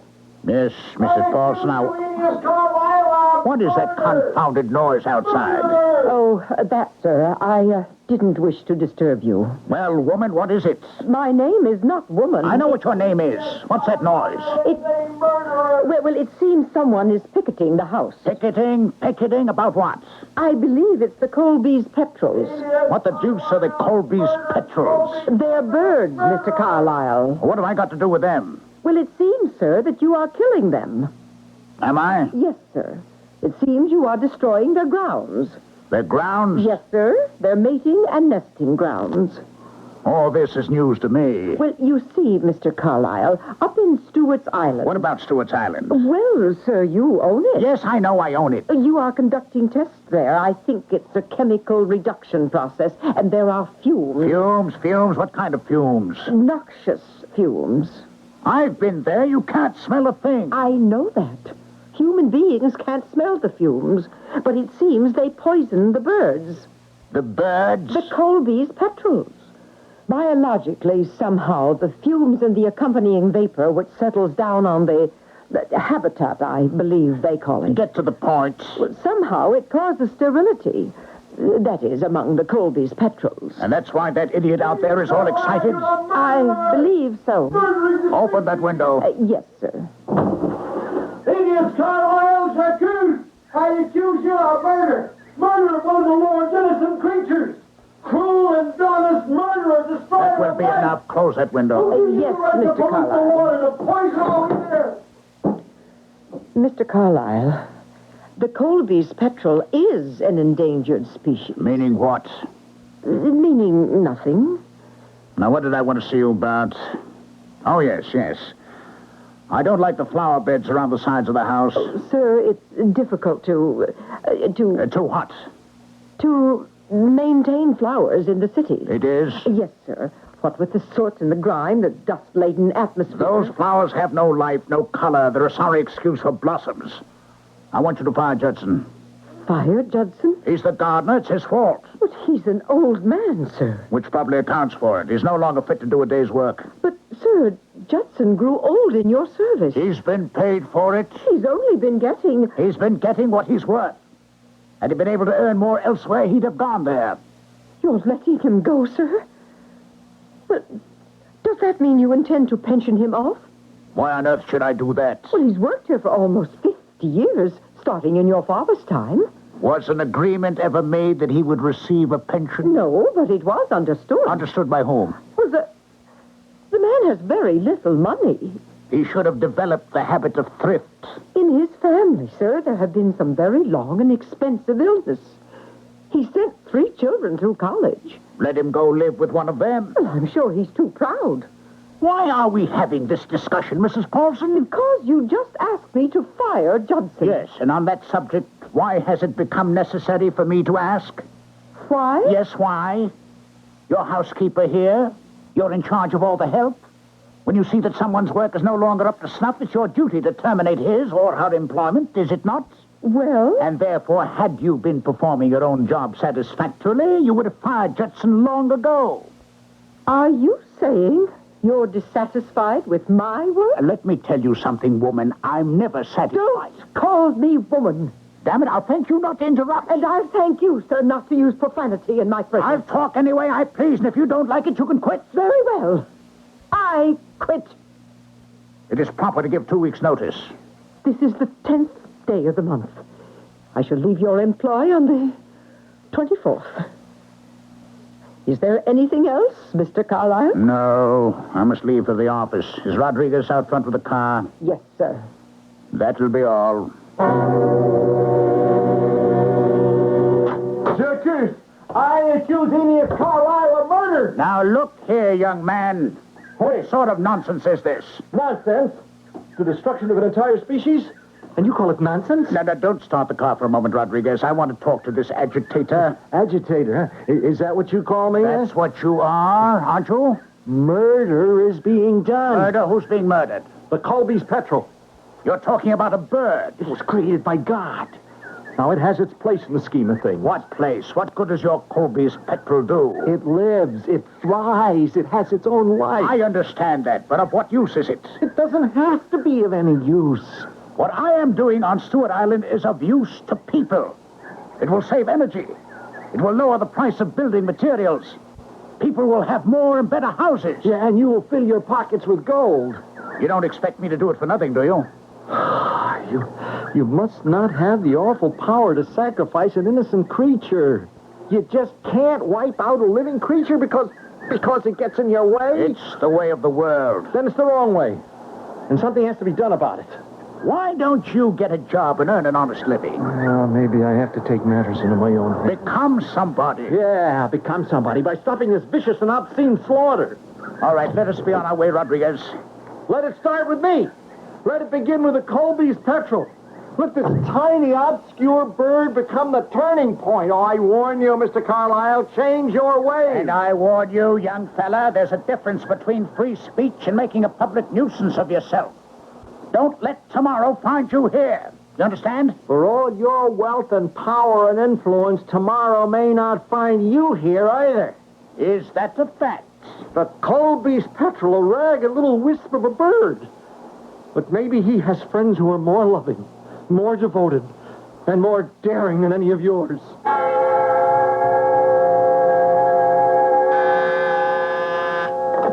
Yes? No, it's Mr. Bowers. Mr. John Jacob Bowers, eh? He doesn't need an appointment. Send him in. Well, the early bird gets the worm. Where were you, Mr. John Jacob Bowers, the day the teacher taught that in school? Playing hooky? A pity. Well, J.J., come in. Have a chair. Hello, Aeneas. Cigar? You know I don't smoke. That's right, you don't. A drink? I don't drink either. You have absolutely no vices. What do you do with all your time, anyhow? I try to enjoy life, Aeneas. Why do you have to try? I do it without any effort whatsoever. You don't enjoy life at all. Is that a fact? Yes, you have no appreciation of art, literature, music. I enjoy making money. That's the difference between us. Well, I'll tell you another difference between us. I'm not in your office with my hat in my hand. I haven't come here to beg. What have you come here for? To see if we could have a reasonable discussion. Have you ever found me unreasonable? You drive a hard bargain. It takes two to make a bargain. If one party doesn't like it, why doesn't he go elsewhere? Aeneas, your options fall due on the 30th. Yes, I have that noted on my calendar. Bowers to deliver 10,000 shares of Amalgamated at 40. I know. So what is the problem? You know full well what the problem is. Amalgamated selling at 90. And you have to go out and buy 10,000 shares of it. That stock had no business going up. But it did. Because it has been manipulated, exploited. Now, the value isn't there, and you know it. That stock is going to plummet down through the floor. If it does that before the 30th, you'll do very well indeed, J.J. But it won't. I know it won't. How was I to know that you and the whole syndicate would go in there and inflate the price? That's the way of the world, my friend. Your world, maybe. Nobody asked you to come and play in it. What are you complaining about, J.J.? You gambled and lost. But the game was fixed. What's your complaint? You'll have to buy your 10,000 at 90 and deliver it at 40. You only stand to lose $500,000. What's that to a man in your position? You don't know my position very well. Oh, now, don't plead poverty. I simply can't raise that much money all at once. Do you want to ruin me? I can. I have a right to. But I don't want to. Still, you're going to do it. The option. I could tear it up right now. But you won't. I might. You know that painting of yours? I will never sell it. I want it. Why do you want it? I like it. Let me have it, and you're out from under. But it isn't worth $500,000. I know, but I like it. It's valuable. It's a Duquesne, but it'll never be worth $500,000. I like it. I swore I would never let it go. Then I shall expect you to deliver 10,000 shares of Amalgamated on the 30th. Incidentally, buy some now. It's going up even more. My wife will never speak to me again if I sell that portrait. You are not selling it. You're giving it away. Why? Why are you doing this? I am a rich man. I can afford to indulge my whims, my fancies. What's the point in having money if you can't enjoy it? Has it ever occurred to you that your enjoyment is based on someone else's misery? Oh, yes, quite often. Shall we draw up the papers? I will release you from your obligation, and you shall present me with Aurora by Duquesne. Well? You win. We both win. You've learned a lesson on how not to sell short. And I've been enriched by a great work of art. Do you know something, Aeneas? One day, somebody is going to put a stop to you. Really? You know something, my friend? That doesn't bother me one bit.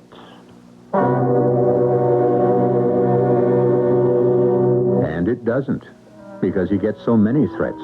Here, just in one morning alone, he has callously tossed a faithful old retainer into the street. He has provoked an extremely valuable housekeeper into quitting her job.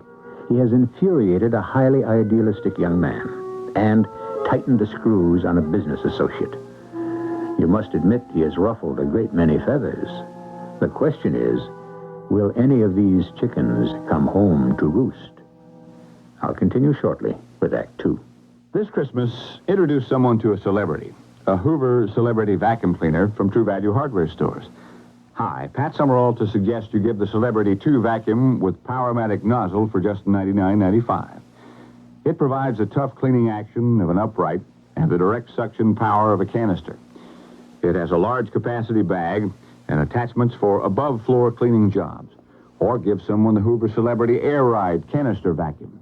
It glides effortlessly over floors and carpets on a cushion of filtered exhaust air. It features edge cleaning suction and comes with attachments for just $39.99. True Value Hardware Stores also offer the Hoover Custom Upright Vacuum for just $64.95.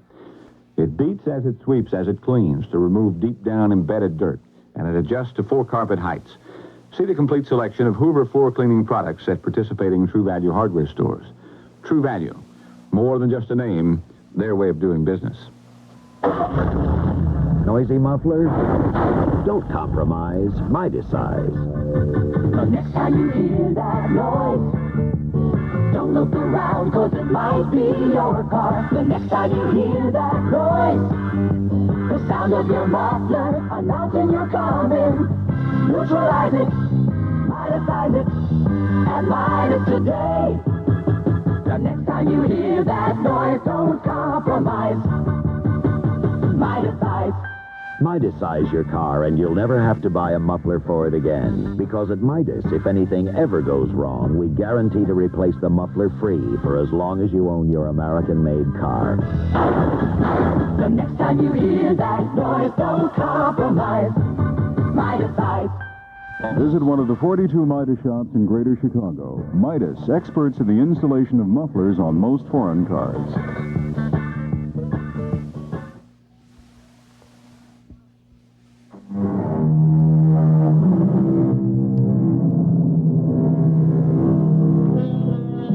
There are those people who have the gift, or is it truly a gift, to live for themselves alone, to place themselves in the center of the universe, to respond to no one's needs but theirs, to constantly sing a song that has but one note, me, to be oblivious to and unconscious of anyone else's hope or want unless it can serve their own purpose.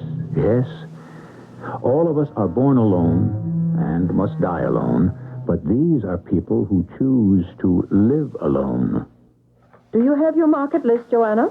Well, it's here somewhere. Now, really, Joanna, you must learn to be more efficient. Why? Look at you, Harriet. Could any human being be more efficient than you? And where did it get you? I have to go over your bill. Oh, you're a fool. To quit your job over an old reprobate like Judson the gardener. That isn't the point. Well, what are you going to do now? Get another job. How many jobs like this do you think are left in the world?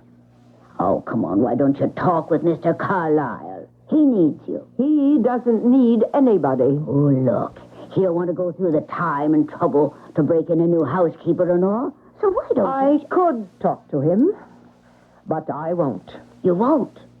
Why not? You could get your job back. I don't want it. I don't get it. Tell me why. Well, it's intensely personal, Joanna, and completely private. Oh, yeah?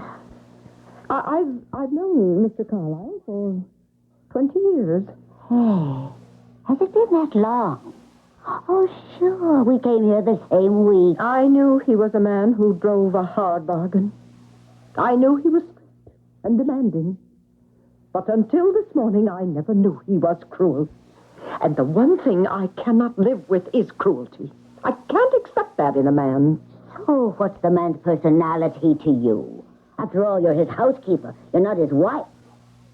Oh, I see. I see it all now. What do you see? You're in love with him. Oh, that's ridiculous. Oh, sure it's ridiculous. It's crazy. But it's true. It is true, isn't it? Oh, you poor kid. I am not a kid. I'm 48 years old. Oh, everybody who's in love is a kid. The whole thing is a business for kids. Now, where do you come off to be in love with Aeneas Carlyle? Oh, that's a stupid question. I couldn't help it. Well, when did it begin? The day I came to work here. Oh, wow. You sure kept it to yourself. I had no business falling in love with him. Yeah. Why would he even want to look at me that way?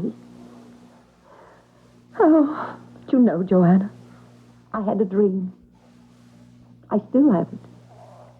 I do everything so well. I take care of his house so expertly. I guess that's the word. Well, it sure is, because you sure do. And in my dream, listen to how foolish a woman can be. I suddenly, one day when we're talking about anything, some routine housekeeping matter, do you follow me? I might even be ahead of you.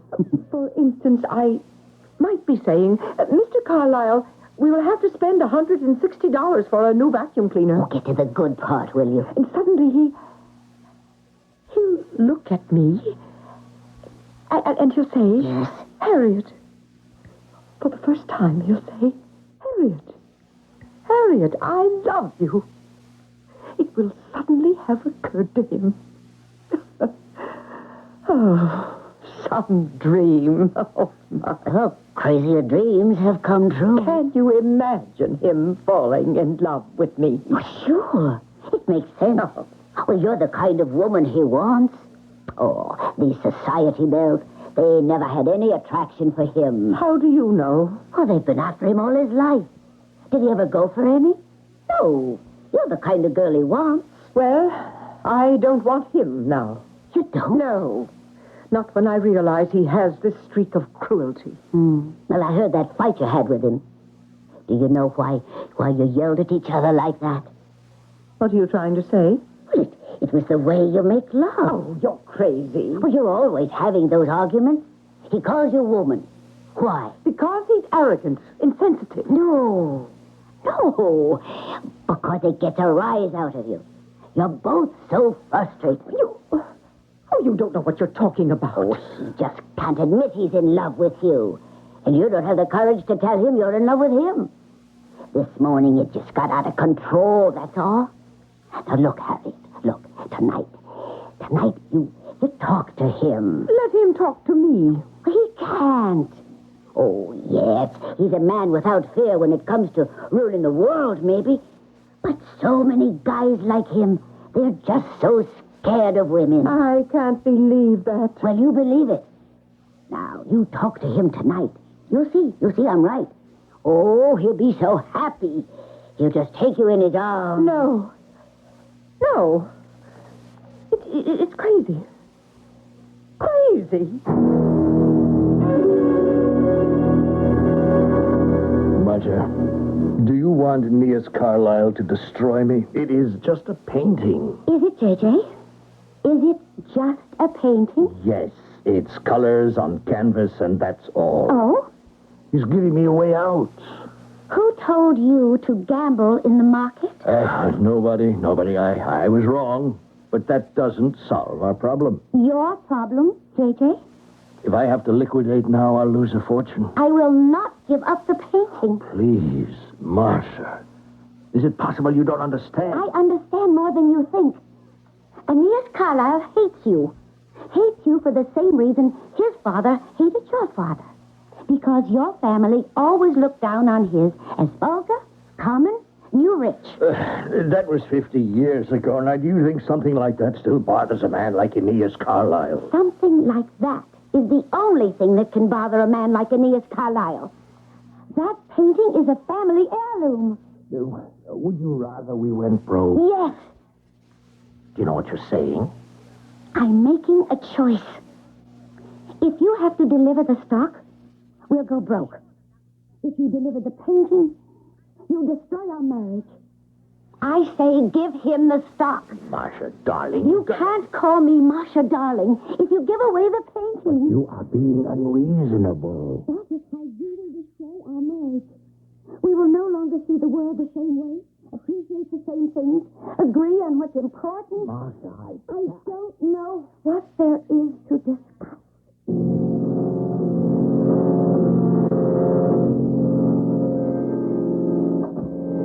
Hey, look who's here. Hello, Papa. So, did you get a job? Well, What a question. A job. I see you took out that sign, the Colby's Petrol. Save the Colby's Petrol. Look, Papa... What's the Colby's Petrol ever do for you? I bust my back, send you through college. For what? For the birds, that's for what. Papa, I'm trying Even American birds. I figured you wanted to make something out of yourself. Become a somebody. I will. I will become a somebody. Oh, who you kidding? Hector Polisard Jr. I figured my kid could do something with that name. No, I will, Papa. Oh, I will. Yeah, sure, you become a nut. Understand? A nut, a creep. Listen, I have to save the world. Oh, this is worse than I thought. No, I'm not crazy. I know I can't single-handedly save the world. For a moment, you had me worried. But I can take the first step, Papa. I can be an example. I can inspire others. Yeah? To do what? To stand up and be counted. We got a census bureau. Does that every 10 years. Papa, you want me to be somebody, huh? Well, you just wait. For what? Something I have to do tonight, Papa. What's that? Tomorrow morning, the whole world will know about it.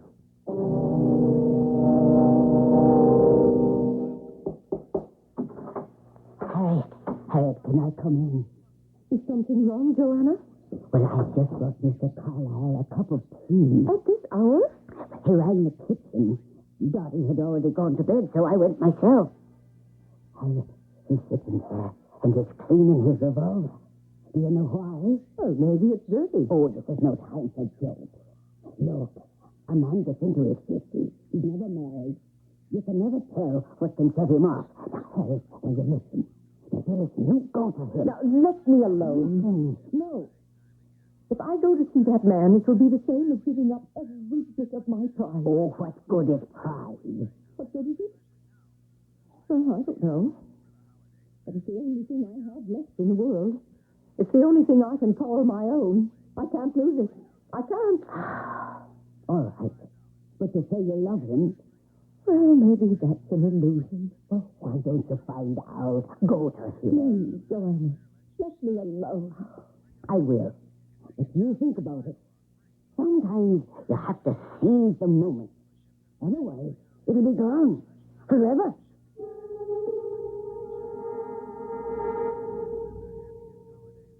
Mr. Carlyle? Yes. No, it's late. But I saw the light from underneath the door of your study, and Well, what is it, Mrs. Paulson? I wondered if I might speak with you. We're speaking. This morning. Yes. This morning, a great deal was said in the heat of anger. Indeed. Well, I You were wondering if we could reconsider the matter. Well, The answer, Mrs. Paulson, is no, under no conditions or any circumstances. Is that what you wish to talk about? If so, the discussion is over. Is it? No, I don't think so. Look at me. I come crawling in here on my hands and knees. I discard every ounce of pride and self-respect. No one forced you to. Do you know why? No, and I don't believe I would be interested. What a fool I was. For 20 years, I've been in love with you. Is that a fact? And I permitted myself to dream that you were in love with me. That was remarkably stupid on your part. All you can say to me. No. I can say good night, Mrs. Paulson. I've put myself there. I've cried out to you in pain and Mrs. Paulson, if I were interested in listening to melodrama, which I'm not, I would go into the theater. I am not asking you to do anything. All right. I was a fool. I realize I can't work here anymore. But isn't there one kind word you can give me? Isn't there even an ounce of pity in you? Does nothing reach you? Does nothing touch your heart? Nothing within your power. Oh, but you're wrong. There is, Jerry.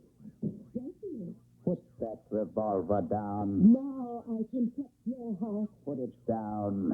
You're a fool. Don't move. It won't hurt you. You moron.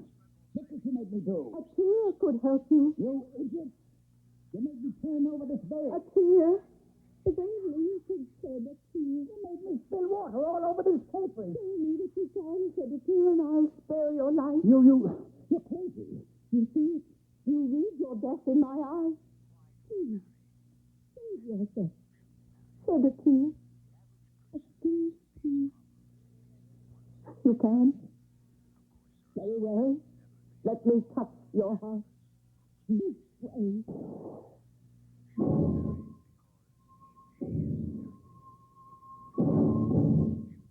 He who shows a woman scorn may wish he never had been born. And who will argue with the poet on that one? A sympathetic character Mr. Aeneas Carlyle may not have been. Lovable, he certainly never was. But did he really deserve the end fate had ordained for him? Well, this is a judgment that I leave to others to make. All I can do is return here shortly without plea. At which time, justice either will or will not. Take your contact, take it now.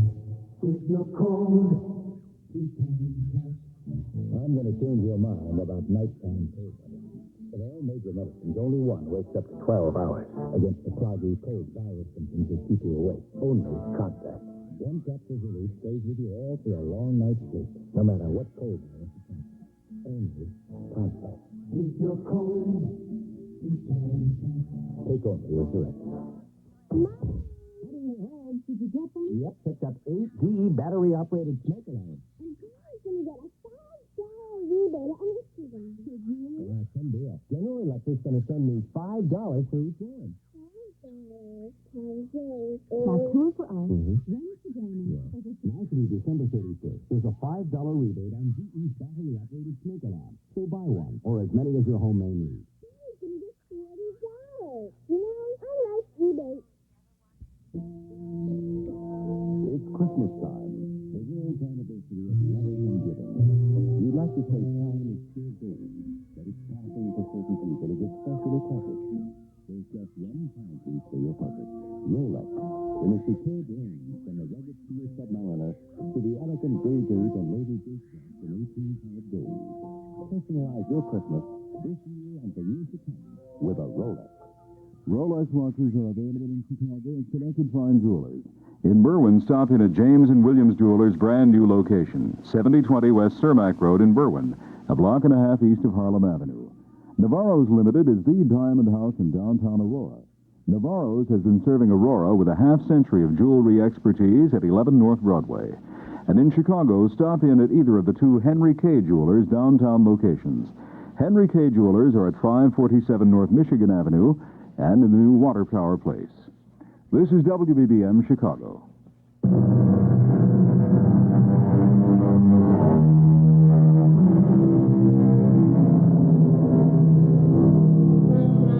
One thing should be obvious to everyone. Death is the greatest Democrat of all. That is, Democrat with a small d. Death has absolutely no prejudices, nor does he or she play any favorites, even with the Aeneas Carlyles. Yes, Aeneas Carlyle has held the world, as they say, in fear and trembling, and yet, when his time came, death took him by the hand, just like everyone else. I suppose that was the thing he found hardest to accept. However, since he is gone, we are no longer concerned with him. We must now consider the living. Harriet, wake up. Huh? Harriet, wake up. It's Mr. Carlyle. He's dead. He's dead. I was going downstairs. I just felt breath first. I passed by the study. The door was open. I could see him. His head was on the desk. And he was dead. Oh, he was wearing his smoking jacket. And right over his heart, there was this big red stain. Oh, it was blood, Harriet. What are we going to do? Well, there's only one thing we can do. Call the police. I'm Lieutenant Bienzo, homicide. Yes, Lieutenant. You're the housekeeper, Mrs. Paulson? That is correct. I'll need your help. Now, Who found the body? I did. Who are you? Joanna Stiles. I'm the cook. All right, tell me about it. Well, it was 6 in the morning. I was walking past the study on my way to the kitchen, and I saw him laying there. Did you touch anything? Oh, no, sir. You sure? Oh, absolutely, sir. I know better than that. Did you see or hear anything during the night? Oh, no, sir. Did you, Mrs. Paulson? No, sir. Do either of you know anyone who might have had a motive for killing him? Oh, no, sir. How about you, Mrs. Paulson? No, sir. A shot was fired in this room, and nobody in the rest of the house heard it, huh? Well, Lieutenant, you see the carpet here is quite thick, and the walls are heavy. The room is practically soundproof. That's how Mr. Carlyle wanted it, for his privacy. So, neither of you knows anyone who might have had a motive for killing. Oh, no, sir. How about you, Mrs. Paulson? Well, I'm sure a man in Mr. Carlyle's position must have made enemies. But those would all be in the outside world. Nobody here in this inside world, huh? No, not that I know of. Jerry, round up the rest of the servants. That's all right now. Mrs. Stiles, is it? Yes, sir. Mrs. Paulson, would you stick around for a minute? I want to ask you a question. Yes, sir. We haven't had a chance to put it through ballistics yet, but this gun that was lying on the desk, this is the baby that did it, this little .25 caliber. Do you understand? Yes, sir. It's already been dusted for prints, but there are none. Do you know what that means? Well, it could mean they were wiped off. Right. So, it also means it couldn't have been suicide. Furthermore, if the wound was self-inflicted, there'd have been powder burns. There aren't any. Do you follow all of this? I believe so. Why are you so nervous? I don't think I'm nervous. Oh, I think I know why. It's because I'm smoking a cigarette. You're scared I'll get ashes on this valuable person's head. Well... Or maybe I'll set the butt down on this expensive table. I didn't say that. That's in words. I can see you keep this place like a pin. That was my job. Why? Well, now that Mr. Carlyle is dead. Yeah, well, you really kept the place neat. I want to ask you a question. That is, if I may. Certainly. Is there a leak in the ceiling? Oh? No, not that I know of. I thought so. Doesn't look like there's any dripping from up there, but I'll tell you what my problem is. Everything on this desk is nice and neat. He's got some papers lying there, and those papers are wet. Wet? Yeah, they're wet. So, what I want to know is, how did those papers get wet? You can see they're wet, can't you? Yes. Now, how did that happen? I'm sure I don't know. And his sleeve. You could see the stain on his sleeve, his left sleeve, around the elbow. That was wet, too. Yes? Do you have any idea how that sleeve could have gotten wet? I'm afraid not. Oh, excuse me. Yeah, Jack, bring him right in. I didn't do it. You didn't, huh? No, sir, I am innocent. You weren't picketing the house? Yes, I was, but You didn't have a pretty good argument with him yesterday morning? Yes, I did. You didn't threaten to kill him? No, I didn't. You did not say to him, tomorrow morning you may not be here. Why, I may have said that. Witnesses heard you say that. But it doesn't mean I intended to kill him. What does it mean? Well, maybe a higher power would intervene to save the Colby's petrol. Were you here last night? Well, what's the answer? Well, yeah. Now, outside the window over there are some footprints. Shoe prints. Would they happen to be yours? Yes. But what? I didn't kill him. Then why did you come here? I wanted to kill him. Yes. I was determined to kill him. And? I sneaked over the wall and I came around to the rear of the house. There was an open window. I saw a light and I peeked in. And there he was. Sitting at his desk. Suddenly I said to myself, what am I doing here? Kill him? How? With what? I don't know anything about killing. Isn't that what I hold against him? That he should kill? I walked away. I just walked away and I went home. Yeah. Jack, take him downtown and book him as a material witness. But I didn't kill him. Stick to that story, kid, and we'll see how it comes out. Lieutenant Rienzo? Yeah? Is that so? Well, sure. Bring him down here. I tell you, Mr. Paulson, it never rains, but it pours. We got ourselves another prime suspect. Mr. Bowers, isn't it true that you owed Mr. Carlyle a large sum of money? Technically, no. Well, I'll put it this way. Wouldn't you have to raise a large sum of money to satisfy an obligation to Miss Carlyle? You're talking about amalgamated. Well, You'd have to sell him 10,000 shares at 40. Yes. The stock opened this morning at 90. Yeah, but this is only the 11th. You don't have to make delivery till the 30th. So the stock could fall in that time. 50 points in 19 days? Is that likely? Where were you last night? Home. Home? All night? Yes. At about 3 in the morning, were you in an all-night diner called Tippy's? Huh? Let me see. I thought you said you were home all night. Yes, tonight. But 3 a.m. technically is the morning, wouldn't you say? Now, you can have it any way you want. Were you in Tippy's? Now, let me help refresh your memory. That is, if you want me to. You see, we've had men out all through the neighborhood looking for witnesses. Tippy told one of my detectives that along about 3 a.m., a very nervous-looking fellow came into his place. A fellow answering your description. Oh? Fellow was so nervous, he spilled half his coffee. You were here. And I was in the neighborhood. You were in the house. I said I was in the neighborhood. Why? You know why. Do I? But didn't you just tell me? He had me over a barrel. And let me tell you something. I know I don't have to say a word. The detective who called on me read me my rights. But I don't care. It was worse than you think. Well, now. Oh, yes. He was forcing me to do something that would have broken up my marriage. He had offered me a way out. The Duquesne painting. What's that? It doesn't matter. But I should have killed him. Should have? Yes, I should have. And I was going to. I even got a gun. My wife was asleep. I sneaked out of the house. I came down here.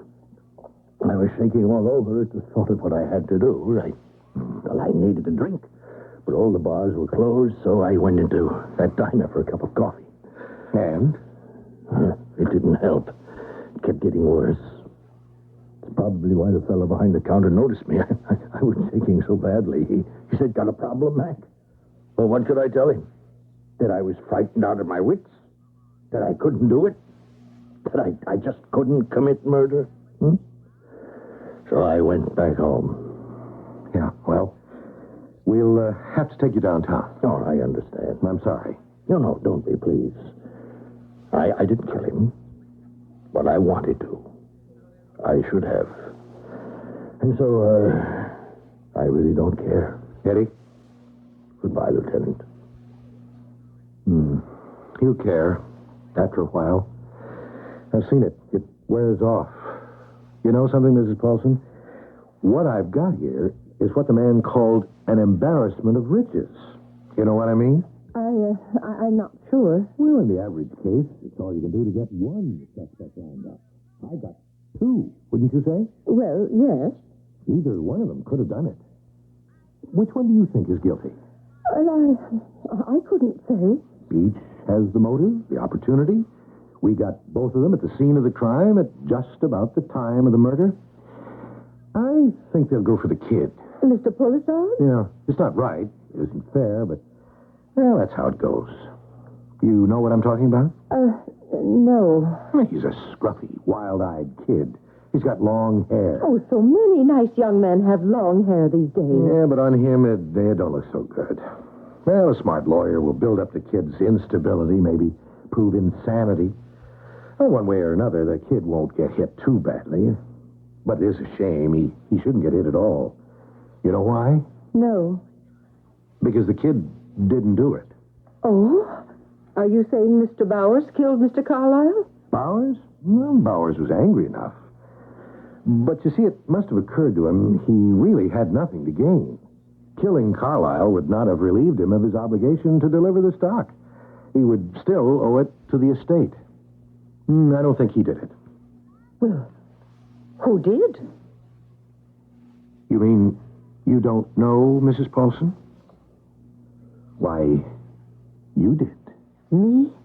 I think I knew it the minute I walked into the room.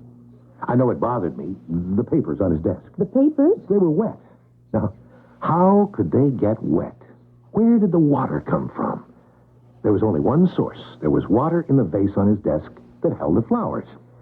But how could the water get from the vase to the desk? You know how, don't you? I don't know what you're talking about. You came in here. You picked up the gun. He stood up to try to defend himself. He must have knocked over the vase. Am I right? Well, you shot it. And then, because you're an expert housekeeper, the habits of a lifetime took over. You probably weren't even aware of it. But you had to tidy things up. You knew you had to wipe the fingerprints off the gun, but I'm sure you didn't realize that you picked up the vase and set it straight. Am I right? Well, Mrs. Paulson? You can't prove it. Of course I can't prove it. But you're an honest woman. You know you can't let one or the other of them pay for a murder that belongs to you. You know that, don't you? Mrs. Paulson, you know you won't be able to live with it. Sooner or later, you'll tell me what happened. Tell me now. Oh. All right, Lieutenant. I'll tell you. And she told him. You know exactly what she told him because you were there when it happened. And you heard every word of it. When she told it to the jury, they almost burst into tears. And the judge gave her the lightest sentence within his power. Maybe justice was done. After all, you can't fool around with love. I'll be back shortly. We're going to stick our neck out and tell you something. It's hard to miss with Arrow shirts. And the reason is so simple. America's shirt maker is Arrow shirts. America's shirt maker has done it again with what is probably the best shirt collar ever made. Arrow's patented custom collar, and only Arrow's got it. It's a whole inch wider at the bottom than the top, just like your neck is. It's adjustable by a full half inch, and it's got a special notch so the neckband doesn't show over your tie. America's shirt maker is Arrow shirts. See why we're sticking our neck out. Stick your neck into an Arrow custom collar. America's shirt maker is Arrow shirts. If we're not already your shirt maker, we ought to be.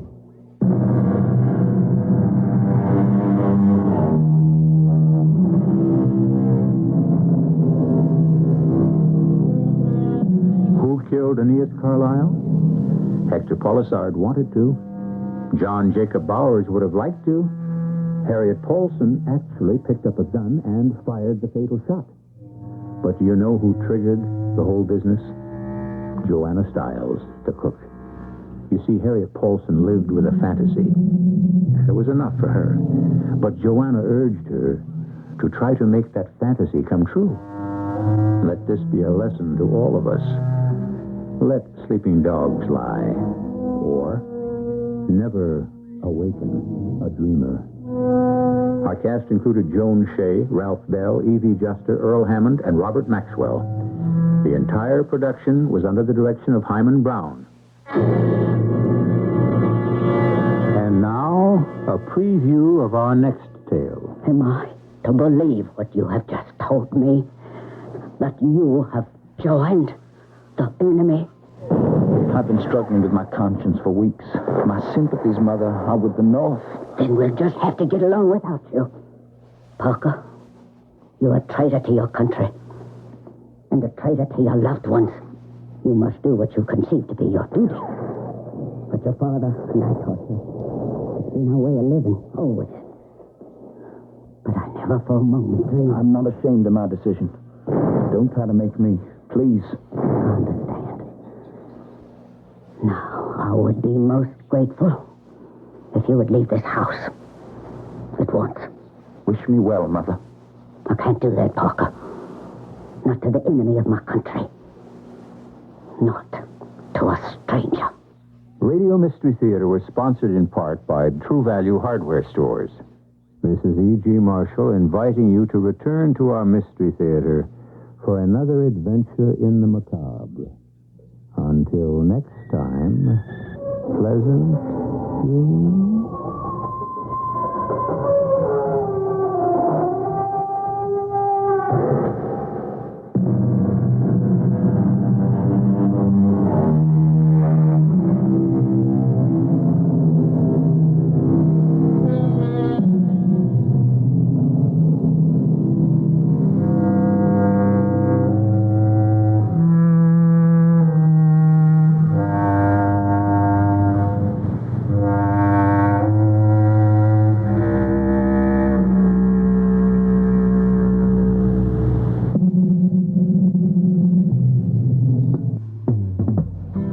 Rosé and white Matute. Two wines you can count on. You can rely on the weather or the latest Wall Street trends. And it isn't easy to find a wine that'll please you and your friends. But there's two wines you can count on. Two wines that always belong. Lime Matute today, white or rosé. 'Cause with Matute you can't go wrong. The imported Matute wines, rosé and white, they're wines you can count on. Because when you see Matute on the label, you know you just can't go wrong. Yeah, there's two wines you can count on. Two wines you can count on. Two wines that always belong. Buy Matute today, white or rosé. Because with Matute you can't go wrong. Imported by Dreyfus Ashby and Company, New York, New York. Hey, hey, hey, Matute today. CBS News, The Happy Warrior, Hubert Humphrey, honored Friday night in Washington. I'm David Jackson reporting on the CBS Radio Network. It was a $1,000 a plate dinner, part of a nationwide effort to raise money for a Hubert Humphrey Institute of Public Affairs at the University of Minnesota. Thousands came, millions of dollars were raised. The senator was there. He promised he would be. He was frail and drawn from his battle against cancer, but the Humphrey smile and spirit dominated the occasion. I've had many years of happiness. And many years.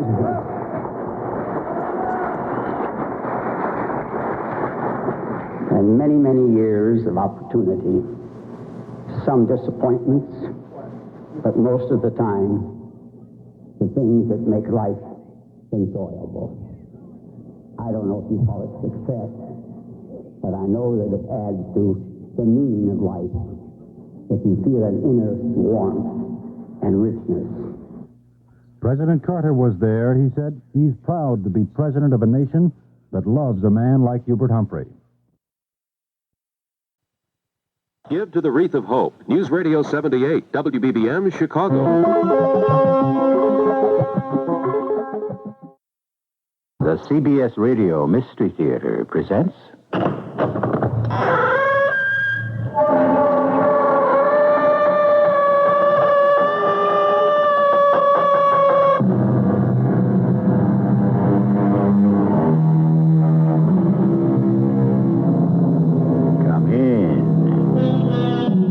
Welcome. I'm E.G. Marshall. The Yucatan in Mexico is a land of great scenic beauty and of extraordinary, unforgettable legends. The enigmatic wonders found in its caverns below the surface of the earth often excel the beauty and strangeness found above. And the incredible tales told by those who explore them, cavers or spelunkers as they're called, are a challenge few of them can resist.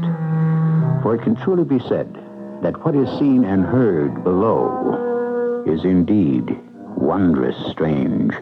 Oh, I'll miss you when it's time to go back home, Maria Val. Grandfather Hunak say maybe you and Mr. Carling stay in Yucatan. Oh, Where would he get an idea like that? Grandfather speak with dead ancestors. They tell him many things. But that's impossible. And no one can talk with the dead. Grandfather not like other people. He descends from Mayan priests and prophets.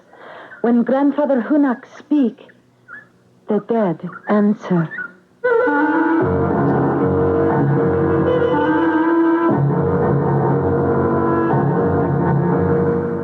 Our mystery drama, The Lost Tomorrows, was written especially for the Mystery Theater by Stella Moss and stars Mandel Kramer and Ann Williams.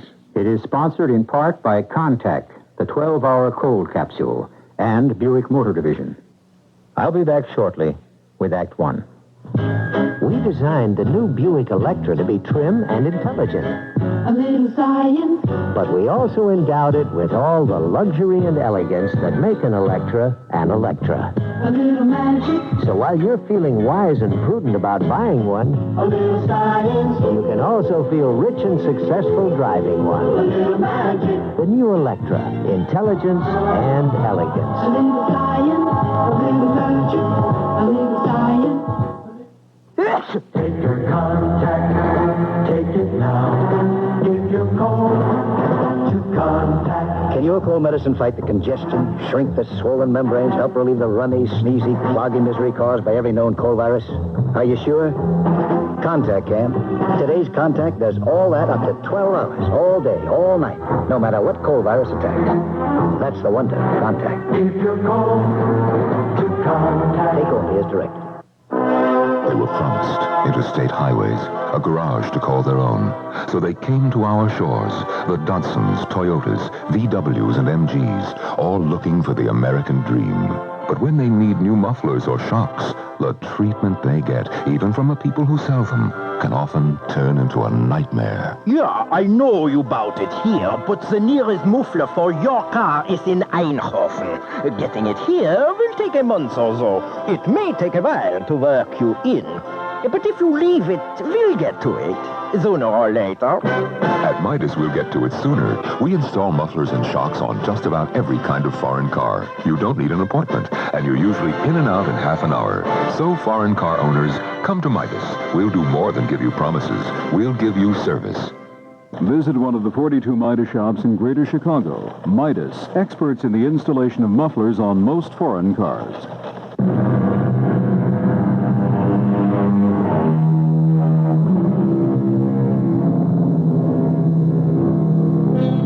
For most serious cave explorers, penetrating deep into the bowels of the earth is a challenge impossible to resist. The very thought of a dangerous caving expedition sets the heart pounding. Rena and Matthew Carling are two such cavers who have come to a tiny town in the lake territory of Yucatan.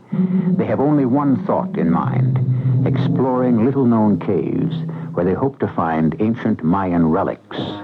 They are living in a temporary structure of palm leaves set up between two large trees. Two Mayan servants, Hunak and Maria Val, do their housekeeping. We've never found this many pieces so quickly, Rena. And how beautiful some of them are. Look at this piece of jade, Matthew. A Mayan princess might have worn it. And the pottery shards intrigue me. The eating utensils, all those curious patterns on them. I wish we could take the candlesticks home. They're so beautifully crafted. Seems a pity to have to give all these fascinating things to a Mexican museum. Well, just be glad they let us go into the caves to look for them. Yeah, these pottery pieces are offbeat. In what way? Here, have a look.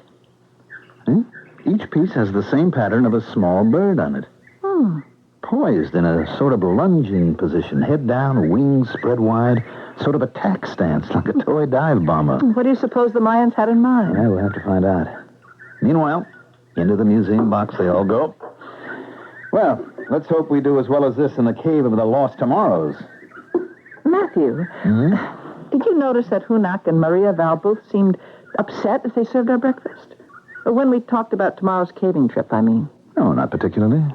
They kept looking at each other in an odd way all the time they served us. I'd be a lot more comfortable if I knew what was on their minds. Well, I'll ask them. Hunak, you come in here for a minute. When I come at once, Mr. Carling. And take it gently, Matthew. Life in this godforsaken place would be impossible without those two. Don't worry. Trust me. Mr. Carling wish for something? Or Mrs. Carling? About tomorrow's cave trip. Hunak and granddaughter take care everything. If Mr. Carling not wish to change plans. Why should we change our plans? Well, if our luck holds out, the Mayan artifacts we found in other caves will be nothing compared to the Cave of the Lost Tomorrows. I may speak, Mr. Carling? Of course. Things you take from caves belong to dead ancestors. Do not belong in living world. Privacy of dead must be respected. Hunak, we are scientific cavers, and we believe that things like these belong where they can be studied. But for living to take from dead, Hunak not understand. Well, that's the difference between science on one hand and legend and superstition on the other. Please, Matthew. Hunak knows Cave of Lost Tomorrows well. Many time Hunak go there, not same as other caves. In what way? Cave of fear and terror. Sacred cave of Mayan gods. Well, you don't frighten me, Hunak. Please pack the usual equipment. We'll be leaving early in the morning as scheduled. Maybe Mr. and Mrs. Carling permit Hunak to go with them. Well, thank you for the offer, but we prefer to go alone. And please tell Maria Val to pack us a good lunch. We're planning a long day.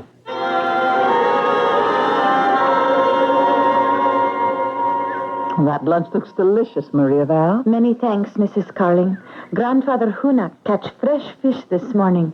I make for you and Mr. Carling. Oh, that sounds fine. Also, you find sweet oranges in lunch basket and canteen filled from fresh, cool spring. I don't know how we'd manage without you. I'll miss you when it's time to leave Yucatan and go back home. Maybe you'll stay in Yucatan. Oh, not a chance. Grandfather say maybe you and Mr. Carling stay. Where would he get an idea like that? Grandfather speak with dead ancestors. Dead ancestors? They tell many things. That's impossible. No one can talk with the dead. Grandfather Hunak, not same as other people. In what way? He descend to this life from Mayan priests and prophets. Learn from them wisdom of 1,000 years. He speak, they answer. But how, Maria Val? How? What do they sound like? What do they say? Maria Val not hear voices. Only grandfather hear. Where is Hunak now? I want to talk to him about loading the Jeep with our caving equipment. Mr. Carling is anxious to get started.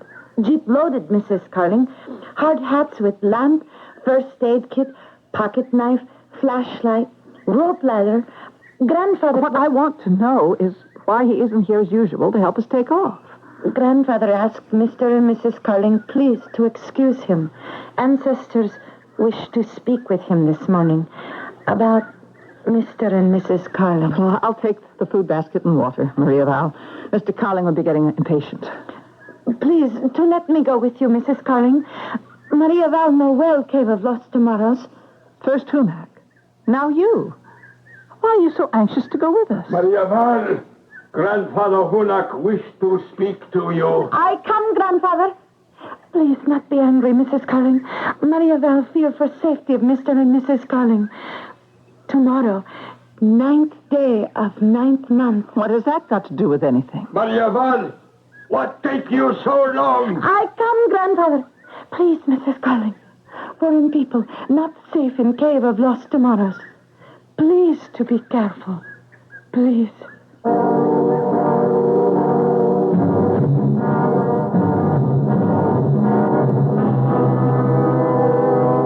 Can't believe this cave, Matthew. I feel almost as if I've lost my sense of reality. What kind of remark is that for an experienced caver? It's so deep, so enormous, so quiet. And there's such a maze of passageways and chambers. I have to struggle to keep my sense of which way is up and which way is down, which way is in and which way is out. Oh, I hate to get stranded here. Yeah, now just stop worrying about it. I've been making a careful map of every small cave inside the large one and every connecting tunnel. Now, we've been through 8 passageways and inside 8 cave chambers. Is it possible there's a total of 9 passageways and 9 cave chambers? 9 was a sacred number to the ancient Mayans, and today is the 9th day of the 9th month. That's got into you. Between Hunak and Maria Val, they've really managed to upset you. Matthew, do you realize our only link with the outside world is a thin stream of daylight coming through a narrow cave entrance, 8 chambers and 8 tunnels away? I've even lost my sense of time. I'm not sure if we've been here minutes or hours or days. Rena, trust me, we've never yet failed on a caving expedition. Look, I'll make a bargain with you. What's that? The minute we find a really good piece for our museum box, we'll do a right-about face and go back to camp. Fair enough? Now, if you'll just let your searchlight sweep over the darkness for a second or two, I'll be my old self again. The darkness here is different somehow. Like black, paper-thin glass. Well, I'd rather save my batteries and stick with the light from the lamps on our hard hats, but if it'll make you feel better, on goes the flashlight. Oh, Matthew, that's simply awful. Take it easy now. That's a human skeleton over there, with a huge rock resting on the leg bones as if it fell on him from above and pinned the poor man down. I'm turning off the flashlight. Oh, please don't. All right. But I don't want to hear that we shouldn't have come to this cave. Look at that enormous dead tree on the right. Mm-hmm. As if its branches were woven into a gigantic kind of spider's web. And all the human skulls and bones caught in it. How do you suppose that happened? Well, we'll check it out when we get back to the States. Some expert will have a perfectly good archaeological explanation. I'm afraid, Matthew. And I don't know exactly of what. Rena, any caver who isn't afraid is dangerous. Usually winds up forgetting how important it is to be cautious. Now, we try this next passageway and see where it leads. I suppose so. We better take this one with a crouch walk. Mm-hmm. I'll go first. If things get too cramped, we may have to do a belly crawl. Stay close. Now, just be sure your knee pads are in place and your gloves are on snugly. Don't want any blistered knees or bleeding hands. Well, don't move too fast. I feel better when I can reach out and touch you. And remember to relax now. It's easier to adjust your body to the narrow parts of the crawlways. Oh, it smells like damp earth in here. It doesn't seem quite so black as in the cave chamber we just left. Well, your eyes are getting used to the darkness. You know, you might be right, Rena. It does smell of damp earth. Getting muckier underfoot, too. We should be heading for a wet cave this time. Just be careful you don't slip now and twist an ankle. Matthew? The lamp on your hard hat. Did you put the light out? Why would I do that? Your hat light just went out, too. Damp batteries, maybe. Well, a flashlight is certainly a godsend. Use it, will you? Be careful around this bend, Rena. Our movement seems to have loosened some falling stones. There are no stones overhead, Matthew. It's all level clay ledges. What's that yellowish light just ahead? Aren't caves usually dark places? It's probably the entrance to the next cave chamber. I'll be darned if something that looks like yellow sunlight isn't glowing in there. Please, have a look around before we go in, Matthew. Just be a second or two. Great. Where on earth do these birds come from? Keep away from me, you crazy creatures. What's the matter, Matthew? They're birds, hundreds of them with beaks like small knives. Birds? Actually dive bombing right at me as if they didn't want me in there. Hey, put my eyes out. Oh, I don't hear any of them anymore. Gone as suddenly as they came. How? What kind of birds, Matthew? Well, they look like those small birds on some of our Mayan artifacts. Must we go in there? Well, I don't see why not. Because the idea of hundreds of birds in a cave this far underground bothers me. I don't understand it. And why would they want to attack you? Well, there's only one way we'll ever find an explanation. Now, are you coming with me, or am I going in there alone?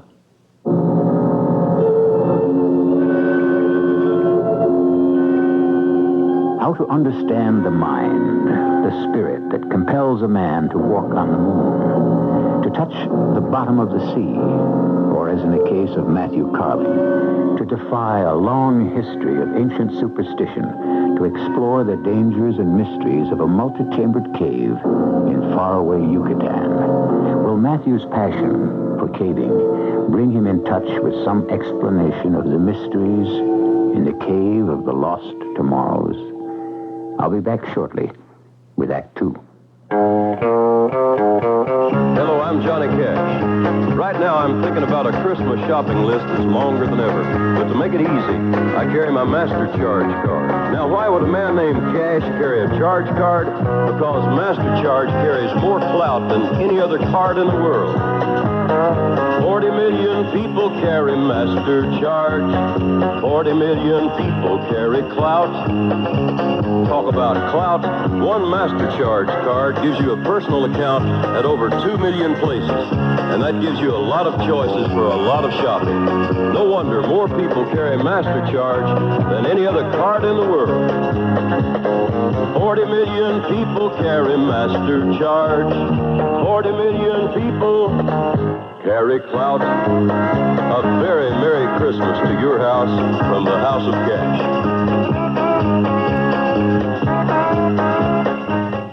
I'm switching my checking and savings account to Crawford Savings. I decided to switch because of Crawford's higher than bank interest. Now I have to decide which gift offer I want. I'm switching my checking and savings account to Crawford Savings. I switched because Crawford's Now account is better than checking. I picked the color TV. Of course, the pinball machine was, or that microwave oven food. We're switching our checking and savings accounts to Crawford. The switch is on at all 11 Chicagoland Crawford locations, including our newest office, downtown at Jackson and Wabash. Also offices in South Holland and in Chicago at 6400 South Pulaski. Offer good through January 14th.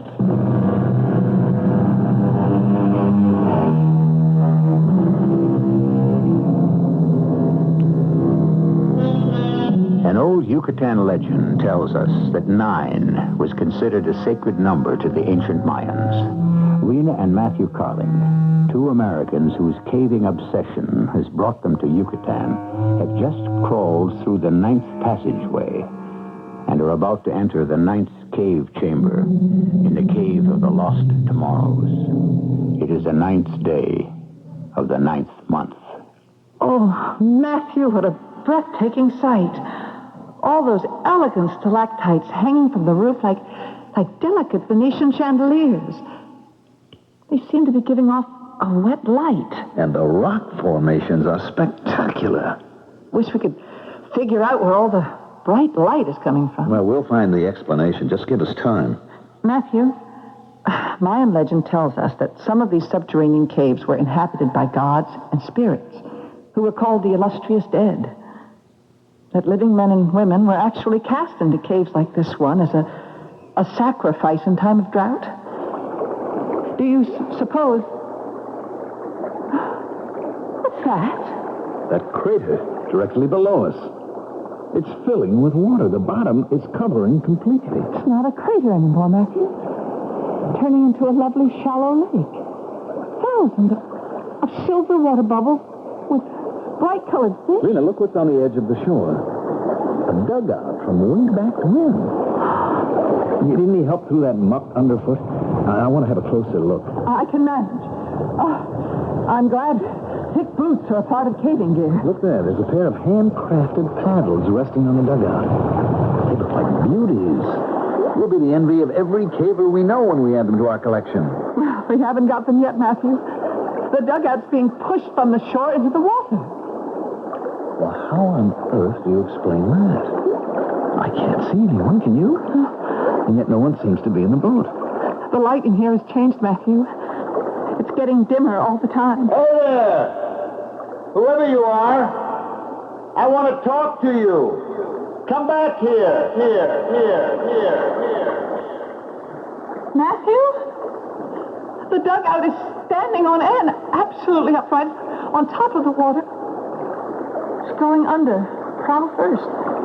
slowly, as if a magnet is pulling it down. Bobby, it's disappeared completely. I can't take any more. Please, Matthew, let's get out of here.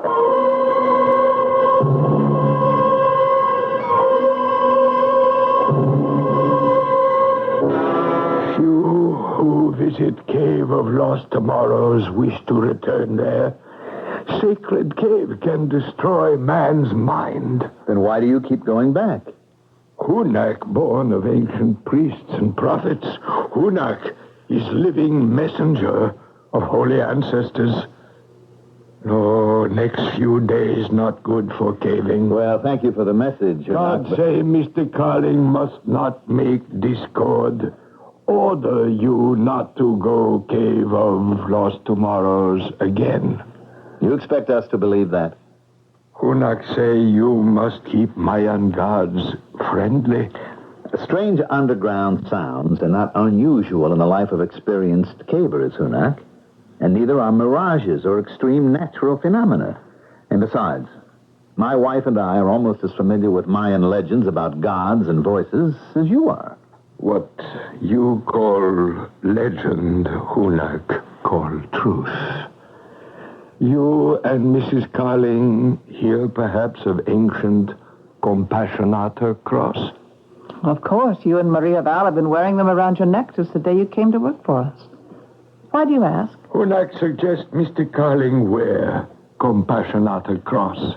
You're offering me your Compassionata cross?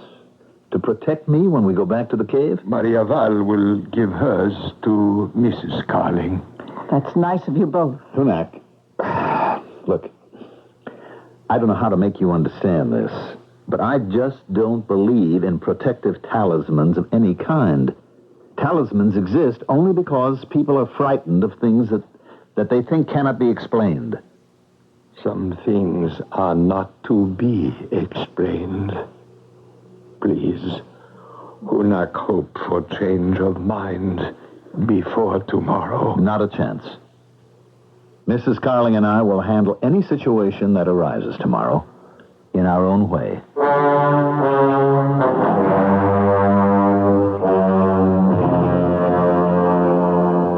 You're a good sport to have another go at this cave with me, Rena. I thought I might be coming back alone.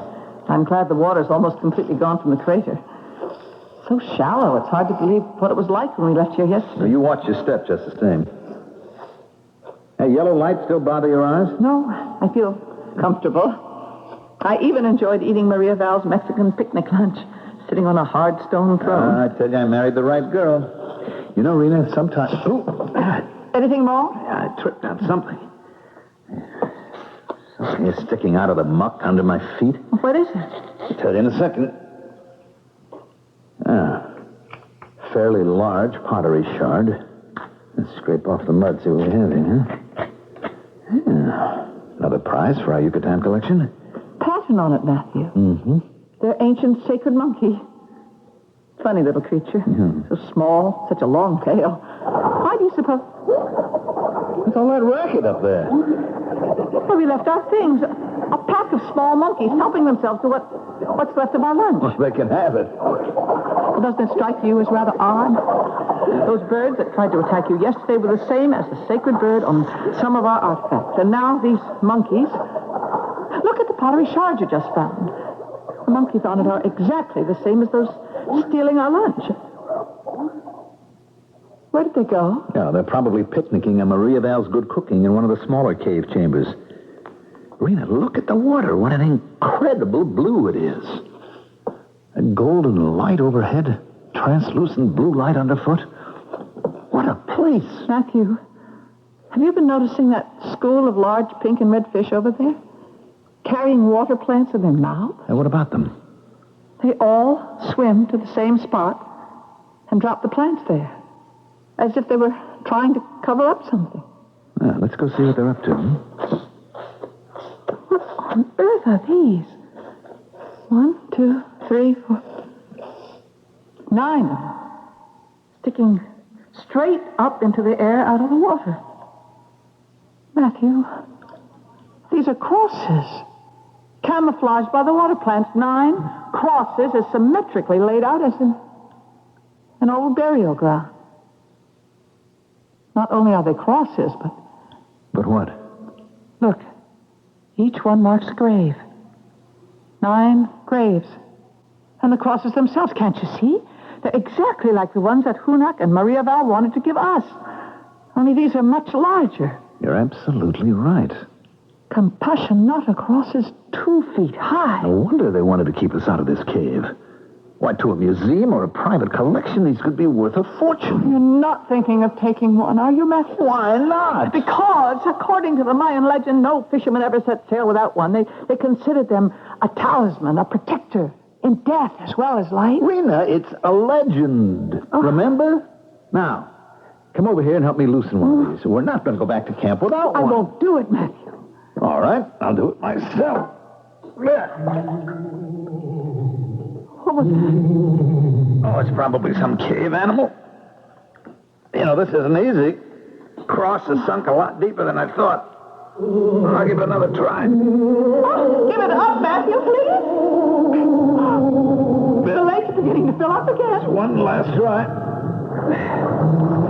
I'll go without you, Matthew, please. You're not making sense. I got it, Rita. Yeah, I'm coming. I'm bringing it with me. Compassionata cross for our collection.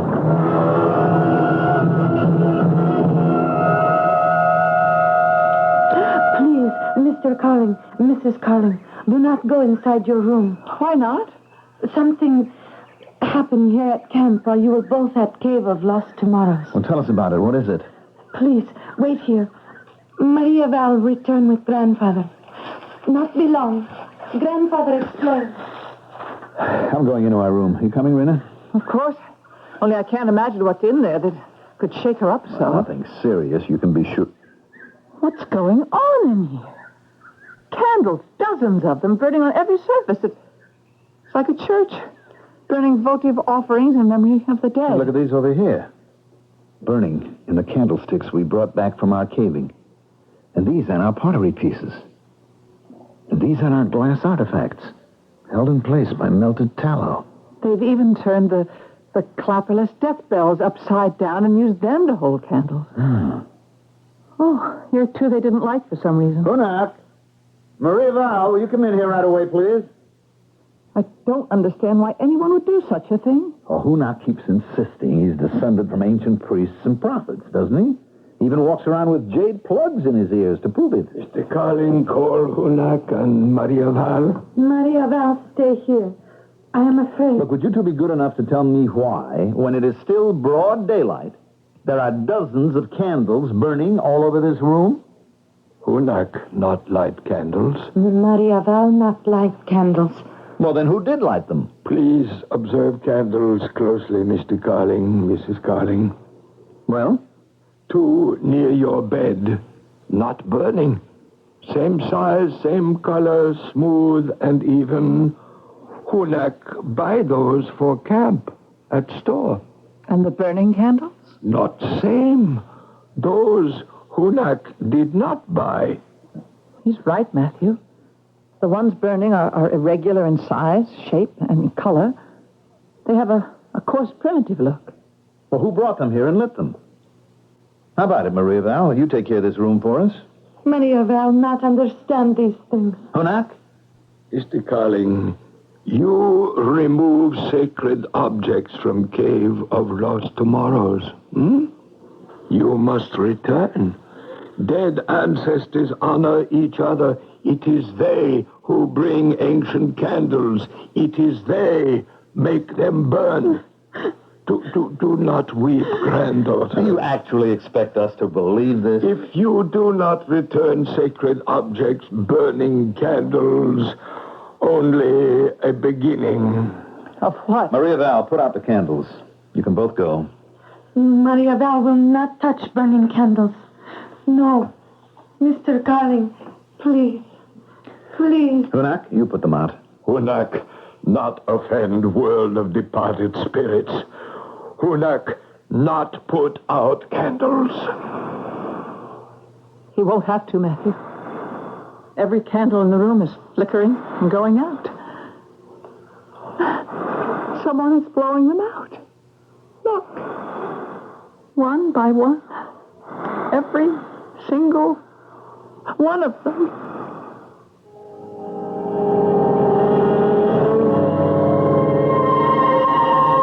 Hunak stands motionless a moment, his eyes closed, his head bowed, his lips moving silently. Then slowly he lowers himself to the earthen floor, lies flat on his back, and places his fingertips lightly on his moist forehead.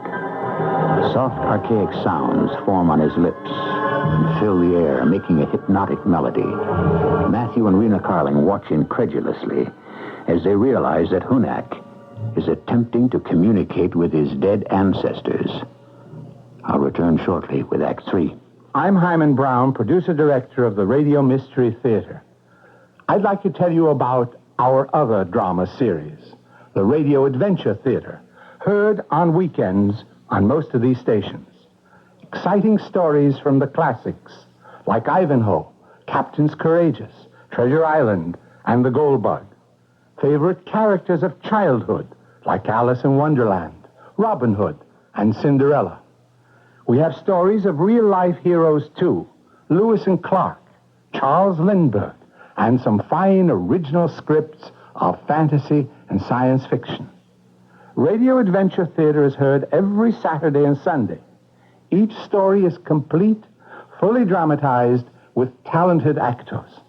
Tom Bosley is your host. I hope you'll tune in weekends for these engrossing dramas on the Radio Adventure Theater over most of these stations. Delta is ready when you are. Delta is ready when you are. Delta is ready to fly. When you choose Delta for a trip to the south, you can be choosy about your flight. Take Atlanta. Delta has 8 daily nonstops with wide ride tri-stars every afternoon and night. No other airline matches that. If you're going to Memphis, Delta has 7 nonstops and 4 through jets, the most flights going. To Houston, take your choice of 10 flight times, including 4 nonstops. If you choose to fly a thrifty night coach, Delta has them. Atlanta, $60, Memphis, $54, Houston, $80. Call Delta or your travel agent.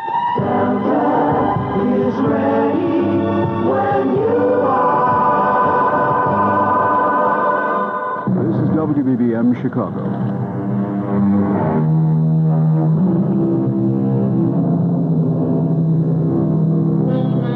Can the living make contact with the world of the dead? Is it possible to hear them, see them, ask their advice, carry out their bidding? Matthew and Rena Carling have met such a man in Yucatan. He calls himself Hunak and claims to have brought them a warning from his dead ancestors. Matthew and Rena are sitting in a coconut grove on the edge of a small bay. What exactly do you make of Hunak, Matthew? Oh, I'd put him in a category with people who consider themselves wizards, witch doctors, medicine men, that sort of thing. Whatever he's up to, Rin, he doesn't intimidate me one bit. I think it's the compassion not across that concerns him the most. Well, I won't give that up, Rena, no matter what. I mean, that is the most... Matthew, are you all right? Well, I think so. That whole cluster of enormous coconuts missed me by a hair's breadth. If they had landed on your head... Matthew, those coconuts, they're absolutely green. I always thought coconuts never dropped from a tree until they were ripe, very ripe. Let's see which branch they fell from. This lower one, I think. Well, what are those marks? They're machete cuts. Can you imagine that? Those coconuts were cut loose with a large machete knife. No one has been here. Well, we haven't even seen a bird or an animal. Let's go back to camp. Okay. We'll walk back along the bay. Pick up Hunak and Maria Val where we left them fishing. Please, Mrs. Carling, Maria Val does not wish to stay here. I wish to go back to camp. We were just going to pick you and your grandfather up. Not necessary be upset, Maria Val. Not necessary disturb Mr. and Mrs. Carling. What's bothering you, Maria Val? Something happened while you and your grandfather were fishing? Answer, Maria Val. I see strange things, Mr. Carling. What kind of things? Ancient small boats rise from beneath water. Not the dugout. No one in boat. Paddles move with no hands. You saw that too, Hunak? Yes, Hunak, see, too. What else happened? Maria does not move. Just look. In bottom of ancient boat, Maria see fishing net. Fishing net was tossed from small boat to my shoulders, like beautiful shawl. Then small ancient boat moves swiftly from shore and disappear below surface of water. Is that not so? Please, take Maria Val back to camp, Mr. Carling. What did you do with the fishing net, Maria Val? Hunak has it. Would you mind letting me and my wife hold on to it for a bit? Hunak advised Mr. Carling, leave net with Hunak. I'm not playing games, Hunak. Let me have it. Thank you. We go back camp now, Mr. Carling. One thing more. You know quite a bit about coconut groves, don't you? Hunak lived all his life where are coconut trees. I suppose you have a look at the cluster of green coconuts lying on the ground on the other side of this tree. Nothing on ground, Mr. Carling. Nothing? Well, I'll be... You carry a machete knife, don't you? Machete knife belonged to dead ancestors. Suppose I told you my wife and I found machete marks on the branch of this tree. And that the machete marks were exactly where a large cluster of green coconuts fell to the ground, missing me by a hair's breadth. Where, Mr. Carling? That first large branch, right above our heads.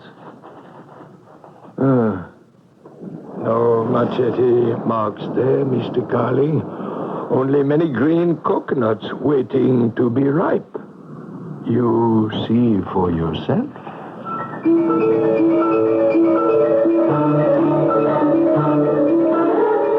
I can't seem to understand what goes on here, Matthew. I feel as if my thinking is going native, or if Hunak and Maria Val are putting a drug of some kind in what we eat and drink. Let's change our plane reservations and go home. Rena, Yucatan is a once-in-a-lifetime experience. Now, I'm not cutting it short. Look, we'll both feel better after a good night's sleep. I don't even feel comfortable in this room we're living in anymore. Would you mind leaving a light on tonight? Somehow the idea of the dark bothers me. Oh, come on. You don't really mean that. Besides, you know I can't sleep if there's a light on. Oh, all right. Put it out. Sleep well, darling. I'd like to get a really early start in the morning. Did you hear anything just now, Matthew? What? Matthew? Rena. My throat. Something's tightening around the throat. What on earth's got into you? I can hardly breathe. And not choking. Let me put on the light. There's no one here. You must have started to have a nightmare. Wait a second. What is it? Well, the skin on your throat is all red, and also... Also what? There are small, round marks on your neck. As if from a knotted rope of some kind. Oh. Matthew, I can't bear it anymore. I'm going to pack this minute and get ready to go home. Nobody could possibly have been in here without our hearing him. No sign of any knotted rope anywhere in the room. Look, on the floor at my feet. The fisherman's net that I took from Hunak. Someone was trying to strangle me with that knotted fisherman's net.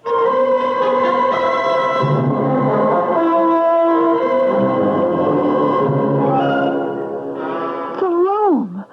It's a mess.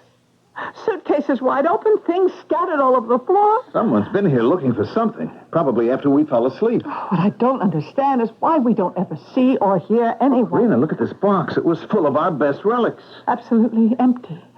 The pieces with the sacred birds and monkeys, the candlesticks, the death bell. Every one of them gone. They even took the Compassionata cross that I had right under where I was sleeping. Well, why didn't they touch this other box here? It's full of the other artifacts we found. Matthew, they only took the sacred relics. Oh, please, let's be satisfied with these and go home? Not on your life. Hunak? Maria Val? I'm going to tell them we'll leave. Those two are probably miles away by this time. We'll never see either of them or the missing pieces again. Mrs. Carling, call Maria Val. Just come in, please. Oh, yes. Come in, have a look around. Why are things all over the floor? Maybe you can tell us. Mrs. Carling wish to see Hunak. Some awful things happened in this room last night. First, someone tried to strangle Mrs. Carling. And then later, they managed to steal all of our sacred relics. Dead do not steal from living, Mr. Carling. It is living who steal from dead. Well, what became of those relics and our Compassionata cross? Now, where are they, Hunak? Do you have any idea? In sacred cave of lost tomorrows, where they belong. If that's so, who put them there? Hunak not know. Dead ancestors tell Hunak only that they are there.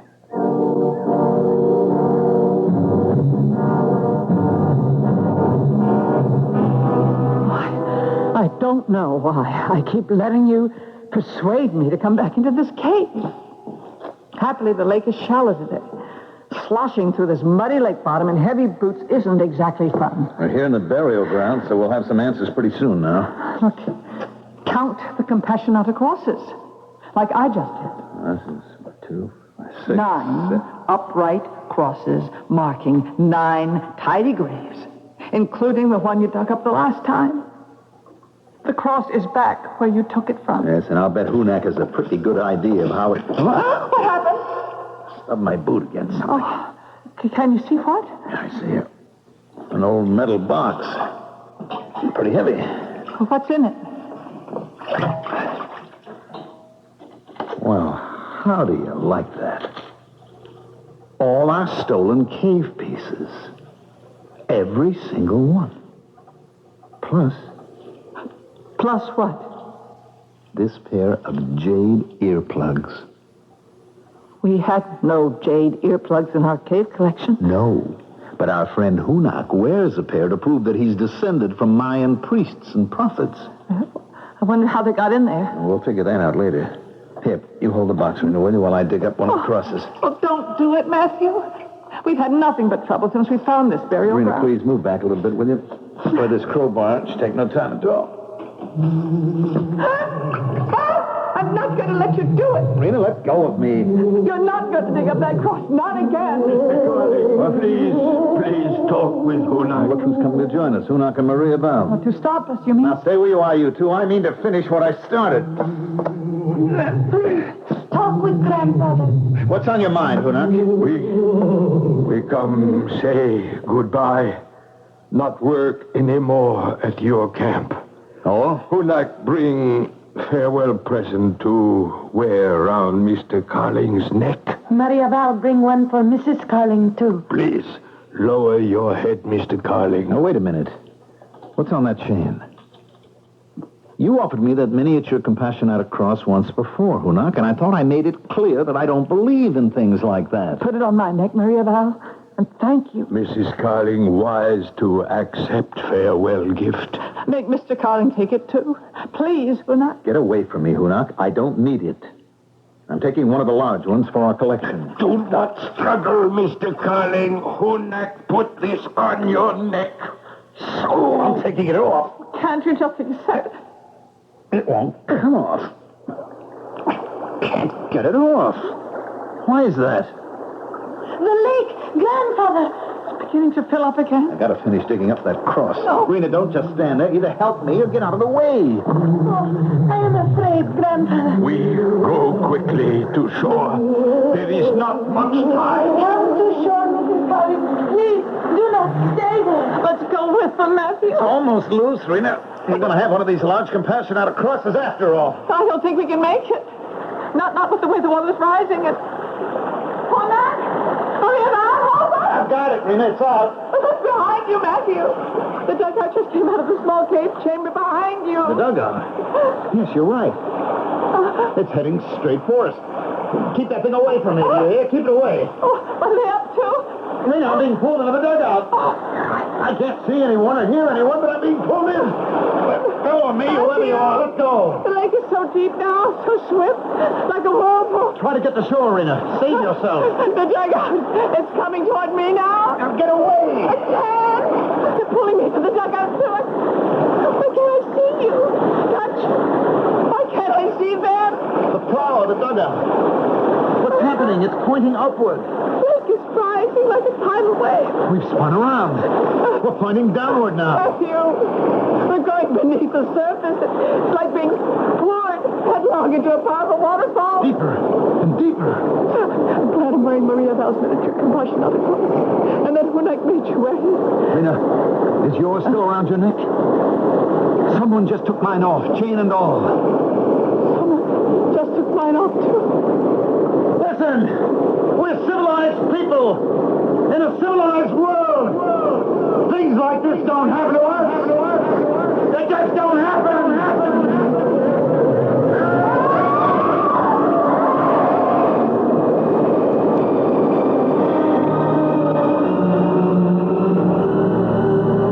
As the underground lake subsides, Hunak and Maria Val look down at two familiar bodies, drenched, lifeless, lying close to the mysterious burial ground. The miniature compassionata crosses are gone from their necks and hung innocently on the necks of their rightful owners. In the burial ground, the large compassionata cross stands upright in its place, one of 9, a sacred number to the ancient Mayans.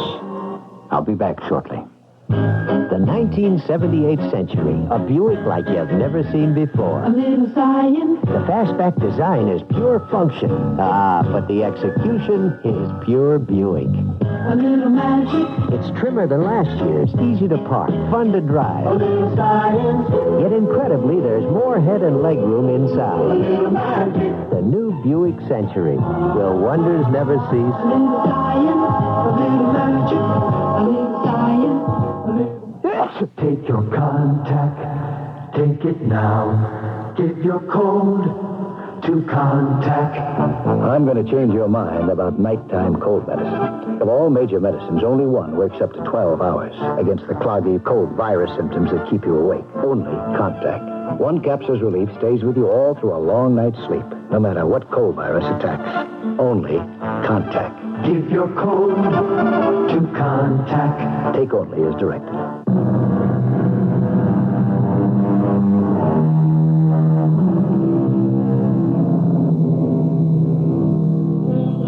The story you have just heard is based upon a legend told in Akumal, in Yucatan. A small museum there displays among its ancient Mayan treasures several compassionata crosses, said to have been found on the floor of a body of water close by.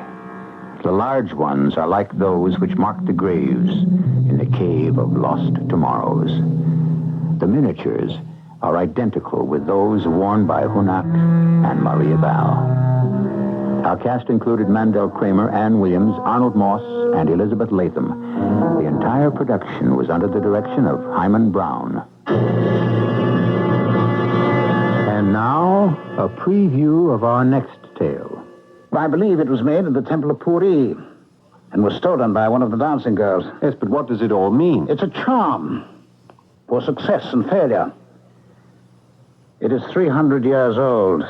It has gone from hand to hand. And you're saying it brought me bad luck? Yes. Well, all right. Why? Because you bought it.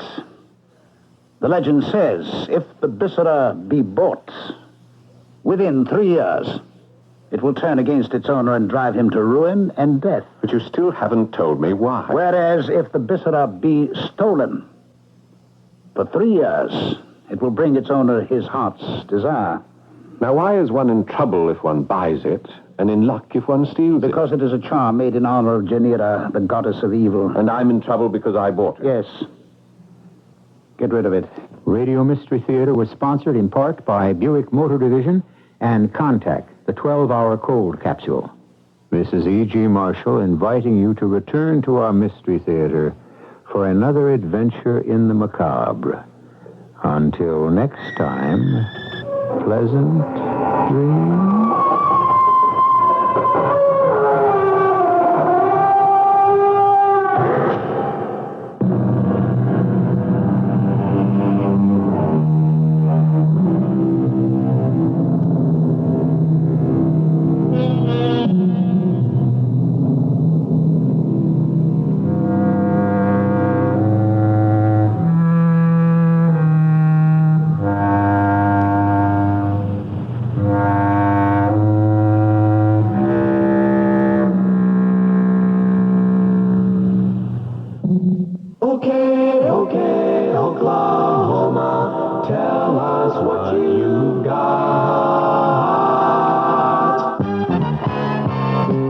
a great grand opening celebration at Oklahoma service stations and a grand opening promise to you. We promise every time you buy 10 gallons or more of Oklahoma gas, we'll give you a beautiful, crystal clear 12.5-ounce glass with an Oklahoma design on it free. We'll give you one free every time you buy your 10 gallons or more, so you can complete your beautiful tumbler set. At participating Oklahoma dealers, you'll get your free tumblers all this month and next month, too. One more promise. We promise to honor your MasterCharge and Visa cards, so you can charge your gas, your oil, your battery, and all your automotive service work at all Oklahoma service stations. So, what do you say? Okay, okay, Oklahoma, you're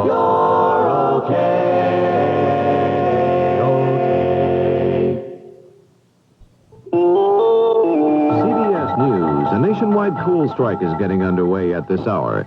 This is Doug Poling reporting on the CBS radio network.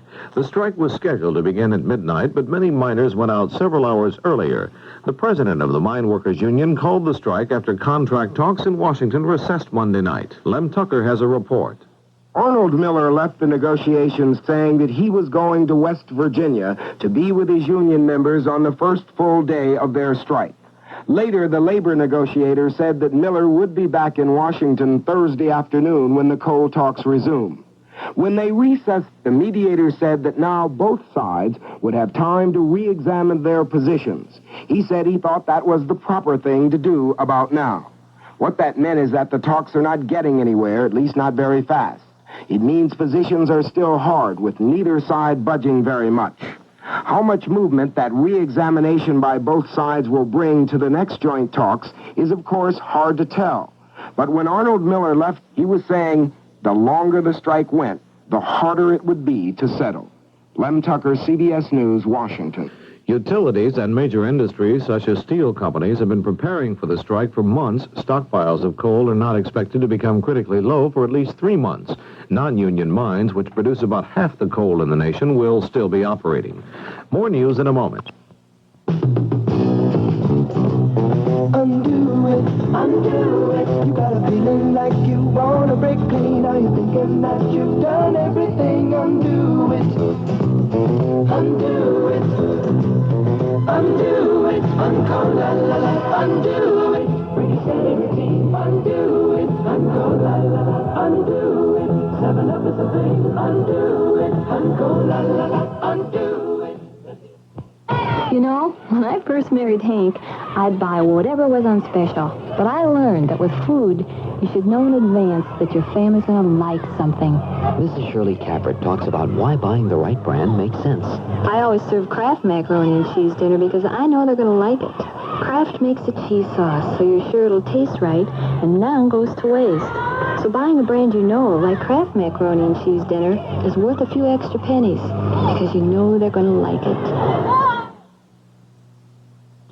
Egypt on Monday broke diplomatic relations with the 5 Arab countries that met in Libya to form a bloc to resist President Sadat's peace overtures with Israel. Ambassadors from Syria, Libya, Algeria, Iraq, and South Yemen were ordered to get out of Egypt within 24 hours.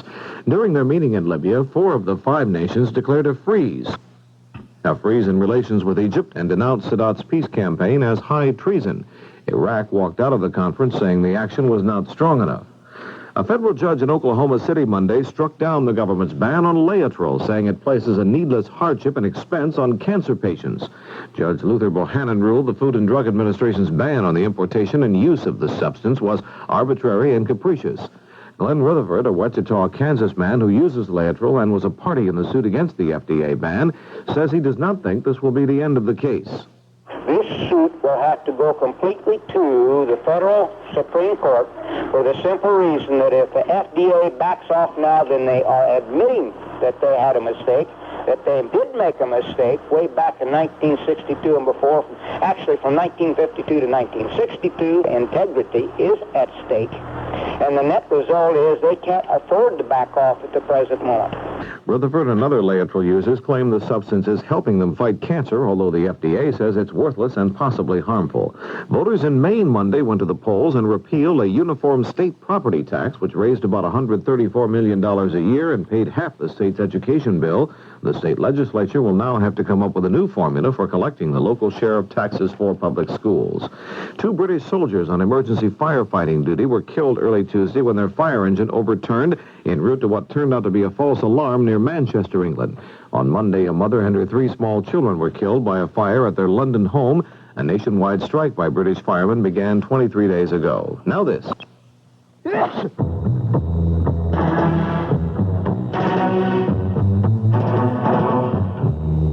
Take your contact, take it now. If you're cold, to contact. Can your cold medicine fight the congestion, shrink the swollen membranes, help relieve the runny, sneezy, clogging misery caused by every known cold virus? Contact can. Does your cold medicine have anything like 600 tiny time pills? Can it fight those virus symptoms up to 12 continuous hours, all day, while you work? Contact can. And at night, can you take your medicine at bedtime, get relief all night while you rest, then wake up tomorrow with that same medicine still working? Today's Contact can do all that. All day while you work, all night while you rest. No matter what cold virus attacks. That's the wonder of Contact. Take your contact, take it now. If you're cold, to contact. Take only as directed. Cuba has rejected American demands that it reduce its troop strength in Angola. Cuba's news agency quotes Vice President Raul Castro as saying U.S. government circles are wasting their time with demands about this.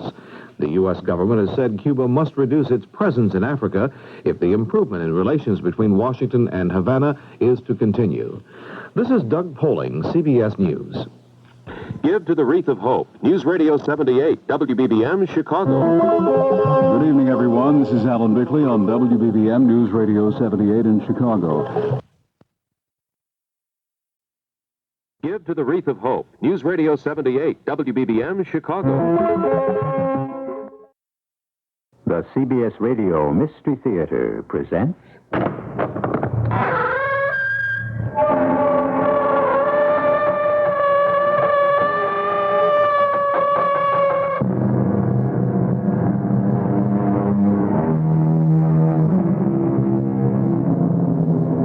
Come in. Welcome. I'm E.G. Marshall. I am mortised and tenoned in granite, and I know the amplitudes of time, said the poet. The amplitudes of time, and also of space, infinite, illimitable, with neither an end nor a beginning. So much time, so much space. And we, poor, frenzied, crowded creatures, why are we so hurried and cramped? Marcella, I'm asking you to marry me. Yes, William, I heard you. Well, your answer? Well, the answer is no. No? It has to be no. Why does it have to be no? Because, well, I don't love you. Oh, is that all? Is that all? Yes. I thought you had a good reason.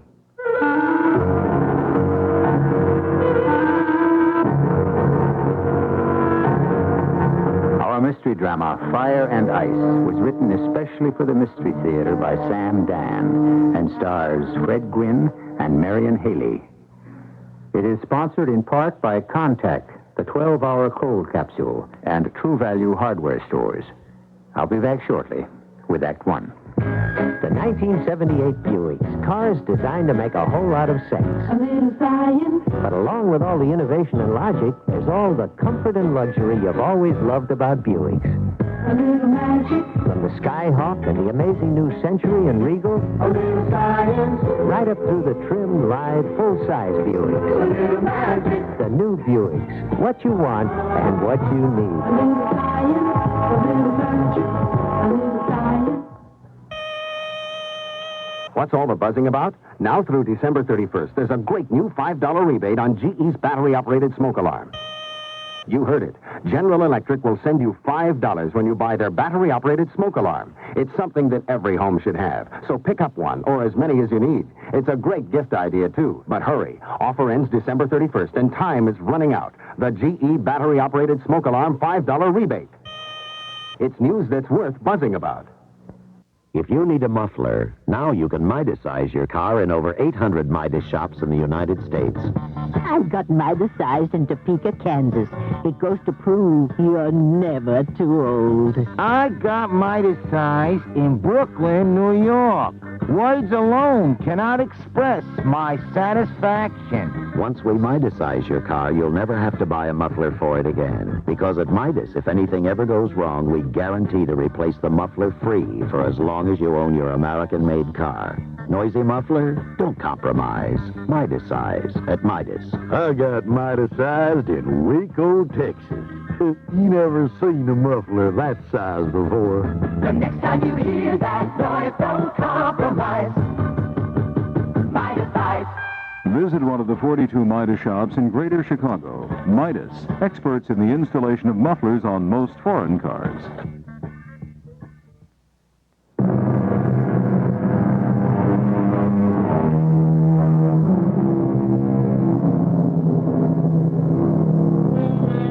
The world has changed in many ways. There was a time when every man's home was his castle, and every man was king. This doesn't necessarily mean that his wife was a queen. What it meant was that his word was law, and everyone in the house obeyed it, or else. Or else what? Well, it didn't come up often enough to be very much of a problem in most places. At any rate, we're concerned with an autocrat named J.J. Trelawney in the year 1912. Father? Who's that? What? Oh, it's you. Yes, Father. It's me, Marcella. What's that on your face? Paint? Oh, no, Father. It's powder. This is bad. Well, it's rice powder, Father. Even the minister's wife wears it. The same rice we eat? Yes, Father. Come in. Don't just stand there. Well, The same rice we eat. yes, Father. I see you're wearing enough of it to save an entire heathen village from starvation. I hadn't thought of it that way. I don't know what the world's coming to. Father, may I speak with you? Of course you can speak with me. Well, Father, there's this young man. What? Which young man? Well, the one I met at this concert. What did you want to meet a young man at a concert for? Well, Father, he's really very nice. Well, nice, fine, but what about William? William? Yes, William. William's my right-hand man. Well, I know that. He's a fella for you. But, Father... Yeah, you must admit, he's smart. Well, yes, he is. And he's going to be rich one day. Very rich. Well, yes, he will. Well, then, what do you want to meet other young men for? Well, Father, Edward is so... Oh, Edward, is it? Yes, Edward. He's so... So, what? Oh, he's just, Yes? I don't know. Here's a fella, and you seem gone on him. And when I ask you why, it's because he's just... and I don't know. Oh, but, Father... No. That won't do, my girl. William Stillwell's the man for you. Oh, please, Father. I don't love William Stillwell. Love. What's love? Well, it's what? I can't define it exactly, but... Well, neither can the dictionary. It's a strong liking, a fondness for, a devotion to, an affection. You see, my girl, I happen to look it up. I like to be sure of my ground. Now, you've got to put your life on a practical basis. Do you agree? Yes, Father. And you've got to do the thing that makes sense. Yes, Father. Which is why I have to choose your husband for you. As a man of the world, I will not be carried away by sentiment. I can be depended on to make the proper choice. Whereas you're a giddy young thing. And as if that weren't enough, you're also woman, which means you simply do not have the qualifications for rational thinking. Isn't that so? Yes, Father. Believe me, you'll marry William Stillwell one day. One fine day. Belle D. Where does that come from? Why do I remember that? It's from the new opera by Mr. Puccini, Madame Butterfly. Oh, yes. And that fellow's in it who has such a fine voice. What's his name? Mr. Caruso, Father, but he didn't sing the aria. Oh, it was the Japanese girl? Yes. Well, they're all a bunch of foreigners. Oh. Well, I guess they really know music, don't they? But, what's the point I'm trying to make here? I don't know. Oh, it has to do with this thing you call love. Why does the poor Japanese girl kill herself? A beautiful girl. Well off, all sorts of bright prospects. Could have a great future. Why does she kill herself? For love. That's my point. Exactly. Love. Well, what does she need it for? What good did it do her? Where did it get her? Well, but Father... So let's not hear another word about love, all right? Is that clear? Yes, Father. He had a way, my father did, of making things so crystal clear. But he was older, wiser, more experienced, which meant he knew better. And everything was for my own good. I look back at it now, after all these years. The world now is so different. But back then, well, I went to the concert that night to hear a young Russian violinist named Misha Elman. Well, that's not why I went.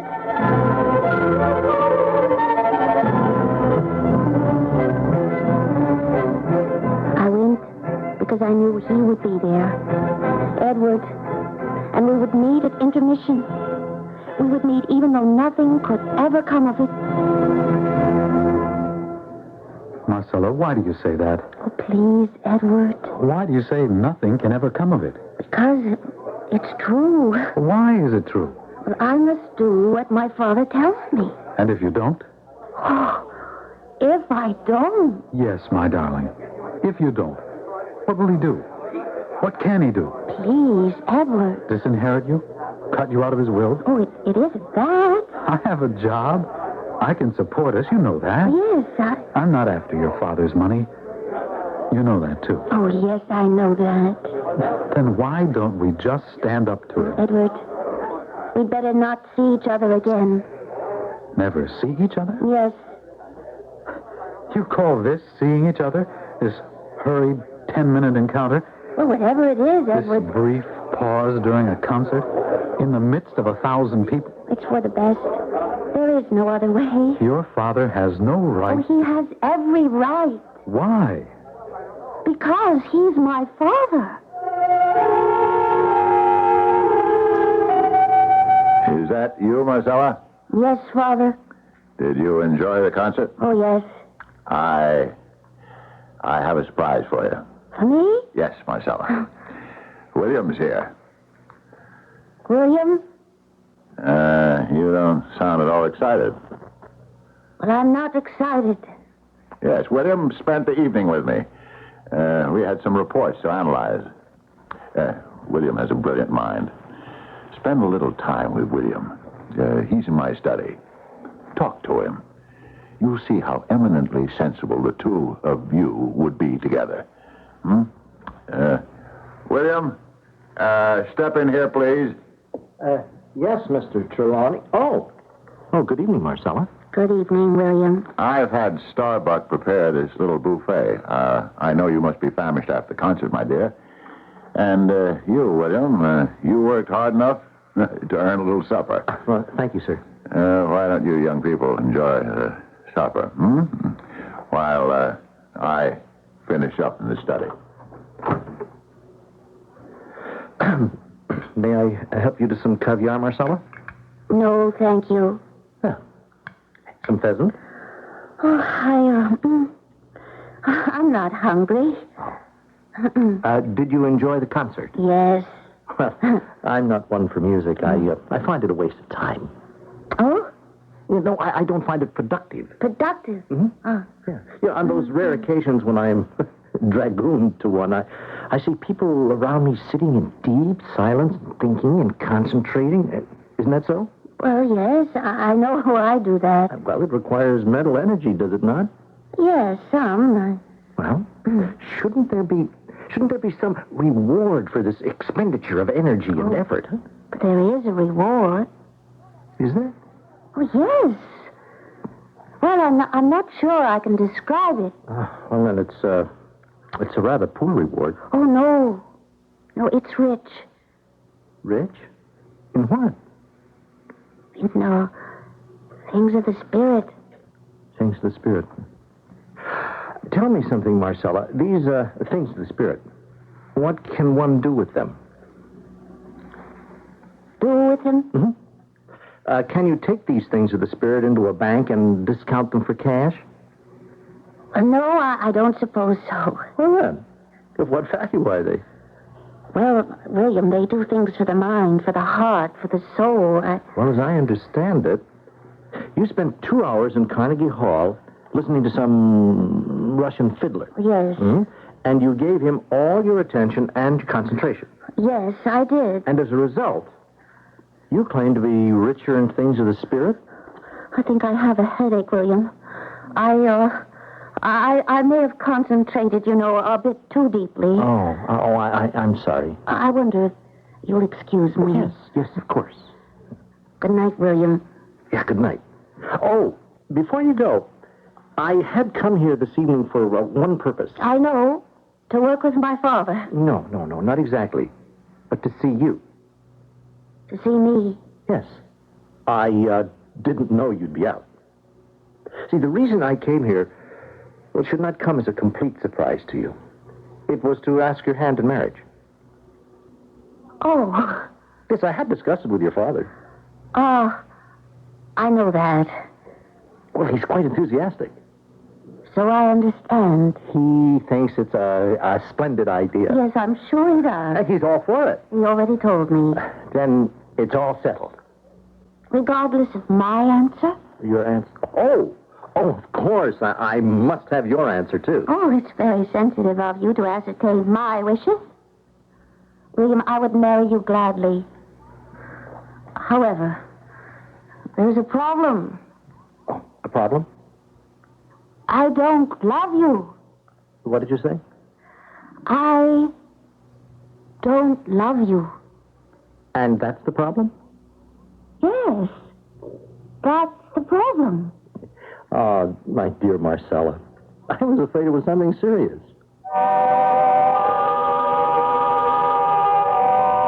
Love, says the popular song, your magic spell is everywhere. Well, not quite everywhere. Not in the heart of Marcella Trelawney. Well, it's in there, but obviously not for Mr. William Stillwell. So that should be the end of it. But don't forget, the year is 1912, and that was another world. And we shall return to it shortly when I bring you Act 2.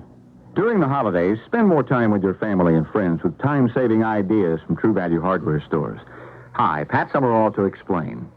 Get the General Electric no-guesswork microwave oven, and you'll save time in the kitchen. With GE's automatic chef temperature sensor, foods cook accurately by temperature, not by time. So you won't have to guess when something's done or waste time pot watching. Just insert the special probe and set the temperature. When the food reaches the proper serving temperature, the oven automatically shuts off and signals that the food is ready. True Value hardware stores can also save you time when it comes to cleaning up around your home. The Empire 18-inch broom features tough Palmyra bristles that sweep up dirt and water on kitchen, garage, and basement floors. And that makes cleanup time easier and faster. And right now, you can get the Empire 18-inch broom for just $2.97. Get these time-saving products at participating True Value hardware stores. More than just a name, it's always been their way of doing business. I'm switching my checking and savings account to Crawford switching. Uh-huh.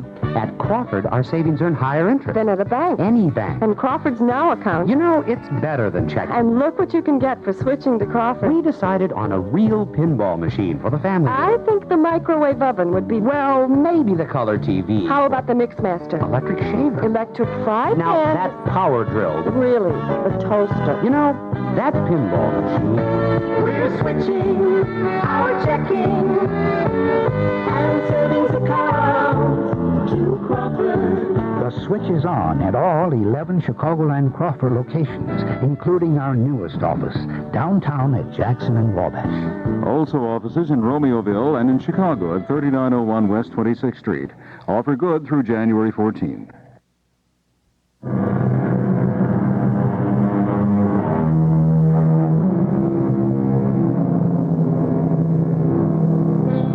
Love is for the poets, the philosophers, the dreamers, the romantics. And we wonder why sometimes, since it seems to have treated most of them quite shabbily. Well, today, of course, we claim to marry for love. A generation or so ago, this wasn't the case. Are we happier than our grandparents? Who really knows? But you don't understand, William.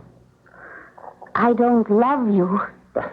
Is that a reason not to marry me? Please, William, you must excuse me. I'm very tired.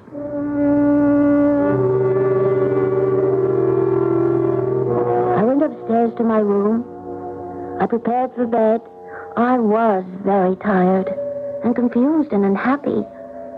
I didn't know what to do. There was a knock on the door. It was my father. I was sort of expecting him. I spoke with William, my dear. Father, I don't love him. He understands that. And I understand. Well, then why do you insist that I marry him? Because he'll make you an excellent husband. Without love? Love, my dear, only confuses the issue.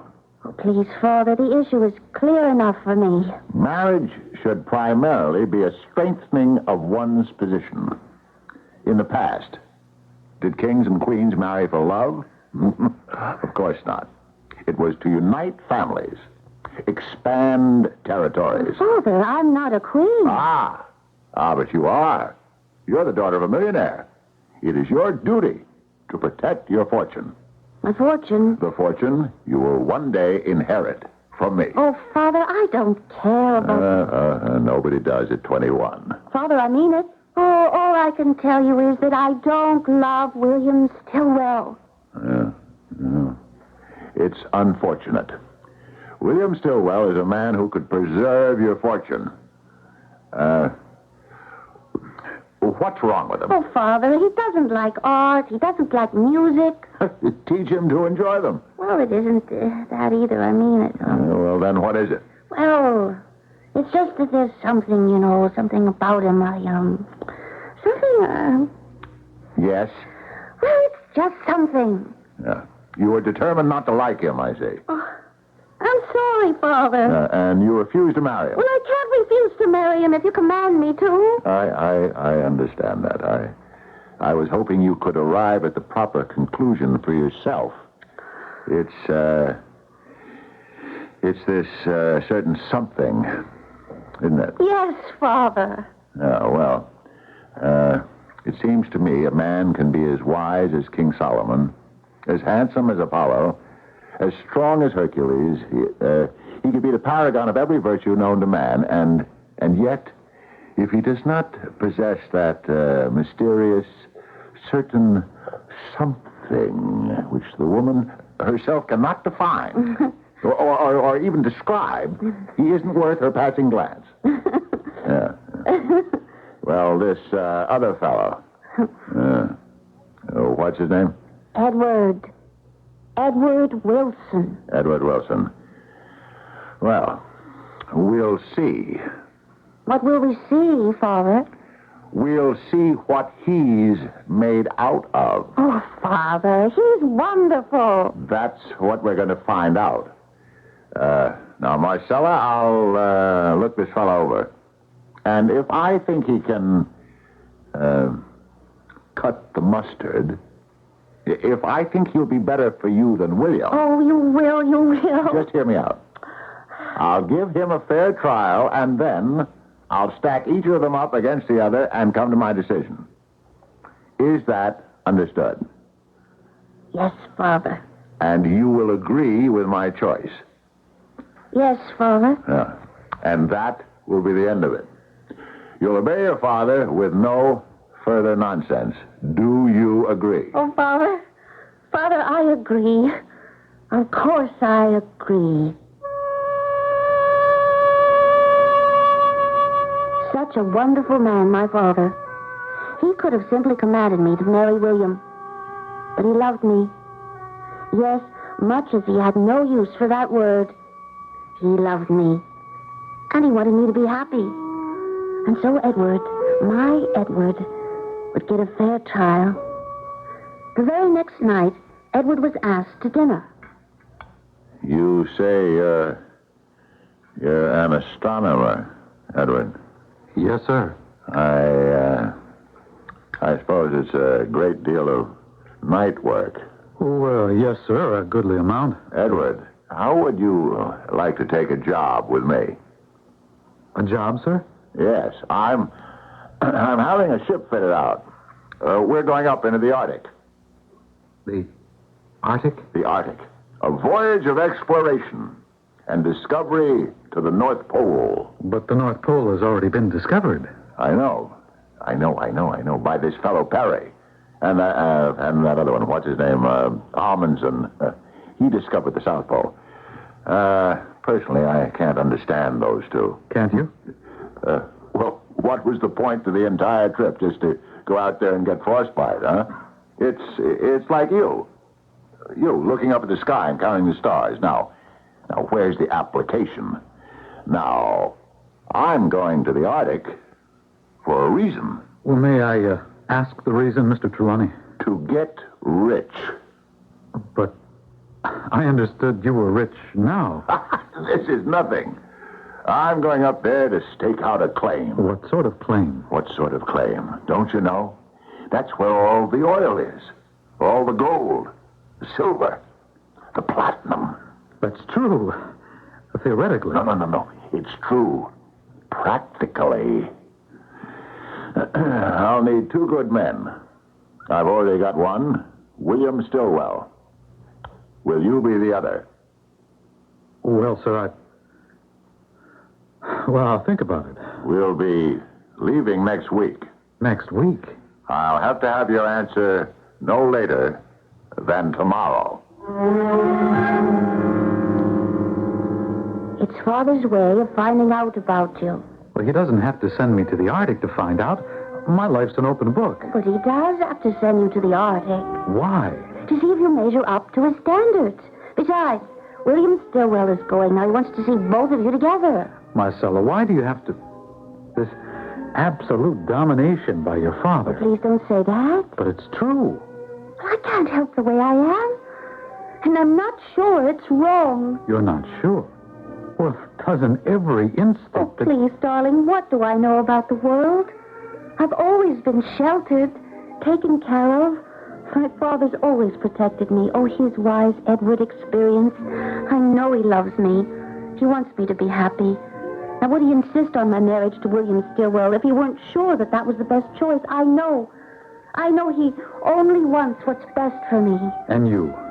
Shouldn't you have anything to say about that? I love you, Edward. That is, I think I love you. You think? Oh, what is it I really have for you? Only a feeling. Something I can't explain. Why I feel this way, I don't know. Against this, it's my father's wisdom. I'm only air. My father is solid rock. That kind of thinking is wrong. It is. Now, I would have to get used to a new way of life, a new way of looking at things. It can't happen overnight and all at once. I want to be free. I want to be independent. I want to be one of Mr. George Bernard Shaw women. Oh, how much I want to. Well, then become one. You just don't do it. I want to change, Edward. Oh, then change. I have already. A little. How? Falling in love with you. Even though I know my father has intended me for someone else. But to go off with your father on this expedition to the Arctic, don't you understand? I have a job. I have a career. I would have to give it up. Well, it would be a change in my life. And yet, what you're asking me to do is to make a change in mine. Well, that's different. We're in love. Shouldn't that be enough for marriage? I don't know. It's enough for some people, but not for others. I don't know if it would be enough for us. Why did I have to fall in love with you? Well, all right. You win. I'll go on the trip. Oh, darling. I know Father will see that you're the best man. Oh, no, Marcella. William Stillwell's going to be the best man. I shall become the bridegroom.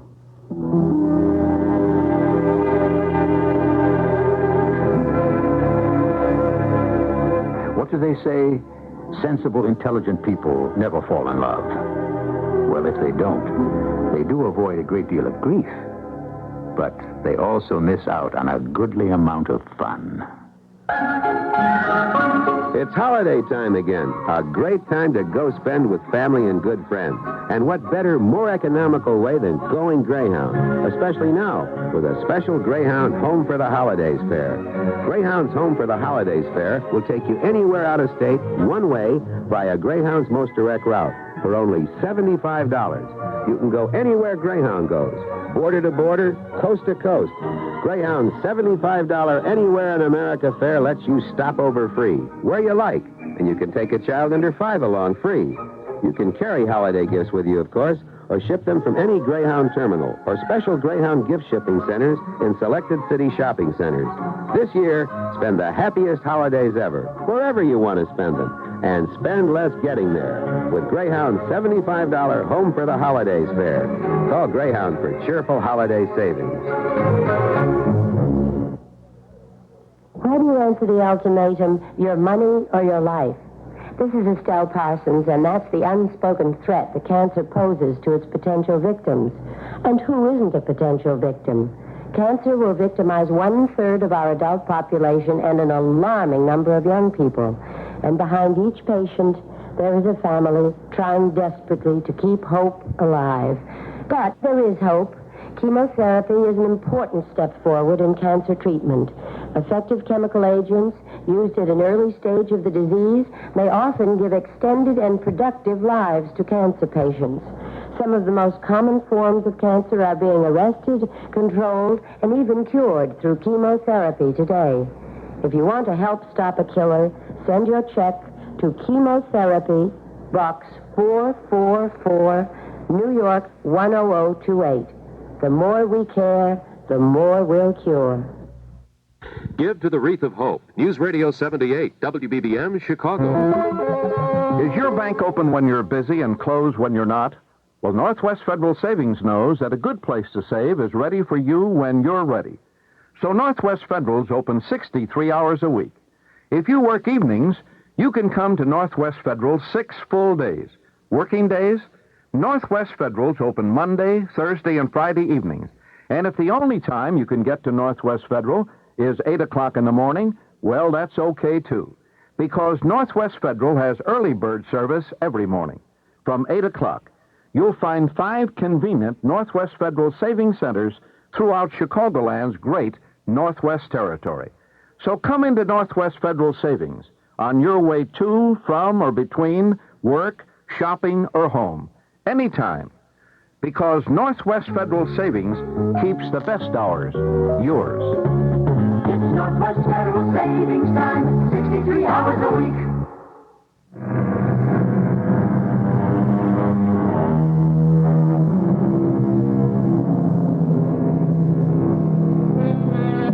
Why do we marry? And whom should we marry? The average person faces these problems at least once in a lifetime. Of course, there are some who never face them at all, and others who keep facing them all the time. Should you marry because he or she is attractive? Rich? Should we marry to please our parents? To better ourselves? For love? All through history and all over the world, people have married and still do for any one of these reasons. And statistically, there is no proof that any one reason is better than the others. May I come in, Marcella? Oh, please do, Father. Our ship sails tomorrow. I know, Father. And I must say, I'm rather taken with this young man, Edward. I knew you would be.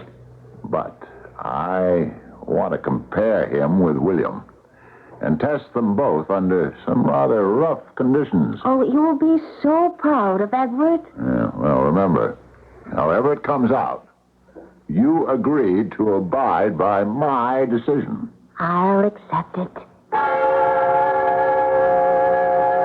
What a week that was. Such hectic preparations.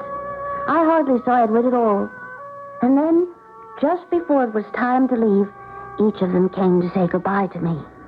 My darling, I'm glad I'm going. It's good sometimes to see someone else's point of view. And just being with your father this week is, well, it's taught me a great many things about him. I knew you'd like him. Well, I'm not sure I like him exactly, but I do know he's a most unusual man. And he wants very much for you to be happy. You know, that's all he's ever wanted. And so now that I look at it from his point of view, he doesn't seem unreasonable at all.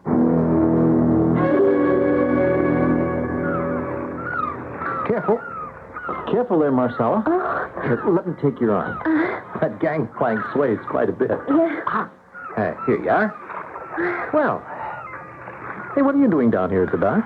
Well, I just came down to, Yes, I know you didn't come to see me. Well, I came to look at the boat. You mean the ship? Oh, I didn't know there was a difference. Well, it has to do with size. Marcella, what do you see in this fellow Edward? Oh, he has a beautiful soul. Oh, what is the use?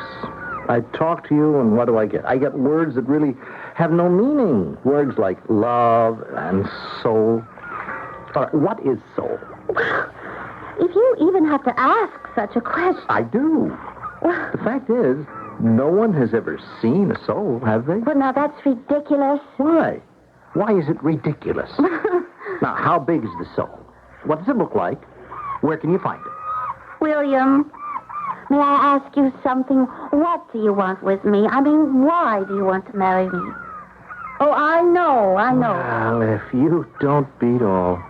If you know, why do you ask? Well, it's the practical course of action. I'm the logical choice. But shouldn't there, William, be more than that? I mean, shouldn't two people be happy? We'll be happy. Well, how can we be happy, William, if we're not in love? What's love? Oh, there you go again. What did I say now? Oh, if you have to ask. And then the boat, or the ship, sailed. It was quite a day. Flags were flying in the harbor. The air was filled with cheers, whistles from all the craft. Bands were playing. I mean, there were reporters, and the mayor was there, and the governor, and important people from Washington. Oh, President Taft himself sent a telegram. And then the ship was gone. And all that I had were letters. I've never seen such brilliant colors. Everyone thinks the Arctic is white. But when the sun hits the ice, it explodes into thousands of glorious rainbows. I long for you constantly. Edward. Nothing much to report. One day's pretty much like the other. Just ice and snow and the sun. Soon we're going to lose the sun and just be stuck with the ice and snow. Best from William. Whatever there is to the summer is about to disappear. We are now going to get into the real Arctic. Already, it's getting to be constant twilight. Soon it will be night. A night that will last for 6 months. But it's good. It's starting to separate the men from the boys. I'm getting to know things about both of them. Things I could never learn in the ordinary way back at home. I'll write more later. Your loving father. But he never did. He never wrote another letter. The reporters wouldn't stop ringing my telephone, knocking at my door. What did they want of me? They knew more about it than I did. Miss Trelawney, do you have a statement? A statement? Tell us about the great tragedy. Tragedy? Yeah, your father is reported missing in the Arctic. Well, yes, I know. Oh, what can you tell us about it? Nothing, But surely, Miss Trelawney... Please, gentlemen, I don't know what to say. Do you have any plans? Plans? Yeah, plans. What are you going to do about Trelawney Industries? I don't know. Well, will you assume personal control? Do you intend to become America's first great woman industrialist? I haven't thought anything about like that. What are your views on woman suffrage, Miss Trelawney? Please, gentlemen, please. There was only one thing I wanted to do, and I did it. I ordered a boat or a ship, I don't know, and I commanded the captain to sail north along the Atlantic coast, up past Labrador and Newfoundland, find a place called Baffin's Island into the Davis Strait, then up north to the very edge of the frozen polar wastes. Finally, I arrived at the site of my father's base camp. It was a large, well-constructed settlement. It was warm. It was safe. Marcella, but you shouldn't have come here.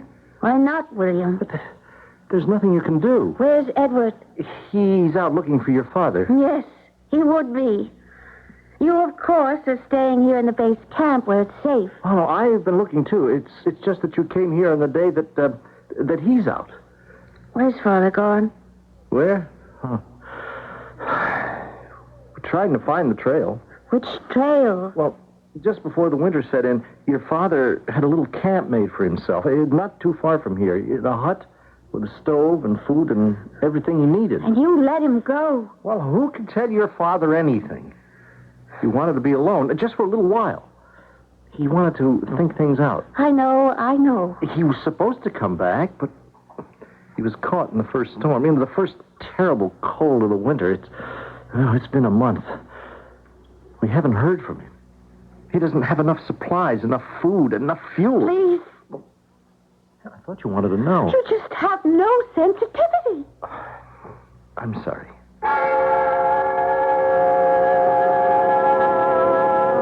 And so I will remain here all winter until the light of summer returns.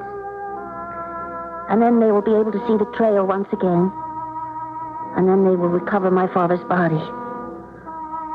And perhaps there will be a letter for me from him, his very last letter, in which he'll tell me his decision. But don't I know that decision? Even now, don't I know it? Now that he's seen Edward under these terrible conditions, can there be any doubt? Edward, the kind, understanding, gentle Edward with the beautiful soul. If he didn't choose Edward, how could I bear it? How could I obey him?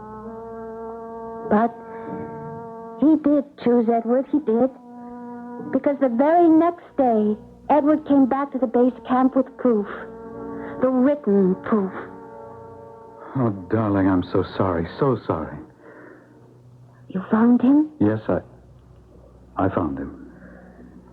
And he's dead? I can't tell you how. But you must tell me everything. He died of the cold. You mean he froze to death? Yes. Uh-huh. There was no way I could bring him back here. Well, that will have to wait for the summer. I understand. For some things of his I knew you would want. His watch, the one you gave him for his birthday so long ago, his ring, and his diary. Diary? Yes. He kept it to the last day. There isn't very much written in it for more than a month. He was growing weaker all the time. Before the cold set in, he wrote long notes to himself about plans and projects he was developing. Even as his fuel and food ran out, he just kept writing. Another day. Another day. Cold. Bleak. Another day. Perhaps it will bring rescue. They're trying to find me. I know. And then pages of nothing. Until the final day. See what he writes? I don't know how cold it is. The thermometer is cracked. It must be 100, 200 below. My fingers are frozen stiff and solid. There is no longer any way I can warm them. So, before they become ice, my daughter, if you will read this, know that I have chosen Edward. Oh, Edward. Edward. My darling, I never doubted it. Never. In the end, your father became a believer.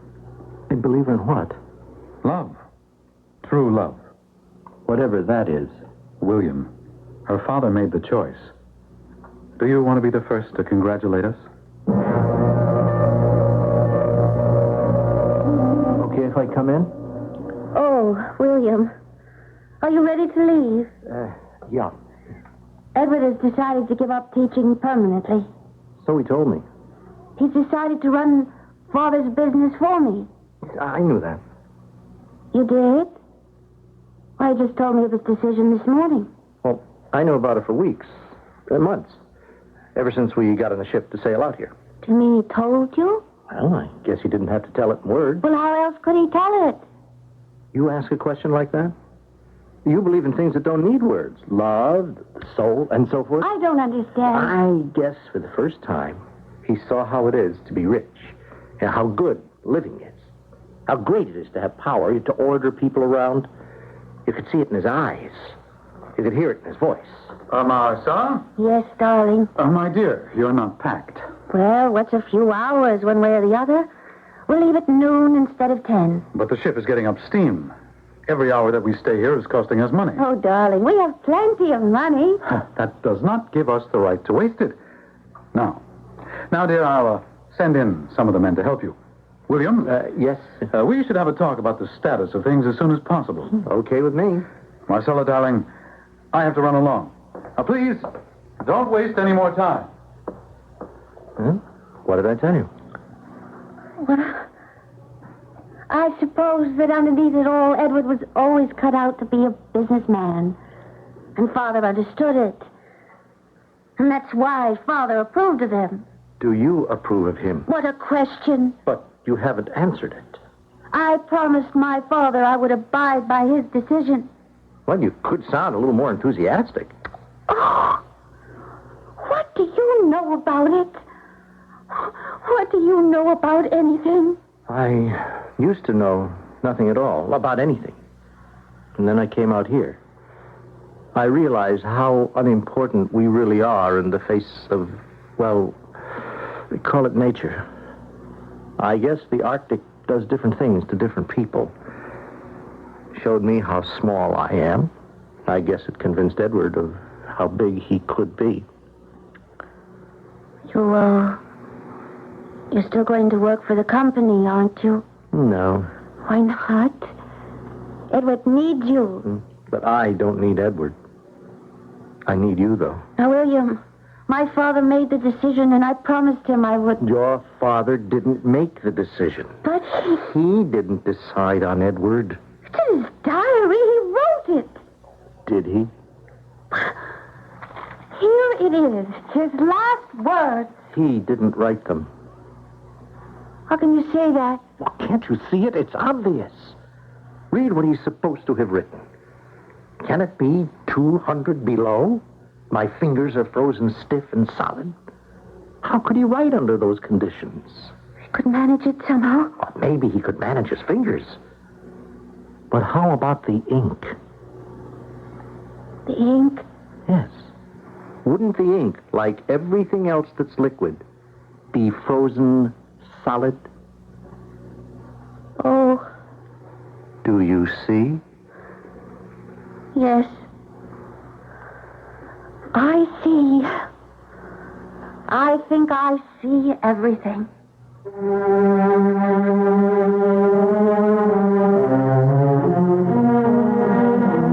To see everything, that's no mean feat indeed.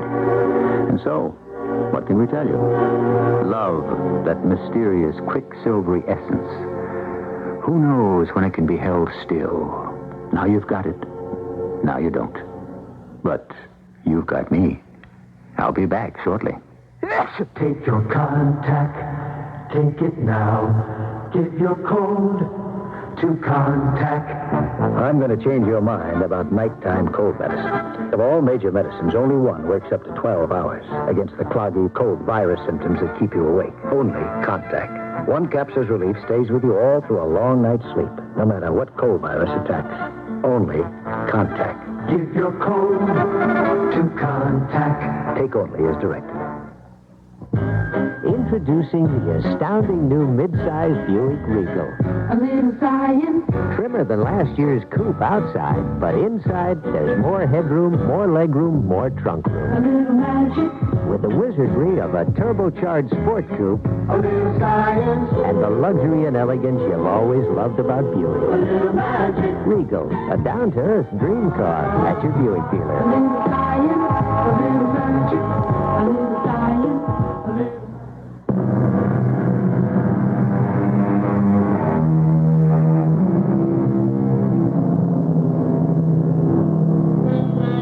Were they like that? Was that the way it went back then? Was Papa's word law, the absolute, final, unappealable judgment? Believe it. A world of long skirts and feathered hats when people knew their place. Was that bad? It all depends. Are we better off today? What do we mean by better? That all depends also. Our cast included Fred Gwynne, Marion Haley, Earl Hammond, and Lloyd Batista. The entire production was under the direction of Hyman Brown. And now, a preview of our next tale. Hurry, Captain! Hurry, we're almost on the wave top! Just one more cable and... What happened? We took a wave broadside. But look! Look, it bounced the balloon up into the air. We're going to make it to land. We're going to... No, Top! What is it, Nab? The captain, Dad. The captain, he's gone. And Top went in after him.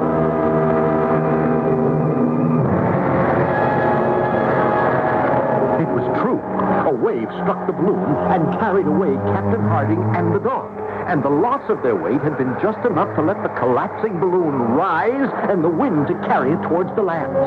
Now, just before we came to the shore, the balloon, half inflated, fell again to the sea. And with the wind driving it and us clinging to the mesh, we were rushed to the shore, battered by the surf, fighting our way to shore, exhausted and half dead. Radio Mystery Theater was sponsored in part by Buick Motor Division. This is E.G. Marshall inviting you to return to our Mystery Theater for another adventure in the macabre. Until next time, pleasant dreams.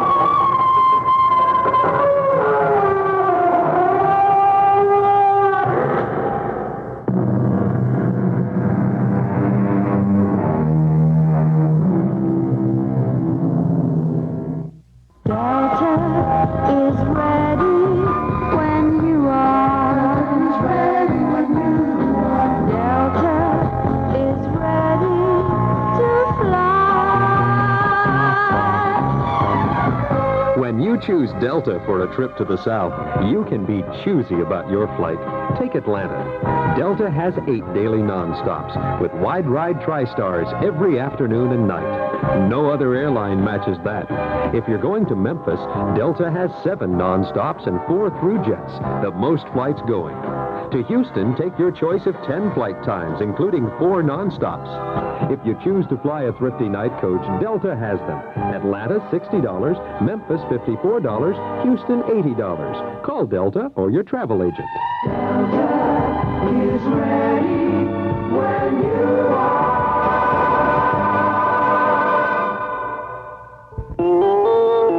CBS News. The United Nations General Assembly has again gone on record against colonialism.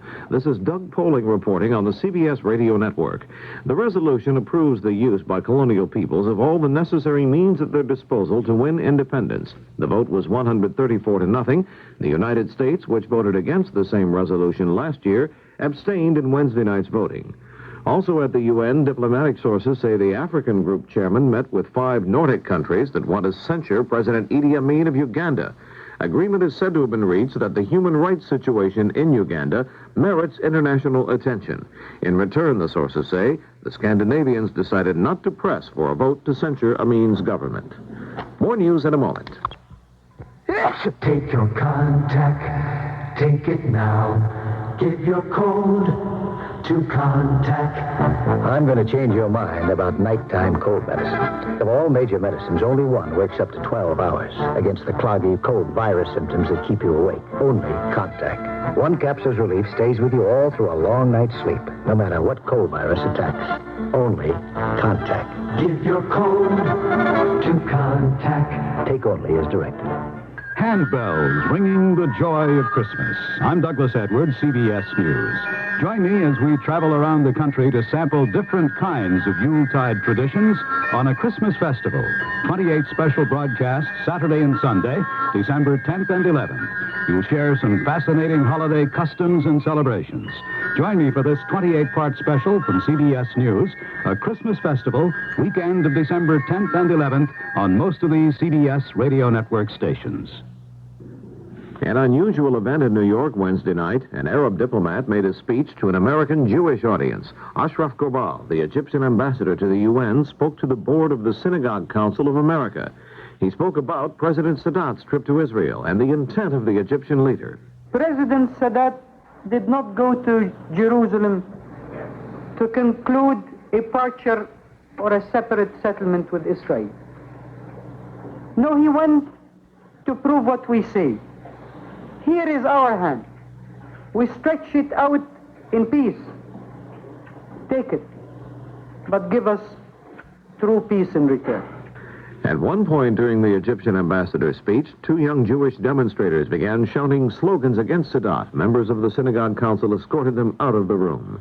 The chairman of the Senate Ethics Committee is threatening to cut off economic aid to South Korea unless that country cooperates with the probe into the congressional influence buying scheme. A report from Barry Martin of station WTAX in Springfield, Illinois.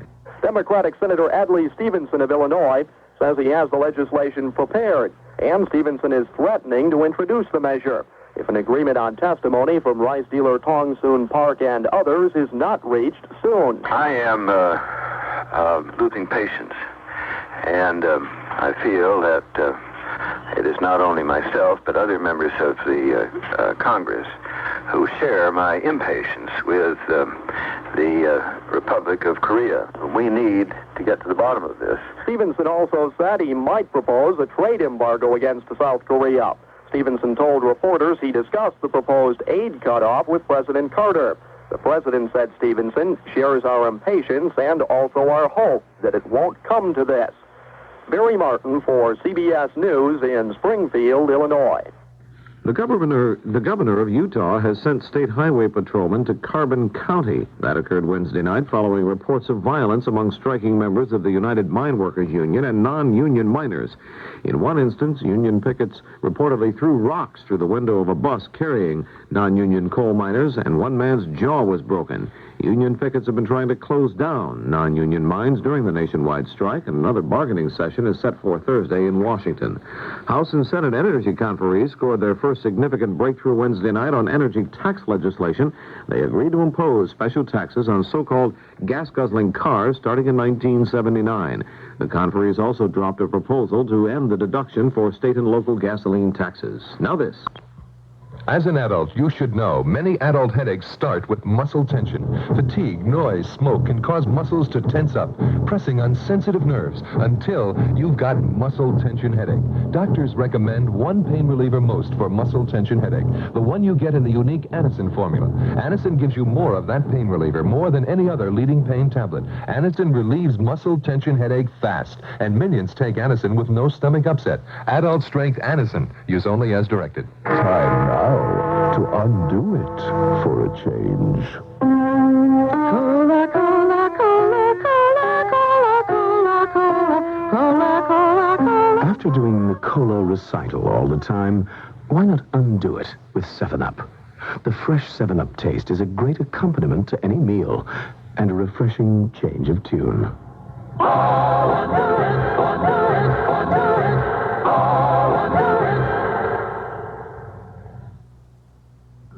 The U.S. Parole Commission says it will release convicted Watergate conspirator John Ehrlichman from a federal prison camp in Arizona in April.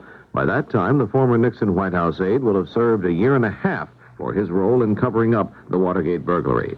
This is Doug Poling, CBS News. Give to the Wreath of Hope. News Radio 78, WBBM, Chicago. Good evening, everyone. This is Alan Bickley on WBBM News Radio 78 in Chicago. The CBS Radio Mystery Theater presents...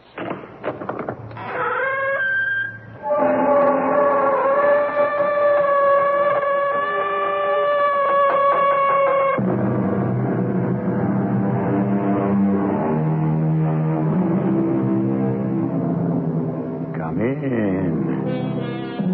Welcome. I'm E.G. Marshall. Some trades, said the philosopher, may be considered unpleasant or even ugly. However, they all may have their moments of pleasure. Now, if I were a gravedigger or even a hangman, I know some people I could work for with a great deal of enjoyment. So you see, everything has its bright side, not to mention its reward. What are you doing here? You know what I'm doing here. Believe me, I don't. I've come here to kill you. Kill me? What for? For what you did to me. I never did anything to you. Think. I never... Think back. Way back. Go back 1,000 years.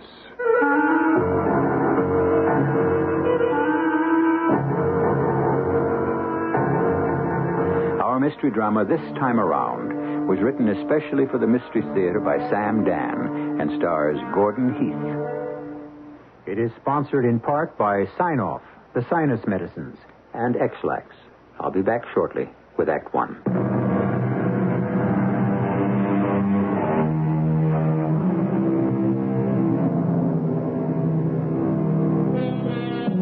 His name is Kenneth B. Sturgis, and his initials, KBS, are familiar throughout the country. He's the vice president and chief executive officer of a mammoth conglomerate enterprise, which happens to be, as they say, into everything. It's been just marvelous for Kenneth B. Sturgis.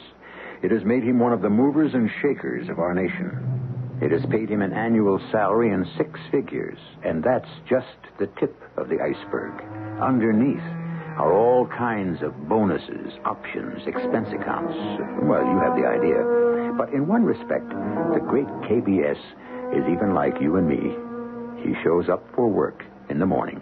Good morning, Miss Magruder. Morning, sir. Your coffee. Thank you. What's on the desk?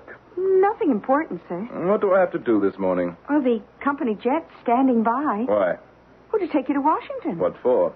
Meeting of the President's Commission on Energy Conservation. I'll skip this one. Yes, sir. I'll save energy by staying home. What else? Oh, the chairman of the board is here. Why isn't he in Bermuda? I don't know, but he would like you to stop in and see him. When? Anytime at your convenience. Stand, Sir Kenneth. Who was that? Who was what? That's what I just asked you. Stand, Sir Kenneth. There it is again. That voice. What voice? Are you telling me you didn't hear a voice just now? No, sir, I didn't. You didn't hear a voice say, "Stand, Sir Kenneth"? I didn't hear anything of the sort. Stand, Sir Sir Kenneth. There. Just now. You mean you don't hear that? Sir, I'm sorry. Stand, Sir Kenneth. Who bids me stand? I, Baldwin, envoy of the king. The king? I carry the orders of His Majesty. King Stephen can have no envoy because there is no king in England. There is a queen, and her name is Maud. I warn you, Sir Kenneth, of treason. Stephen is the traitor. The daughter of King Henry I is our lawful ruler. By what right, Sir Kenneth? By the right of this sword and every loyal blade in England. Kenneth, for how many years have we bloodied ourselves in this battle? How many good men have died? And for what? For what? The country has been bled white. The people starved. And where will it all end? When traitors like you recognize the lawful Queen Maud. Why not have an agreement? What sort of agreement? An agreement that allows Stephen to rule for the rest of his life, to be succeeded by Maud's son Henry. You're mad. This is the time for moderation. Moderation? For cooler heads to prevail. For wise men to seek conciliation. You see, they will need scapegoats. For what? For all these foul years of unholy carnage. Reasonable men will ask, if we can have peace and agreement now, why could we not have had it then and prevented so much misery? You know what the answer will be. Baldwin, you presume. The answer will be that the conflict was instigated and prolonged by ambitious nobles who saw a chance to profit by it. By traitors. But Maud is the rightful ruler of this realm. Rightful, wrongful. After 15 years, does it even matter? Truth and justice always matter. It's not too late. Join me. Become a moderating force. I cannot accept, Stephen. Never. We have nothing further to talk about, Baldwin. The issue can only be resolved by steel. Will you fight? I don't think so. I shall withdraw my troops. Then you are afraid. You know, Kenneth, I can think of nothing more tragic and futile than to be the last man killed in a war that is all over. Baldwin. Baldwin. Mr. Sturgis, I don't understand. What are you saying? Are you all right, Miss Magruder? Oh, yes, sir. All I asked you was, when does the chairman of the board want to see me? Yes, sir. And I told you, any time at your convenience. Then what's the problem? You asked me if I heard a voice. A voice? Yes, sir. A voice that said, "Stand, Sir Kenneth." I asked you. Oh, yes, sir. And you just stood there for almost 2 minutes, just staring. And suddenly you shouted, "Baldwin, Baldwin." What? You called out the name Baldwin. Baldwin? Why would I call out the name Baldwin? I'm sure I couldn't say. I don't even know anybody by the name of Baldwin. Answer that, please. Oh, but it's your private executive line, sir. Oh. Hello? Hi. Well, hello. What are you doing? Shooting. That's good. I should say this little epic we're filming will make your company $1 billion and me an Academy Award winner. You miss me? Constantly. That isn't true. It isn't. You only miss me when you think about me. And you only think about me when you don't have something more important on your mind. I know my place. Yes. And it's a secure place in the hearts of millions of American red-blooded men. How secure is it in yours, Strongheart? What did you just call me? You called me Strongheart? Well, sure. Why, Della? Why did you call me Strongheart? Because it's kind of, sort of, I don't know, seems to suit you. Strongheart. Yes, now that I think of it, I like it. Strongheart. Kenneth? Is something wrong? No. I may fly out tonight. We'll have dinner. Would you like to? Oh, yes, my lord. Now, why did you say that? I better not say any more. You're having a bad morning. I am not. I'll see you tonight at dinner. If I can make it. Well, darling, if you can't make it, then I won't see you. Goodbye for now, Strongheart. Strongheart. Strongheart. I beg your pardon, sir. You're saying something to me, but I'm not sure I understand what it means. I wasn't saying anything, Miss Magruder. Well, you were looking right at me, and you were... look, Mr. Sturgis, I believe you should see a doctor. You do? You seem to be having some sort of problem.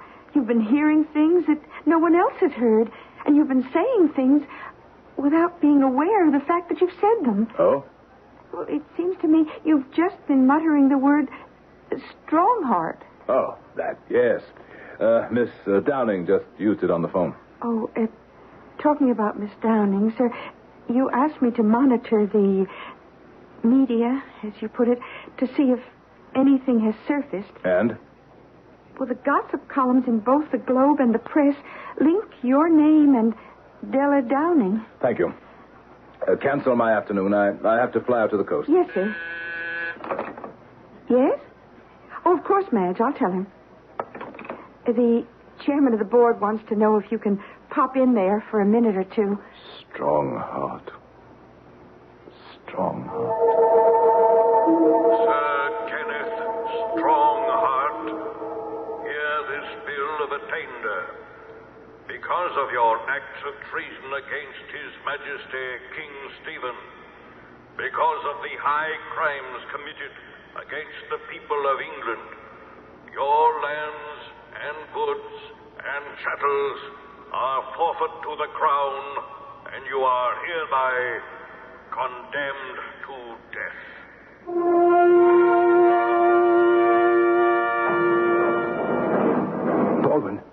Baldwin, have you seen her? Have you seen Queen Maud? Yes, Kenneth, I have. There is no need, then, to speak. I read the verdict on your face. She wants you to know she tried to save you. Did she? I think she did. A little. And this is to be my reward for faithful service. No, it's the price you pay for guessing wrong. And you, Baldwin, you are now more secure than ever. Not really. I have merely weathered a storm. How strongly you fought against Queen Maud. And now you can accept her son. What did you always call him? This loud-mouthed little Plantagenet upstart. As the next king of England. It's the way of the world, Kenneth. For years we had been enemies. But I respected you because I believed you fought for a principle. Well, there's no help for it, Kenneth. We reach that point where the practicalities of life take over. And there's nothing we can do for our principles. Yes, there is. We can die for them. And that's what you've chosen to do. Yes. I'm sorry for you, Kenneth. And I am sorry for you, Baldwin. I'm sorry for you, Baldwin. Mr. Sturgis? Who is Baldwin? And why are you sorry for him? What are you talking about, Miss Magruder? Oh, I'm sorry, sir, but you keep talking to yourself. You mean I seem to be saying things again? Yes, sir. Let's just forget about it, shall we? Yes, Mr. Sturgis. The chairman of the board has issued his summons, and I don't want to keep His Majesty waiting. Oh, good morning, Ken. Morning, Steve. How's the golf? It's been better. How's the fishing? Oh, it's been worse. How's Carolyn? Oh, she's just great. And Edna? Can't complain. How are the kids? Kids? Janie is engaged, and Bobby's entering law school in September. My godson's going to be a lawyer. He says he has dreams of the Supreme Court. Well, when the time comes, we could pull a string or two for him. I thought you were on vacation. I am. And what are you doing here? I came back because I have something to say to you. You could have said it on the phone. It wouldn't sound good on the phone. What wouldn't sound good on the phone? You're fired.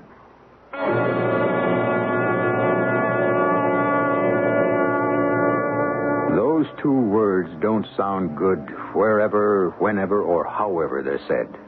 You're fired. Now, isn't there some sort of parallelism running through the story? Here we have a modern captain of industry who seems to have some intimations of a past life as a nobleman during the Middle Ages. And he got fired there, in a way, also. Well, that's enough for the first act. We'll go forward and also backward when I return with Act Two.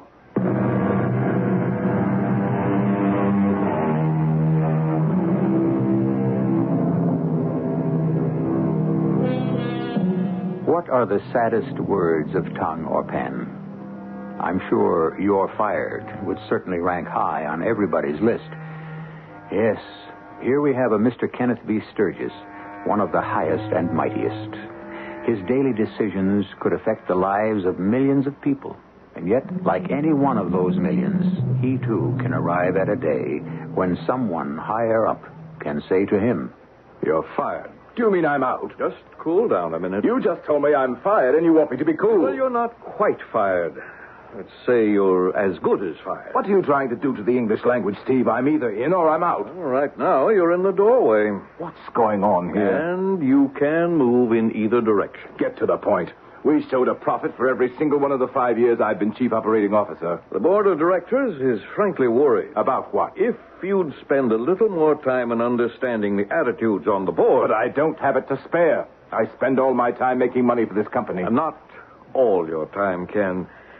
You spend quite a bit of it in Hollywood with Miss Della Downing. Now, there are people in this country who find that sort of thing distasteful and immoral. Ken, you're not playing according to the rules. Come on, Steve. Just because I'm having an affair with a movie actress. Oh, she's not just a movie actress, Ken. She's probably the most famous star of them all right now. And for this reason, the board intends to fire me? It's part of a bill of particulars. You mean a bill of attainder? A what? A bill of attainder. What's that? You're a lawyer. You know perfectly well what... Oh, yes, well, but it's a medieval kind of...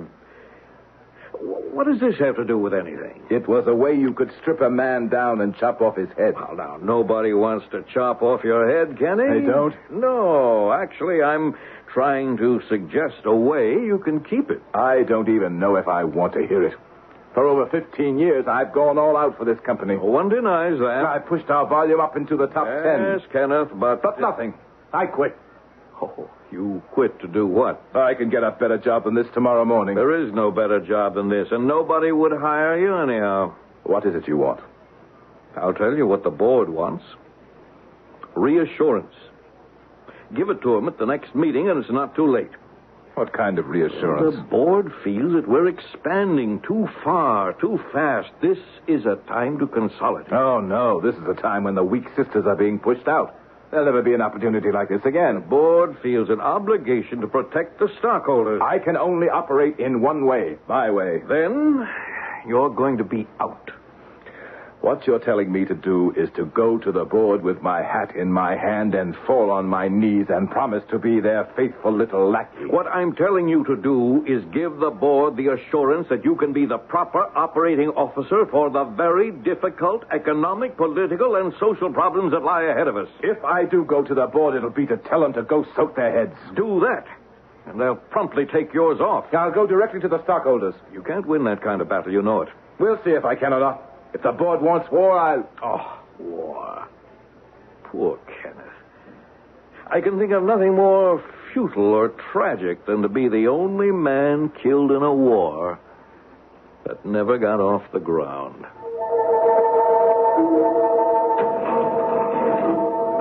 I received your message, Kenneth. Thank you for coming, Sir Baldwin. It was a request from one night to another I could not refuse. I am told the hour for... the execution has been set. Yes. Tomorrow morning, at first light. I have one hope. I'm afraid there's no hope. The Queen. Queen Maud herself. Well, surely you know she agreed to your death. But if I could see her, just for a moment... It would do no good. Baldwin, do me this service. Ask her. Just ask her. But I... Do me this service, Baldwin. This one thing for me. Do this thing for me. This one thing for me. Kenneth? Kenneth? What are you saying? What do you want me to do for you? What? Well, you just said, do this for me. Now, what do you want me to do for you? What? What are you talking about?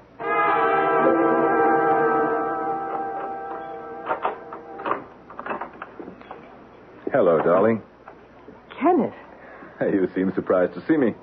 Well, I am, in a way. Why? I said I'd fly out for dinner, didn't I? Yes, but... Yes, but what? Nothing. Where shall we go to dinner? How about Luzetto's? Oh, why not spend a quiet evening at home, and I'll prepare dinner. You know how to cook? Of course I do. Let's just have a quiet evening. Besides, in view of the situation, it might be wiser if... What situation? Your situation. Your upcoming problem with the board. What do you know about it? A great many people know about it. Yes, but how do you know about it? Darling, I'm a very large shareholder. After all, you invested my money wisely for me. Who spoke to you? Ken, the word is out. If you fight the board, you're done for. And everybody knows you've chosen to fight. I can fight and win. I can go to the stockholders. You're a stockholder. I made you rich. Darling, let us not rewrite history. I was rich before I met you. I've tripled your net worth. You can't deny it. I admit it. You owe it to my way of doing business. I do, but it's quite possible that now your way... Yes? Oh, darling. You've heard it said that generals lose wars today by using the winning tactics of yesterday. Flexibility, darling. Excuse me. Hello? Yes? Well, we don't have to talk about that now, do we? No, I plan to be home all evening. Yes, Tommy. Goodbye, dear. That Tommy always tries to impress me with the fact that he's working for me day and night, calls me at home at all hours. Did he call you to make sure you'd stay home tonight? Now, why would he do that? Maybe you all decided it might be best to go easy on this romance with Kenneth B. Sturgis. It might be wise to start phasing it out of the media and the mind of the public. What are you saying? You don't know? Let me explain. There's something adventurous, romantic, when your lover is one of the top men in Wall Street in Washington. Successful and powerful people are always forgiven their little peccadillos. But there's something disreputable and sordid when the man in the case has lost out, is on the way down. Kenneth. Who is no longer a wheeler and dealer, a mover and shaker. That thought never entered my mind. Maybe it didn't enter of its own accord, but it was very deftly put there by people who have a stake in your career. Kenneth, I don't blame them. They're doing their jobs, protecting their investment. I still love you. What is the word still doing in there? Kenneth, please don't turn this into an inquisition. I won't. I also think I'd better be getting back early. You're going to fight it out. It's the only way I know how to operate. Will I see you again? That depends. On what? On whether I win or lose. Oh, Kenneth, why can't we just be two people in love? Because we're not just two people. You love me because I'm rich and powerful and important. That isn't... See, you were about to tell a lie, but you're too honest. And I love you because you're beautiful, desirable, glamorous, and every man envies me. The moment either of us loses those special qualities, I'd better be starting back. Goodbye, Strongheart. Why do you call me that? I don't know. Ken, why do you look like that? So serious, as if your mind is 1,000,000 miles or 1,000 years away from here. Why? Strongheart. I was called that name once. But when? Where? Hello, Carolyn. Ken, I thought you were in California. No, I have some important things to do here at home. And besides, she threw you out. No, I walked out on her. Was the handwriting on the wall? Carolyn, I want to talk to you. Can you fit me into your schedule? You have a right to talk that way, but it would be counterproductive. Do you want a divorce? No. I've been thinking, Carolyn. We haven't had much of a life together these past 15 years. I agree. The reason is we haven't made any real life together, have we? No, we haven't. And so I want to tell you what I would like. Sir Kenneth. Who is that? Sir Kenneth. Do you hear him? Do I hear who? Sir Kenneth. Him. Her Majesty, Queen Maud. Please rise, Sir Kenneth. Your Majesty, you've come. Yes. I have come to see a good and loyal knight. Have you come to save me? Your Majesty, I am pleading for mercy. Please, Sir Kenneth. For more than mercy, for justice. The judges have spoken. But they are your judges. It was the way you would have it, Sir Kenneth. No. It was the way your father would have it. King Henry, son of William the Conqueror himself, at the great close of his life as he lay dying, clasped my right hand in both of his. Swear to me, noble Kenneth, that my only living child, my Maud, shall be queen of this land that my father has wrested from the Saxons. Swear to me that your sword will always uphold her right. Swear. And I took an oath. I know. To defend your right to the throne. And you have. But Stephen is king. My son will succeed him. And so my right to the throne is secure. And my head is to be forfeit. That is the price. Sir Kenneth, you were willing to give your life for that right. To defend it, not to buy it. I'm sorry. Truly sorry. Your Majesty, I don't ask this for myself. You cannot trust Stephen. I don't ask this for myself. Not for myself. What don't you ask for yourself, Kenneth? I guess I'm under kind of strain lately. I shouldn't wonder. I see things. I hear things. What sort of things? Voices, images. I can't figure them out. It's as if I'm actually living somewhere else and involved in something else. Should you see a doctor? I want to ask you something. Yes. I want to change my entire way of living, my philosophy of life. You do? I would want us to start all over again, to work at our marriage the way other people do. Do you know what I mean? Yes. What's your answer?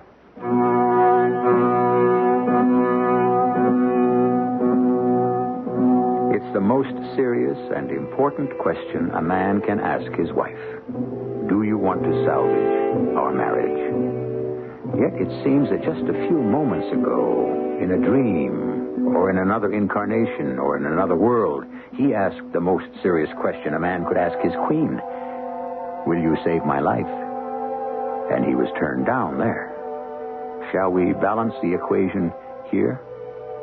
Wait for Act 3.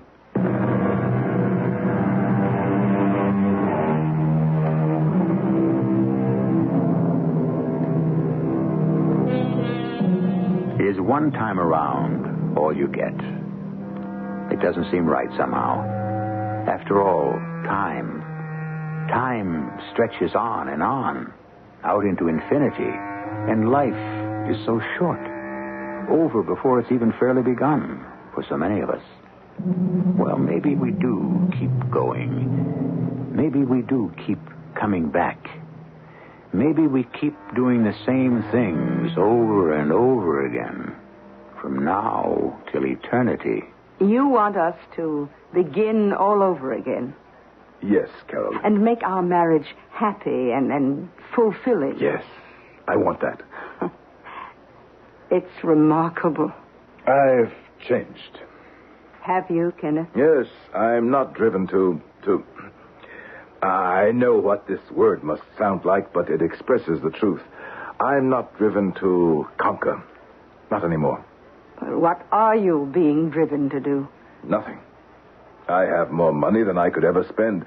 I've worked very hard. And now, why not relax? Why not? You haven't answered my question. I know. I'm overwhelmed by it. Overwhelmed? Yes. By the arrogance of it. Arrogance? Here I express the absolute humility of... Your idea of humility. Well, it isn't your fault. It's how you're made. How can you say I'm being arrogant when I'm on... When you're what? Don't you realize what you're saying to me? My dear, for almost 20 years, we have had what amounted to a marriage of convenience for me. We shared a home, but we didn't really live together. Well, not very much. I needed you for social and political purposes. Carolyn. And now I want to change. I want this marriage to be meaningful. It suits my needs for us to have a serious relationship. That, in effect, is what you're telling me. Yes. But why is it arrogant? Because it doesn't take into consideration my needs. And the fact is, Kenneth, I had to learn to do without you. You won't ever have to do without me again. I know you're angry, and you have a right to be about those other women. Yes, I do have that right. I'll never forgive you. Do you know why? I had no right to be unfaithful. Oh, I could have overlooked that. It's whom you were unfaithful with. You see, the average betrayed wife can look down at her husband's mistress and say, oh, whatever does he see in her? Well, that allows her to feel superior, and so she can forgive him. But you, the women you chose were more than I could ever be. Carolyn, Every one of them only reminded me that I was a nobody. And so what right did I have to complain? Your first? She's considered the finest woman painter alive today. Your second will soon be elected to the United States Senate. Your third is not just a pretty face on the screen, but an actress of stature who plays Shakespeare and Shaw. We're talking about the past. It's dead. No, it's alive. It's very much alive. It's what molds us and makes us. The fact is, I need you now. But the fact is, I don't need you. You trying to tell me there's someone else? Yes. I see. No, I don't think you do. There's someone else, because there had to be someone else. There wasn't you. And do you know why? Because you didn't need me. I tell you, that was in the past. You didn't need me. You don't need me now. You'll never need me. You'll never need anyone. There are those men who can live only for their own purpose. Kenneth, it'll pass. What will pass? This moment of panic. You're afraid, aren't you? Yes, you are. For the first time in your life. And you don't know how to handle it. So you've decided to play it Stephen's way and to become a tame lapdog for the board. And you'll even try to become respectable. Oh, Kenneth, how long can those good resolutions of yours last? Only till you see the next spectacular financial opportunity or encounter your next spectacular woman. Yes. Thanks, Carolyn. Well, it has to be a fight to the finish. Oh, you were born out of your time. You should have lived in the age of the robber barons. The robber barons? In those Middle Ages, when the only limit to your ambition was the strength of your arm. You took what you wanted, land, women. Well, take over the corporation. Take it away from Stephen. Why not? I took the crown away from Stephen once. Oh, what did you say? About a crown? Now, don't tell me you're hearing things, too. Miss Magruder? Yes, sir. Have all those letters gone out to the stockholders? Yes, sir. And the proxies are coming back. I'll show Stephen that board where to head in. Yes, sir. Has Mr. Damien called back? No, sir. Has anybody called back? No, sir. General Morrison at the Pentagon? No, sir. Are you sure you left your message? Yes, sir. All right. I don't want to be disturbed for a while.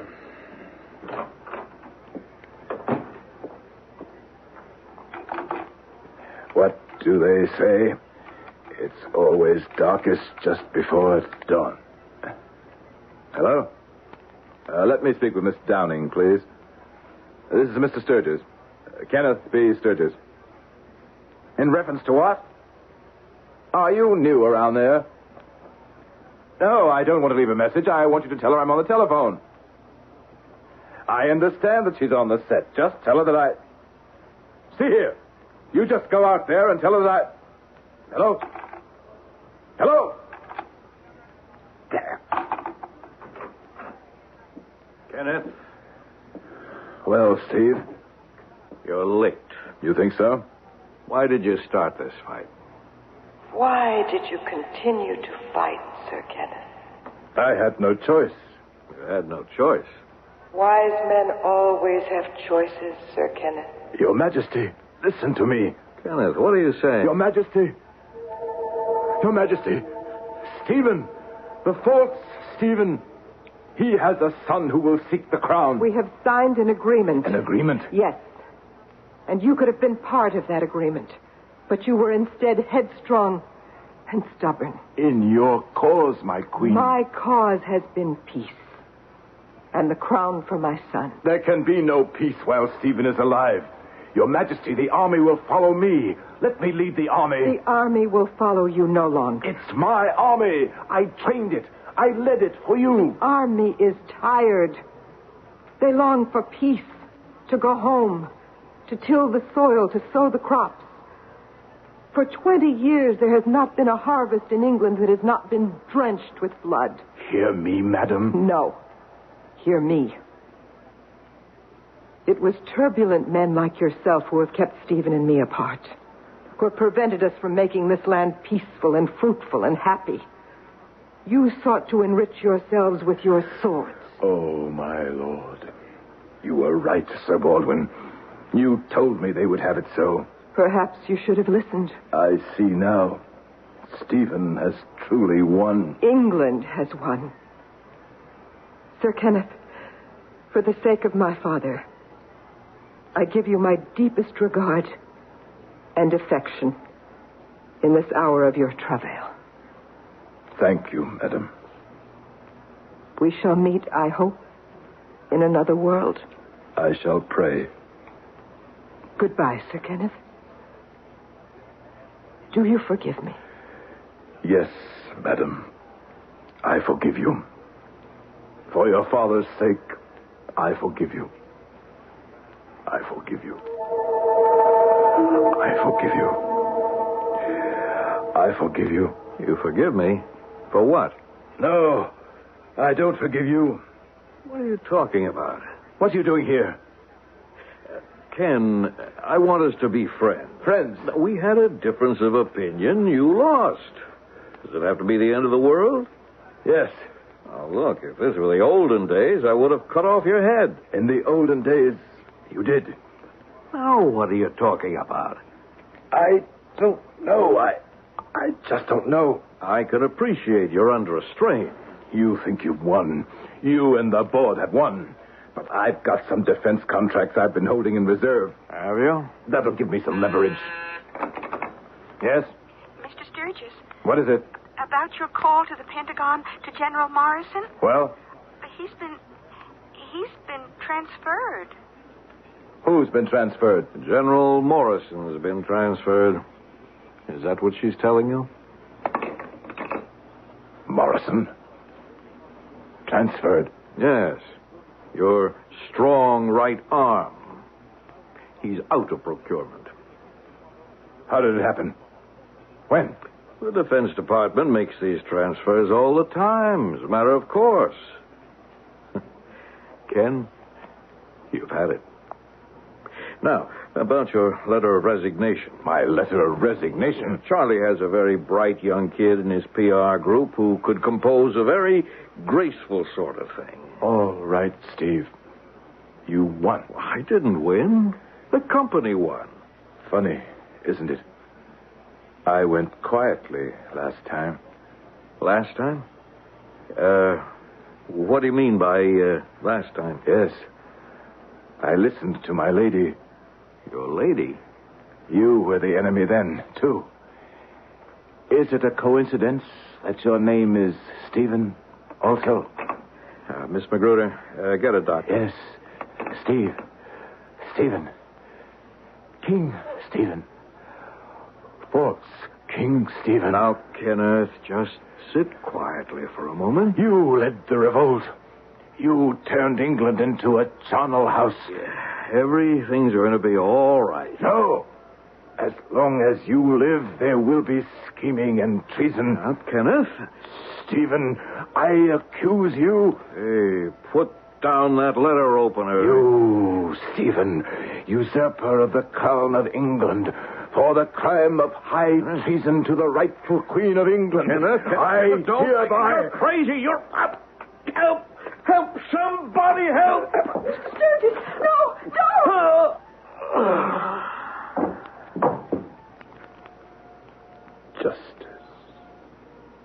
Justice, my lady, has finally been done.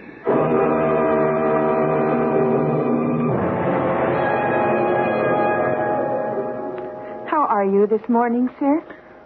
What manner of place is this? Oh, this. A new sort of castle, sir. And why are you dressed in this fashion, my lady? It's the new fashion. I think it revealing, perhaps, but if the good Lord did not wish female beauty to be shown, he would not have bestowed it upon the fair sex to begin with. And so, madam, you rule in England. Yes, I do. I know that your majesty must keep me in prison. It is the price I must pay for Stephen. Yes, it's the price you must pay. It was murder. But I did it gladly for my queen. I, too, am descended from royalty. Scottish royalty. My name, Kenneth, means handsome in our Scottish tongue. Do you have everything you need? Yes, my good Queen Maud. I am not your good Queen Maud. I'm Miss Magruder. I'm just your secretary. You jest, my lady. What is a secretary? It's getting late. This is a place of many wonders. Lights come on without fire. Voices and pictures issue from boxes. I know I shall be happy here. Oh, I hope so. And not because I am warm and well-fed, but because I killed Stephen. And I know that you rule in England. Well, what is happiness? Each of us defines it in his own thoughts and seeks it in his own way and enjoys it in his own fashion. And if the belief that he is a 12th century Scottish knight in the court of Queen Maud of England makes Kenneth B. Sturgis happy, who are we to destroy his illusions? I have an illusion that you will be here when I return shortly.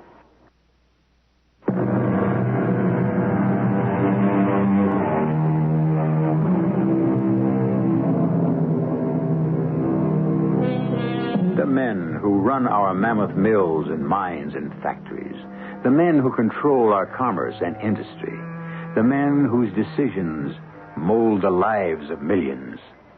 These men, who would they have been 1,000 years ago? When Duke William of Normandy decided to invade Saxon England, he sold shares in the enterprise. For so many soldiers, weapons, ships, and supplies, you would be entitled to so much conquered English land. The entire thing was a business proposition. Our cast included Gordon Heath, William Griffiths, Terry Keane, and Bryna Rayburn. The entire production was under the direction of Hyman Brown. This is E.G. Marshall inviting you to return to our Mystery Theater for another adventure in the macabre. CBS Radio Mystery Theater presents...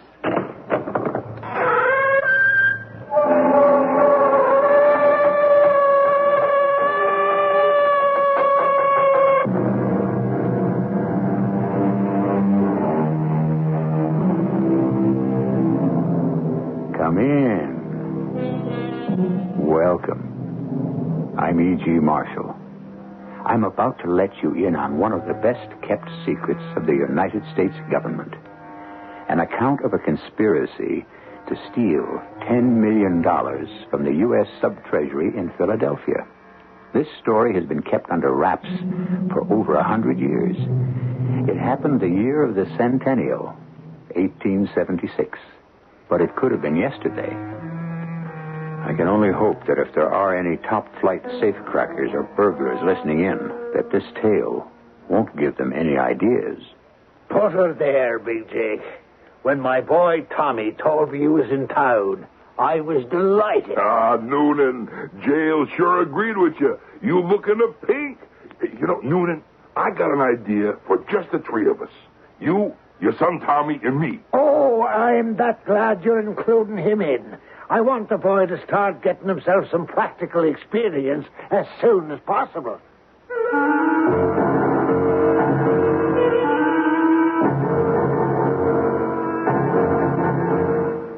Our mystery drama, The $10 Million Heist, was written especially for the Mystery Theater by James Agate, Jr. and stars Joe Silver and Robert Dryden. It is sponsored in part by Buick Motor Division and Contact, the 12-hour cold capsule.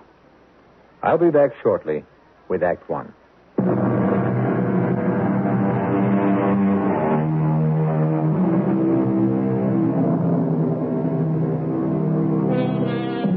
Every Cracker Jack safecracker aims for the jackpot. The pot of gold at the end of the robber's rainbow is a big pot, filled with lots of gold, or bills, or at least negotiable securities. The year is 1876. Big Jake Erdman decided it might be a good time for him to leave his hometown, New York. He was well known there. His accomplishments and a not too flattering photo, front and side view, were posted prominently in every post office in the land. He was doing so well in the big city that he made the Metropolitan Police's most wanted list. So he figured to leave town and take his talents elsewhere. Hey, welcome to Philadelphia, Big Jake. Welcome to the city of brotherly love. Brotherly love. Boy, I could sure use some of that, Tommy. Hey, what brings you to Philly? Well, you know, Tommy, your dad is the brother-in-law of the aunt of my dear departed second cousin. I knew we was related, Big Jake, but I didn't know my dad was your aunt's, second cousin? No, it's the other way around, I think. Yeah? Well, what does that make me? I never had figured it out. But look, at least you're kinfolk. Yeah. Hey, how's New York City? Oh, it's getting too hot. So I thought I'd take me into Philadelphia Exposition. You know, 100 years of America. Shit, are we that old? Yeah.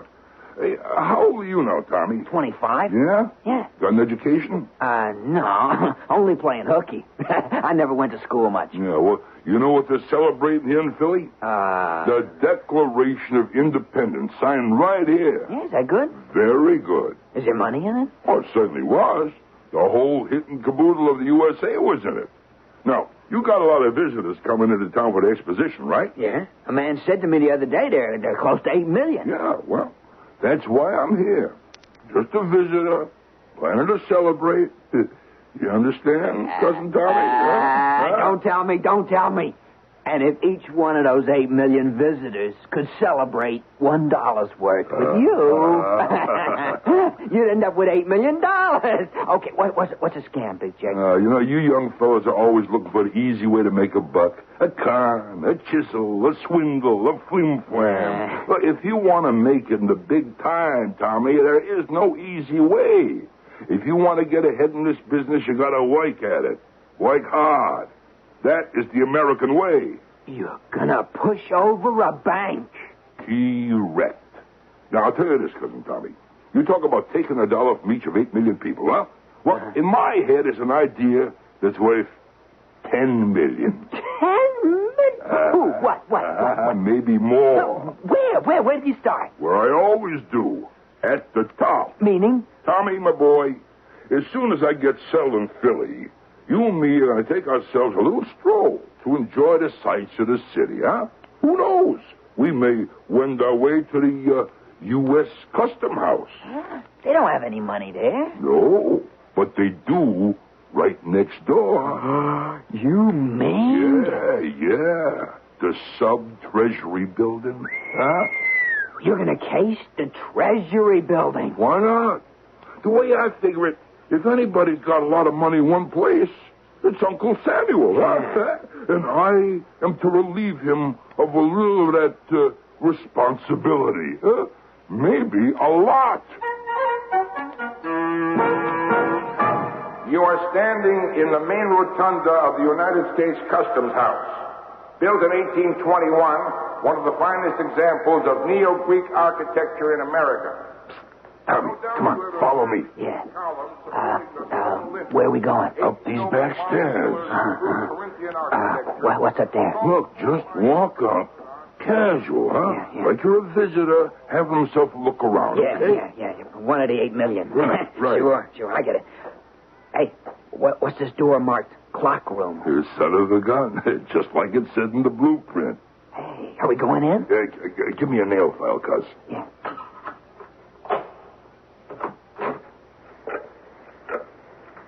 Wow! That clock!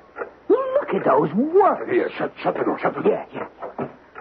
Shit, that's the biggest clock I ever seen from behind. Yeah, you know, I think it faces Chestnut Street. Yeah. What are you tapping on the back wall for, Big Jake? Don't make so much noise. I'm working. Yeah. Working, yeah.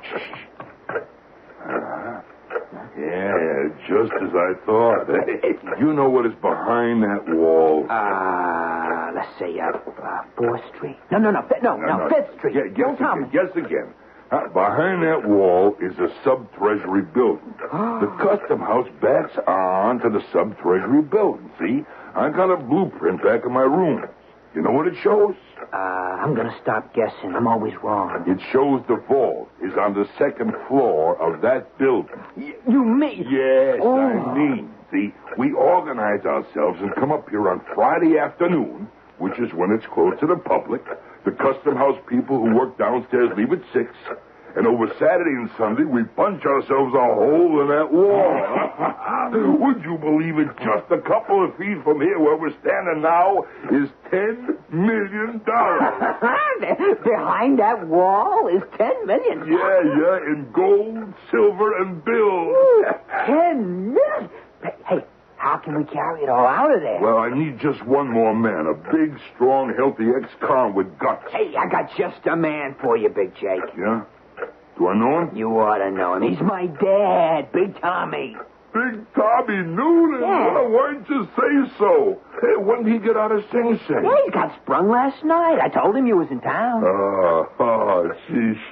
Big Tommy Noonan. Yeah. Well, by all means, let's go and talk to him.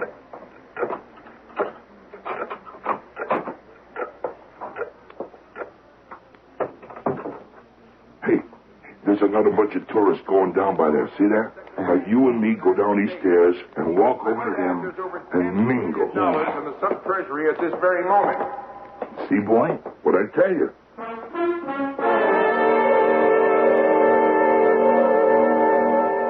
Big Jake Erdman, there. Oh, when my boy Tommy told me he was in town, I couldn't be more delighted. Hey, Noonan, look at you. You're a picture of health. Incarceration certainly agrees with you. You know, I read all about you.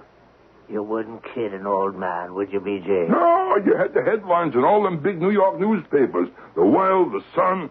You know, that Chase Bank of America job, that was a masterpiece. You read about it, B.J.? Yeah, I am proud to be a relative of yours, Noonan. It was a big mistake. Too many guys in on it. The split got too small. Some rat squealed. Noonan, listen. I got an idea for the three of us.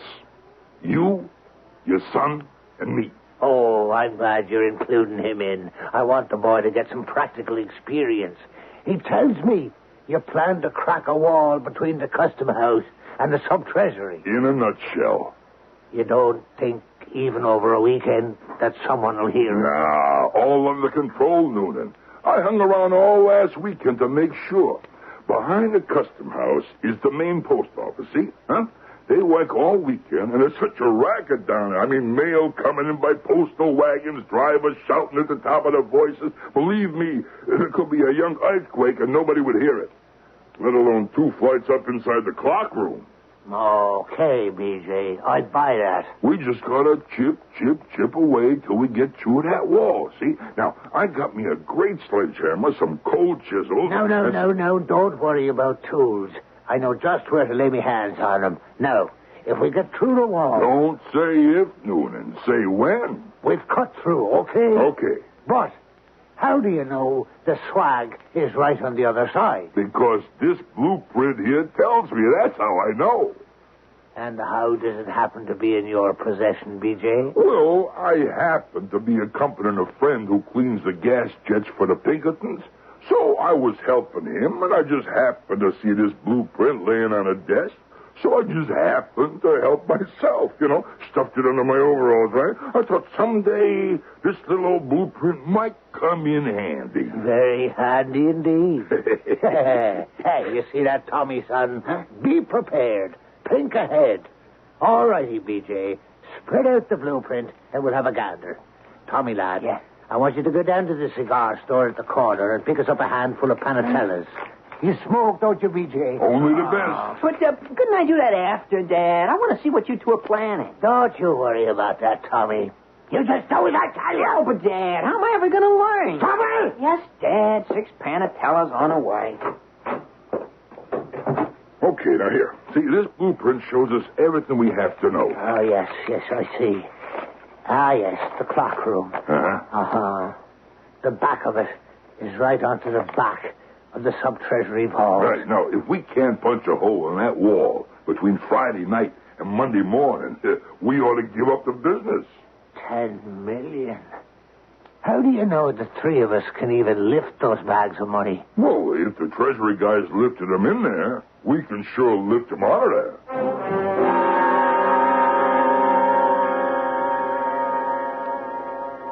Hey, how do I look, Dad? Like a workman? Turn your cap around. You're supposed to be a laborer, not a jockey. And dirty up your hands. Go on, stick them down there in the gutter. All right. Now, both of you just follow me, huh?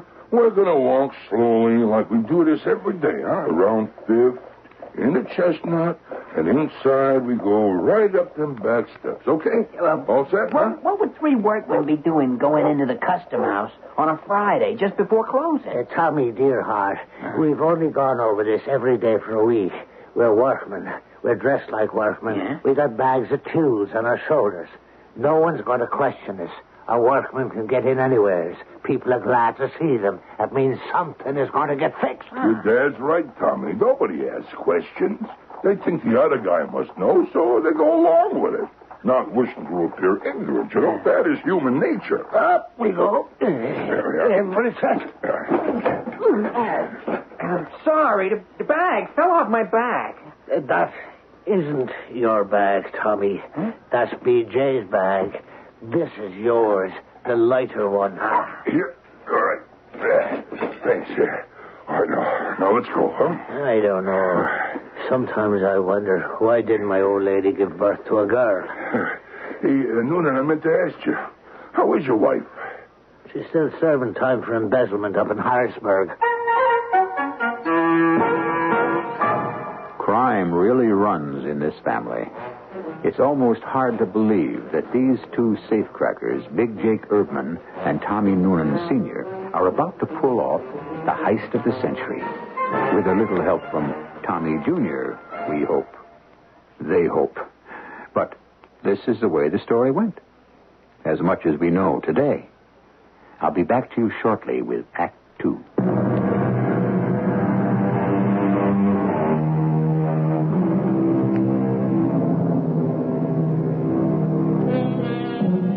Safecrackers, actually 2 with experience. The younger one, Tommy, is just learning. Dressed in workman's overalls, walk up the steps into the U.S. Custom House on Chestnut Street, Philadelphia. Through the building, past the clerks making out bills of lading and manifests, and up the iron stairs at the rear. It's fairly close to closing time, and every government employee is hoping to get out at 6 sharp and have themselves a fine weekend. So, who would bother Big Jake and Big and Little Tommy?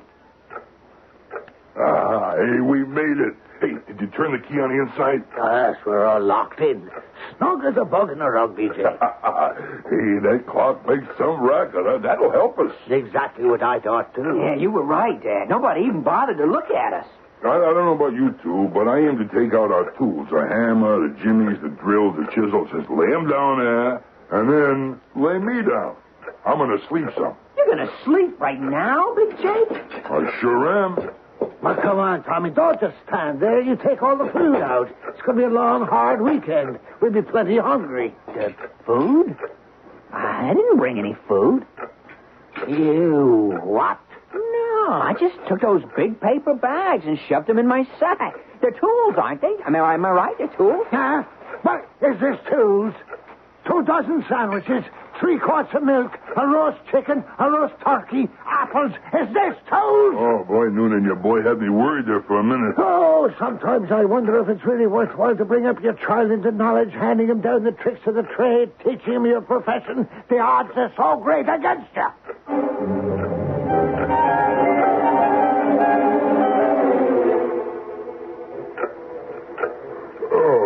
Oh, boy. Hey, I wonder what time it is.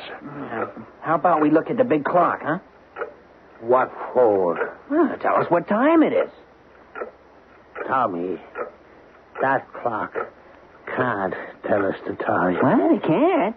Because the face of that clock, you know, the big round white thing with the numbers and the hands. Yeah. That's the outside of the clock, this big ticking clock. And the outside, with the numbers from 1 to 12, faces the street. So that people out there can tell the time, not back here. Okay, now, I think we can start. I'll light the lantern. What can I do? What can I do, Dick? I think the best thing, Tommy, you line up the tools and hand them to us as we call out. Oh, no, I'd say right here, right about here in the middle of this wall is right where we ought to break through. Dad? Yeah, now, let me see here. Let me take a look at that blueprint. Yeah, I got it right here. Dad? Yeah, I think you're right. Right smack dab in the middle. Dad, can I speak to you? Dad, I gotta go. Go? What do you mean, go? Dad, you know, go. Oh, great. Jumping crab apples. You have to leave everything until the last minute? Sorry, honest. I don't even know where it is. Well, I'll find it. There's got to be one out there someplace. I don't know. Supposing somebody sees Well, you. who'd see me? You said everybody's gone home. Nah, all right. But you get back here as fast as you can. Yeah. Hey, what's the problem here? Well, come on, let's start. Yeah, BJ, I have to beg your indulgence once more and apologize for my boy. Youngsters nowadays never plan ahead. I'll be back in a minute. Hey, it's dark out here. I'll just feel my way down the stair. Hey, here comes somebody with a light. Excuse me, sir. Could you direct me to the, Oh, yeah. Just go down the stairs, first right, and there's a door. It's marked. Thank you very much, sir. So wait a minute. Wait. Hey, you. What are you doing in the custom house after hours? Hey, you young fella, you come back here. Hey there, open this door. I'll be out in a minute. You're not supposed to be in the building. Nobody's supposed to be here. Oh, yeah? I didn't know that. Yes, it's after hours. The place is closed to the public. Then what are you doing here? I'm a night watchman. Oh, well, I'm a workman. I'm working upstairs. I know you're a workman. How do I know you're a night watchman? Because I say I am. Why else would a sane man spend his nights for 31 years in a place like this? Well, you don't have anything to prove you're a night watchman. I've got these keys. Well. And I've got this club. Listen, young fella. Hey, what do you need a club for? In case there's an intruder, one sock on the side of the ear, and that's it. Hey, no kidding. Is it that heavy? Let me see that. Hey. Gee whiz, that conch on the side of the head stuff really works.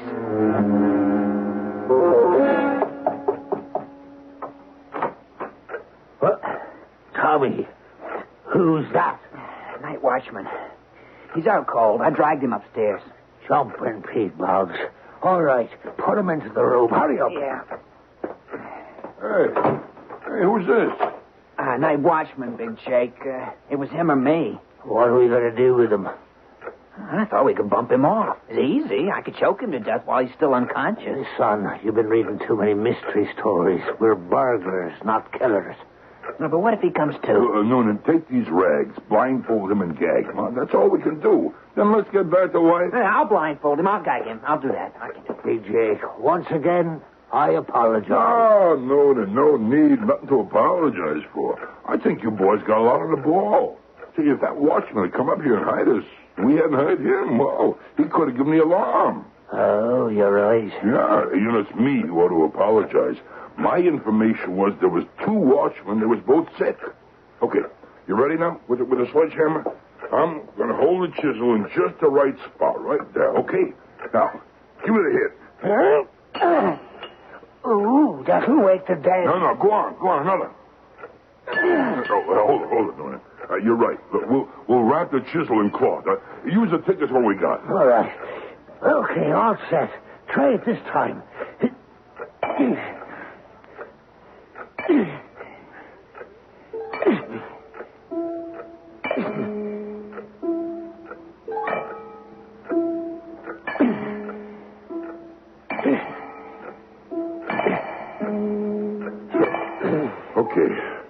Okay, Noonan. Time to rest, huh?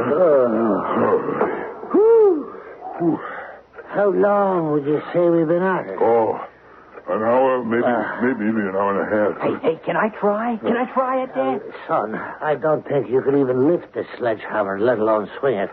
You just keep changing chisels and wrapping them up and handing them to us. No, Tommy, you're being mighty useful. Tommy, a fresh chisel. Come in.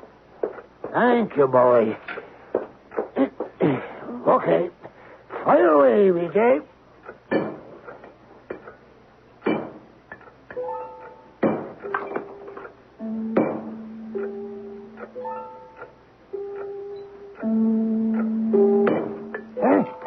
Hey, it's beginning. Yeah. You got a real hole there. Yeah. Tommy, come over here. Look at this hole. Dad? Boy, it's at least 6 inches. Hey, how thick is that wall, BJ? It's hard to tell. A couple of feet, I think. Hey, Dad. 6 inches. Now we're making progress. Oh, boy. I'm going to take a breathing spell. 5 in the morning. Ooh, that's a thick baby. Yeah, but we got time. We'll make it. It's only Saturday morning. Dad, Big Jake, the night watchman came too. How do you know? Well, he's moving around. What do you think, BJ? Shall we slug him again, or what? Let's go see you. Hey, hi there. Is this tag too tight around your mouth? Yeah, he's nodding his head, yeah. I guess we could loosen it a little, huh? Oh, no, wait a minute. Is that safe? Supposing he starts yelling. 5 o'clock on a Saturday morning in this place. Who would hear him? All right, here, fella. Hold still. I'll untie this here and make it... There. That better? Water. Oh, sure. We don't want you to suffer. Nice old geezer like you. Did we bring water? You're over there in the canteen by my bag. Listen, I'm sorry to put you to this inconvenience, sir. No, but this is what happens in the life of a night watchman. Oh, thanks, Tommy. Here, now, I'll take this off. Here. Now, I'll hold the canteen to your mouth, okay? Now, you do understand that it is essential for us to keep you blindfolded.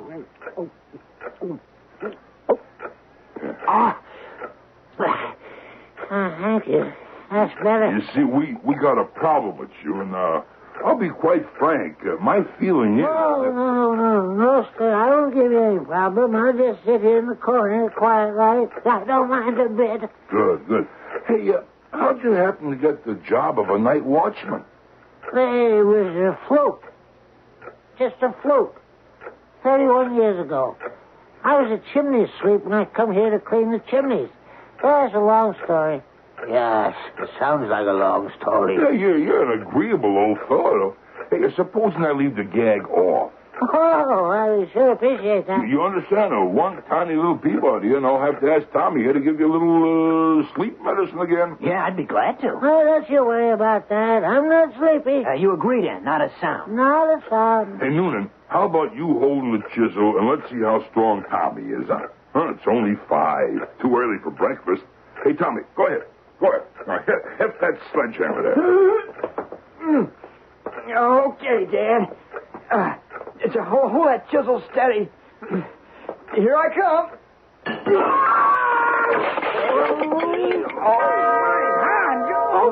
You fool! You broke my hand! Look at it! I can't even straighten out the fingers! I'm crippled for life! You big stupid idiot! Why did I have to have such a son? Gee, Dad, I'm sorry. Now keep away from me with that thing! They should be dropping it on my foot. No, honest, Dad, honest. Oh, gosh, I'm really sorry. That chisel must have slipped or something. Look it. Hey, look, it flew into the clock and busted up the clock. It just stopped. What do I care about the darn fool clock? It's my hand. Hey, they'll keep away from me. My own son is trying to kill me. Well, it was an accident, Dad. Honest, it was.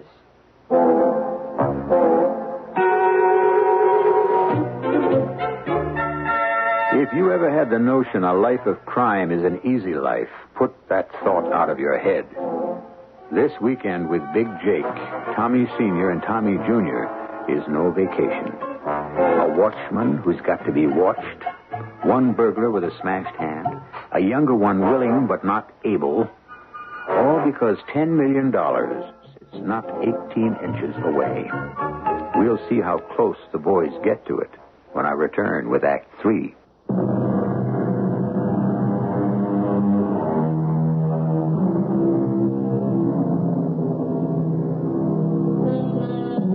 Well, are you ready?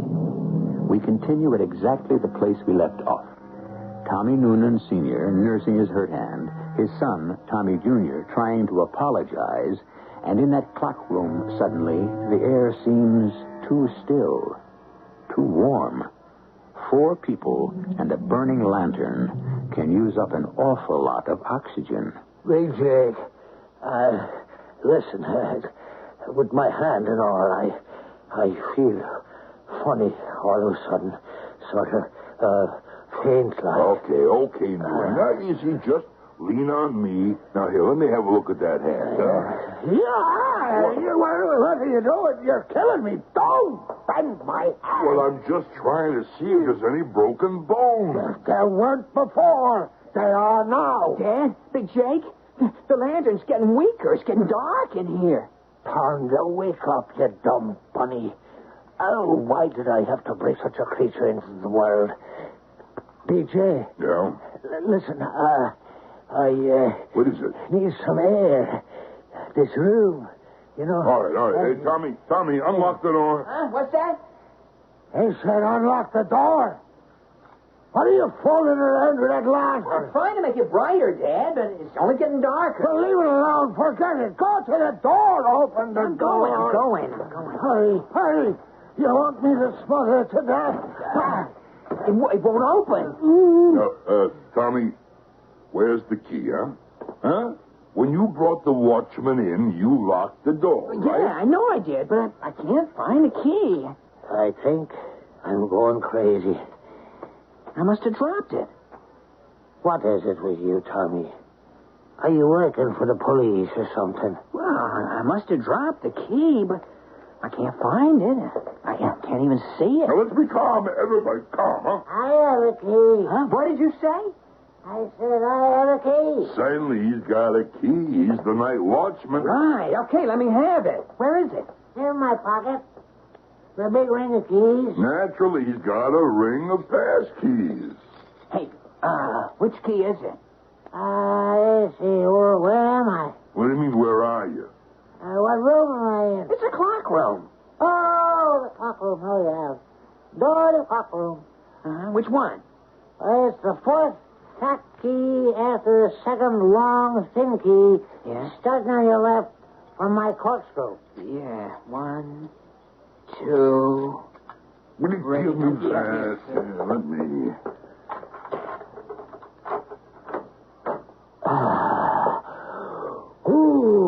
Jay, thank you.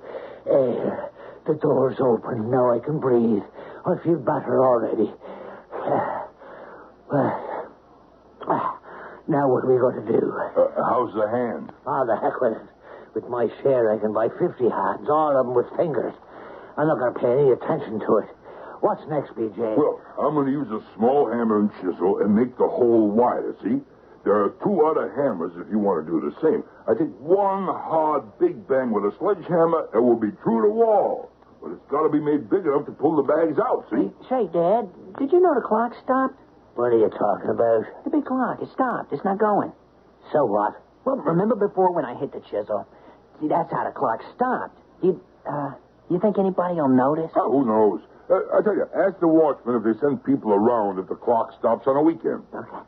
Hey, he's gone. Huh? Who's gone? The watchman. He's not here. Well, he can't go far blindfolded with his hands tied behind his back. Tommy, go find him. Bring him back.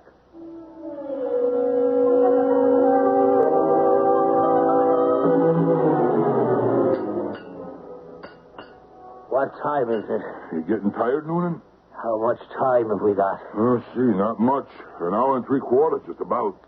Think we ought to use the big hammer again? No. What we're doing is fine. Just fine. It's getting wider and wider. We'll be able to reach in like nothing. Oh, this is some wall. Yeah. Marble, brick. Whoever invented this stone sandwich knew what he was doing. Oh, I wish we had better tools. No, everything you got from Jimmy the Tyke is first class. Don't complain. Tommy, get us some fresh chisels, huh? Hey, Noonan, how's the hand? Oh, I won't lose it, if that's what you mean. It's better. I just don't pay no attention to the pain, that's all.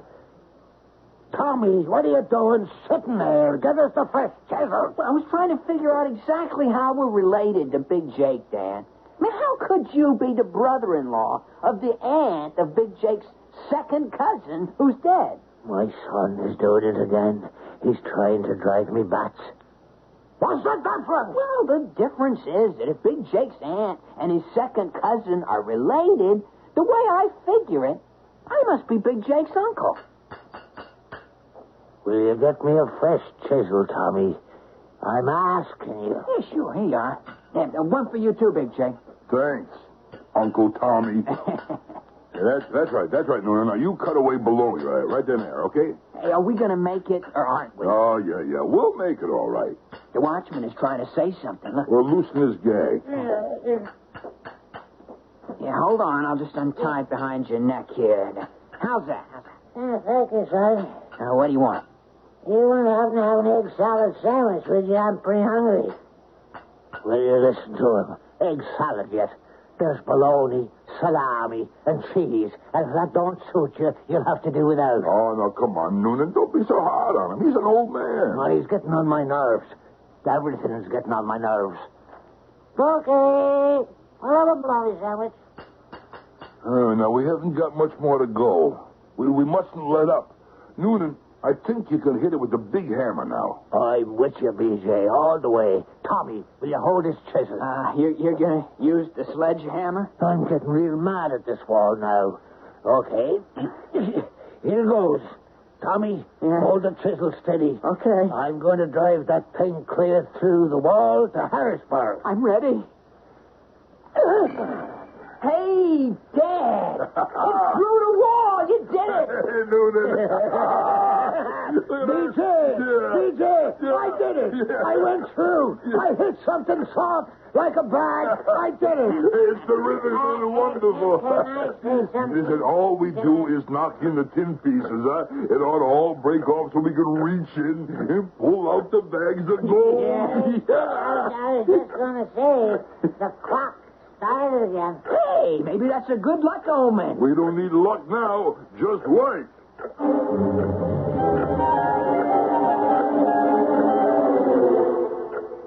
Okay, the hole's big enough now. Stand back. Tommy, stand back. Don't crowd me. How much time we got left? It's about 7. Folks start getting into the custom house about Yes. All right, Tommy, hold that lantern up. Yeah. What do you see in the hole, Bridget? Oh, bags and bags and bags. I'll reach in there and I'll toss them to you guys. Will you hold that lantern high, Tommy? Yeah. I can't believe it. I can't believe it. We're rich. Here we are. Keep handing the bags to me, Big Jake, and I'll toss them to Dad. Keep them coming. Oh, boy. I don't know where I'm going to spend mine first. Well, I'm going to buy me a farm, son. Yeah? That's what I'm going to do. What are you going to do with your share, Big Jake? I don't know. I haven't made up my mind yet. Maybe something extravagant, like take my gold and buy up the whole city of New York. I know what I'm going to do. I'm going to buy me one of them foreign horseless carriages I seen in the exposition. Hey, Noonan, you better get them bags piled up near the door. We may have to make a couple of trips. Hey, maybe the night watchman will give us a hand. Hey, you want to cut him in, Big Jake? Dad? Huh? What do you say? No. He's shaking his head. Well, he won't. What do you think of that? Son, every once in a while, you'll meet up with an honest man.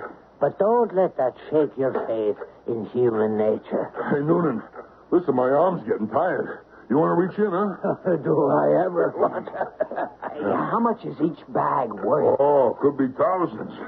Gee, I didn't know gold was worth so much. Tommy, civilization has gone to war for gold. People have killed for gold, died for gold. You know, Big Jake, I've never, ever seen one piece of gold. Never my whole life. Hey, son, here comes a bag your way. Catch! Say, Dad, be careful. That bag you just threw broke open on the floor. Oh, no. Big Jake's picking up a handful. Hey, is this here gold? I didn't know gold looked like that. Where's my knife? What do you want a knife for, Big Jake? I gotta cut open the other bags. There. Oh. Gee, this gold sure looks like... what does it look like? I've seen those little coins before. All right, here comes another bag, gentlemen. Catch! Will you hold it? Will you stop, Noonan? Why, stop. Hey, what is it? Hey, why are you cutting open that bag? Pennies. And that bag over there, too. Every bag. Pennies. I thought I'd seen those little fellas before. Hey, are they all gold pennies? They're all copper pennies, copper. Every single bag full. What, you mean real pennies? Not gold? No, son. Not one of these is worth more than one cent. Well, how could it be, huh? The blueprint. Oh, pennies. After all this. I'll tell you how it could be. He just feed me another bologna sandwich. I can't believe it. It's a dream. It's a nightmare. I'm going to wake up. I can't believe this. Hey, Watchman, what do you know about the vault? There's more than $10 million in that vault. And there's 3 compartments. The first one has the gold. 10 million in gold, for sure. And the third compartment, that'll be all the way on your right. That has all the banknotes. A good 3 million, they tell us. But that is where you guys made your hole in the middle. That's where the copper coins are kept. The pennies. Well, I could kill you. Why didn't you tell me if you knew? Well, I was blindfolded. I didn't know where you were making that hole in the wall. Son of a gun. I'll be a son of a gun. All that was for pennies. Well, we might as well take some. You can always use a penny, you know. Yeah.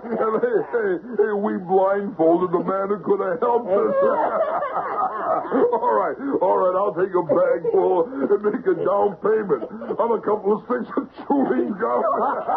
Oh, that's a hummer. Wait till I tell the old lady of Harrisburg. Visiting our Sunday. I was going to go straight, I'll tell her. I was going to buy us a farm. I guess this means goodbye to the horseless carriage. I don't even know if you'll have enough to pay for a ride on a trolley. Listen, now, look, we gotta go, okay? Listen, the tools are worth more than the pennies, so grab everything you can.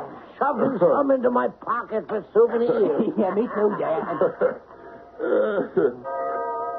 Hey, what time is that? Time to go. I hear people coming in downstairs. Now, follow me. Come on. Tommy? Yeah? Where's the key? What key? The key to the door. We're locked in. Well, I've never found it. I used the night watchman's key, remember? You took them from me. All right, old man, hand over the pass keys. Come on. You never give me my second bologna sandwich. Listen, watchman, this is no time for jokes. You feel these hands around your throat? The keys on my face is the last thing you'll ever see. Don't hurt me. How's Kidney at the sandwich? I don't know where they are. I never got the keys back. Where's that sledgehammer? Now, stand back, everybody. Stand back. We better run for it. No. We'll just walk down these stairs, nice and easy, slow-like, keeping cool, huh? Walk through the building, carrying our stuff, looking just like we would be looking if we'd been carrying bags of gold. Yeah. Hey, Big Jake. Yeah? The clock just struck 13.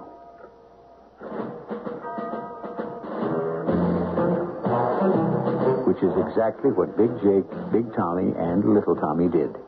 Walked out slowly. For all the trouble they took that famous weekend during the Philadelphia Centennial, in their pockets was a total of $160.80. Nobody even saw them leave the building. All that was left was a trail of pennies right up the stairs into the clock room and the sad pile of bags of pennies and a hole in the wall. And, oh yes, a blindfolded watchman sitting on the floor eating a sandwich. I'll be back shortly.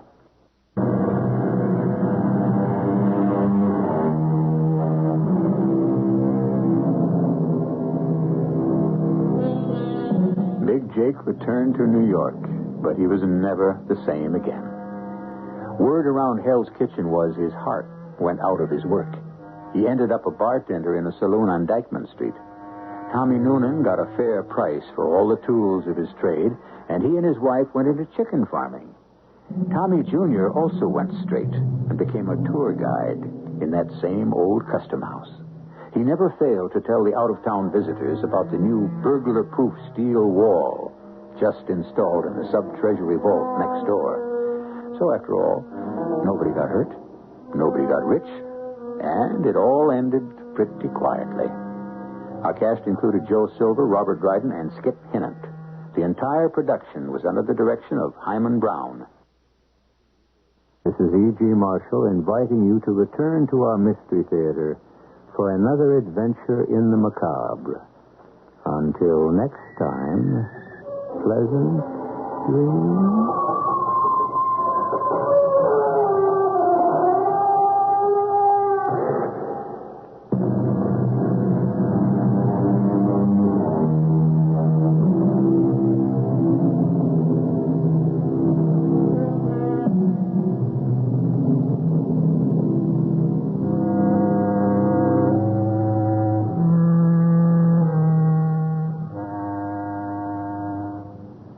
CBS Radio Mystery Theater presents...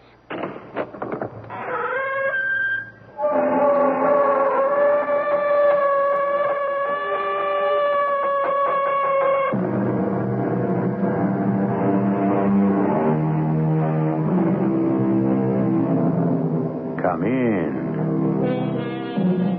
Welcome. I'm E.G. Marshall. This is a tale that takes its inspiration from the 18th century poet Alexander Pope, who said, "Poetic justice, with her lifted scale, wherein truth with gold she weighs." Poetic justice, because the weapon a man of no conscience feared might unmask him, became in a strange way the instrument to bring him the sordid commodity he dealt in, death. Keep shooting. I can't, Diane. I'm out of film. What did you expect me to get? The killer. What? There was one, Bob. The man who fell didn't fall. He was pushed. And by sheer chance, you may have gotten a picture of the murderer.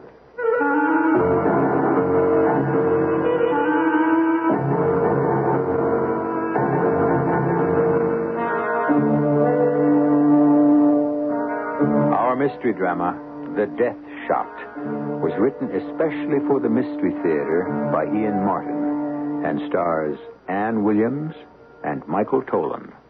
It is sponsored in part by True Value Hardware Stores and Buick Motor Division. I'll be back shortly with Act One.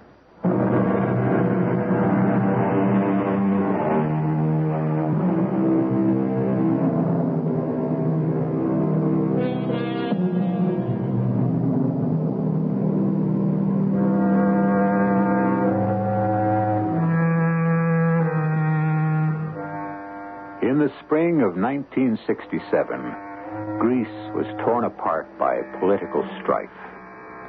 To control a country about to explode, on April 21st of that year, 6 army colonels seized the government in a coup d'etat. This story has little to do with politics, except that sometimes it breeds violent death. Athens in that year was one of the least safe places in the world for Greeks, or for anyone, as Bob and Diana Paisley are about to find out. Bob, what was that? An accident? No, hon, just another crazy Athenian driver. Oh, well, I think for this vacation, I'll stick to walking. You'll be doing plenty once we start up the Acropolis. We're going to go to bed early to get ready for that. What are you doing with that tripod? I just want to get a couple of shots from here on the balcony. At night? There's a full moon coming up. See? Where? Right over there, by the Temple of Zeus. Oh, yes. It's lovely. What a beautiful city it is, old and new. You can say that again. I will. And something else. I love you. You can say that again and again. What are you planning to shoot? Now, look, turn your head the other way. That.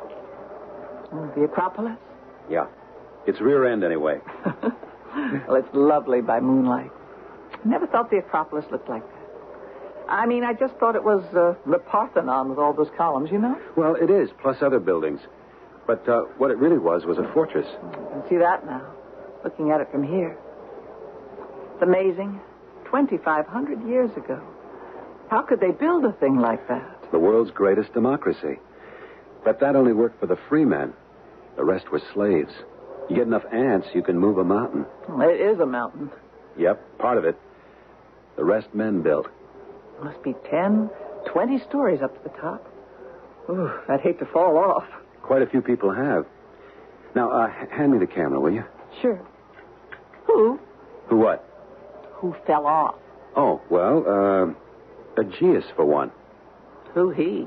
He was Theseus' father, a king, and a ship was coming back to Athens with black sails, and he thought that meant his son was dead. He committed suicide? They say. Yeah, Diana, baby, it's like the Empire State or the World Trade Center or whatever. Kooks are attracted to them. Well, I hope no one falls off tonight. Oh, fat chance. It's closed by now. Nobody up there. Well, I can see people up there. Where? Oh, you can only look right through one eye, Cyclops. Look in your viewfinder. Hey, you're right. Why would anyone... No, well, I just want to get the silhouette, some of the shading on the wall, and the feeling of tremendous height. Boy, you took a leap off that. You'd be one scrambled egg when you landed. Oh, Bob, don't. I'm sorry. It's a silly thing to say. Well, I'm just about set. As soon as Mr. Moon cooperates completely. It's pretty bright. It isn't quite high enough to get light on the fortress wall. Hey, you got any of that nice white wine left? That Retsin or whatever you call it? Oh, don't bother. The moon is just right. I got to shoot. Yeah, this ought to be it. Oh, boy, gorgeous. Super. Hold everything. Bob. What? Somebody just fell off. Huh? I didn't see it. How? Oh, don't stop shooting. Keep taking pictures. Well, I am, but I didn't see anyone. Something blurred across the lens, but I didn't... Just keep shooting. Well, I can't. I'm out of film. What did you expect me to get? The killer. The what? There was one. The man who fell didn't.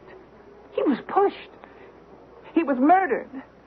And just by sheer chance, you may have gotten a picture of who did it.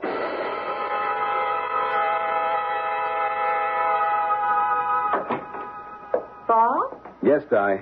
Where'd you go? I woke up and I was all alone. I didn't want to disturb you, funny face. You were sleeping so nice and easy. I went to turn in the film for developing. And I picked up this. What is it? The Athens News. Oh, great. Who translates for it? No, it isn't in Greek. It's in English. You won't need anyone to translate that headline. Broadcaster plunges to death. Then I was right. You were. Who was it? Jeffrey Kellen? No, how? Well, no one seems to know. What do you mean? Who caused it? Well, according to the story, he jumped or fell. Oh, my Aunt Mary, he was pushed, shoved. I saw Now, it. come on, Diane. In the moonlight, a quarter of a half a mile away? I saw it. I tell you. Oh, anyway.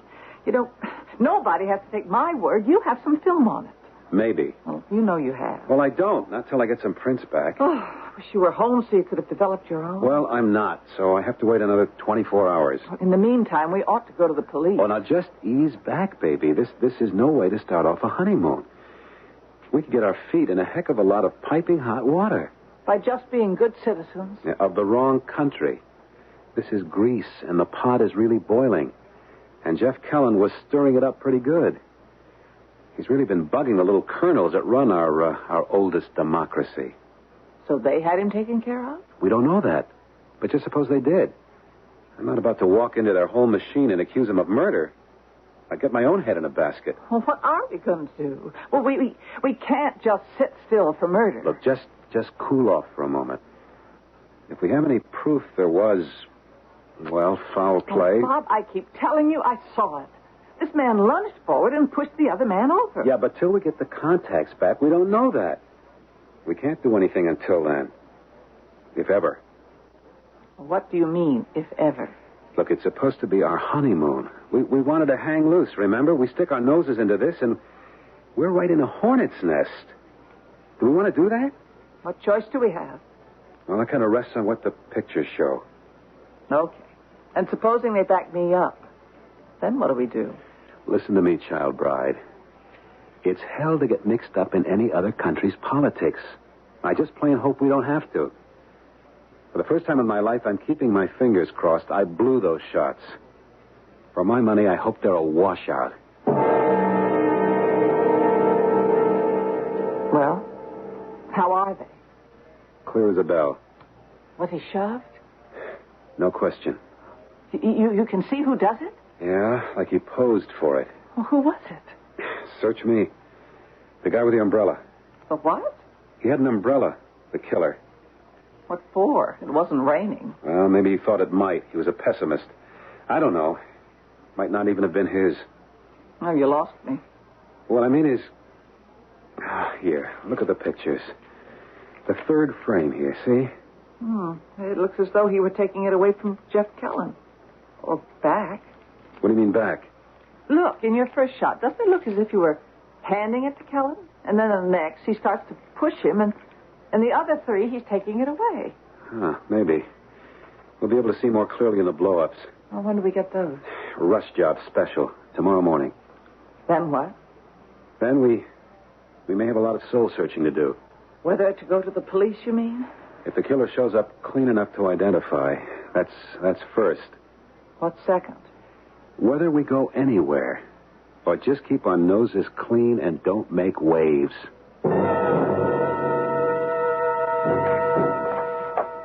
Well, there he is. Any idea who he is? I never saw him before in my life. I'm sorry I ever opened the shutter and saw him at all. This whole thing is heating up, Di. I mean, we stick out our necks, we're really going to be in it up to them. Why? We just show the picture and make a statement. Now, it won't be that easy. Look, it's all over the morning paper again, and it's gone international.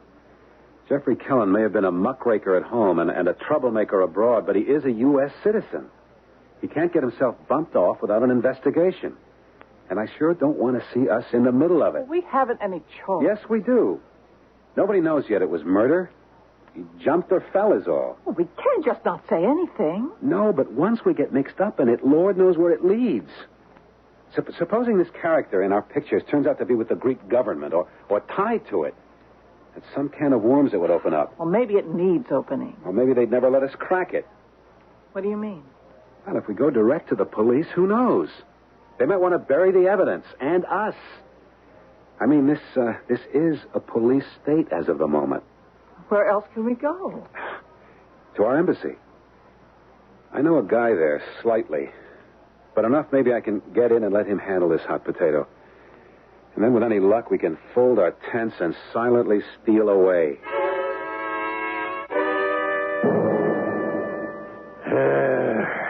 You had to take these pictures, I suppose? No, it was an accident, Dean. An accident looking for somewhere to happen. You had to sick it on me. Aren't you glad to have the evidence? I'll lay it on you straight. No. A guy got murdered. He got pushed over the edge, just like he's been pushing other guys for years. Poetic justice. The only difference is he never actually killed anyone. He just ruined them. He got it all the way. Well, just because you didn't like the guy doesn't mean he isn't entitled to justice. Kellen didn't know the meaning of the word. But that isn't the point. Well, what is? You see this unlovely son of a sea cook that finally gave Kellen what he's been asking for all these years? You know who your subject is? No. Well, there are the colonels. That's first government echelon. And then there's Major Constantine Malice. Some people, including our Secret Service and G2, think maybe he runs the government. You mean that's Malice in the picture? That's our boy. Between you and me, Bob, you've created what is usually referred to as an international incident. If these pictures are ever published. You mean you want to suppress them? You have the negatives with you? No, they're back at the hotel. Can I send and pick them up? I guess. My wife's there, but I don't understand. Hold everything just a moment. What's your hotel? Stand by, Jones. The Ava. On Lisa Kratos orders? Yeah, right. Jones, send a messenger into the Ava Hotel, Lisa Kratos. Yeah, you know where it is. Right up from the top. That's right, up Olympus. Contact Mrs. Paisley. Yeah. She'll give you something in an envelope. Top secret. Rush. You know the hotel number? Yes. All right. Call your wife to expect the messenger and turn over those negatives. Okay. But why do you need them?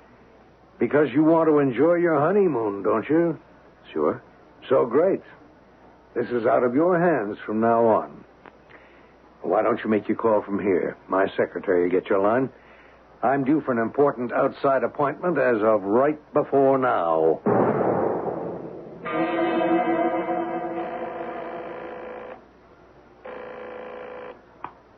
Hello?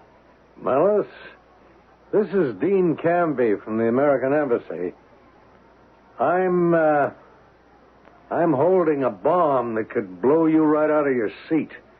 I've got a notion you might be holding something of interest for me. I figure we might just make a trade.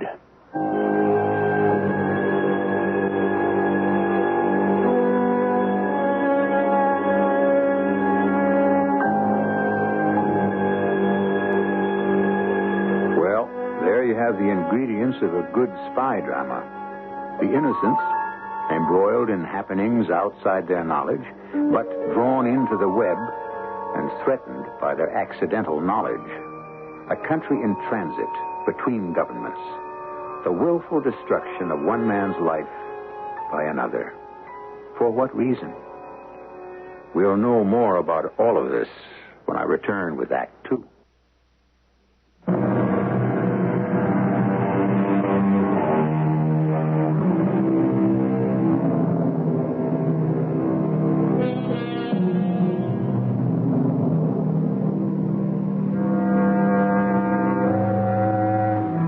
To our web of intrigue and danger, and that interrupted phone call. At this end of it, an American ready to betray both his principles and his country for gain. At the other end, a man with a steel-trapped jaw and eyes like chips of flint.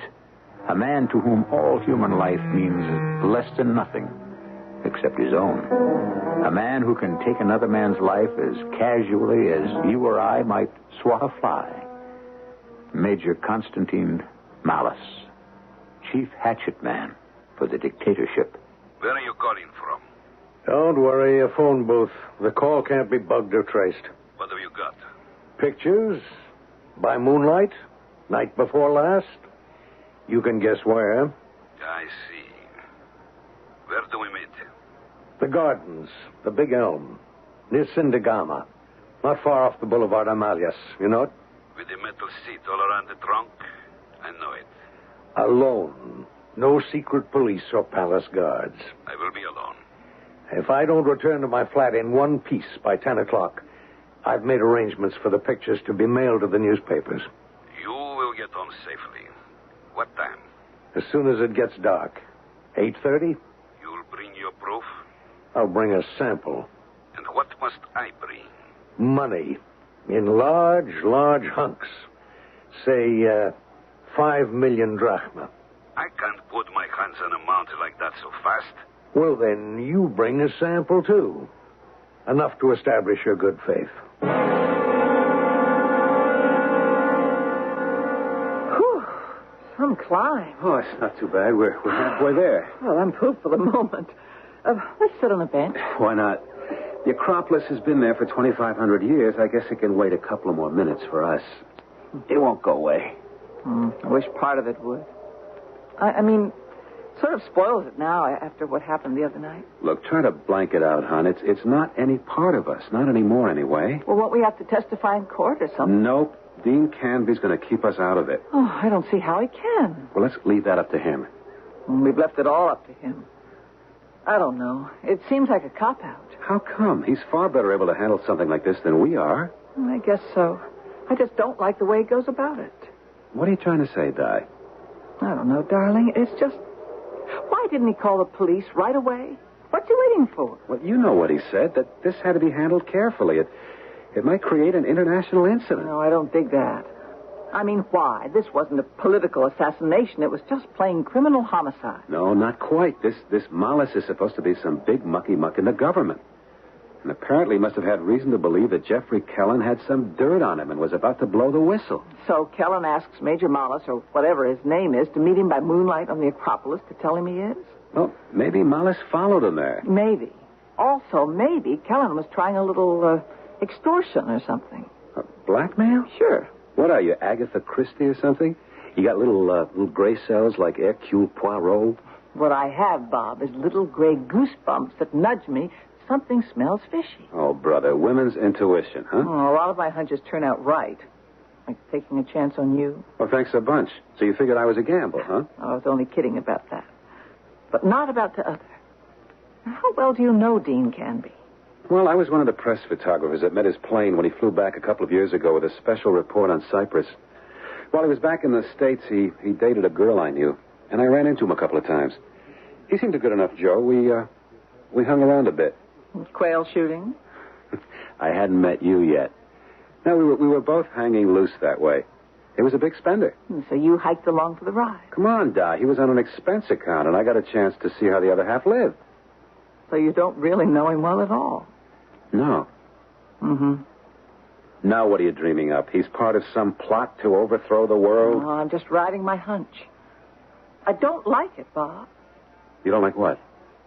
You know these political types. They all hang together so they won't... So they won't what? So they won't hang. Look, now why did you want the negatives of the pictures you took? I don't know, and I don't much care. You did turn them over to the guy who sent for them. Yes. And no. I held out one for insurance. Insurance against what? Oh, I don't know. Somehow I just don't trust him.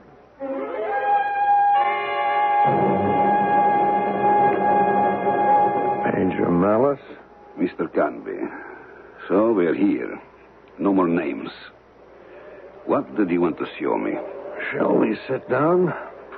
Why not? Why did you bring me here? You know? I know what you told me. The proof? A picture that is worth 1,000 words. There are, of course, others. This photograph is not bad. So? I told you what I want. You gamble too much, you know. You are in serious trouble. If I wasn't, I wouldn't be mixed up in this. So, that's good. What? That whatever bargain we make is from desperation. It will be so much the better. I want money. Lots of it. $250,000. I won't go for less. I want my neck. I could scarcely reach for more. Well, then we have a deal. I wish I could say so. The money I don't have. Now, let's not weasel around. I Alice. told you, even in these safe surroundings, no names. When I say money, I mean cash. What else can you offer? Something equivalent. What? The art of Greece is enshrined in temples, in stone, in friezes, frescoes, paintings on plaster, and so forth. Of course, in statuary. What little of it is left, priceless, no? Of course.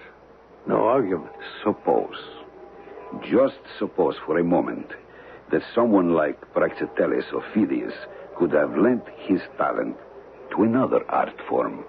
Besides sculpture? What? Suppose, if you will, that he was experimenting with natural dyes and materials, and he thought of the idea of stretching material on a frame and creating a canvas on which he could paint layer by layer with pigments. You mean an oil painting? Such was discovered quite recently in some new excavations, in a mason repair. No question of its authenticity. Its value, astronomical. Whatever any given individual will pay for it. Yeah. If he could get it out of Greece. Exactly. So far, I have failed. But it still can be gotten out for the right price. Well, if you're looking at me, butt out. I don't have that kind of money. Neither did Jeff Kellyan. But he had the connections and the chance to squeeze it through customs. So do you. Much more than he, actually. This is really the perfect chance of a lifetime, would you not say? Well, I guess I'd have to. So, here is what I propose. I will give you this canvas in a fashion that you may smuggle it to America. Through the contacts I give you, you can sell it for a king's ransom. I will make a better deal with you than with Jeffrey Kellyan. I gave him 30%. With you, we will split down the middle. Jeff Kellyan was going to smuggle out the painting for you? I made a rare mistake. I thought he was just as corruptible as all men. At the last moment, I discovered he was not. So you killed him? He died, fortunately enough for me. As I would, if I made any slip-ups. The risk you take. You dictate all the terms. Suppose I just wanted to turn you in. Do you honestly think you could leave the gardens alive? I'd better. Or those pictures get to the newspapers. Ah, yes, those. Well, if we have made our deal, there will be no problem there. They will be destroyed. Once I have the money, prints and negatives.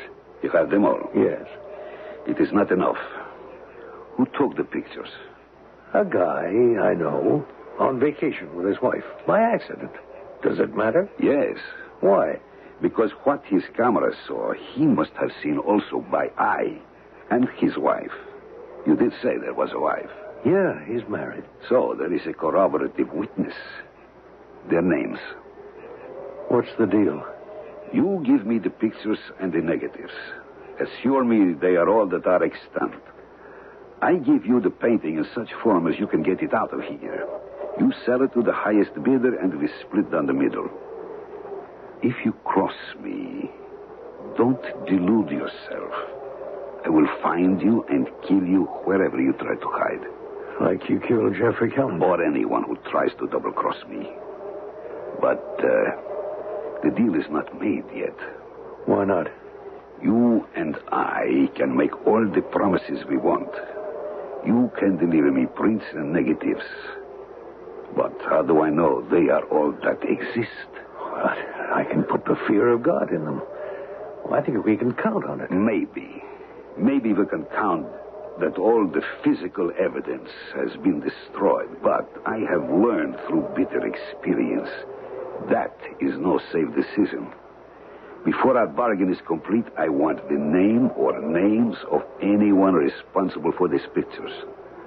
I can't leave whoever took them alive or anyone involved in taking them. They are as potentially dangerous to me as the prints themselves. Who are they?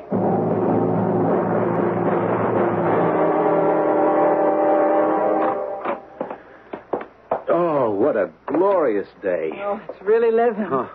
2,500 years ago, those people made all that beauty and life worthwhile. That's what kept us going. And wealth. Oh, yes. I'm dead tired, racked. But, I never felt so wildly alive in my life. Now I know what it's all about. It's so precious.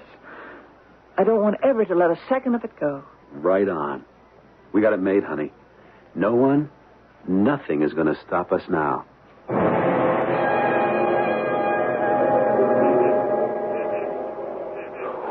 What do they matter, Malice? It is not for discussion. The names and addresses. Mr. and Mrs. Robert Paisley. Ava Hotel, Odos Liscuratus. What are you going to do with them?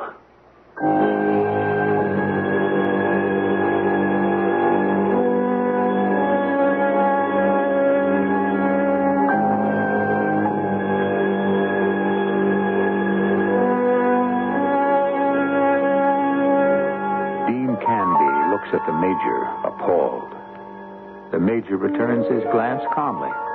There is no emotion in him, for as we've already said, he is a man without conscience. The trouble is, for Bob and Diana Paisley, the victims, that Dean Canby has no conscience either. The only difference is that he isn't strong enough to admit it to himself, and Major Malice doesn't have to himself or anyone. It's the way he's made. I shall return shortly with the conclusion of this story in Act 3.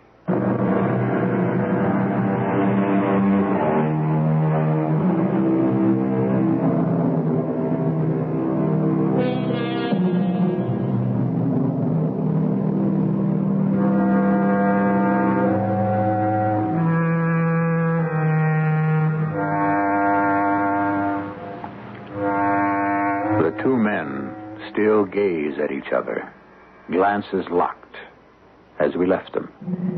But Dean Canby, a weak man, cannot long sustain the steady, baleful look of Major Malice's flat obsidian eyes. His look falters and drops, his eyes swimming from side to side, nervously, afraid of the words which have just been said. There are other ways it can be managed. How? I can go to them, to the Paisleys, have them give me the whole roll of film. Then you can be sure. Mr. Canby, I'm sure of nothing. Yet. First, we must arrange our affairs. What is the English term? A swap, no? A trade is what we say in America. Very well, a trade. The pictures, the negatives, all of them, for me. And for me? The painting, my priceless canvas. How do you expect me to smuggle it out of Greece? You have diplomatic immunity, no? Maybe as far as my country is concerned, not yours. So your baggage and effects will be searched. The canvas will not be found. Why not? How is Kellen going to get it out? As you will. In that most innocuous and yet natural I like to pick the exact word, appurtenances for any traveler to be carrying at this time of year. This. An umbrella? Such a convenient way of providing for a rainy day. The canvas would be wrapped inside that. Remember, this is not a canvas as we know it. A far lighter woven material which rolls unnoticed into a tightly wrapped umbrella. But we must make haste. The theft of the art treasure cannot remain hidden for long. It must be gotten out of the country. When? As soon as you bring me my treasures. Well, I can have them for you tonight. Good, but not here. Too much opportunity for third parties to conceal themselves. All right. Where? Some neutral territory where both are safe. Of course. Why not the Acropolis at, say, 10 o'clock? The Acropolis? There will be a moon again, and I will bring a viewer for the film. Where on the Acropolis? At the West End, on the battlements. That's where... Galen met his death. Quite right. But then, he was planning to double-cross me. Surely you have no such thought in mind? Wow. I thought I'd never get that bag closed. Can't we ever come home someday with less than we left with instead of more? We got a lot more than we bargained for this time. Look, come on, honey. Let's grab a good night's sleep. We have a plane at the crack of dawn. I know. I don't feel sleepy right now. Di, if you're going to start it again, it's really... No, darling. That's all forgotten. I'm just looking at the moon outside, being sorry we had such a short honeymoon. Oh, darling, none of that. Our whole life is all... What? The honeymoon. Oh.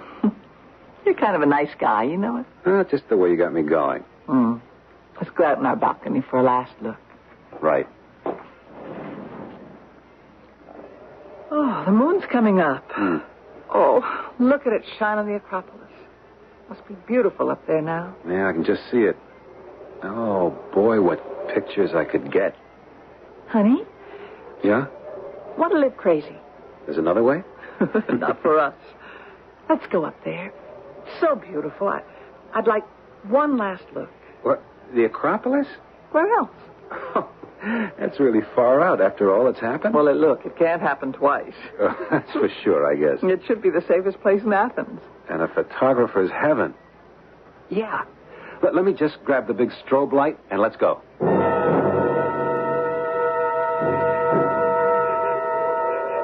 Bob? Now, hold a minute, Di. I just want to get this shot. Oh, beautiful. All on the point of view. Oh, all this moonlight, you had to lug along the shoulder sling and the strobe. No, I can't ask a bunch of statues to move out and let the building they're holding up fall down so I can get the right light on them, can I? Come on, I want to get this temple from some other angles. Oh, to love, cherish, and obey, your slave girl follows the master. Hey, don't touch the strobe. Oh, why not? I mean, I was just kidding. No, not that, Di. It's just, I don't like to take chances. Chances on what? Well, just the strobe light. You no idea what a lethal electrical charge that little unit can build up. You mean that something you use every day for work is so dangerous? No, under ordinary circumstances, no. But every photographer knows a strobe light is nothing to get careless with. I don't get it. How could... Well, Diana, it's 1,000,000 to 1, but well, if the case were broken and the lamp and you happen to get your hands in the wrong place, well, forget it. It was just a reflex reaction. Well, I'd just like to understand what you were afraid of. Well, it's a crazy outside chance, but it has happened. You take a guy trying to fix a strobe. He opens the case, the lamp is broken, and just by fate, he gets both hands on the contacts. Bam, a wipeout. He can get electrocuted? Well, like I say, it can happen. Well, then I don't want you touching it. Honey, I know what I'm doing, I should hope. Come on, let's go. I want to get some shots from the other side in the full moon. Wait. What is it, dear? That's funny. It looks like Dean Canby. Where? Just passing by the Parthenon on the other side. I think he was heading for the... Heading for what? Where? No, forget it, Di. I must have been mistaken. Heading for where, Bob? The West End there, the battlements, you know, the part our balcony overlooks. Where that man, Jeff Kellen, was pushed over? Yeah. Well, it's hard to see. I must have made a mistake. Still, it's a strange coincidence if he was going there. Oh, no. What is it, Di? I just have a terrible hunch that something... Oh, it's just too much of a coincidence. We'd better go see. No, Di, no. I just have to see. No, we better leave well enough alone.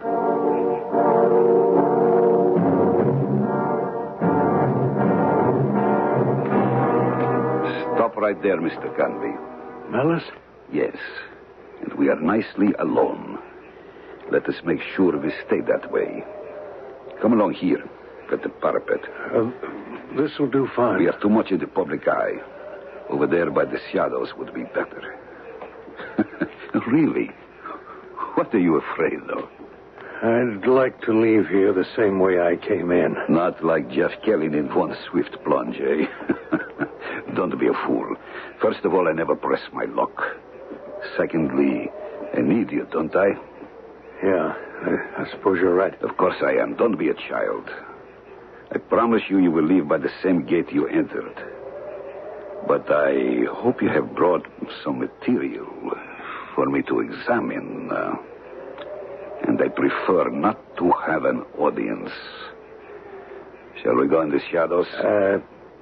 You brought the material for me? You see my umbrella? Okay. Let's go over by the parapet. Bob? He went up the stairs to the edge of the fortress, just like you guessed. What do you mean, he? Your friend from the embassy, Mr. Canby. I told you I must have been mistaken. No, I don't think you were. Well, how could you know? You never seen the... No, but I've seen the man he's meeting now. So have you. Can't you see that's the man who killed the reporter?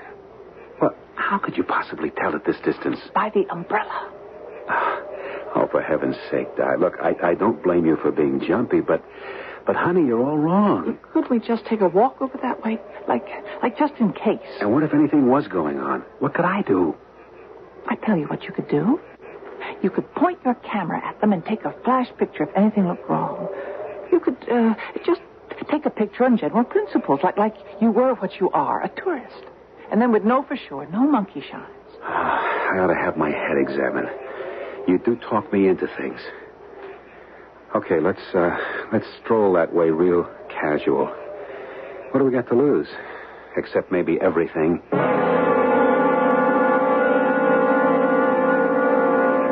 Are you sure these are all the prints? Of course.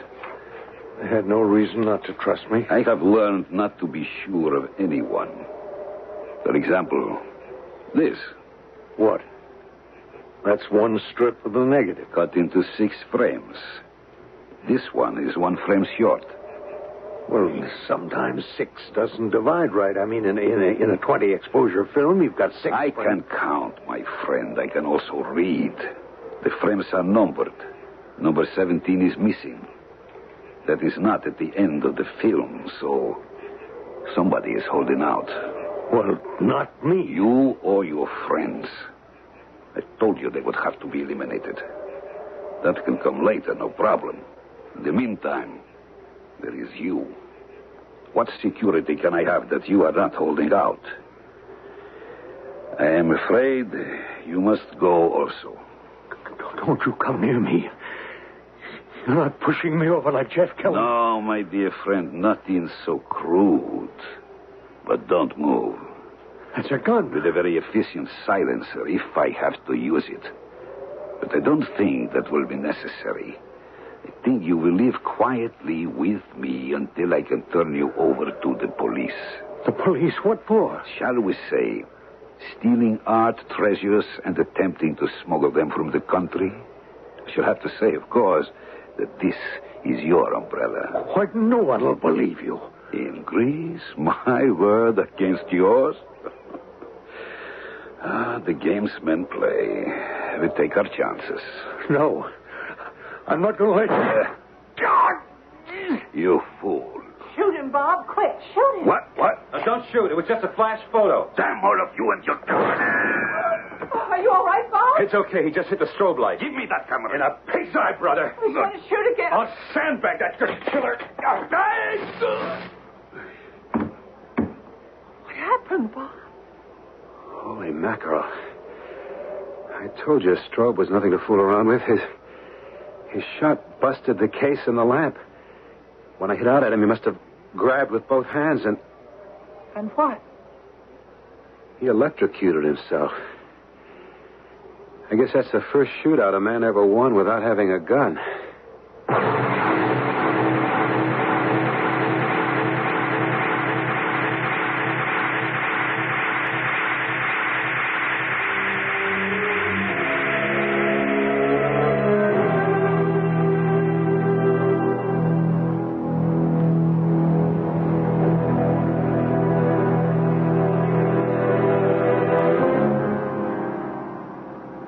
So, there you have it. It happened because you heard it here. Dean Canby never regained consciousness. And who can be too sorry for a man of no principle? Diana and Bob Paisley had a rather extended honeymoon, if that's the name for it, until they were cleared and could go home. And a man named Malice died as he lived, violently. And I think we can all agree, deservedly.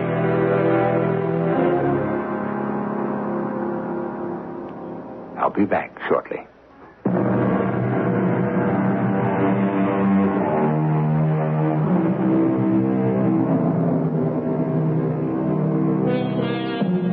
It's an unfortunate idiom we use about the camera, borrowing from the image of the aimed gun and saying when we snap the shutter that we pull the trigger and shoot.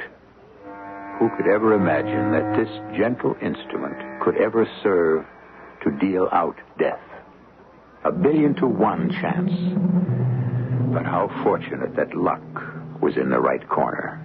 And how interesting that Malice died from the thing he most feared, the eye of truth.